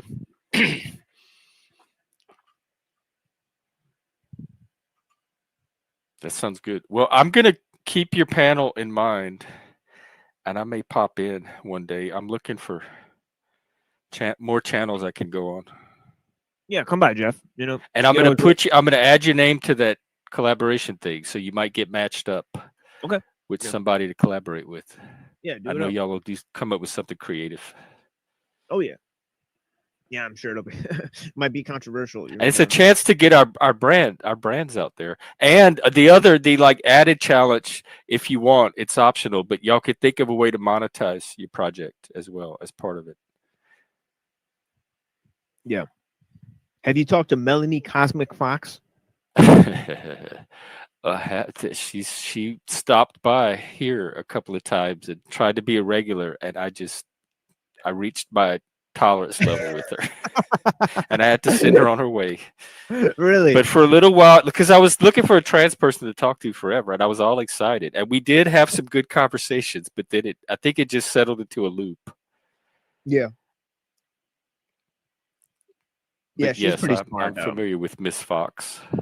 Yeah, she or he or however they say. I haven't looked into it. I just called him the Fox. All right, so So the foxes, yeah, they're very interesting. And they were talking to my friend Avian Buddha last stream he did. Very I interesting. think I saw him on a panel recently. Yeah. Maybe it was yours. Might have been Yeah, yours. he's interesting. Yeah. Guy. Yeah, they're smart about a lot of topics that I'm not well versed on, right? Like I'm like computer science and evolution and stuff, and you know, so well, I'll keep an eye on your panels, and maybe I'll stop by if I see him on. Yeah, we could meet. Yeah, for sure. Yeah, I'm gonna get out of here, Jeff. But yeah, I will stop by soon. I mean, okay. But yeah, blessings to you. Glad you did. This has been a great stream. Yeah, it's always great to talk to you. You know, so yeah, we'll talk soon, my friend. And all right. You as well. And I will remember to message you that Twilight Son of Lilith, and okay. Yeah, and put me in on that. You know, the Panelverse thing. Okay, you were on the list. Yeah, I don't think people will call in until I leave. So sleep. You think you're keeping people off? Yeah, drop. Nobody wants to go because see, this is what I'm saying. There's peace in the panel. Nobody wants to come up and fight. There's nothing to fight about anymore. They want these kind of conversations. You don't get this when everybody's fighting. So I want to take advantage of this peace and get on good stuff while we can. I'm gonna start reviewing everybody's shows, making fun of them. So that's what starts the wars. Yeah, I know. You're the one with the gasoline can. At least like give us the weekend. Let us have peace for a weekend, and then you can start the attack videos. Yeah, this time it's me. Yeah, blessings, Plasma Void. I appreciate you, man. I appreciate you, man. Yeah. Those who answer the call of the vagabond know that the best stories aren't about. Yeah, peace, guys. Talk to you soon. All right, take care, my friend. Yeah, peace. Yeah, I agree. Very enjoyable. That is see what's possible from this crowd. I think instead of war against the Panelverse, why not?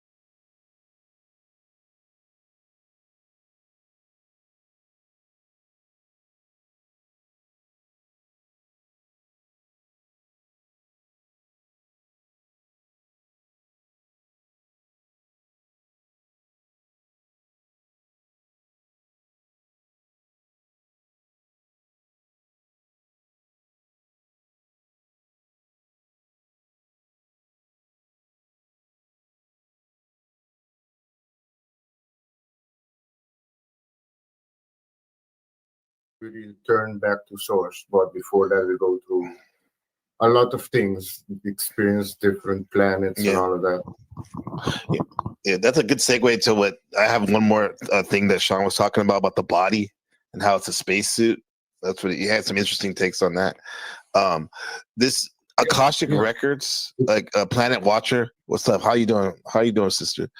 She said that's an interesting topic. It is. Do you guys know about that Akashic Records? Yes. The Can you tell us Akashic about it? Records is what I understand is a library that we can access in Great Machine spiritual world. Lives. And everything that we do is recorded there. Everything of our past life, everything is there of everybody. Hey, you know what, Shift? That reminds me of like how it is written, isn't it, in Islam? There's like an angel recording everything we're doing. Yeah, Like God basically wrote everything in just Yeah. like a couple Yeah, of it's the same. days. It's a machine. Yeah, it's actually just a book. You know, so it's kind of like the records for sure. I mean, it's the Kitab al-Mahfuz, right? It's the book of destiny, right? The tablet of destiny, the preserved tablet. That is RP Islam. Destiny, right? I don't know. That's it. I don't know the angel that appeared to Muhammad. They say it's Angel Gabriel, my name. Yeah, it's Jibril. But it's not. There's a lie. It was a demon. Yeah, it was a demon. What? I studied the think so? Quran, and the whole religion is not a religion. It's a cult run by Satan, basically. Their ally is Satan. Damn. I mean, that's your take on it. Yeah, that's look what's that would be a happening in Gnostic. I mean, that would be a Gnostic interpretation. I mean, that Yahweh is actually that there's a different They're my deity. urge. Yeah, besides Yahweh. Yeah. So, hey, Machine, we started with this, like watching these vlogs I had when do you remember the Occupy movement back in 2011? Oh yes, yeah, I was there. Yeah, definitely. Really? Okay. So they had it. Did they have it in the Detroit area? Oh yeah, they had it in Detroit. They had the camp, So the camp. So you went down there? It's kind of I went down there. Yeah, I went down there for like a week. Yeah, and then they kicked everybody out. They brought the police and they kicked everybody out. I'm telling you, it was the last. The shift saw it in Wall Street, right? I mean, it was the last movement, really authentic movement in America before it got infiltrated by various groups. And honestly, just think about it. We could have a world with no interest. It can be done. Usury. That's what they call usury, right? It could be eliminated. I mean, look at what World War II, with the Austrian painter. Their economy was in full force without eliminating the interest problem, right? It can be done, but unfortunately, it's just interest. It just destroys. Like it does. It just destroys, man. Just the destroy. Like it's nothing but the leverage. It's like a boom. It's like a boom and bust cycle every time. And they play with the interest rates and they play with our lives.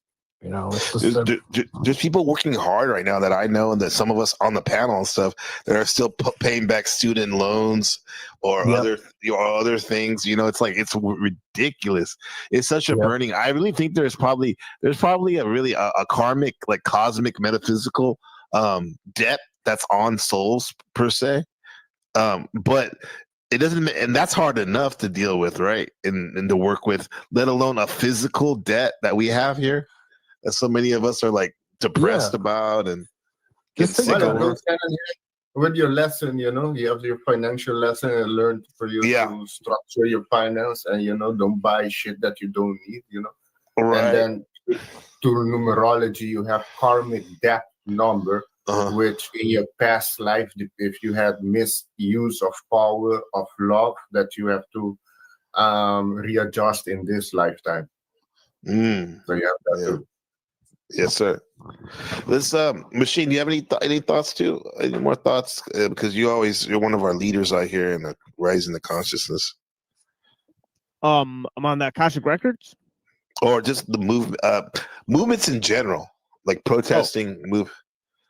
Yeah, I think it's I mean, it was an important a pivotal time, I think, right? Because they had the the 9/11, right? The wars, right? That's what Alexander said. We are changed, right? Yeah, they fought for Israel, right? So so it's pretty funny that they went out there, right? They went to Afghanistan, to Iraq, right? And then they said that, oh well, we're actually going to start locking up the American citizens for telling the truth. Right, so they had the National Defense Authorization Act, right? So they had different things, right? So I think that was the first time where they had mass surveillance too, and they started coming out with the with the cell phones, right? So so I remember when I was in middle school, right? Everybody started getting cell phones. Yeah, right? yeah. So by the time we were in college. right? The mass surveillance. I mean, it's like 10 years of. I mean, the surveillance thing is really ramping up for 10 years, right? So now that everybody had a cell phone, kind of 10 years later, right? And they passed the National Defense Authorization Act, and you had those groups like Anonymous and all those groups, right? That were sort of hackers and all this stuff. It seemed like it moved into a new phase of cyber warfare, right? So it seemed like this was going on right now. It's like we're living in an era of cyber warfare, right? So that was just the first step of it, where they wanted to test, like, first we get the kids to set up camp in the middle of the city, right? And then we'll figure out which ones are, want to protest and stuff, so we could profile them. So I think it was all just, set up. Yeah. It was like almost like a testing ground, especially what happened with January 6th. That was like the biggest psyop ever. Like, it was all on YouTube. They were talking about, like, what was it? Like, what was that? What was that agent? What was it called again? QAnon? Oh, QAnon, yeah. Yeah, all these. The QAnon shaman? Yeah. It's like a Taurus. He was like a Minotaur. 7-Eleven, right? Like, when we were kids, you used to like sit around, right, for hours, right? There used to be like 3 or 4 kids, and you get like a Slurpee, you go back inside, right? Or there's like weird people you have a conversation with, right? You can't do that anymore, right? Because every place is owned by somebody. You're loitering. Yeah, exactly. So the loitering thing is really serious now, right? Every place is owned. You can't just set up a camp and The just be sidewalk here. is owned. That's crazy. Yeah, like that's why the Occupy thing is important, because it's like you can't just go and just sit somewhere. Every place is owned. Like, you have to, like, what are you doing? Like, are you buying something, or do you live here? Right? Is it your property? Right? So it's like, if that's not the case, then you just got to move, right? So you got to move. So it's a fucking weird situation where every place is owned. Yeah, you can't even walk down the street, bro. People get like shot at, like, by the neighbors and stuff like that. Granted, there are some crazy people out here, but that's when also you have the illegal immigration, which is a big problem. Look what is happening in England, with the knife attack. There, a few days ago, there was a big knife attack. They injured, I think, 9 people or something. But there's an ongoing thing, and they're trying to, when it's a foreigner, they don't say much about it. But when it's a white man, you will know the first, it's a white man, white supremacist, all of that far right, that they push, There's a whole thing against the white population of the world, If you look at the Kalergi plan. Yeah, for sure. That's the new that's the new one. Public enemy #1, the white man, for sure. Yeah, that's because the whites and the small hats, they were used to accomplish this. Right, so now they're going to be the fall. They're going to be the fall the fall guy. Right. So it's like, because it's pretty obvious. Yeah. It's just like like of course, like, we all wanted the world system. It wasn't just whites and the small hats, but they were the ones who were used to accomplish it. So it's like, it's just it's just like the people who the communist the people who are part of the student movement, when the communist uprising happens, right, they're now have to be taken out, right? Because you could never appease them, right? It's like that situation. Yeah. That's what happened in the damn China with the Great Leap Forward. They took out all the intellectuals and whatnot. Right, exactly, right. The intellectuals you use are just cannon. Just cannon fodder. Yeah, exactly. And now it's like they got their own MGTOW, the young population of China. They're saying, you know what? I don't want to work in the factory. I don't want to get married. I don't want to get a house. They're going MGTOW. They don't even want to marry the leftover woman. They're like, screw this system. Yeah. They have a different name. Like how we say homeboy, it's like a dude from the hood, right? And in Japan and China, they call a homeboy someone that just stays home all day. A man that stays home and does it's one thing if you're doing the internet stuff and like actually have a business and trying to learn, but those guys definitely don't want to be around women. They shut it down. Oh, the people in Japan? Oh, yeah. Oh, the hikikomoris? Yeah. Oh, yeah. Yes, the hikikomoris, yeah. Yeah, that's extreme anxiety and depression. Yeah. Now this guy, but Sean is absolutely different. The Nigerian guy, we're about to watch the second take on the human's experience. Like, actually, me and him were like, mind you, this is years ago, right? I was like in university. Like, I was literally trying to like film this stuff, but I was also like trying to get some dates and shit. like pick up on some girls at the movement. So that's and Sean was a master at it. You'll see in a second. Oh fuck it, I'll show that one right now. Watch. Listen to Sean trying to game at these girls. This shit was hella funny. Rizzing. Yeah, this is Riz. Like he's like, oh, you guys are artists, huh? Really? Me too. Like commonalities. Yeah, it's exactly because we're talking about imagination and creativity at the movement too. Because there's a lot of artists. This is what men gotta understand. If you could talk an imaginary, like third worldy person, like it'll make you stand out more than just talking logic. You can't talk logic to a woman. Yeah. Right. And then Sean was going right for that right there. And everyone, if you'd like to donate, you can do so by super chat or membership. Buy me coffee. Thank you so much, Wiccan. Appreciate you. While they're having a march, have some kids in the face to have a good time here. Do this. This is your thing. Yeah, exactly. He's like, this is your thing, girls. Ladies, this is your thing. This is not our documentary. Is that okay? Our okay, cool.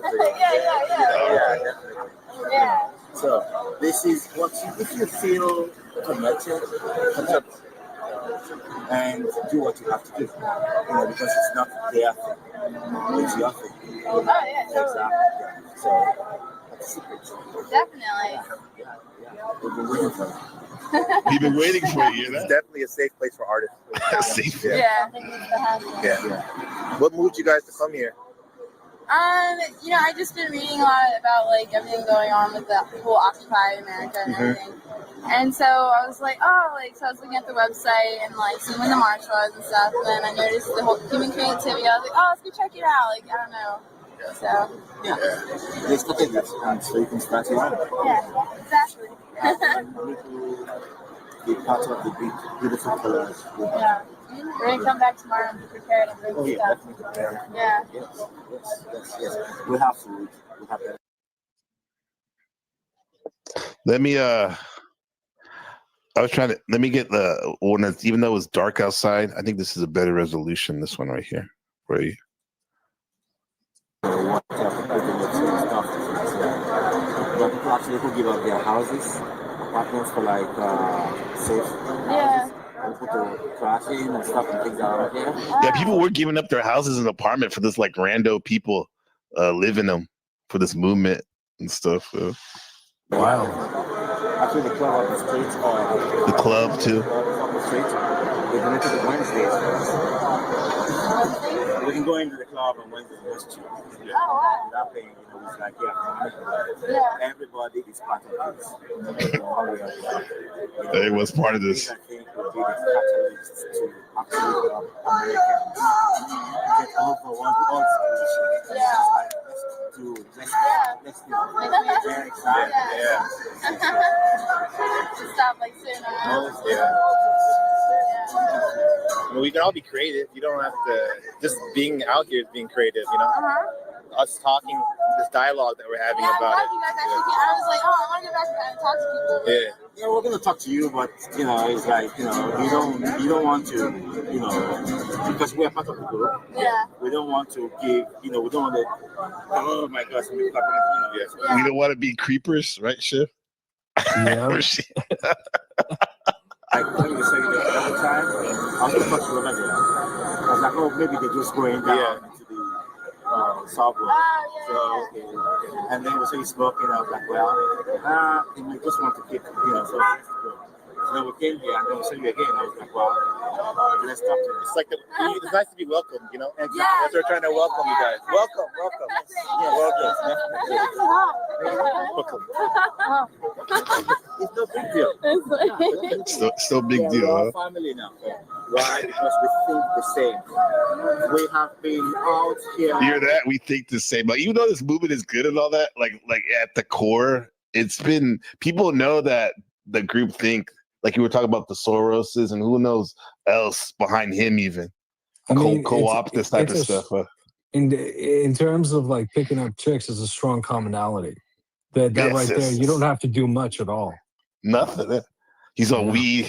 In the wilderness, thinking we're alone. We're not. All these tea party people shouting and stuff. He's what they call natural, right? Shit. Pretty much. Pretty much. Over my dream or something. I'm trying to make a movie and the extras took over. Like, you're not in the fucking. Get the fuck out of my movie. What the fuck is happening here? Yeah. No, this is my movie. Yeah, this is. Are you guys camping out here? Yeah, we have. Oh, you have been? Yeah. Okay, Yeah, I'm thinking tonight. I don't know yet. Yeah. It's just been crazy during the week. I have school, so I go to the Academy of Art. Oh, you do? Yeah, so. It's a good school. Yeah. I got some free time, and I was like, all right, I'm going to get down there. It's cool. Yeah, definitely. It's not about you being here. Just whenever you can make about your heart beating. Yeah. Even if you're at home somewhere. Exactly. The moment you think about us, we are occupied with us. Did you hear that? He said the moment you think, even if you're at home, the moment you think about us, we have occupied your heart. That was it. Nice. Right there. Nice. Yes. I mean, so it's not a physical occupation. Have people been It's not a physical occupation. Art? That's later. Yeah, no problem, like camp out and stuff? Food-wise, yeah. There are blankets and stuff, but it's best to bring your own sleeping bag or whatever. Yeah, it's a safe place to camp out, definitely. Yeah, definitely.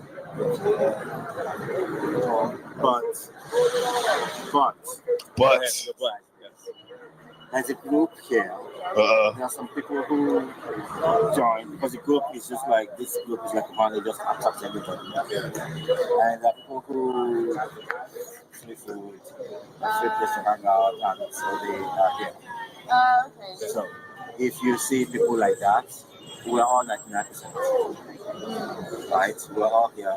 We're all like 90%. But at the same time, I would suggest you hang out with each other.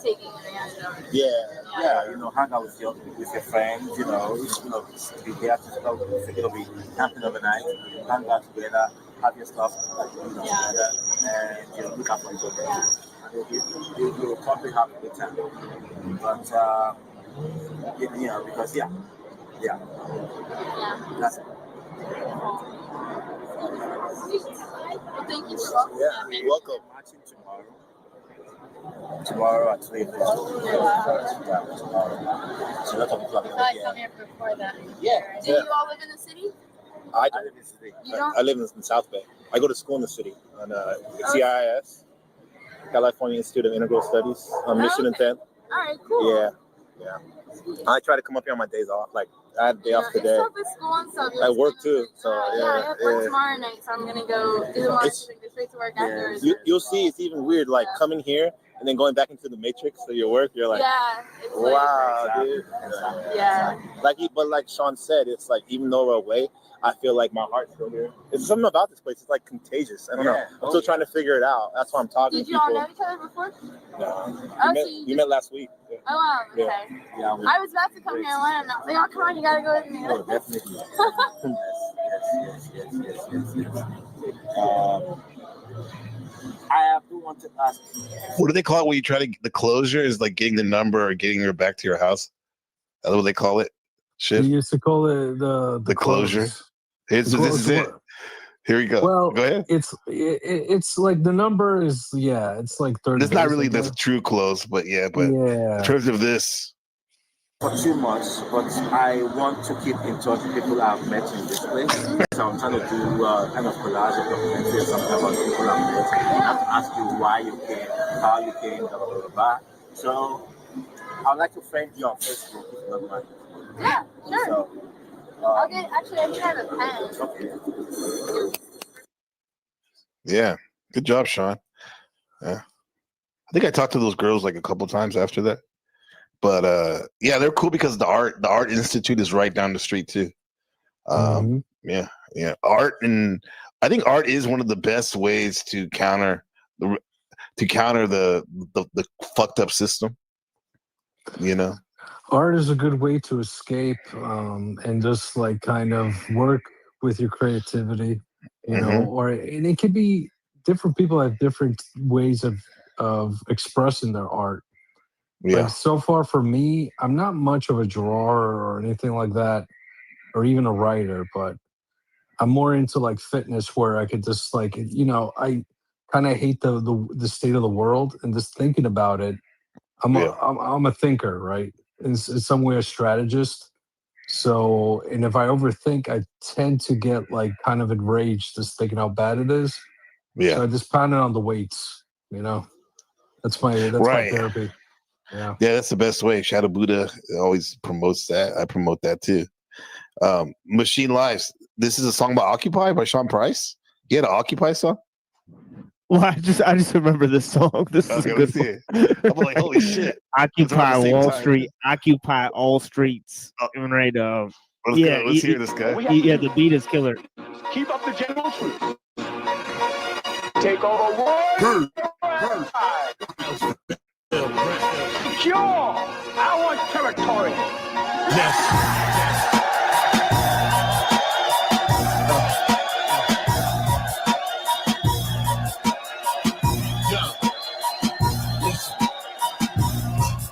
Go, occupy Wall Street, occupy all streets. Shot the fly, papagayi, occupy more heat. You all weak, I'm a strong dude. You want sucker shit? I am the wrong dude. By Wall Street. He did. Yeah. He said it. Occupy Wall Street. It go, occupy Wall Street, occupy all streets. Shot the fly, papagayi, occupy more heat. You all weak, I'm a strong dude. You want sucker shit? I am the wrong dude. I've been better, I bench pressure. Fuck a fair fight, I use Winchesters. It's a cold world, get your thin sweater. Checkmate, check your chin, the chin checker. Rap ruler, slap, clap, medullas. Actual fact, using the Mac, attract shooters. I'm waving the 8 then clap you in your face, make Canadian bacon burn. Y'all niggas break dance on cardboards. This nigga P take chances with the raw, Lord. Fuck out of space, do me your favor and get the fuck out my face. Yeah. Shaw Price, Illa Tracks. Oh yeah. Montreal. He said Montreal. Brooklyn, Brownsville, Haiti, block my thing, fuck out of here.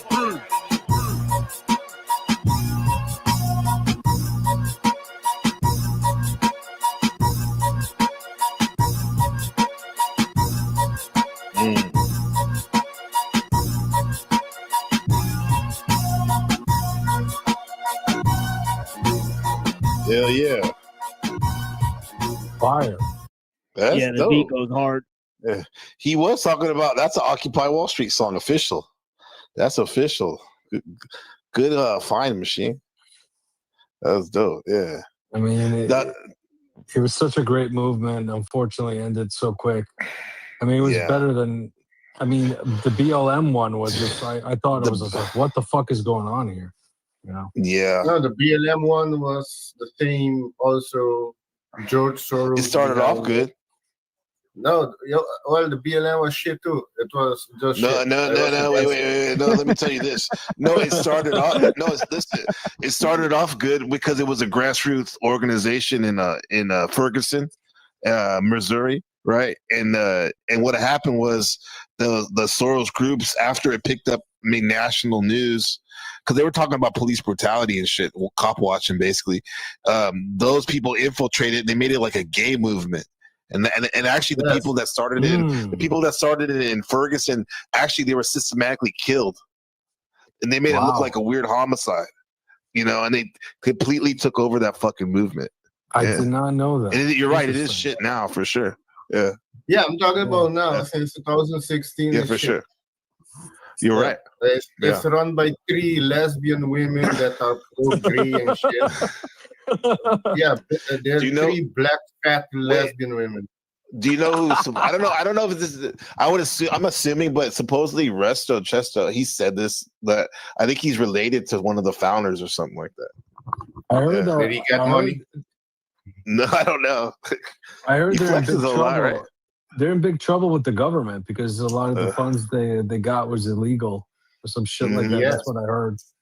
Yeah, no, that is true. They're after them because one of them, fat black ladies, they bought 3 houses or 4 He houses. said fat. He had to say fat.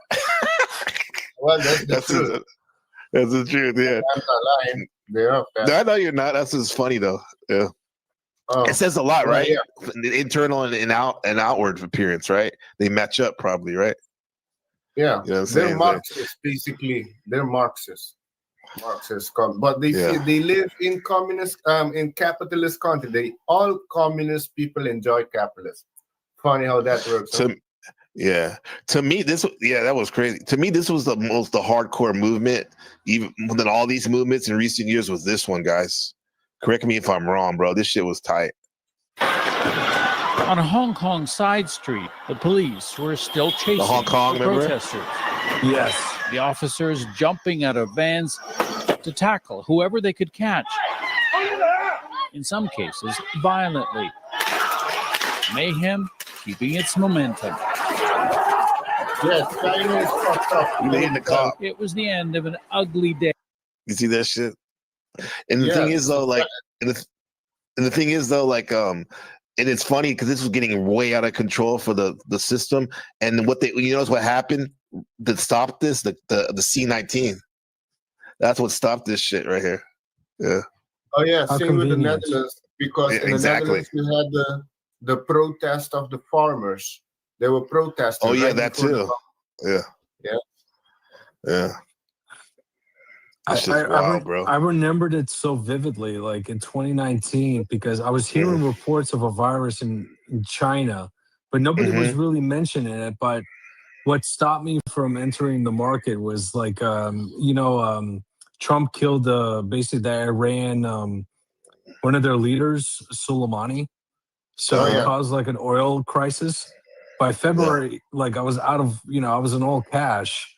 And then next thing you know, like this COVID thing, C-19 was just all over the news. It was hysteria to the max. It was insanity.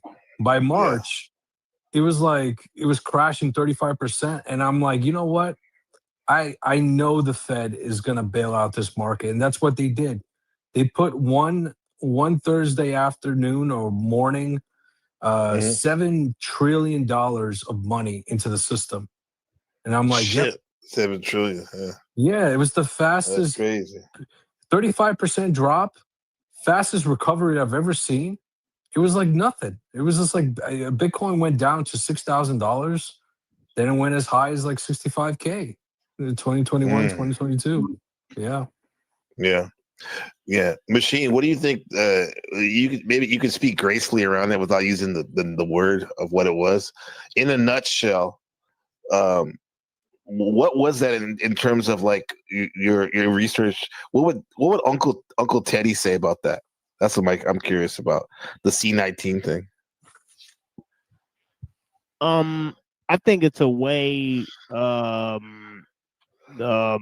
think first of all, I think it's notable that in terms of global health crises, right? So I think that in terms of a global health crisis, right, or a global health response, right, I think that is a huge aspect of it. So I think it just lets us know that there's a world government in place, right, that it functions perfectly fine, right, that if they have a global crisis, they can send information to any country they want, right, and all that type of stuff. So I think that is the most significant aspect of that type of thing. Now, if they're gonna create a global health system or something like that, or something to that effect, I think that would be a significant move in that direction.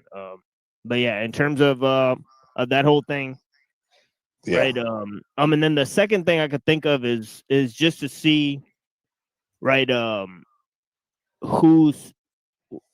how people respond to it, right?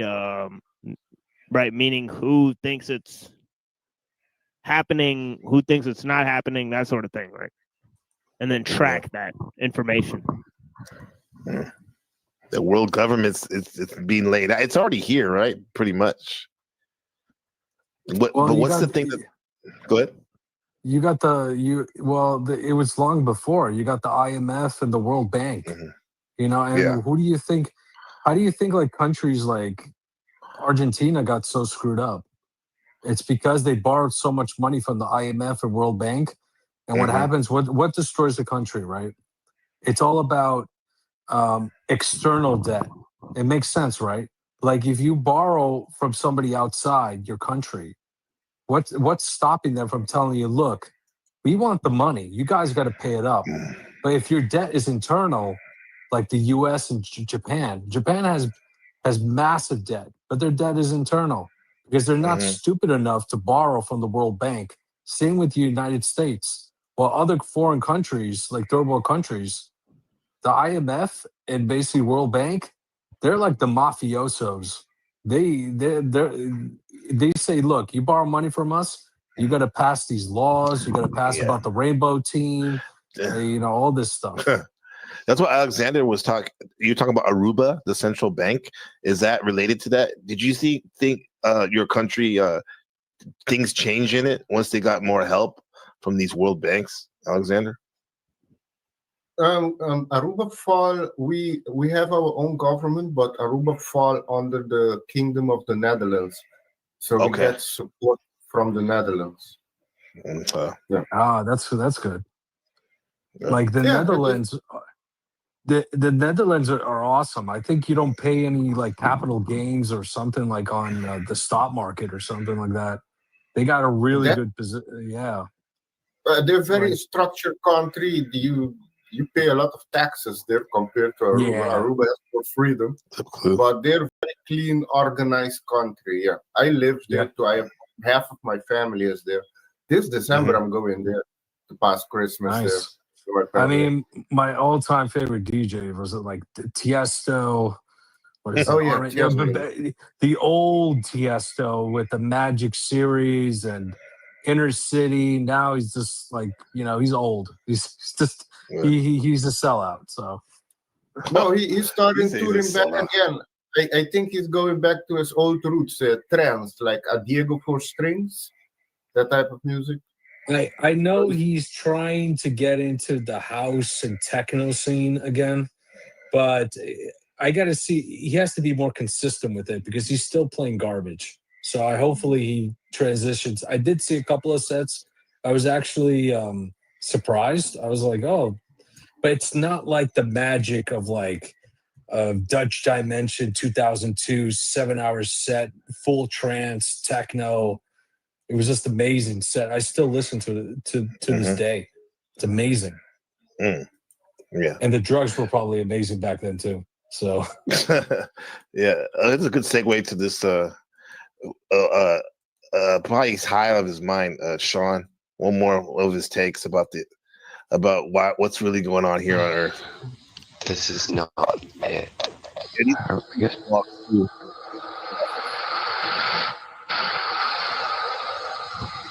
Take a breath. Wallace, I got to wake up. Get back to work. Stop all this bullshit. Let me see how this.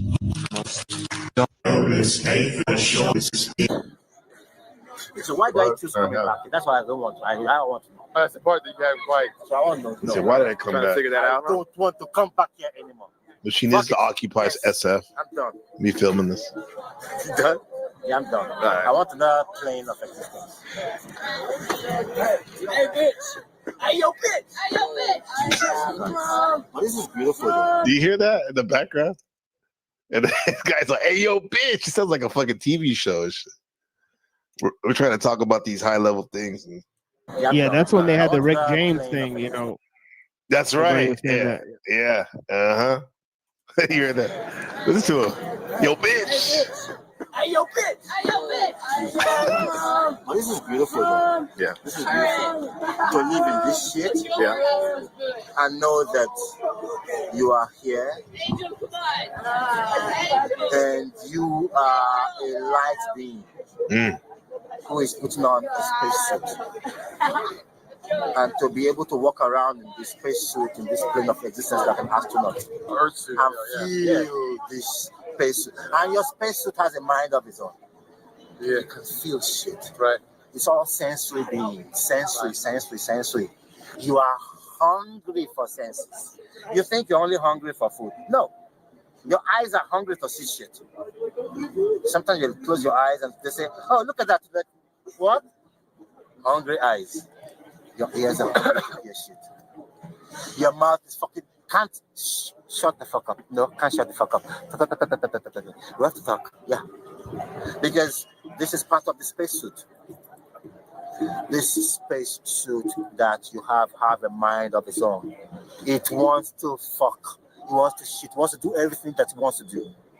Meanwhile, you are the light being. The spacesuit wants to usurp you by taking control of the ship.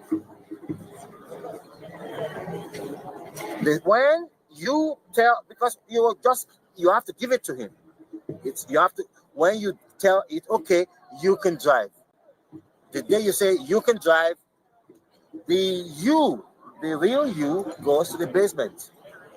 The light being goes to the basement and goes plays this video games and shit. Because he knows sooner or later you will want his help. Because this spacesuit does not know everything. It is just proud and thinks it knows everything. Now, this spacesuit is so magnificent. It's beautifully made.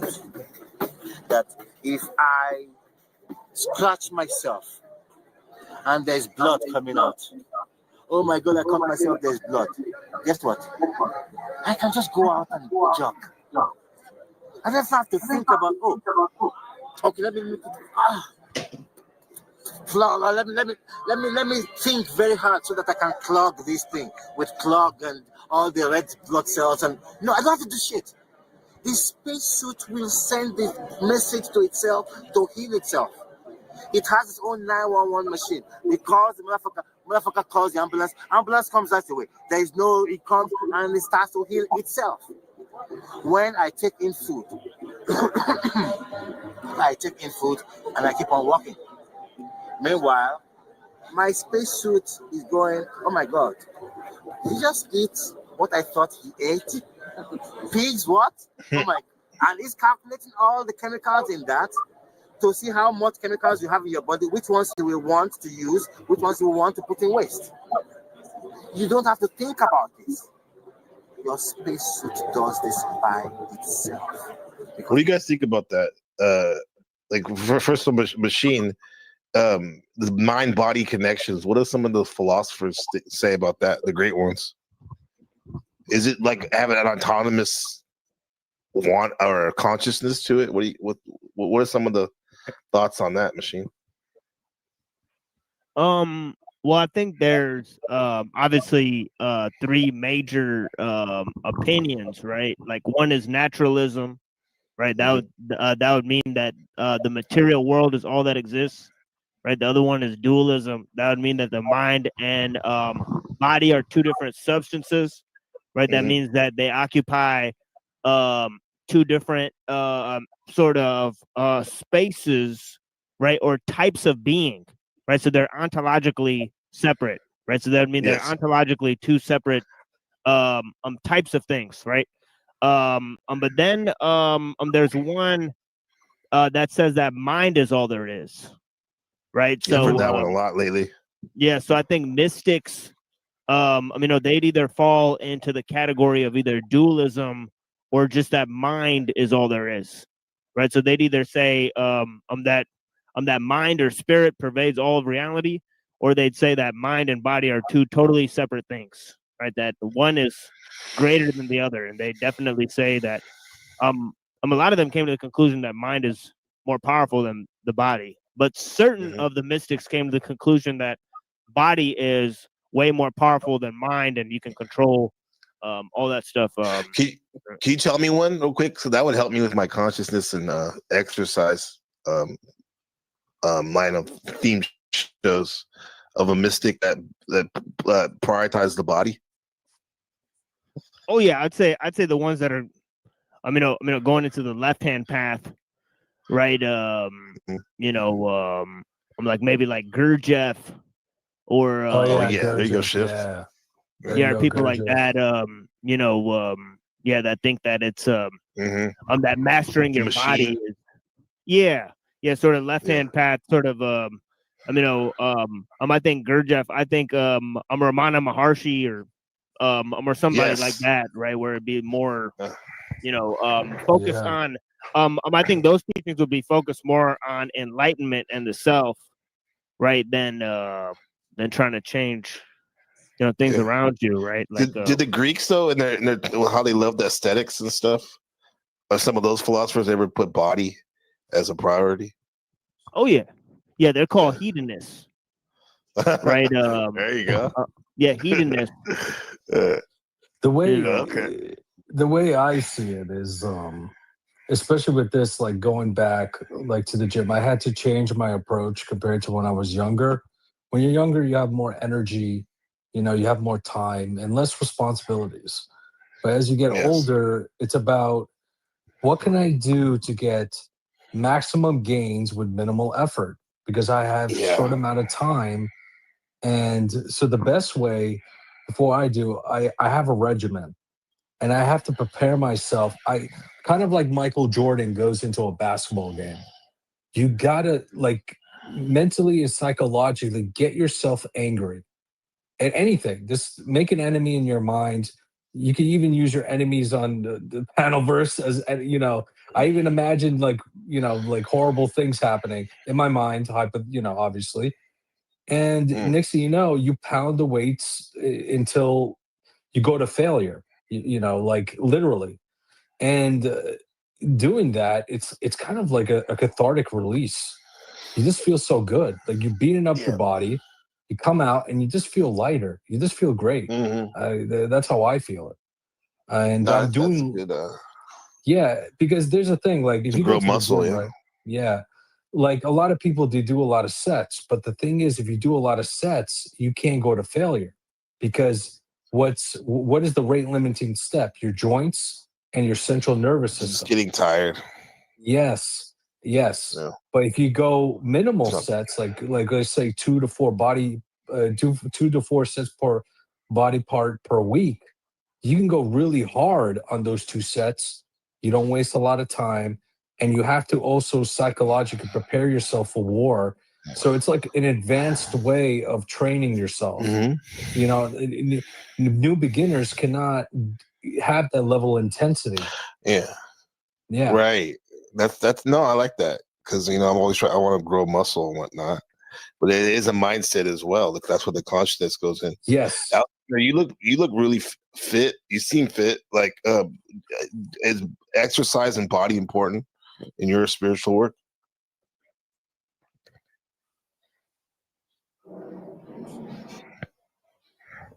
Hello, Alexander. Oh, you're talking to me? Yeah, did you? Yeah. I said you said you seem like a fit guy or someone that would exercise and whatnot. In your spiritual practices, is that important to you? Do you think the body, making it strong and oh yes, whatnot? for sure. Yeah, because your body is your temple, So it's what we have in this reality. So you have to treat it good.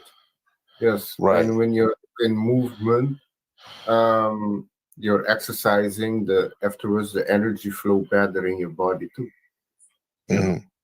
So it's very important. And you have 4 aspects for health: is the physical, the mental, emotional, and spiritual. Foundations, right? Yeah. Yes. Yeah. That's the foundation. Yeah. And Machine, thank you for that, Alexander and Shift. Machine, I want to play a couple more minutes of this Sean thing, because it'll be a good segue to what you were talking about a couple weeks ago. Remember you were saying that like how sometimes too much strain on the body can actually be harm. Remember you were talking about that? Yeah, that's my theory. Yeah, some of it's cope, but yeah. No, actually, he's honest. He's honest. Machine. Actually, that makes a lot of sense. And actually, there's data where if you do too much sets of, there's crazy people doing 52 sets per body part, but that's not physically possible. And here's the thing: you are gonna hurt yourself. The rate limiting step is your joints and central nervous system. So you're correct. Break you. You're gonna break. And Sean's even talking about even if you don't do anything, like as soon as you're born, you're on the clock basically. Your body. It's kind of like when you drive the car off the lot, the brand new car off the lot. It's like, yeah, man, you're every second it's getting devalued or whatnot. That's more my theory. It's more extreme, right? It's like turtle or spider, right? Where they don't move, so they live very long. Very long, right? So, she's a turtle spider.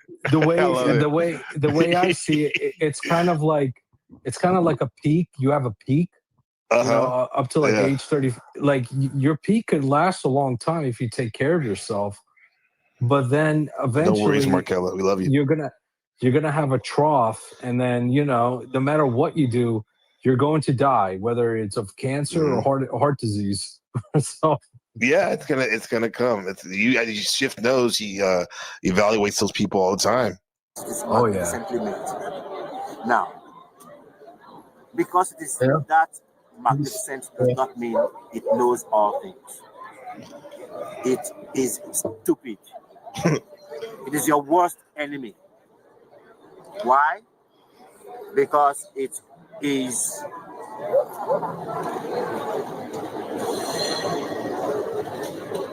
its job is to go back down to where it came from as fast as possible. Your body. Why? Because its mind walks backwards. It has a time that clicks backwards. When he was born, he knows that every day he wakes up is a day closer to the day he's going to die. So he does not understand that. He does not like that helplessness of not knowing when you're going to die. So he just says, fuck it, I'll just destroy everything. That's the body. Everything that you think they will destroy you, that is what it will give you. That's what you will want. I'm talking too much. He's not talking too much.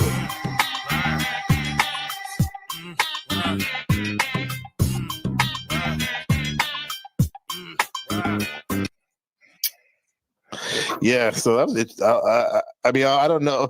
I don't necessarily agree with everything he says, but it definitely made me think outside the box. Like all that the body's like you're on the clock, man. And well, yeah, we all gonna die. Like in Aruba, we they say like I have M on my hand, and it stands in Arubian native language. It says you have to die. Mr. Muri means have to die. But you're not gonna go think on that. You're in this. You're gonna be enjoying it. We're a spiritual being having a human experience, and we all here are on a mission. So, Alexander, right? Living for today, right? And fully engaged. But what would you say to a person that we're all gonna die, like that is dying, or someone that you're helping someone in a sense that like a grandmother or a brother or sister, God forbid, that you're there with them in their last moments? What are some ways you think we can help them transition? You ever thought about that? Transition, because about that. It's like make sure they get everything that they if their last days, make sure they want to do everything, try to do what they want to do. And basically that's it, and have a good transition. I'll see you on the other side afterwards. Exactly. Yeah. I think about the Tibetan Book of the Dead and stuff like that, where people are being, the quote unquote soul is being helped. But machine isn't there some Buddhist traditions that don't believe in a soul? They word it a different way. They don't believe in a self. Self, that's what it is. Yeah. So the soul is sort of inconsequential because they may not really have a concept like the soul, right? Like there is like energies that are passing, right? But they would say that because everything's part of that same type of energy, right? There's no distinguishing factor, right? So there's so they wouldn't try to focus on the soul, right? They're non-dual, right? So they have a sort of monistic view of things, right? Both in Hinduism and in Buddhism, right? Right. So they didn't really come up with a concept like dualism. But in Hinduism, they sort of have a sort of dualist concept, but it's relating to the self. Whether it's part of the Godhead or whether it maintains its identity through the cycles of reincarnation. Right. Right. That's the interesting thing. Whether it maintains its identity through the bardas, as the Buddhists would say. Do you think, Shift, that the soul lives on, or the self, or this in Islam, Godhead yes, thing? yeah. Obviously, we Day of Judgment, we're all going to be judged. I mean, from the Islamic perspective, and really, what nurtures the soul from a Muslim perspective is having the conscious awareness of practicing the religion, and through the prayer, that's the acts of with the body, and actually it has some very good benefits. The prayer, it could regulate your heart rate, it calms your mind to the pressures of society. Like, look, I work a very intense job. I do all my prayers, and that gets me going. The power of prayer and faith, it does remarkable things. Like you talk to a Muslim, a very committed Muslim, depression it's almost kind of unheard of, like in a way, because the faith is so strong. Really, it kind of puts you in a bigger perspective. It's like everything in Islam, it's like everything that you do is an act of itself. You're worshiping God. So you want to be on your best behavior. You kind of like put you in the moment. The only thing I've seen with Islam, like I haven't heard too much about depression. The only thing I've heard the sheikhs talk about is like sometimes like OCD. Yes, that can be that could creep up, right? Because people want to keep up with their rituals and all that, because they're worried about the consequences if you don't perform wudu properly. Then your prayer will be invalid. But reality is, you can't worry about that. You don't know, and honestly, you just have to just do the ritual and just. It's not about being perfect. It's just being, just being consistent. So right. Or they stay in the or they concentrate too much on gin, over fixate on that type of stuff. Yeah, I think. If they over fixate on that, that means you just have too much time on your hands. I mean, we do believe they exist. I do believe they exist. I mean, but at the end of the day, it's really, for me, I'm just too busy to even think about it too much. Yes, sir. Yeah. There's a lot of things to think about, dude. Like when I wasn't doing the current work I'm doing, I had a lot more chance to think about, because this world is it's so spectacular and weird and mysterious that you really can't get bored if you're a thoughtful person, because there's a lot of wildness going on here, man. I mean, this the past couple of days when I analyze people, my God, and I'm seeing their actions, it's like I already know, I'm already thinking 30 steps ahead. It's it's just amazing. And it's just it's kind of like you're the puppet master and you're pulling the strings. Right. Alexander, you seem like you've been online a long time. How do you stay away from internet beef and drama? I don't really get beef with people. I shut them down real fast. That's it, baby. You just have to shut them down. Yeah, right? I don't play with them. I don't have time to play with stupid people. Yeah. I speak my mind. Yeah. And I should not Oh, but I said you said you're a Muslim. Yeah, I'm from Bosnia. I'm a Muslim. I'm pretty chill. I'm not Wahhabist or whatever, but I just do the 5 daily prayers. Be a good person. Chill. That's it. Yeah, Muslim or Islam means submitted to their authority. Your submission to Allah. I've looked into Islam. Islam is a corrupt cult religion, mostly for men. Actually, if you look Yeah, at sorry about that. Yeah, what's Well, I'm glad happening you came around. back, Machine. yeah, my shit crashed, so it was Oh shit. I mean, the way I Is it see chill? it, it's In Islamic country, women are not treated good, especially you have in Afghanistan and the one near Afghanistan. I forgot what it's called. The one that India had problem with. Pakistan also, women are treated very bad. Look at what is happening in Africa right now. In Nigeria, the stupid Muslim are attacking, killing the Christian. Nigeria, in Congo, Mozambique.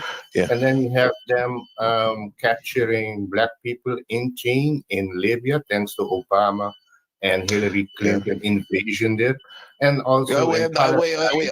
I noticed you said you said the stupid Muslim, right? Because not all Muslims are doing the things that you're saying. There's obviously good Muslims. No. There's a two lot great of, Muslims here there's a on lot on of the panel right here. there's a lot of I understand that, sex but not all is of like them are bad. jihadists. But if you follow the book, extremists, yeah.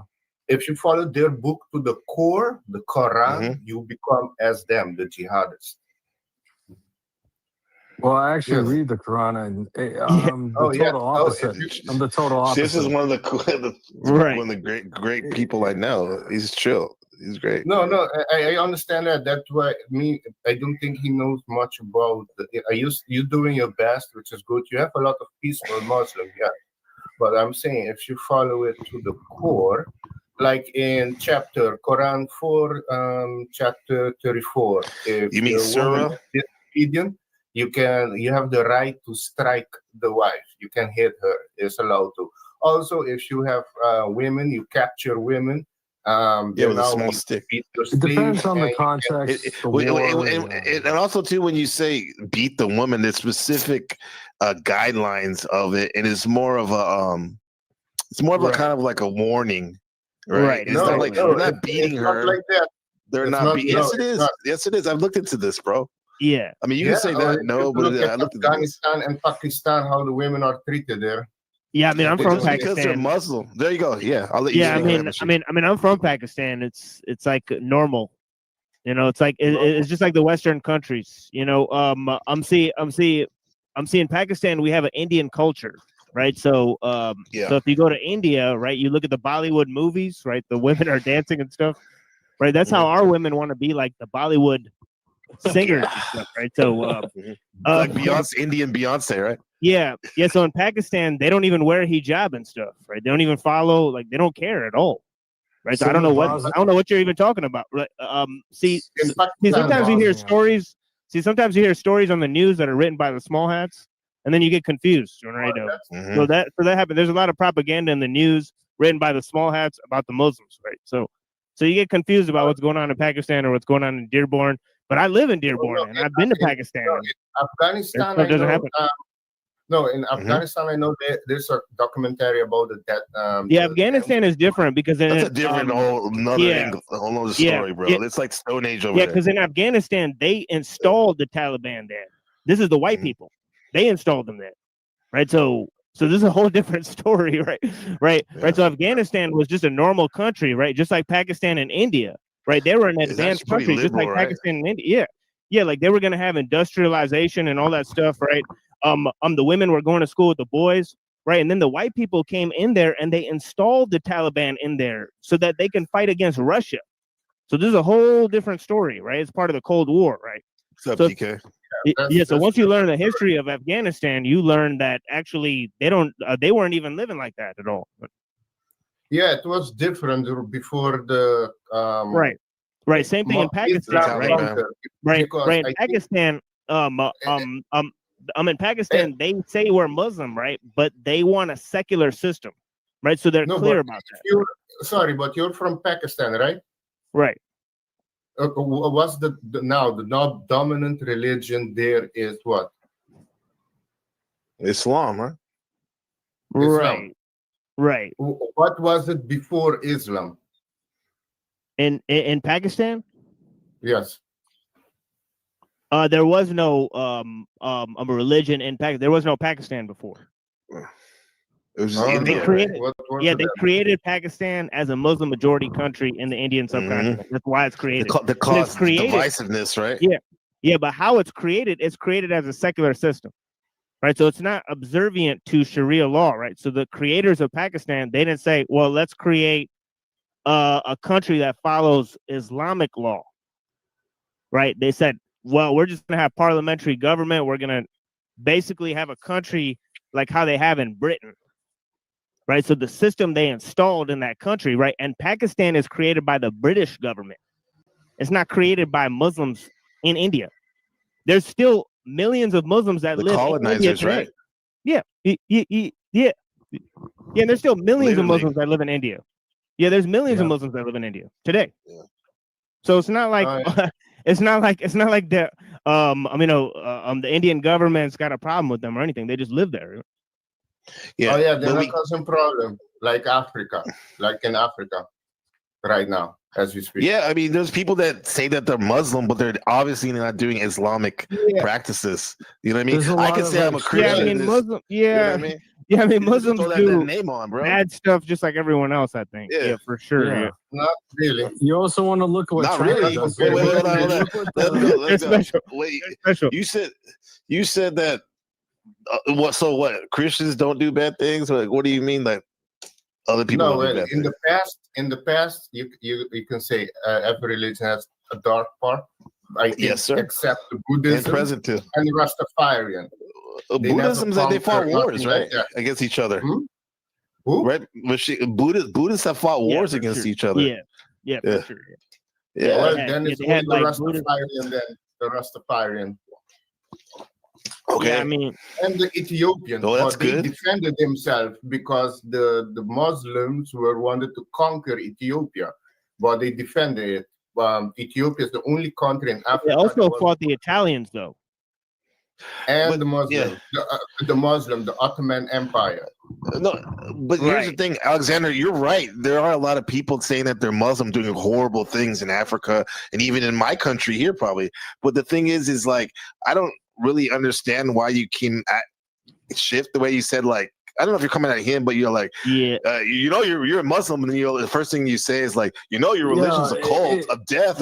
It's like, damn, I don't think anybody. That's not very civilized. I don't think take sides. Take sides of the Ottomans.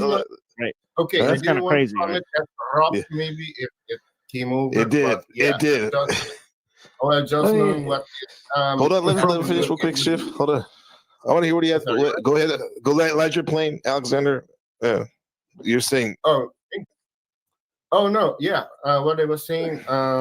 Maybe it come rough out. Didn't mean that way, but there's a lot of people saying that Islam is the religion of peace, and if you talk bad to your Islamophobia, that's a psyop to not talk about Islam and let them, because Islam always has the same path, and I have the path here written down. And because I look deep into it, check this out. The path of Islam is always the same. Establish a mosque. That's the first one. Create an enclave. Grow the population. Because they know there's a problem happening in Europe. The Europeans are not having much children. But the Muslims, they are having much children. So they already calculate, same in Canada, that in 20 years, they're going to be the majority. And when they're the majority, on the Sharia law. Well, isn't that good for the Muslims though? If they're having children, they're actually doing something what you're supposed to do as a human. Yeah, they outbreeding y'all. You don't understand. They're outbreeding y'all. You're not going to be right. But that's what are the non-Muslims though? They need to get their breeding up. Then, if that's the case, this is a breeding race or war. They should. Why are there the leaders of the so-called non-Muslims? That's a missing piece of the puzzle. Is like, why are the white people not breeding themselves? Is because they're liberals. Their kids are cutting their dicks off, right? So because they don't have Islam. So if they had Islam, their kids wouldn't be cutting their dicks off. So then they would have more kids. I mean, it's a catch-22. It's brainwash. It's letting the own community go it. Alexander, I mean, it's fair. I mean, for my country, some truth though. I mean, for me, it's like I said, I clarify. I know there's peaceful Muslim that is good, but there's a lot of atrocity that's happening in the name of Allah or Allah. Absolutely. Yeah, no, we're not. I call everything No, exactly. out. Yeah. Well, yeah, no, here's the thing, that's what you're right. There are a lot of atrocities happening for sure on it, for sure. Extremists give us a bad name. I mean, the Yeah. jihadists and stuff, like, they just take it to way too, like. Yeah, but I think that's personally bullshit, because I mean the Jews are dropping bombs and killing millions of people. Yeah. Mm-hmm. Yeah. So where's the Muslims killing all the people? Right? I mean the country of Israel just committed a genocide, right? And then they went to war. They went to war in Iraq. They killed millions of people. Mm-hmm. Millions of people. Right? They went to war in Afghanistan. They killed tons of people on the Taliban that they installed in there in the first place. So where's the Muslims going around killing everybody? I think in, like, for example, like my dad's country, Mali and the Sudan. It just doesn't make sense. You know, like, where's the Muslims going around killing everybody? Well, maybe you're not aware of what's happening in Nigeria since 2000. About more than 100,000 Christians, Nigerian Christians, has been killed. So they are being slaughtered. That's political. That's Nigerian problems, right? That's political issues in Nigeria, right? That has nothing to do with Islam. Well, who's killing the Christian? The so-called Muslim. Yeah. No, it's a so-called. It's like in Philippines. They got Muslims there too. Yeah, they got a conflict, the jungle, right, between the local populations of Christians and Muslims, right? That's a political issue, right? That's not an issue with Islam. You got to look at what happened to my country. Look what happened to my country, like Serbia. Basically, Orthodox Christians, crazy radicals, killed, genocided. That's right. That's true. So you telling that we are fucking welcome AVM Buddha going out there and just being extremists is just really uncalled for.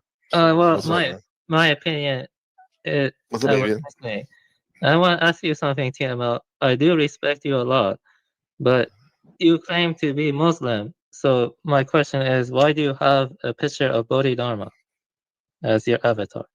Because Bodhidharma started a religion that's not compatible with Islam. I mean, the mind-to-mind transmission, the robe and bowl, there were lineage of patriarchs that spread from Bodhidharma to China and Hunan. I mean, so I'm not trying to say this as a way to attack you, because I approach things impartially. I come from an Islamic background too, but I left Islam because, I've had very bad experiences with Islam. Right. Right. I think you said your family's Islamic, right? So yeah, but not as bad as other people. It's just I don't really like Christianity personally either. I do respect Christians as a people. Well, you know what I mean, but I've studied all ways of life. I've studied all ways of life, right? A Buddhist person does not own the image of Bodhidharma, right? Any more than a Muslim person owns owns an Islamic piece of artwork, right? Any more than Rumi is a Muslim poem, right? Rather than a Persian poem or or an Iranian poem, right? Or anything like that, or as if the Taj Mahal is a Muslim structure, right? I mean, this is getting silly. Right? I mean, it's just kind of stupid. No, that's true. But here, hold on. Let me just answer. Let me finish answering you. So the Bodhidharma, why I have the Bodhidharma specifically is because it's a transmission of knowledge from India to China, right? I'm a brown person, right, with green eyes, right? The Bodhidharma was seen as a blue-eyed barbarian, right, transmitting knowledge from the east to the west, right? So this is why I have the picture. Yeah, that was a good response. But the thing is, a lot of people misinterpret, Chan or Zan, they think it's not a religion, but it is an organized religion. Yes. Oh yeah. Yeah, and I'm not one of those people. As you know, we're gonna do a huge breakdown of Bodhidharma, right? His thoughts, his ideas, and also the Zen tradition, right? So I have a number of writings from the Zen thinkers, right? And I present those, right? So why I don't focus on Islam on my show is because the show has nothing to do with Islam, right? The show is about technology, right? The machine lies, right? Yes, So yes, I know that. But my question, I'm not trying to attack you or anything, but I'm saying it's like no, it's no worries.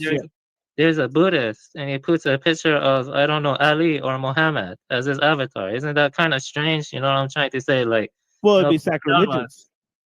Yeah, right? Bodhidharma is a religion, you know what I mean? It's like it's a tradition, like that started, like I mean, what I'm trying to say is instead of a Ummah, maybe we should consider spreading the Sanka instead. Make the Middle East and Central Asia Buddhist again. Like Gandhira. Yes, you're right. Because yes. that I was reading also is that with the Islam part, but Afghanistan was once a Buddhist nation, Pakistan was once a Hindu, and Lebanon was Christian. Yes, you see, I'm not like other Iranian nationalists or racists as well. I'm not racist, I just want, the Buddha Dharma to spread. It's like Pakistan and Iran become Buddhist and it encourages relations. We could get closer to China too. Yeah, it's like in South Park, right? Where you have the atheists and then the other atheists fighting each other, right? It's like, praise science, right? Where it's like, it doesn't matter how people separate. Yeah, it doesn't matter how people separate into different, ways of life, right? For my judge, right, I don't care what type of way of life you are, right? I believe our deeds will be weighed on a scale, right? If you do righteous deeds, right, then you'll proceed forward. Right. If you do evil deeds, then you'll be stifled in the process. Right. Not only in this life, but in the next. Right. So I believe the deeds will be weighed on a scale. Right. So I believe an atheist who is righteous, right, is far outclasses somebody who is a believer, right, who is hypocritical in their beliefs. Doesn't follow the path that they claim to follow. Right. So I believe a non-believer is better than a hypocrite. Right. And this is also written in the Quran, right? So, yeah, I mean, I respect that, but ultimately, Islam did have a very bloody history when we get down to it. I didn't think to that with the Sahara slave trade. That's one of them. Yeah. Let's talk about that. Islam is a warrior. Yeah, Islam is a warrior religion. Right. Let me pause that for a second, real quick, respectfully, quick, because we got Resto in that building. What's up, Resto? How you been, man? Yo, what's good? What's good, NPC? Or should I call you Gabriel now? Damn. I mean, Gabriel's good. I understand people know me as NPC. Rebranding. Everybody's rebranding. What the fuck? I can't even call Flow now. Bro, I had to no Ravage. Oh, excuse me, my bad. I always mix my names with the people that I'm fucking with. So Sav the Savage, she's cool. Nice. I like her. So that's my new industry plan. I am pushing her. So I'm Ravage right now. You know how that is. Yeah. Ravage, and by the way, Savage. Yeah, and by the way, Resto's sector in the All of the Above sector we start voting on it tonight. We call it the Vegas content sector. Make sure we put the content in there, right? So it'll be Resto, Mel Pandora, Resla, Marathon Kev, and I think that's about it, right? So you can vote to see who's your favorite person. No, you're not. But anyway, you do good. No, Resto, the reason why we brought you up is because this episode, this broadcast, Occupy My Heart, I was revisiting when I went down to the Occupy movement in San Francisco, and I filmed a lot of vlogs back then. So we were watching some of those and talking about that, and we got to talking about protesting and stuff, and then we were talking about BLM. And I remember hearing something, and I don't know if it's true or not, that you may have been related to some of the people. I'm just telling you, that's why your name. That's why your name up. Yeah.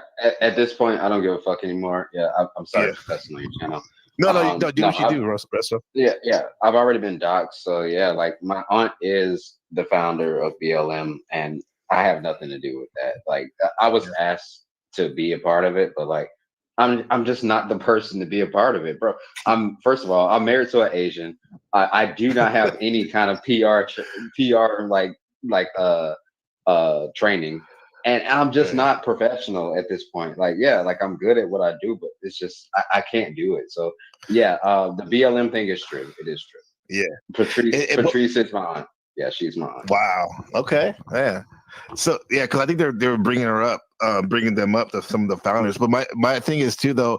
I'll tell you this: what maybe you have in common about with your aunt, but like I definitely think you stand up for people that are like, which in terms of like injustice, because I've heard you in this panel verse even stand up to things even when people were quiet, you know. So am I wrong with that or?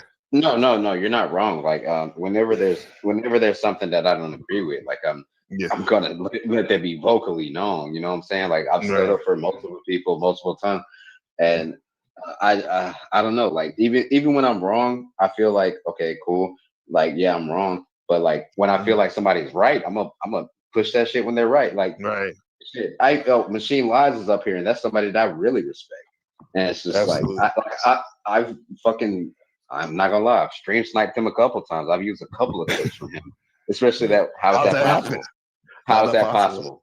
How is that possible? Like, that's my shit. I love that. I love it. Yeah, I love that. Yeah, no, but I've been talking about because I don't know if you've been peeping though, like the racial shit, this N-word, hard R stuff that I've been bringing to the table. Like I was because I'm talking about like out of all the people here, like. I think Resto's the only one I've heard actually talk about that in the past. I'm not sure you're a fan of it, right? Yeah, that's my only rule. Like, especially like even when I'm on my own channel, like my only rule is like, well, I have 3 rules on my channel: no doxing, you know, don't talk about kids. I'm not a fan of the kid shit. And then you know, if you're not black, don't say nigga. Sorry. Yeah, I'm sorry. And like that's where And I heard this yesterday, but I don't want to bring no messy shit to your channel. Ahead, but I heard maybe only you could talk about it. Oh, I can be messy. I can be messy. I can be messy. Yeah. All right. So I don't know if it's true or not. So I really don't want to speak on it. But I heard somebody was talking shit about me, and this person is not black, and they be saying the N-word a lot. And that's the only problem that we have. Instead of the other problem when it's like, you know, somebody in your ear. You know what I'm saying? Like, hey, maybe you need to listen to the angel on your ear instead of that devil because she has a fucking track record. Let me let you know that right now. She got a fucking track record, dog. So hey, I'm Gucci on it. Somebody, a white person came on my broadcast the other day and said like, "This is why I don't fuck with American blacks." I was like, "Damn, bro." It's like, okay, yeah. So, yeah, and like, why would you not? Like, it just doesn't make any sense to me. Like, what did I do to you, nigga? Like, I'm the most peaceful person of all time. Well, besides my job, I am the most peaceful. Like, all I want to do is just be horizontal. I just want to lay down and play stupid fucking old video games. That's all I want to do. But people keep trying me over and over and over again. I don't understand it. I really don't. This is weird because like you've been here but not been here in a sense. You know what I mean? So I don't understand. Yeah. I've been here and there doing all like kind of crazy shit. But like, you know, I always expect something to come up in the air, and I think something's coming up in the air right now. But I'm actually supposed to be doing something else right now. But like, I was like, fuck it, I'm gonna go on Gabe shit. Yeah. But I appreciate it, bro. Because we had our ups and downs for sure, but I truly always say, bro, you're like, and I mean this, like, you're my brother. I won't even say little, I'll just say brother. We're my brother. I look at you like that. I like you a lot, man. I appreciate you. Yeah. No, I do too. I do too. Like, I know. I really. No, for real. I do appreciate you. Like, I mean, like we have definitely had our ups and downs. Definitely. We have been on opposite sides of war multiple times. But you know, I never lost respect for you. I'm gonna be real. But it's just like when we was fighting. That was it, and then we leave it in the past. Like I'm not gonna fucking. I'm not gonna harbor you about the stuff that happened in the past. Like, it means nothing to me. I love that. That's a real friendship where you can just like have the things happen and keep going. Yeah. Hey, because you're the one that taught us about these sectors and shit, bro. You kind of taught us how to speak in this sector in a way. in a lot of ways. Shit, but, yeah. I'm done with the beef sector. The only people that I'm messing with really is Pizarro, which that's my baby girl. Got to give it to her. And I'm gonna get a text message right now about that since I said her name. And pizza. Guys, we'll get back to the Buddhism right now in a second, but I had to catch up with my we'll get back to that. And then who else? Envy, and then Lori. That's it. My Lolo. Not this Lolo, but my Lolo's been on your show, right? Lately? Yeah. Yeah, she's dope. I like Lolo's great. Lolo's awesome. If you don't know, we're actually going to do a show together. Like we actually started a whole Twitch channel together. Our channel is called Fire. It's called Sake and Subtitles. So we're gonna get like inebriated, which I'm not gonna say what we're on, but we're gonna get inebriated, and then we're gonna review like either bad anime or like good anime. You know what I'm saying? Like just something that's something that we could just like put like the black perspective on it. You know what I'm saying? Like we did. Did she know anime? Did Lola? Yes, she knows anime. Yeah. Wow. Yeah. She's a big fan, and because the first time I actually ran into her, she had a thumbnail on her channel, and it was from Michiko and Hatchin, which is a really good anime that I really love. I was like, wait, how you know about that? And she was like, how you know about that? Wait, how you know about that? And so like we was actually watching the show the other day, like we was laughing at somebody getting jumped, and we was just like, yo, he knocked the whole ocean out of his mouth. And then like 3 months ago, that was like a thing that like we was like, this would be great for like people to see. So we just decided to like work together, collab together, and so we're gonna do that. And I think that'd be great. Like, and we don't even want like a big audience, but we kind of want to do it. Like, we just want to get this project out. Even if you don't, plus that's gonna be fire. If you want, you can put that in the back. We'll promote over here. If you like, I'll say like, even if you don't want a lot of audience, that's definitely a niche stuff. Something that someone like me, I like that. I think it's gonna be awesome. Like, like me and you did. Me and you did it before, which I'm surprised. That shit was fire. I can't find it. I can't find What do you mean? That's why. What do you mean? No, I thought you had it. I wasn't recording. I know I had it. You had it. Bro, like I had it. Like I had. It pisses me off. I can't find it because I had it on my phone for the longest time, and then like I think when I was trying to record something else or edit something else, I actually accidentally. So I was wondering if maybe you have it in your archives somewhere in an email. Maybe I do. Because it was in the, when you have a chance, please check the last email you sent me, and it probably is there. It's probably there. Okay, I'll check that. But no, like for real, like I do a lot of shit on the background, and I don't want to take too much of y'all time because I know y'all talking about some real shit. But like, no, for real, like I'm working in the background. I got the shit going on with Lori. There's probably going to be a news story that's going to come out about me in about 2 days, I guess, 2 or 3 days. Yeah, you know, that doesn't sound good, guys. If someone's like news, damn. And news story. Yeah, like I'm just chilling. I'm doing my thug dizzle. That's all I can do. So, all right. Yeah, and I appreciate it, and I'm looking forward to the NPC awards. I am. I don't know if you heard about the Link Up Part 2. It's not happening in February because you moved it back. Yeah, I had to push it back, but it is cool. It is still happening, and the core 3 will be there. Me, Resla, and Kev. So everybody, those are the core 3. But there are going to be a lot of special guests. But other than that, like I don't know. I don't want to take too much of your time, bro. I'm sorry. I came up here just show some respect and show some love. That's good, bro. Because it's been a minute. I was about to wondering. I'm glad you came through, bro. Nah, bro, you can always hit me up, bro. Like you got me on Discord, bro. You can always hit me up, nigga. I'm gonna answer. I'm gonna answer the phone. Yeah. I mean, come on, brother. How many brothers in fucking Asia are there out there that be streaming like on our level? Come on, bro. We gotta take advantage of this. Bro, like I'm on. So I pour money into my streams, and it's just like, I'm just not that big yet, and it's okay. But I will get there. It's coming, just like for me. Pause. Yeah. For both of us, it's coming. Shout out to Marathon Kev. With that said, Russ, so you're willing to just stick around always, bro. But we'll get back on this Yeah. I'm not gonna take the time. I'm not gonna take the time, but like, let them talk. And like, I appreciate everybody. I got mad respect for everybody, especially like NPC or Gabriel, as he wants to be called. And then, wait a minute. I know this guy. He does like the numbers and shit. I know that numerology. guy. Alexander. Yeah, he's on No Pandora's. Yes, he's amazing.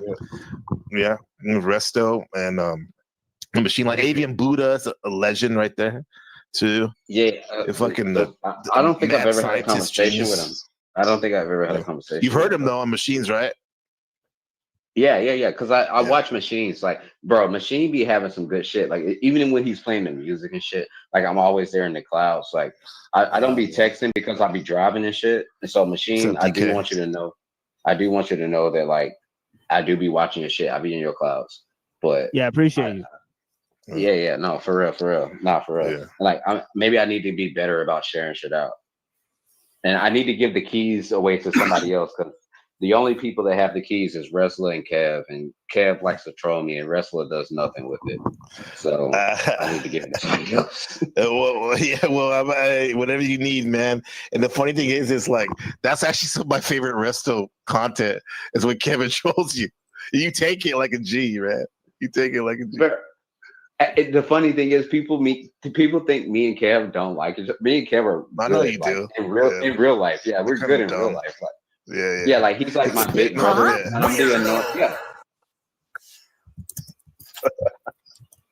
Weirdo. Yeah. He's a weirdo. Fuck him. But no.